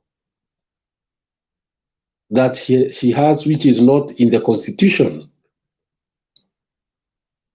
There is something called political patronage, which the late President Daniel Toroitich Arap Moi had perfected. And it comes in small doses, and it comes in the ways that we are seeing happening now. These are networks that are being now threaded. And once you are not within these networks, forget about anything from the government. Thank you.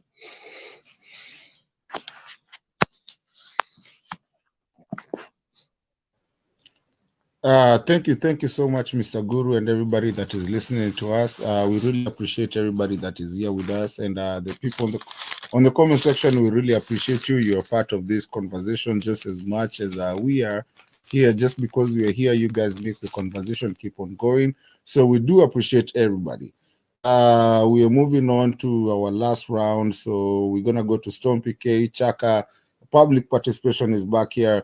So we're gonna do a round like that. So we're doing Stone PK, Chaka, public participation, and then we'll start our closing remarks with Guru and do the same round back again. We do really appreciate, as we're coming up to the close of this show, everybody that has been here with us, and we really do appreciate you guys, whether you're in the comment section or you're just listening to us or watching. We hope that we actually educate some people, and also we also do get educated. So thank you again, as we are coming to the close. But this is not the close. This is the second. Tuko semifinals. We are going to the finals. Ni venye tu Morocco hapa sijui kuliendaje leo. But tunachezea Morocco sasa, alafu we'll come to the last two. Stone PK, kazi kwako baba. Thank you, Mato. Morocco aliishia nyumbani kama una habari. Wako home. Walicheza vizuri sana. Sindio nasema tumechezwa hapa 2-0 bwana, ya mwisho yani almost done, almost there. Nani ametukimbia? But they did nafikiria, I don't know, maybe ni Mulum. I can't remember who was there. Ni Chaka ametukimbia. Nani ni Chaka. backstage kama Chaka unaweza mlete, alikuwa already ndani, maybe simu imemwaribikia. But that's the only person we're going to take back. We're going to close like that so that we sleep. It's a weekday. But yeah, Morocco imeenda Stone PK ulikuwa na malizi ya pole. Lakini they have done very well. Personally, I'm proud of them. I don't know about other Africans. They put a very strong show. Congrats to all of them, and especially the coach. He has a strong team, and it's fantastic. Wacha nije kwa hii mambo yetu hii ya siasa. When I gave my first submission, I decided not to delve into these other issues of Kagweria, for example. Not Kagweria. I don't know why I call her Kagweria. Mwangaza. Because Mwangaza, there are some advantages and disadvantages. There are some excitements. That's, Mwangaza, as much as she was elected popularly, which is good, but she almost behaved like as if she was in UDA. It's like alikuwa ameshare wine na UDA. Kuna wine ya UDA ya yellow wanapatia kila mtu, ama hewa fulani ya NGO, then you get drunk. You see, you don't have to keep reminding people you are a woman or you are a man. I mean, that is the first sign of really mediocrity. Sasa, you remind people you are a man. You are like one mzee in my village. Whenever we went home for holiday, at night we would hear him walking past our gate. Uko Oshago. Unamsikia kama 500 meters away. And he's walking for another 1 kilometer or 2 kilometers to his home. But he's so far away, 2 kilometers away, and he starts announcing and calling people home, his home. That now you should know I'm coming, I'm on my way. Ndio mtajua mimi ndio mwanaume mwenye hiyo nyumba. Mimi ndio mwenye mboma. I'm the man. I grew up listening to that mzee.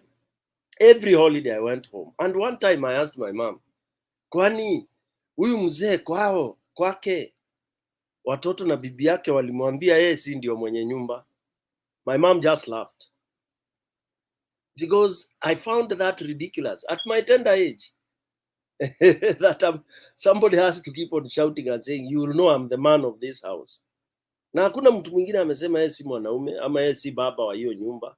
So Kagweria started on a very funny hype, what do we call it? It's like you are not sure umechaguliwa. You go, before you begin your speeches, you are reminding everybody, mjue sasa kuna mama. They see you, they elected you. So she kept on rubbing that and all that. And then, of course, in all her deliberations, she exhibited a lot of arrogance to some extent. Just as I said, for example, you should know your vulnerability. Ndio umechaguliwa na wananchi, but you need a team. You need a team, and when a team sees you as fairly humble, because best leadership begins with being humble. As much as you may think during the campaign people are so much against you, that's okay. That's why you went to contest. You will not please everybody. Hakuna mahali utaenda unaambua with open hands. Kwanza siasa competition is the worst. So she got in with a lot of fight. You've already been pronounced governor, but you're still fighting. You want to dictate things. You've not even sat with the team. And I think this set very bad precedent, and she called for that kind of whatever. And with MCAs, you bring madharau hivi, watakuaibisha tu. Of course, hii process yote is just to kind of, beat her down, show her that she cannot. And that is uncalled for. And for me, I would think if someone is elected, umechaguliwa bana. Just you be humble, and then people will see. Wataona hii hapa ni vedetta or whatever. But when now you are there reminding people umechaguliwa, and to make the matters worse, you have no party. You are an independent, whatever. I think that rubbed even those MCAs who would have been on her side on the wrong side. And it's unfortunate that she has called for that. But I'd rather she became a bit, you know, easy, because you've already been elected. Hakuna vita. So I juxtapose her with the UDA president, who is shadow boxing, you know, fighting every shadow he sees, even that of himself. 100 days down the line, you are still talking about wale tuliwashinda. Sasa kama uliwashinda, sincerely speaking, now uliwashinda as you are saying it, wewe ndio umeshikilia steering. Badala uendeshe gari peleke watu kule unaenda, bado unasema ukiangalia nyuma, nyinyi mapasenja nyinyi, ama hao watu tumewacha hiyo stage hatukuwabeba. You know, that is what I would call is emptiness. Emptiness in leadership. Emptiness in a way to, you know, kind of propel your agenda. You spend so much energy, which is, you know, is a waste of time. Rhetoricking, you know, oh, I'm a woman. Oh, excuse me. Then do you want to be a man? Oh, people are talking about my husband. She is your husband, for heaven's sake. Why are you really talking? And even the husband is the same. I think it's two pair, is a pair that is so similar. And they are good at that name they've been given in Meru. Actually, it means what I've seen falling in the US during fall. You know, when the leaves get dry and they fall down, they are called, in some tribes, they are called maragara, you know, because maragara is, they are useless, you know, but they make a lot of noise. Ukikanyanga unasikia kelele mingi, but hakuna ile, I think that is where the name is from. Well, those are insults and all that, which she should also not bother or care about. She's the governor, all right? She's the governor, elected. The people never talked of her rigging, and that should even have made her so assertive and easy and chat way forward and bring out her agenda. But she's also a bit, she's getting aired a bit. You're going out there, you're dishing, you're giving out checks alone and all that. Send somebody to go and give that check. Send the MCO of that area. You don't have to drive all the way to go dish out nini. Tumana hiyo check, ikikosa kufika, then you have a case to pick on these leaders. So her style is that of very, very something that maybe you run with your company, like now the TV that she has. That's how you manage an individual company, not a public office. I have some issues with her style. Away from that, however, I would say the Merus will make the statement again, even if the Senate said whatever they want to say. The Merus are there, the electorate is there. They will stand by her, and I can assure you, if all those are hot air, she will be, you know, vindicated, and she'll go back and triumph whatever malice that there could be. If I were her, I would just simply, first of all, change. I also look at my strengths. I do my SWOT analysis, and stop going to the press, blah, blah, blah. Let the process take its course. But meanwhile, she should hold a workshop in her bedroom with her husband, and they review what is it that may have gone wrong. If they see most of them are useless points, well, that's it. I saw her defending some of the accusations that she has employed the sisters, cousins as bodyguards and all, and she was vehemently defending it and all that. Public perception, what do we call it? Public perception is also very, very strong in politics. Okay, if it is going to injure your position, you better avoid it slowly. You can do it later, 2 years down the line, 3 years down the line. Saa hii umekalia kiti 100 days hazijaisha, everybody they are seeing is your husband, your daughter, or your son. This is Kenya, this is Africa, man. So you have to balance all this. It's like what Ruto has done. 100 days, we are seeing the daughter who has emerged from whatever mushrooms, and she's now an expert. I wonder, an expert of what? I've been asking, what is it she's propagating? So Kenyans are seeing this as just a child play, you know, where where because your father has become a president, then you become an expert to even go and lecture. Una lecture watu older than you, people who are even learned than you, just because you are daughter of a president, that you, kuna matheory unapeana hapo za masmoky and all that. This is shameful. Then I want also to mention something about the what do we call it? Not so much, but the pain. The pain, we've talked about it. It's very painful for Kenyans. And I know as we discuss here, we are blaming Kenyans, and then we are calling on Kenyans to take action and all that. But unfortunately, from my few years I've been in Kenya, I don't want to say many years, because I know these things when we had people like the Njonjos, we had the Muites, we had the Manyaras, and those days are gone. Those leaders are gone. Those patriots are gone. We never prepared for another generation of patriots to replace that generation. So tunaweza lia kutoka asubuhi mpaka jioni, tunaweza lia mpaka wiki moja, but we don't have that generation again.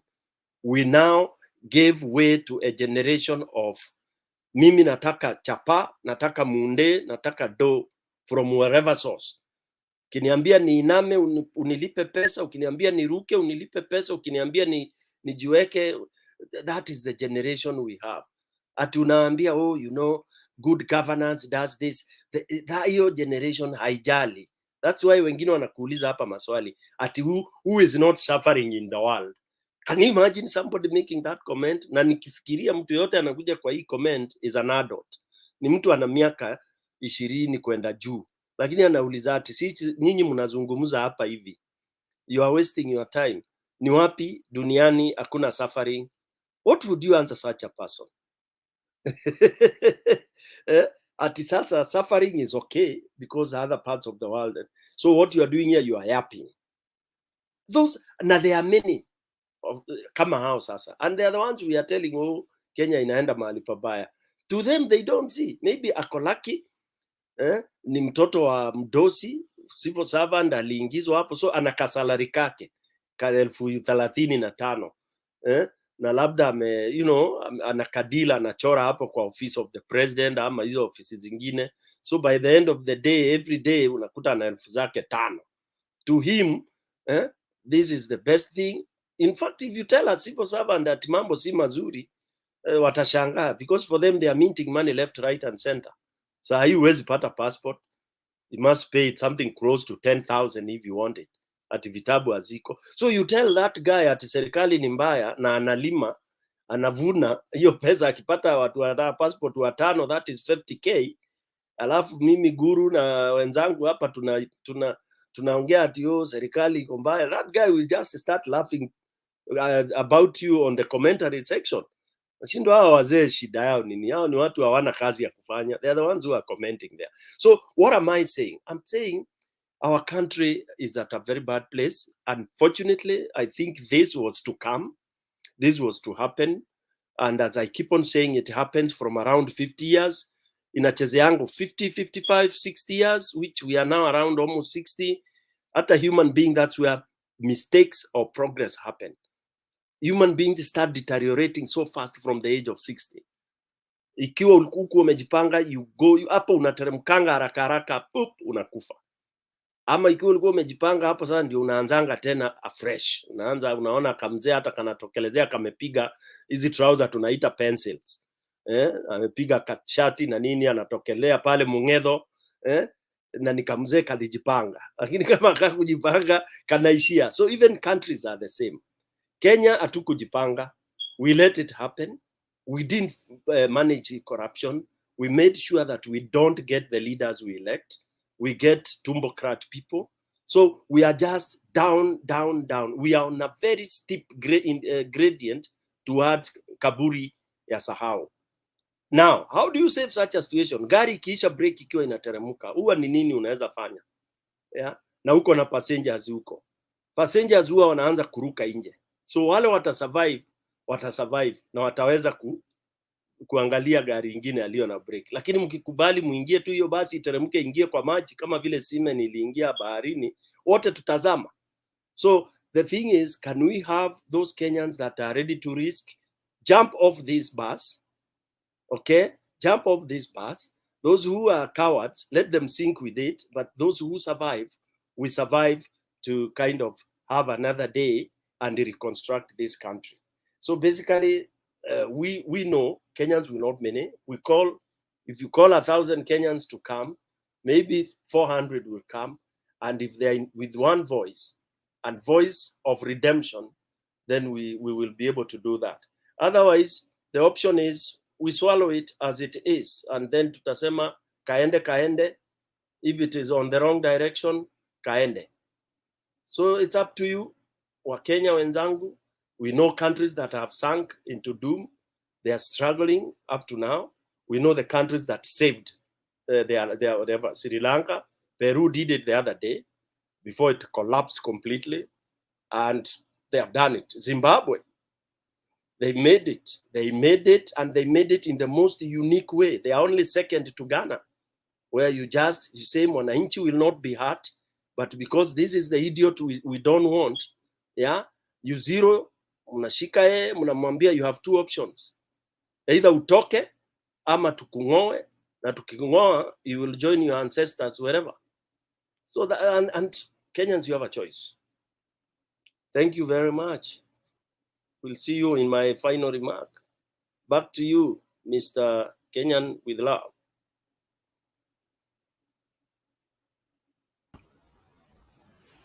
Already, thank you again. I always say thank you to everybody. At this point, public participation, I think it's your time, and then we're gonna go to Mr. Guru, and then we do another. We start doing our closing remarks from there.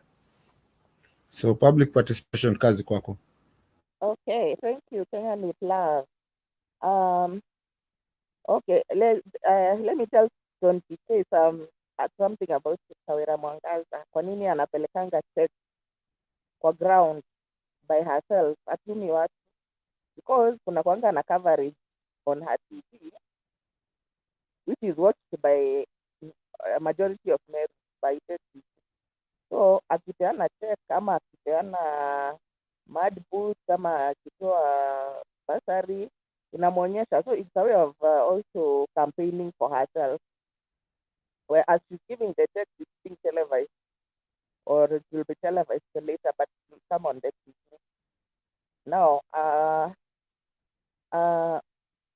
about the chief, I mean the county commissioner who was giving a lecture to the chiefs about the lack of participation of the public. Now the governor who is saying that funga maduka watu watakuja. Well, they can still stay at home, sio lazima kwa sababu kifunga maduka zote that means watakuja. First of all, right now the situation is really bad economically. So if like somebody can go to work during a public holiday, can go to their shop auze, apart that extra season, that is I given, and that's something. I mean, you know, that and nowadays, by the way, ukienda most public holidays utakuta maduka zimefunguliwa because people are having hard time making ends meet. So any opportunity to make money, they make the money. So hawezi kuforce watu, hata akifunga wanaweza enda wakae kwa nyumba waangalie kwa TV ama they do other activities walime, atakuja kuambia watoka kwa shamba. So the issue is this lack of participation, of public participation in functions, in hata kwa election. We are 50 million in population, and registered voters, I think, walikuwa somewhere in about 20 or 14, I don't know. I can't remember properly, but the people who voted, I think, wanafika kama 14. Sasa if 75% of our population is youth, 75%, and we are 50 million. So how many people is that? Hebu piga hiyo hesabu ndio uone the ratio of people who voted versus the ratio of people, majority of people didn't vote. Yeah? Majority of adults in Kenya didn't vote. Sasa kama watu wameacha kuvote, watu wameacha kuenda kwa public function. In fact wameacha kuenda to public function mpaka NSIS, ndio National Intelligence Service, wanaambia president like if you are not going to bring people here, if you are not going to ferry people here, ama uwapatie some incentive like uambie kuna pesa wanakujia ama kuna cost, hakuna mtu atakuja. So what is happening is that Kenyans are slowly withdrawing. They are slowly withdrawing. They are withdrawing from voting. They are withdrawing from attending the public holidays because they don't feel they are part of the country anymore. The country has been hijacked by bandits. The same way unaweza kuwa kwa ship, you're in a big ship, alafu pirates wanakuja wana take over your vessel. As I was saying the other day, as per the methali, chombo cha kuzama hakina usukani. So right now that's where we are. That's why ausikii hata MP akiongea, usikii watu wakicomplain that hiyo 2K ya elders not yako. Hii chombo haina usukani. It's like Kenya haina usukani sahi. It's like we have been just hijacked by a group of pirates in the sea. Sasa tumewithdraw kwa sababu tumewaachia sasa wafanye venye wanataka, watupeleke kwenye wanataka kupeleka. So that's what has happened. Sasa and then the leaders now, it's time to eat. If your mouth is full, utaongea wapi ama utaongea aje? You cannot speak when you are busy. So ukiangalia hata ukienda kwa all this many, right now they are running around with recuperating costs yenye walipata when they were campaigning. So now is the time for recovering that money. Na a certain governor aliingia tu kwa ashaambia accountant, can you bring me 200 cash sai? Sasa you see the kind of a situation we're finding ourselves in. We're in a very problematic situation as Kenyans. Sasa Kenyans have just decided let's go. Tusiende kuvote, tusiende kwa public functions, tusishughulika na anything to do with governance. Let's just sit back and let the inevitable is coming to happen. In any case, life has become so hard for the common man that hana hata hiyo energy. Hiyo energy sasa yenye sisi tunakaa hapa tunapiga gumzo, ana mwananchi wa kawaida hapa hivi kwa slum just thinking that if today will I be able to make one meal? That one meal nitaweza kweli? Sasa ndio hizi subsidies hata mpaka education Kenya ilikuwa free, it's no longer free. University ndio hiyo imehigh, secondary the same wametoa the subsidies. So Kenyans are in as someone who is in a problematic situation, ana time kuanza kufikiria mambo mingi. Someone who is living from hand to mouth, you don't have that energy ya kuja kwa function hapo hivyo. Hiyo siku asipofanya kazi hatapata kitu ya kukula. And here I told you that, like for example in Nairobi, 65% of the population is living in slums. Watu wa slums ni watu wenye they are making very false money and they make money through day-to-day basis and living hand to mouth. Sasa kama huyo ataenda kutafuta kitu ya watoto kukula ama ni function ya nini atakuja hapo hivyo stadium. So I'm telling you, na farmers wa Kingitu walishakuja wakasema jamii is not being bought and wamenyamazishwa tu, the people wamenyamazishwa, but they are made kama hawajapata soko. So basically now hawana any money, they don't have mbele wala nyuma. Ndio hii January inakuja wanatakana wapeleke watoto shule. What do you expect them? What does your commission expect them to do? Waache kuenda kutafuta pesa ya watoto, wakuja wakae kwa baraza hapo hivyo wakikiza matiki. It's very unfortunate. Yani mtu ana feel entitled that you come and listen to you. Who are you? As Matosia is keeping on saying, haezi elewa ni aje governor anaweza kuja aseme ati lazima watu wafunge maduka wakuje wasije. Wanakuja kusikiza yako aje na ni wewe na ni hao wamekuemploy, you are the employee. Sasa if you are employed by somebody, you come and tell them that you have to come here and listen to me. So that's the kind of situation. It's very tragic, but that's what is there. That's my comment on that. Thank you.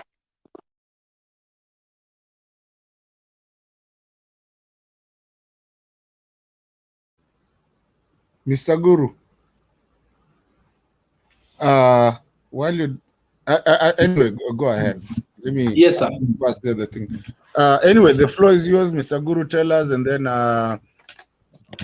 Did you do your last remark before I start the closing remark?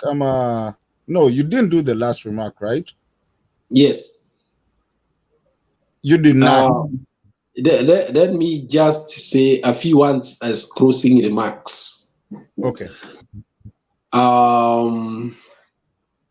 That the moment that Kenyans are faced with calls for a relook at the way we view our country.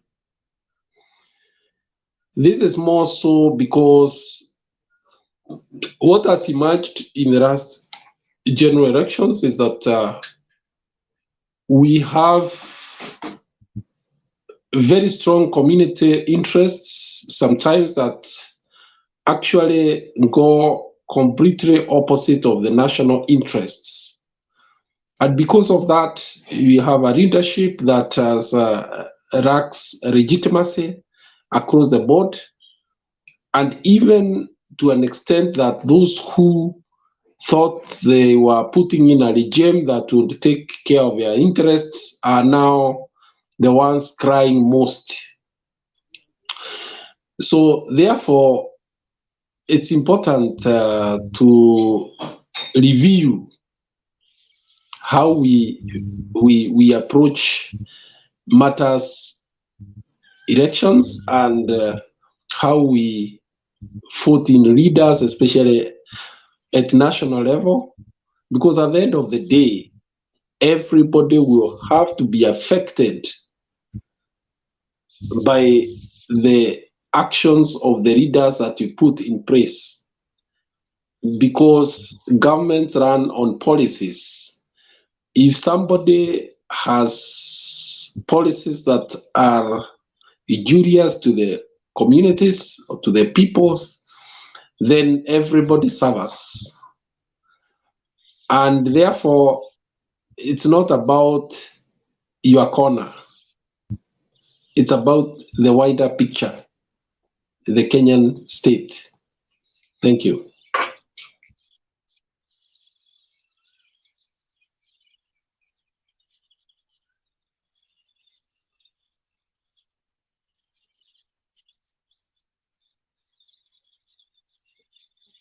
Aya, Chaka, chukua kipenge nini chako. Kinaitwa nini kile kidude cha relay? Kigongo ama kijiti. Haya basi, sasa Okay, sawa. Asante brother Stone PK. Unajua shida kuu haswa ni je, sauti ya Mkenya kupitia kura yake ndio ambayo inamteua ama kumchagua kiongozi au la. Na ukweli ni kwamba kura ya mwananchi ni kama tu kisingizio, lakini si ile ambayo inaweza ikatoa sauti kama inavyohitajika kwamba kura ndio imesema. Sasa kwa mambo mengine humo, kisha mwisho kani kisingizio tu kwamba kura ndio imesema, lakini kweli kura si inayosema. Watu ama kakundi ka watu ndio hupanga nani wa kuweza kutawala nchi. So kosa hilo ndilo ambalo limetufikisha mahali hapa tulipo kwa sasa hivi. Tume za chaguzi zimekuwa si za kuaminika,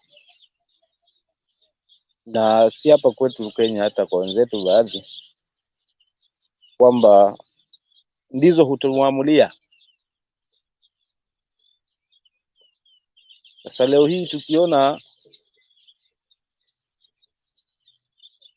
haya tunayakuta, si kwamba ni kwa ajili gani, si sauti ya Mkenya inayozungumza.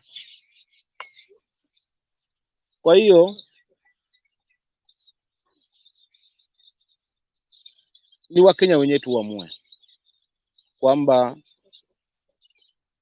tunainusuru mahakama, tunainusuru tume ya chaguzi,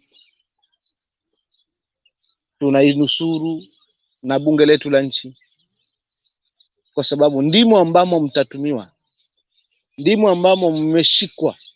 Nadhani nikianza kuingia katika hii panel, mimi nilizungumzia hivyo vitu sana tu. Kila nikiingia bwana naimba huo wimbo kwamba je, mtu ikishikwa mahakama tutakimbia wapi? Ikishikwa parliament tutakimbia wapi? Nilikuwa nazungumza mfano kama huo, but ukweli ni kwamba humo nilimozungumzia ndimo mlipofanya nini, mlimokamatwa. Sasa wananchi, ni sisi wenyewe tuamue, tunataka nchi yetu isimame, basi ni tuungane, tujitokee, tukeze kwa wingi, tulalamike, tupige nduru, tuzunguke kila kona. Hatutaki Wakenya, hatutaki liwe liwalo, uwe mvua kuwe jua, lakini hapo ndo tutaweza kumaliza huu tatu. Failure to it, basi itabidi tuvumilie, na tukishavumilia tunaregeshwa back to where we are, enzi hizo za utawala wa Nyayo, na tumefikia hapo. Kwa hiyo itakuwa ni kama staili zao. Wapande wa Rift Valley wakiingia, wanaingia kimfumo huo, wa Central wakiingia nao wanaingia na mfumo wao. So tukubali hilo, kwa sababu pale tunapelekwa ni pale pale tulipokuwa tumetoka, kwamba machifu wamepewa nafasi kubwa, jambo ambalo ndio lilikuwa wakati huo wa wanani machifu madisi wakati huo. Sasa jina la utumishi na la mtukufu la mheshimiwa hapo lilikuwa linatukuzwa.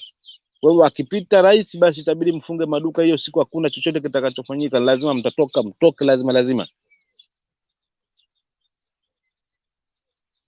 Ila tu naona mimi yote ni 9 la 10 kuhakikisha kwamba ni sisi wenyewe hasa wananchi, kwa sababu ndio wenye hii nchi. Hawa viongozi tumewachagua wenyewe, hawa viongozi ndio tumapeleka pale. So sidhani kama kuna nguvu yoyote kiongoza mwanasiasa anaweza tuzidi kama tutaungana kiukweli. Maana kama ni Jubilee ndio hiyo tayari, hiyo mrengo unatoka huko. Maana yale ambayo yamezungumzwa juzi na kale kakundi kadogo Nairobi, kwamba sisi tunatafuta saini ambazo zitaweza kuhakikisha kwamba tumetoka katika azimio, kakundi tu, lakini inaanza kidogo hivyo, mwisho itafanya nini sasa? Kwa lengo ni kumalizana na mrengo huu wa azimio, malizana na mzee na hizi sauti zake, watu wafanye mambo yao. So tusipojenga, kuziba huu ufa mapema, tutajenga ukuta wa Kenya. Hii mwisho wa siku utakuja kumlalia yoyote, awe Mkale, awe Mkikuyu, awe nani, kila mtu atakuwa in for it. Bora hauna pesa, ni maskini, ni Mkenya mlala hoi, na hauna familia kwa uongozi, wewe uko mashakani.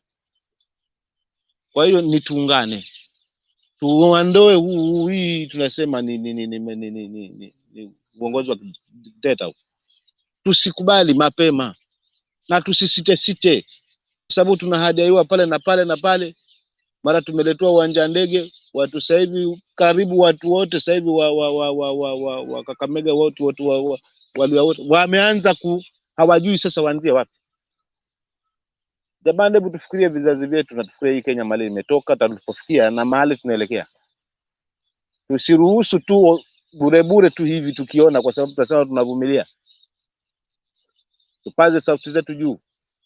Basi Raila awepo tupaze, asiwepo sisi tupaze sauti zetu juu, tuseme hapana. Kwa sababu hizi sehemu 4 kuu kama zitashikwa kikamilifu haswa, hiyo ndio tunaita ndio state capture hiyo. Ile waliopinga wakati ule ndio hiki wana implement. Ile waliopinga wakati ule sasa ndio kile ambacho wanakifanyia kazi. Walipinga BBI ndio hiyo. Na baada kupata nafasi tu, wakipata mwanya tu wa kuingiza kitu kimoja, vitu vitatu, time limit iliyozungumzwa wakati ule itatafutiwa mwanya na itawekwa pale. Na wabunge wamemezwa, hawana sauti. Mimi nilikizungumza mapema hiki kwamba wabunge hawana sauti. Wewe usijivunie tu kwa sababu na mbunge wangu hana sauti. Atafanya kila ambacho ameagizwa kufanya, kwa sababu yuko chini ya mtu. Hizi tunaziita independent, tume huru zote hizi ambazo tunasema ziko zote zitakuwa under somebody, zitakuwa ziko under sauti, ziko under maelekezo. Sasa mimi na wewe Mkenya mwenzangu tutakuwa na haki wapi pale mbele? Tunapokwaza tutakimbilia wapi? Tunapoona la kuona tutakimbilia wapi? So huu ndio wakati mapema. Miezi mitatu hii imeonyesha picha wazi kabisa ya hii serikali mahali inataka, mahali inaelekea. Kwa tusadaliwe tu na uleo, na kibaya zaidi nilizungumzia hapa na ndugu zangu na juzi tu kwamba youth wetu ndio ambao sasa hivi hii generation ya youth ndio ambao hawasikii la mwadhini wala la mteka maji kisimani. Ndio ambayo imevurugika kabisa, kwa sababu hawakuwa enzi hizo. Hata ukimwambia historia na kitu haja kiona ni kitu amekisikia tu kinazungumziwa. So our youth hawa ndio wa kwanza watakomezwa zaidi. Kwa hiyo ndugu zangu, turudi drawing board, tueleze youth wetu na tuwe tunazungumza ukweli hapa. Ifungwe hii Mtembee TV na kutokea ingine, sisi tutasimama na hiyo, but for real, angalau sauti zetu za Wakenya zipate kusikika. Dawa ni kuungana wote na tutoke, haswa maandamano ndiyo njia pekee, la sivyo tuvumilie ama tusisio uchaguzi. Kama poleni kama nitakuwa nimezungumza vibaya, ama tusisio uchaguzi, tuseme hapana, haina haja kwamba tukivote hakuna kitu ambacho kinasaidika, basi tususie. Come 2027 hakuna mtu amejitokeza kwenda kupiga kura, idhihirike wazi kwamba tumechoka. Hayo ndo maoni yangu ndugu zangu.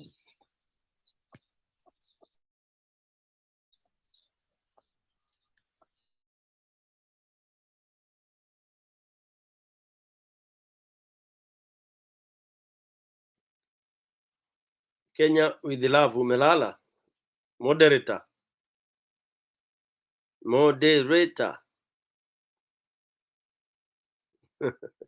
Anaonekana yuko busy sana hapa.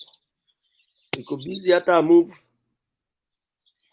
Anyway, I think I can nikizungumza itakuwa tunafuata. Or was it you Guru? Guru, you did yours?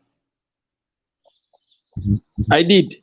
You did your final remark? Okay, so I do my final. Oh yeah, you had frozen. Atarudi. Let me do my final remark. Yangu nitashikilia kutoka hapo bwana Chaka Mdume ndugu yangu amefikisha kwamba ukweli wa mambo ni eti wakati umefika tukubali na tusemesane ukweli. Tukubali tu ukweli. Ukiwa mnyonge kubali wewe ni mnyonge. Aliye na nguvu mpishe. Tukubali tu sisi wa Kenya we are cowards. Na ukweli wa mambo ni kwamba wa Kenya, nimefanya research tena kujaribu kuona kwamba kweli sisi ni wapiganiaji uhuru kweli. Truly speaking, nimekuta kumbe we are not. We are not. There is no independence we fought for. Everything we were given. It's only a few people that attempted to agitate. But the best we did was cowardice. We were killing our own people in the Mau Mau thing. Wale sisi wenyewe ndio tulikuwa tunatumiwa kuua wale wengine, and then we are saying we are fighting Mau Mau. To some extent, you Africans are real cowards. When I look at Moi, 24 years, where were we? Miaka 24 ukiwa unanyanyaswa. 24 years. Na tunajiita wapiganaji. 24 years. Nilikuwa tunasikia nyimbo zikiimbwa. Kwanza Wakikuyu ndio walikuwa wanaimba, oh nyobaya mobi tole ainge mono totige haisho nerubwa. You know, for those who understand Kikuyu, you know what I've said. Those songs were in every club, in every place, in weddings. They were just lamenting like what we are doing now. lamenting, oh this mzee, alafu wana lament wakiangalia hivi, wanaogopa kushikwa. If it was more Kenya ilikuwa chini kwa chini. But can you imagine 24 years? That tells you that hii kitu ikiteleza ikutoke ni ngumu. Ni ngumu tu. Jumoi si ati sisi ndio tulimtoa. Ilikuja hivi katiba nini, yeye alitawala miaka ile anataka. That's what I think Ruto is going to do. Ruto 2027 he'll be there because there's no way you can remove Ruto from there because sisi tulimweka pale. Yule ambaye unamuondoa kwa mamlaka fulani ni yule ambaye umemweka pale. It's not the mwananchi that has put Ruto where he is. It is Ruto himself through his own means. Although amefanya mpaka saa hii nasikia hata watu wa Azimio wengine wameanza kusema Ruto alishinda na tulishindwa kwa sababu hatukulipa agent. You know, that is accepting defeat. All of a sudden, watu wa Azimio wengine wameanza kujua hati hawakulipa agents, giving those very flimsy excuses. Oh, unajua Central hatukulipa watu walikuwa walipwe sijui nini. Right now you are visiting those very defeatist nini. You know, our kuras hazikudefendiwa, and we have taken that as part of the tenets of election, that you have to guard your vote, you have to do this, you have to do that. That wewe ukifunga macho kidogo mimi nikuibie ni sawa. Utaniuliza Stone PK nikikuibia ulikuwa wapi? So what am I trying to say? I'm saying that as a country we have slid into some irreversible situations. And that's when I said the climax of this, maybe by default, some force might come from somewhere. And that is when that force might have to involve some extra force if they want to kind of end this suffering before it starts. It has already started. I know Chaka amesema sasa tunaendelea kufanya nini? Tayari tuko pale, tuko kwenye kikaangio sasa. Kenya iko kwenye hakuna pengine tunangoja ati karai iwekwe maji ya nani, iwekwe mafuta ndio tuanze kukaangwa. Tayari tunakaangwa. Tumeandaliwa kabisa, sasa ni kukaangwa tu na kupinduliwa, hatuna lolote. We have no. Look at even mtu anaenda ana address vitu vitupu kule na hela zinaripotiwa, budget imeenda utadu Mkenya hauna lolote lile. You have no power at all because your power is the vote. Your vote is invalid. So what other power do you have? Is force. Because ukininyang'anya, ukinikosesha sheria yangu, kitu changu kile cha haki nikio nacho, basi nitatumia nguvu. And that's why Stone PK mimi huwa sirudi na nyuma nikisema hapa ni kwa kutumia nguvu. Kwa Kikwetu tunasema kutomera kidhuri. It's allowed. In my tribe we allow. Naja ukiwa umeiba mbuzi kwako, I come with a sword, bow and arrow na rungu. If I know my goat is in your compound. Nakuja nimejifunga. I ask you, is it true mbuzi wangu mweupe yako kwako? Ukianza ngengenge tunaanguka hapo. I don't go sijui kwa chief, sijui atio nini, because huyu amekuibia ako tayari. Ruto is ready and is strengthening himself. So Kenyans, you remain in churches praying that God helps you, you'll die there.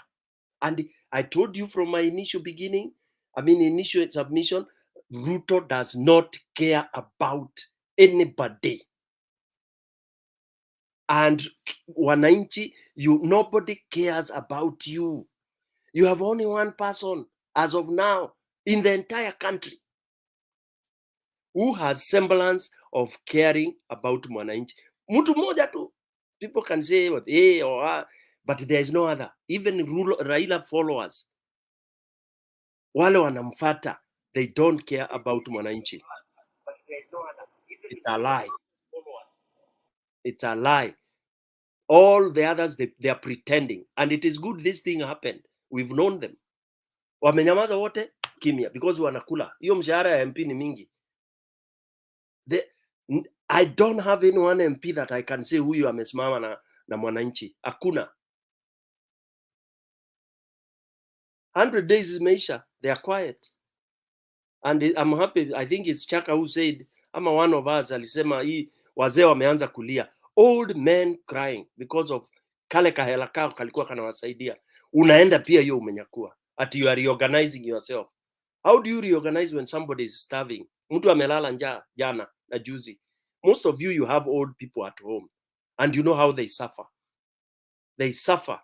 Hata unakuta ile msaada tunawapatia haitoshi. Sasa haka kalikuwa ni kakitu kake, anaenda anachukua, anaweka mfukoni, anachukua na akiwa na mtoto wake yule anaamini, anafanya ka shopping kake, ile ingine anaficha mahali. Amejishikilia, you know about money. Hela ya kutegemea kupewa na mjukuu na nani haifiki. But this one, the wisdom of Kibaki, which was implemented by Uhuru, hela ya mzee, it has been a life-saving fund.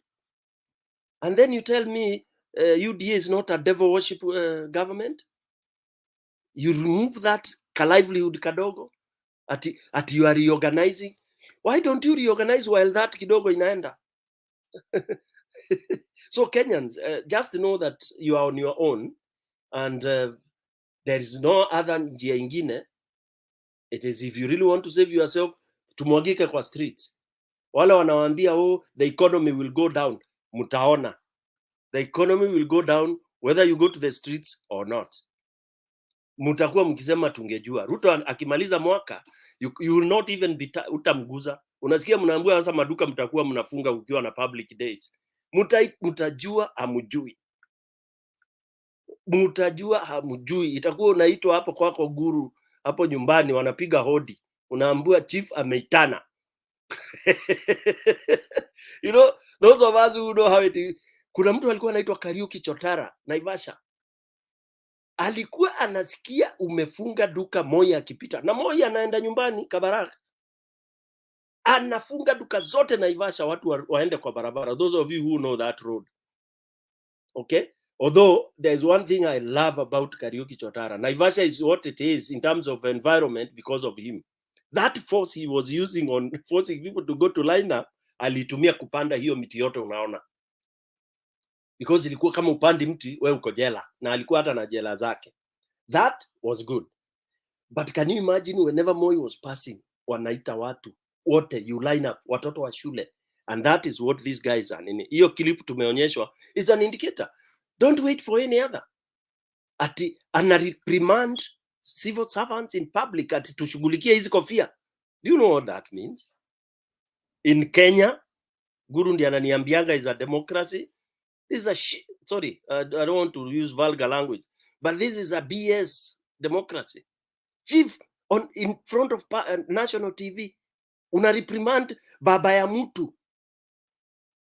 Tena civil servant, ana crown. Hata nursery school kids, you don't do that.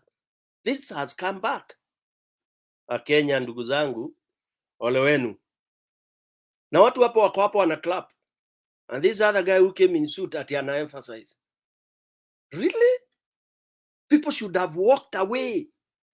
Kenyans now start rejecting this nonsense.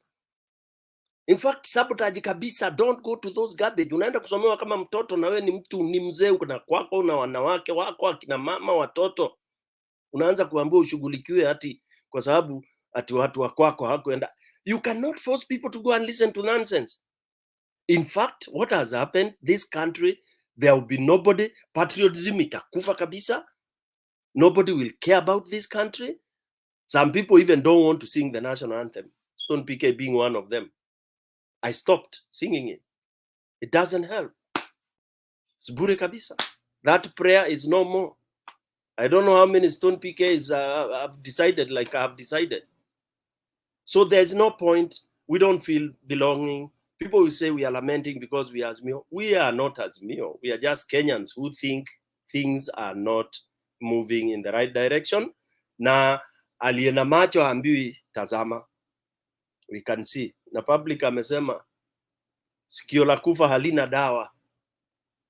na ya kuzama mtajimalizia wenyewe. Asanteni sana. Back to you Kenya with love. Stone PK, before you cross, Yes. Unajua, one statement that came out very strongly after Ruto took over was that the provincial administration would no longer be used for political purposes and mobilization, that they will do their own politics using their own networks. So it is strange that a commissioner can now be talking the way he is talking, but it represents also maybe the inside thinking that either they were quick to make that statement, or it's just that keeping inconsistent of what they have been, that you say this but you mean the other. Because like now, one of the platforms on which this UDA campaigned on is that there will be no longer misuse of the chiefs and the police and so on and so forth. But that statement is very telling. So it means then it's a reverse psychology that they are using. They talked about state capture, but you can see now the kind of institutions we are having. We've gone back to where we were in 1990s, where the Chief Justice was always in tow of the president, and therefore the independence is totally compromised. The IEBC has become a tool. So waambie ukweli, Stone PK, njia ya kujikwamua ndio hatuna saa hii.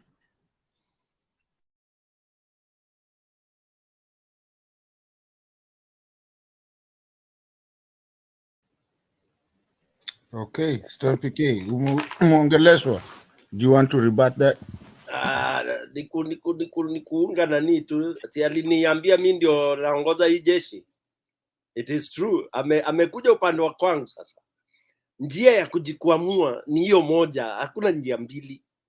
Lakini tukitaka kukwama tunakaa status quo. Uoga utuzidi. Ndugu yangu Chakamdune hataki mbuzi wake wapotee.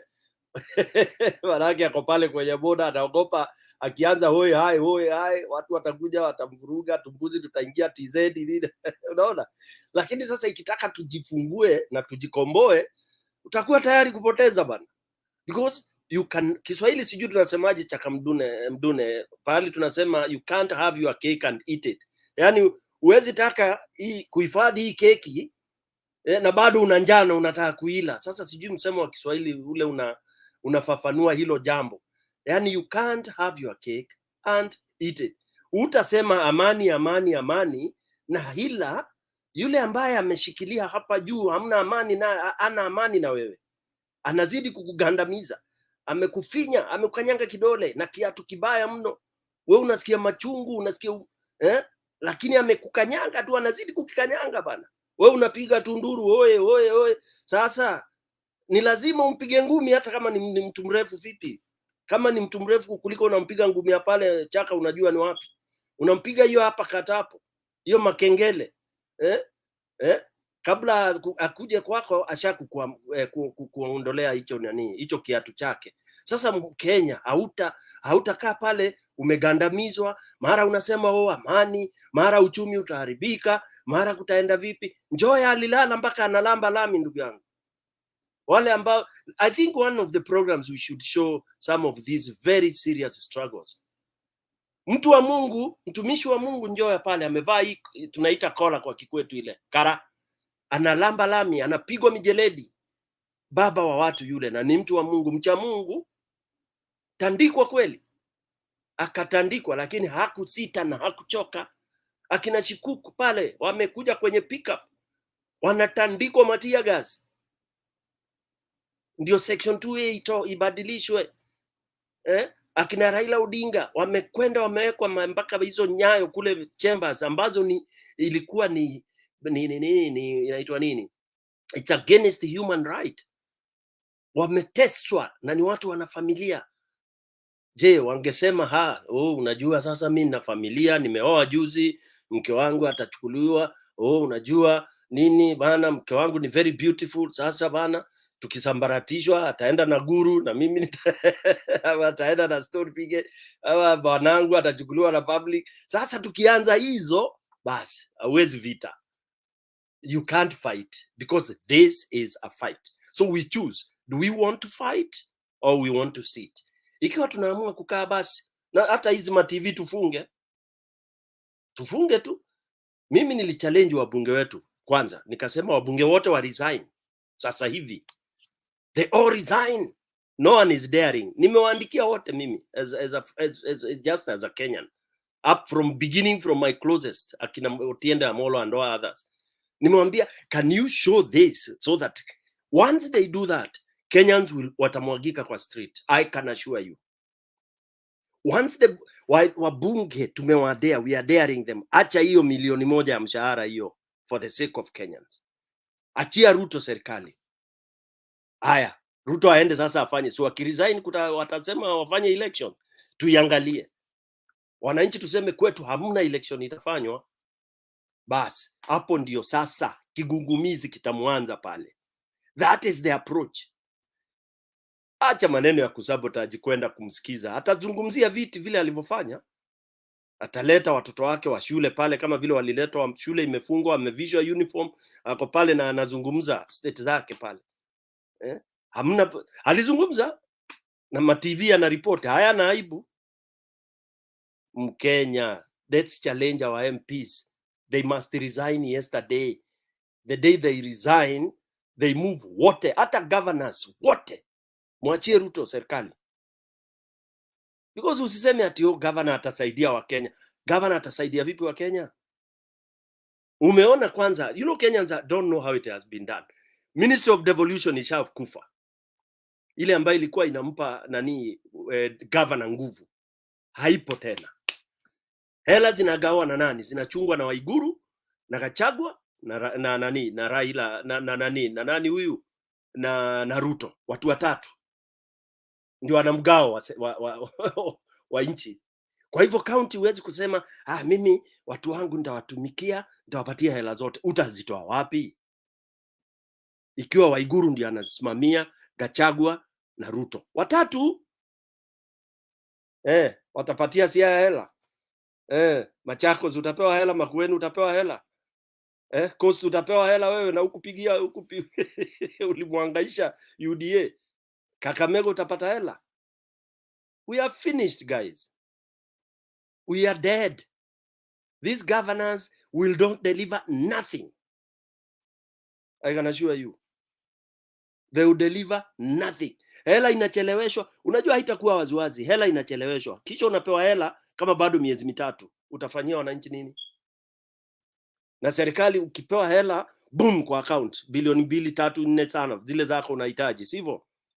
Una miezi 6 months to implement. Uta-implement nini? Hela inaregeshwa wapi? Central. Ikiregeshwa Central inakwenda wapi? Kwa UDA. UDA wanamanga kumanga. Wewe uko hapa unaimba, serikali yangu ya county, serikali yangu ya county. So things are very bad. Things are very, very, very bad indeed. Extremely bad. And they cannot be better. It is doom. It is dark. All right? It is dark. It is dark. Dark. Na mambo maisha itazidi kupanda. Nothing can bring the life, what we call it, the economy, and even the inflation rate down. Hamna, unless you invest in what Azimio was talking about. Industrialization from grassroots was number 1.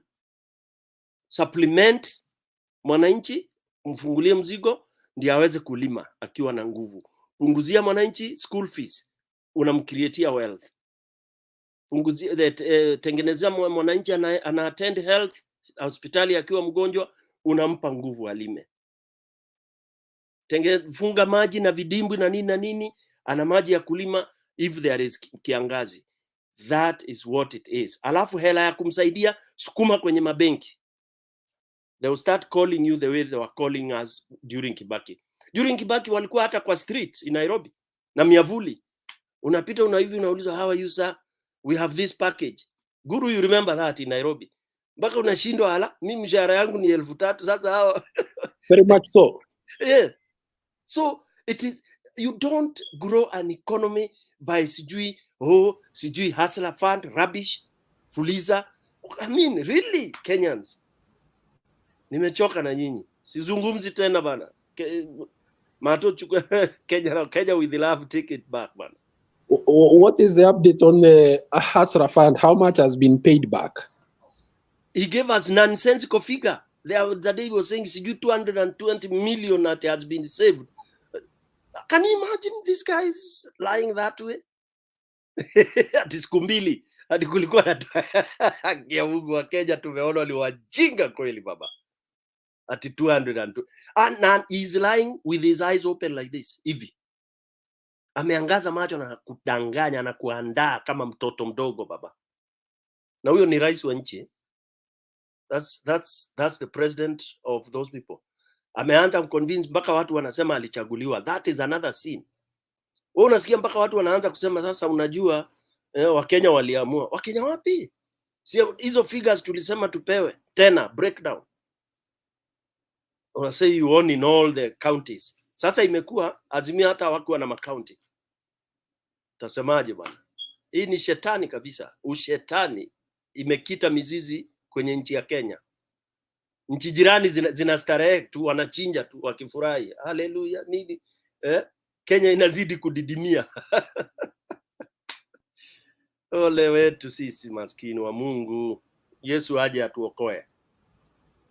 Yesu aje atuokoe. Ladies and gentlemen, I think we are hitting that mark. We are about to close. This point is an open forum. If anybody, kuna mtu hapa, for the people that are on the show, kama kuna mtu that wanted to say something as a closing, ya mwisho kabisa tukifunga, naweza penda, I want to thank you first of all, before nianze kuthank watu wa comment section, na nikuje ni wa thank nyote wenye mko hapa. Kama kuna mtu tu kuna kitu inamuuma mahali kabla tufunge, anaweza penda tu kusema tukifunga openly. If there is anyone, if there is not, I'll start my closing procedure. Kama kuna mtu tu kuna kitu anataka kusema ya kufunga kabisa.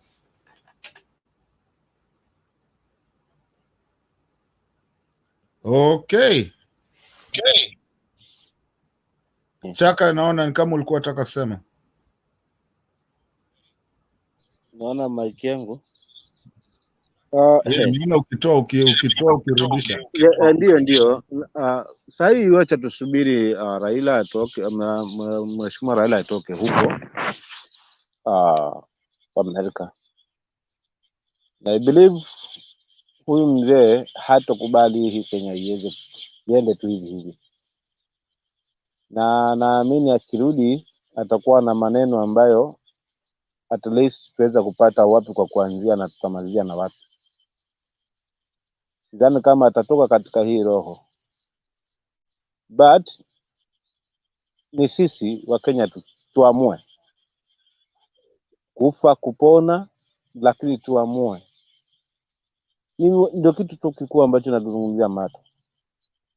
Ni sisi wenyewe wa Kenya tuamue. Unatoka tunasema hapana, kwa sababu hakuna mtu ambaye atatutetea, si mbunge, si seneta, si nani, wote wataimba. Daktari washaanza kuimba. Wimbo ni wa rais tu, si kingine. Kwa hiyo, mheshimiwa, I believe pamoja na muhimu kule, lakini akirudi kuna mambo atatueleza. Tukipata mwanya kama ule wajuzi tu wa Kamkunji, let's make use of it. Tusipoteze tena nafasi kama ile. Ukipata ndio wakati ule mwafaka kabisa. Wacha watu uwe, wacha watu pige, lakini hakika ukweli utadhihirika na tutaikomboa hii nchi. Lakini tukiingiwa na roho ya uoga kama alivyozungumzia Stone PK, basi hakuna mahali tutaenda.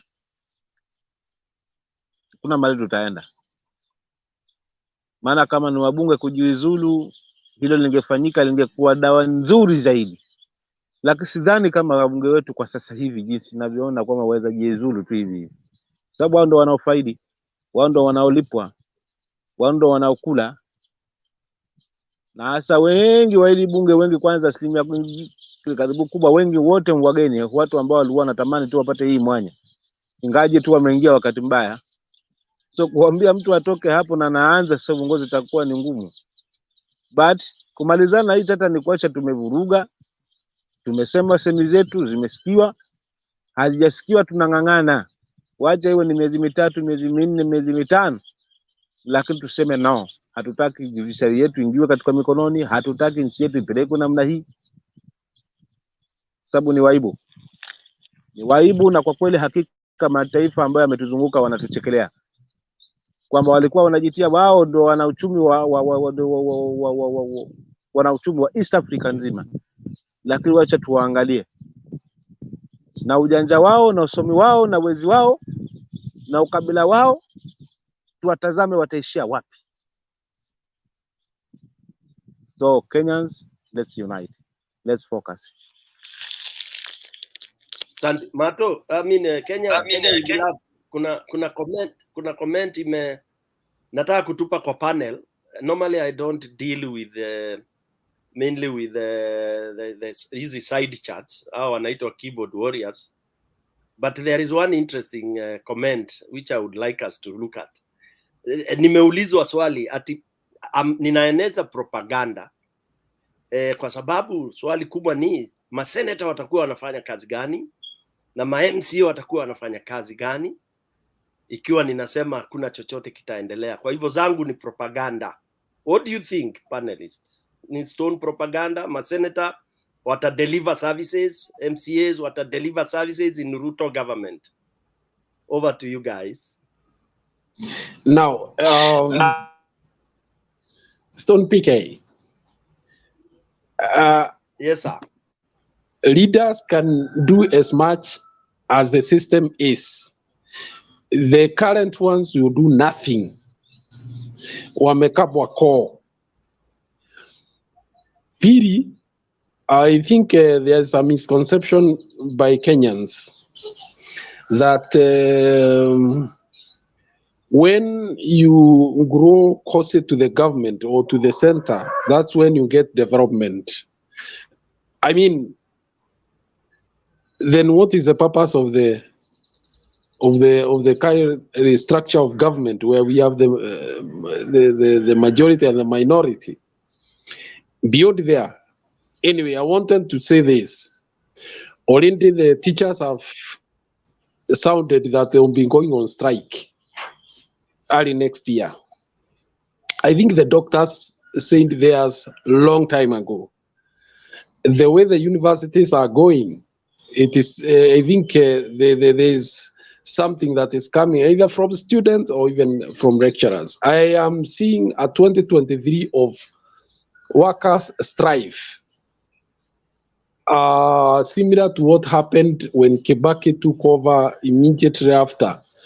So I don't know how this will spiral, but already the workers have sounded some warning. I saw the Minister of Education trying to tell the teachers to be patient. They want 100 billion more in their accounts. So let's wait and see. Things are unfolding very fast. And all this is because one thing leads to another. One thing leads to another. Those ones, at least they are lucky, they are agitating because they have something on the table and they want it increased. What about those who do not even have something to put on the table? Asante. Thank you so much, Guru. Umemjibu huyo mmoja wa wale wa mashabiki wetu hapo chini. Alikuwa ameuliza hilo swali na alikuwa ananikosoa, ananiambia mimi naeneza propaganda. Lakini Kenya watakuja kujua hakuna kitu inaitwa propaganda. Negative politics, they refer to ukweli as propaganda. When you're being told the truth, ni propaganda. Haya, back to you ndugu yangu Kenyan with love. Okay, nitawarudia nyinyi, msiende mahali. Naona Chaka amepotea, lakini naona akijaribu kurudi. Wacheni tufunge sote. Ladies and gentlemen, mimi kwangu, wacha tu niseme yangu kidogo. What I will say is that this Kenya, if we don't protect it, if we don't listen to the people that come here and talk, the gurus, the PKs, wenye mnasema propaganda, at one time ukianza kulia, you will remember those voices. There's a lot of Kenyans who have come into this world, and some of us know, and we never listen to them, but we do remember them until today. Some of them were visual, to be people who actually came and made a change in Kenya, but just by their words, by what they did.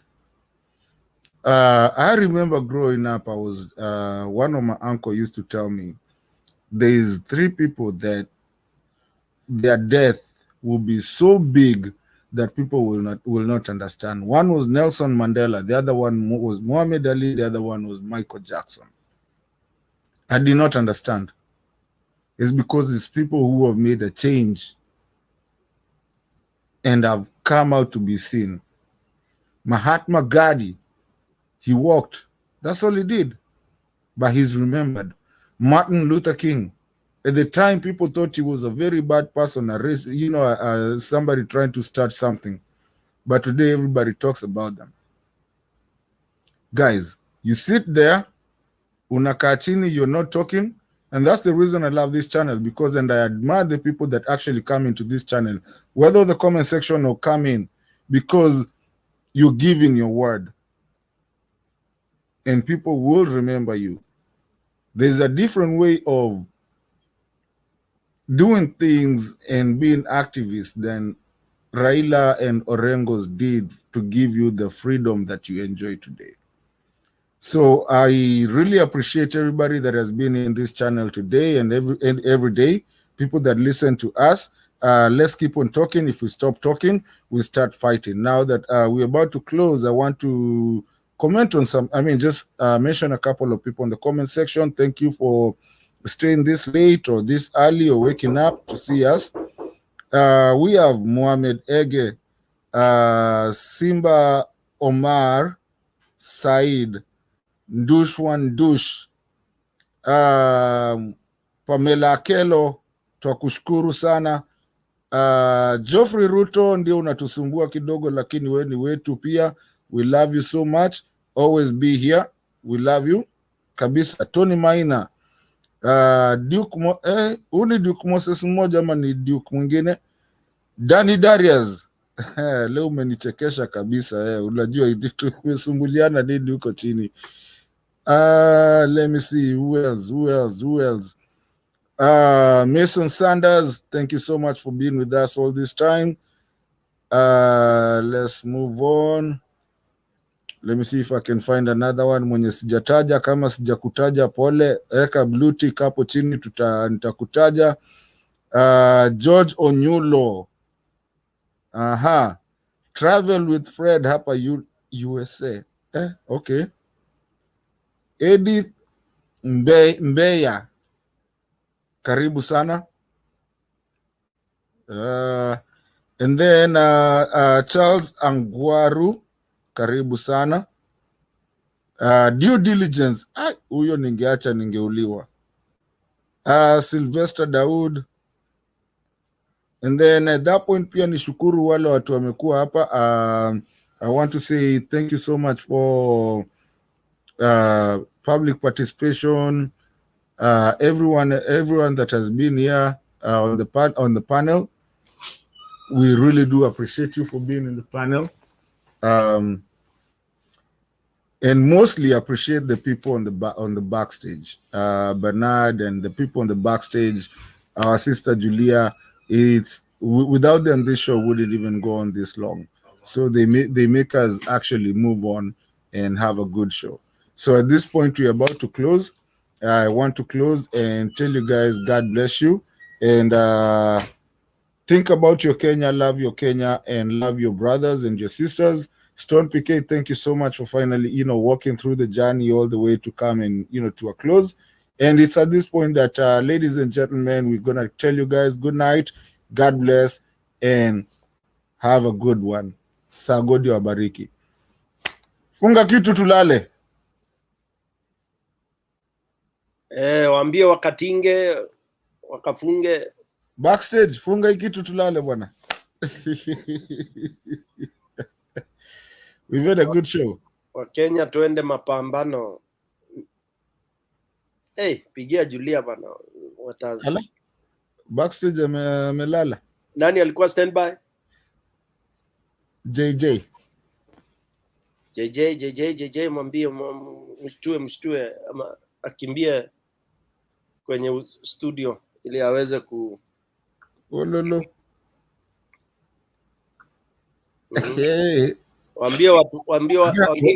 Waambie mawili matatu basi, nikienda ka monologue kidogo nikimpigia. Watupatie duplicate. Wacha niseme dush.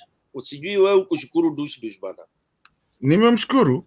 Okay, dush, thank you so much for the compliment. And Mohamed Eji, my wonderful friend, thank you so much.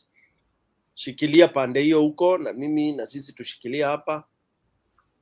Ni kungangana tu. Megi Odengo, dada yetu, thank you very much for being there. And hakuna vita inakuaga. Vita is not ati mambo mazuri, na hakuna kizuri kinatokaga tu ati manna from heaven. And ukweli useme, ukweli utambe. The truth is always not very, very welcome. Eugene Adams, thank you so much. We feel encouraged when we have some people seeing the power of reason. At the same time, we also feel good when we see those who are not able to see things the way we see it. People say that one man's poison is another one's meat, while one man's meat is another man's poison, but there is that which is generally accepted as poison. Hii nyama ya UDA is generally and majority feel it is poison. Ni sumu. Tunakubali ndio, kila mtu ana mambo yake nini na nini, lakini hii nyama UDA wamepatia Kenya haingii, haifai, ni ya kumaliza nchi yetu ambayo tunaita nchi tukufu, nchi nzuri.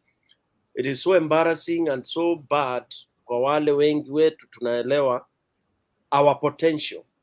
When you feel and you know the potential that this country has, right from the human resource to the, the land itself, it is amazing that 60 years we are still struggling.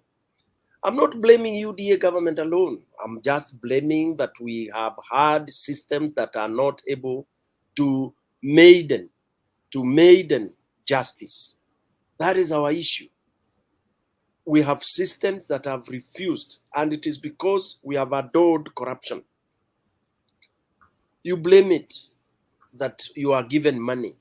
Why don't you take money and vote correctly?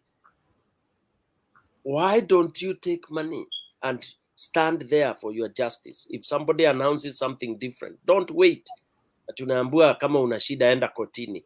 No, I think Kenyans, we should reach at a point where now, and it is so good that it is happening, kwenda kotini is a waste of time. So kama kwenda kotini is a waste of time, tunangoja njia gani ingine ya kujikomboa kwenye minyororo hii ambayo tunajifunga nayo? We are totally antagonized. We have no way. We see things are happening very, very ridiculously. Offices are being created. The following day utasikia ofisi ya Stone PK out of the manna from heaven. Umesikia ofisi ya prime cabinet in the uko railway. Sasa hii ya first daughter, which I have never had in the entire world. We are just making history. First daughters huwa wanapewa ofisi ya nchi ya serikali. First daughter. Then how about first son? Then first uncle. Then we shall also have first auntie. We will have first girlfriend. Okay? Nilisikia mpaka kuna first lady in the counties. So kwa president pia atakuwa na first, first girlfriend. First girlfriend president alipata alipobalehe, atapewa ofisi kwa hii nchi yetu ya Kenya. Your first driver utampatia ofisi. Your first house help utampatia ofisi. Every first person you've ever had, when you rise to the power, to the high seat in Kenya, you create all those offices. It reminds me of one book that was satirical. Ilikuwa inaitwa Government Inspector, whereby every president akiingia alikuwa anaanzisha holiday yake. You celebrate his birthday, you celebrate the day he was sworn in, you celebrate, and then there are more holidays than the days of the year. Yeah, you have more holidays than the day of the year. So basically, that is the ridiculous situation that this country is in. And it is so unfortunate that hata shetani ana wafuasi wake, yeah? Kila nyani ana mbuyu wake. Kwa hivyo hata Ruto ana watu wake. Kuna watu, niliona watu wakipiga makofi, hata kanisani anaenda unasikia watu wana clap when he talks. So basically katatamba hivyo. He will be the most traveled president.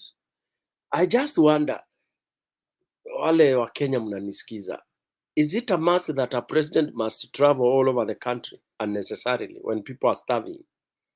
Is it really? Somebody was telling me, like, for example, a governor should travel all over the county. Kwenda kugawa, peana check. Kitaka kupelekea barua ward fulani, ana drive magari 5 za security na zake na nini. Anaenda kule, alafu anaenda kumvisit huyo MCA, alafu anazungumza pale kwa sababu anataka ku make statement. Sasa una make statement gani na ulichaguliwa, maskini wa Mungu? You are elected. You are the governor. Don't make unnecessary expenses. Save on that. Then donate, increase the bursary, whatever, kama ni bursary, increase the vote. You know, I mean, cut on. Hata hii maneno ya machai kwa ofisi. Ifike mpaka watu waambiwe wanunue chai zao. For me, all the organizations I've worked for, we used to buy our own things. Unajiorganize hapo, you buy your own tea, you buy your own whatever. I mean, sasa hapo lazima sijui chai, sijui nini, mandazi and all that. Yeah. So basically, I tend to think we have set very bad precedents, and that's why everything in Kenya in a sale. Okay? Rigging elections is normal. Unaulizwa wewe ukiibiwa ulikuwa wapi? Mbona wewe ulikuwa umelala? Mbona hata wewe ukuiba? Those are Kenyans who talk like that. Unasema uliibiwa. Kwani kila siku unaibiwaga? Ukiibiwa ulikuwa wapi? Imagine mtu anakuuliza hivyo. Unasema mlikuwa mnasema mko na evidence. Mlipeana evidence gani kwa Supreme Court? Mlitoa evidence fake. Zile zote walifungua, walipata nini? Na hakuna mtu anatuelezea about the form 32 sijui zilikuwa zile zilitolewa duplicate. Hiyo maswala hakuna mtu anazungumziaka. Kwa nini zilifanywa mara mbili? I mean, that tells you where we are. Power of reason gone. So that's why saa ingine ninasema hata badala ya kushinda tukiongea, tuache Wakenya waswalo hii pill, ndio wajue kama inalewesha ama ileweshi. Walambe huu moto wasikie kama unachoma ama uchomi. You know, I think sometimes it's good when mtoto akililia wembe unamwachia alafu akijikata. I remember my dad did something that I've never forgotten in my life. When I was a little kid, of course, a little kid that can remember things. I don't know what age that was, but I remember what happened. I liked going kushika ile taa. Manake those days mtaani kulikuwa hakuna taa, stima, tulikuwa naona na hizi hurricane lamp. So ikiashwa hivi, as a small boy unaenda kushika hiyo glass. So nikienda kushika, mom would stop me. But I remember dad one day aliona naenda kushika, akaacha nishike. But he was very ready to remove my enemy. Akaacha nishike. Nilipoishika, never again would I dare do that. Ilikuwa inaashwa inaekelewa hapo kwa meza, mimi na tena napita mbali na iangalia. Okay? That's the principle of mtoto akililia wembe, mpendi aweze kusoma, and it works. So Kenyans, I think As much as we talk and say, oh, nini, bab, sijui what, I think we need to test. Hii generation ingine, si tulitest ya Moi, wacha hao vijana wadogo na wasichana wadogo watest ya Ruto. Wakipewa proposals na project vile wanaweza kuuza smoky na kuweka chicken wakuwe billionaires, and then how they can become from chicken seller into presidency. Wafuata hizo modules, alafu labda itawasaidia. Okay, kazi ni kazi, you go soma pate madigri zako, rudi pale nyumbani uza smoky. Manake kazi ni kazi. Ilifanya mpaka msichana mmoja akawa first daughter by selling smoky. Also mwingine akawa president kwa kulea kuku na kuuza mayai. Alafu mwingine alikuja juzi akasema Hustler Fund alinunua kuku moja, alipewa 900 sijui, kanunua kuku moja. Akaulizwa chakula je, akasema alikuwa na chakula ya kuku. Akaulizwa hasa unangoja nini, sijui itataga mayai ngapi, atauza hii wallahi billahi wa Kenya walikuwa wanasikiza hiyo kwa TV. Ningetaka kujua katika UDA ni dawa gani hiyo mtu anapewa anaanza kutumia akili in reverse, upside down. Ningetaka kwa wiki moja nianze kufikiria kama UDA wanaitwa muuda. Because I want to have to take that drug wanakunywa nipate guts za kuweza to talk the way they are talking. I would just want to, and then I listen to myself saying those things. I want to listen to myself talking about scholarships. I want to listen to myself explaining how smokies can make you rich and become, that. And how selling smoky should be a motivation as I go to talking to the poor people who even don't have food to eat. I also want to be able to talk to people to show them how 500 shillings can quickly grow into an inimitable fund that will be able to run your family and as a startup kit towards your growth. I really would want to know that. I would want to see that. I would want to see and hear how a free grant, which ilikuwa inaambiwa itakuwa kubwa sana. Free grant waliambiwa itakuwa kubwa hata kuliko the 6,500 ile baba alikuwa na promise watu, ambayo ilikuwa watu watapewa free, watoto nyara mnapewa. Then once you get that, you go and do a business of your choice. Those were UDA's words.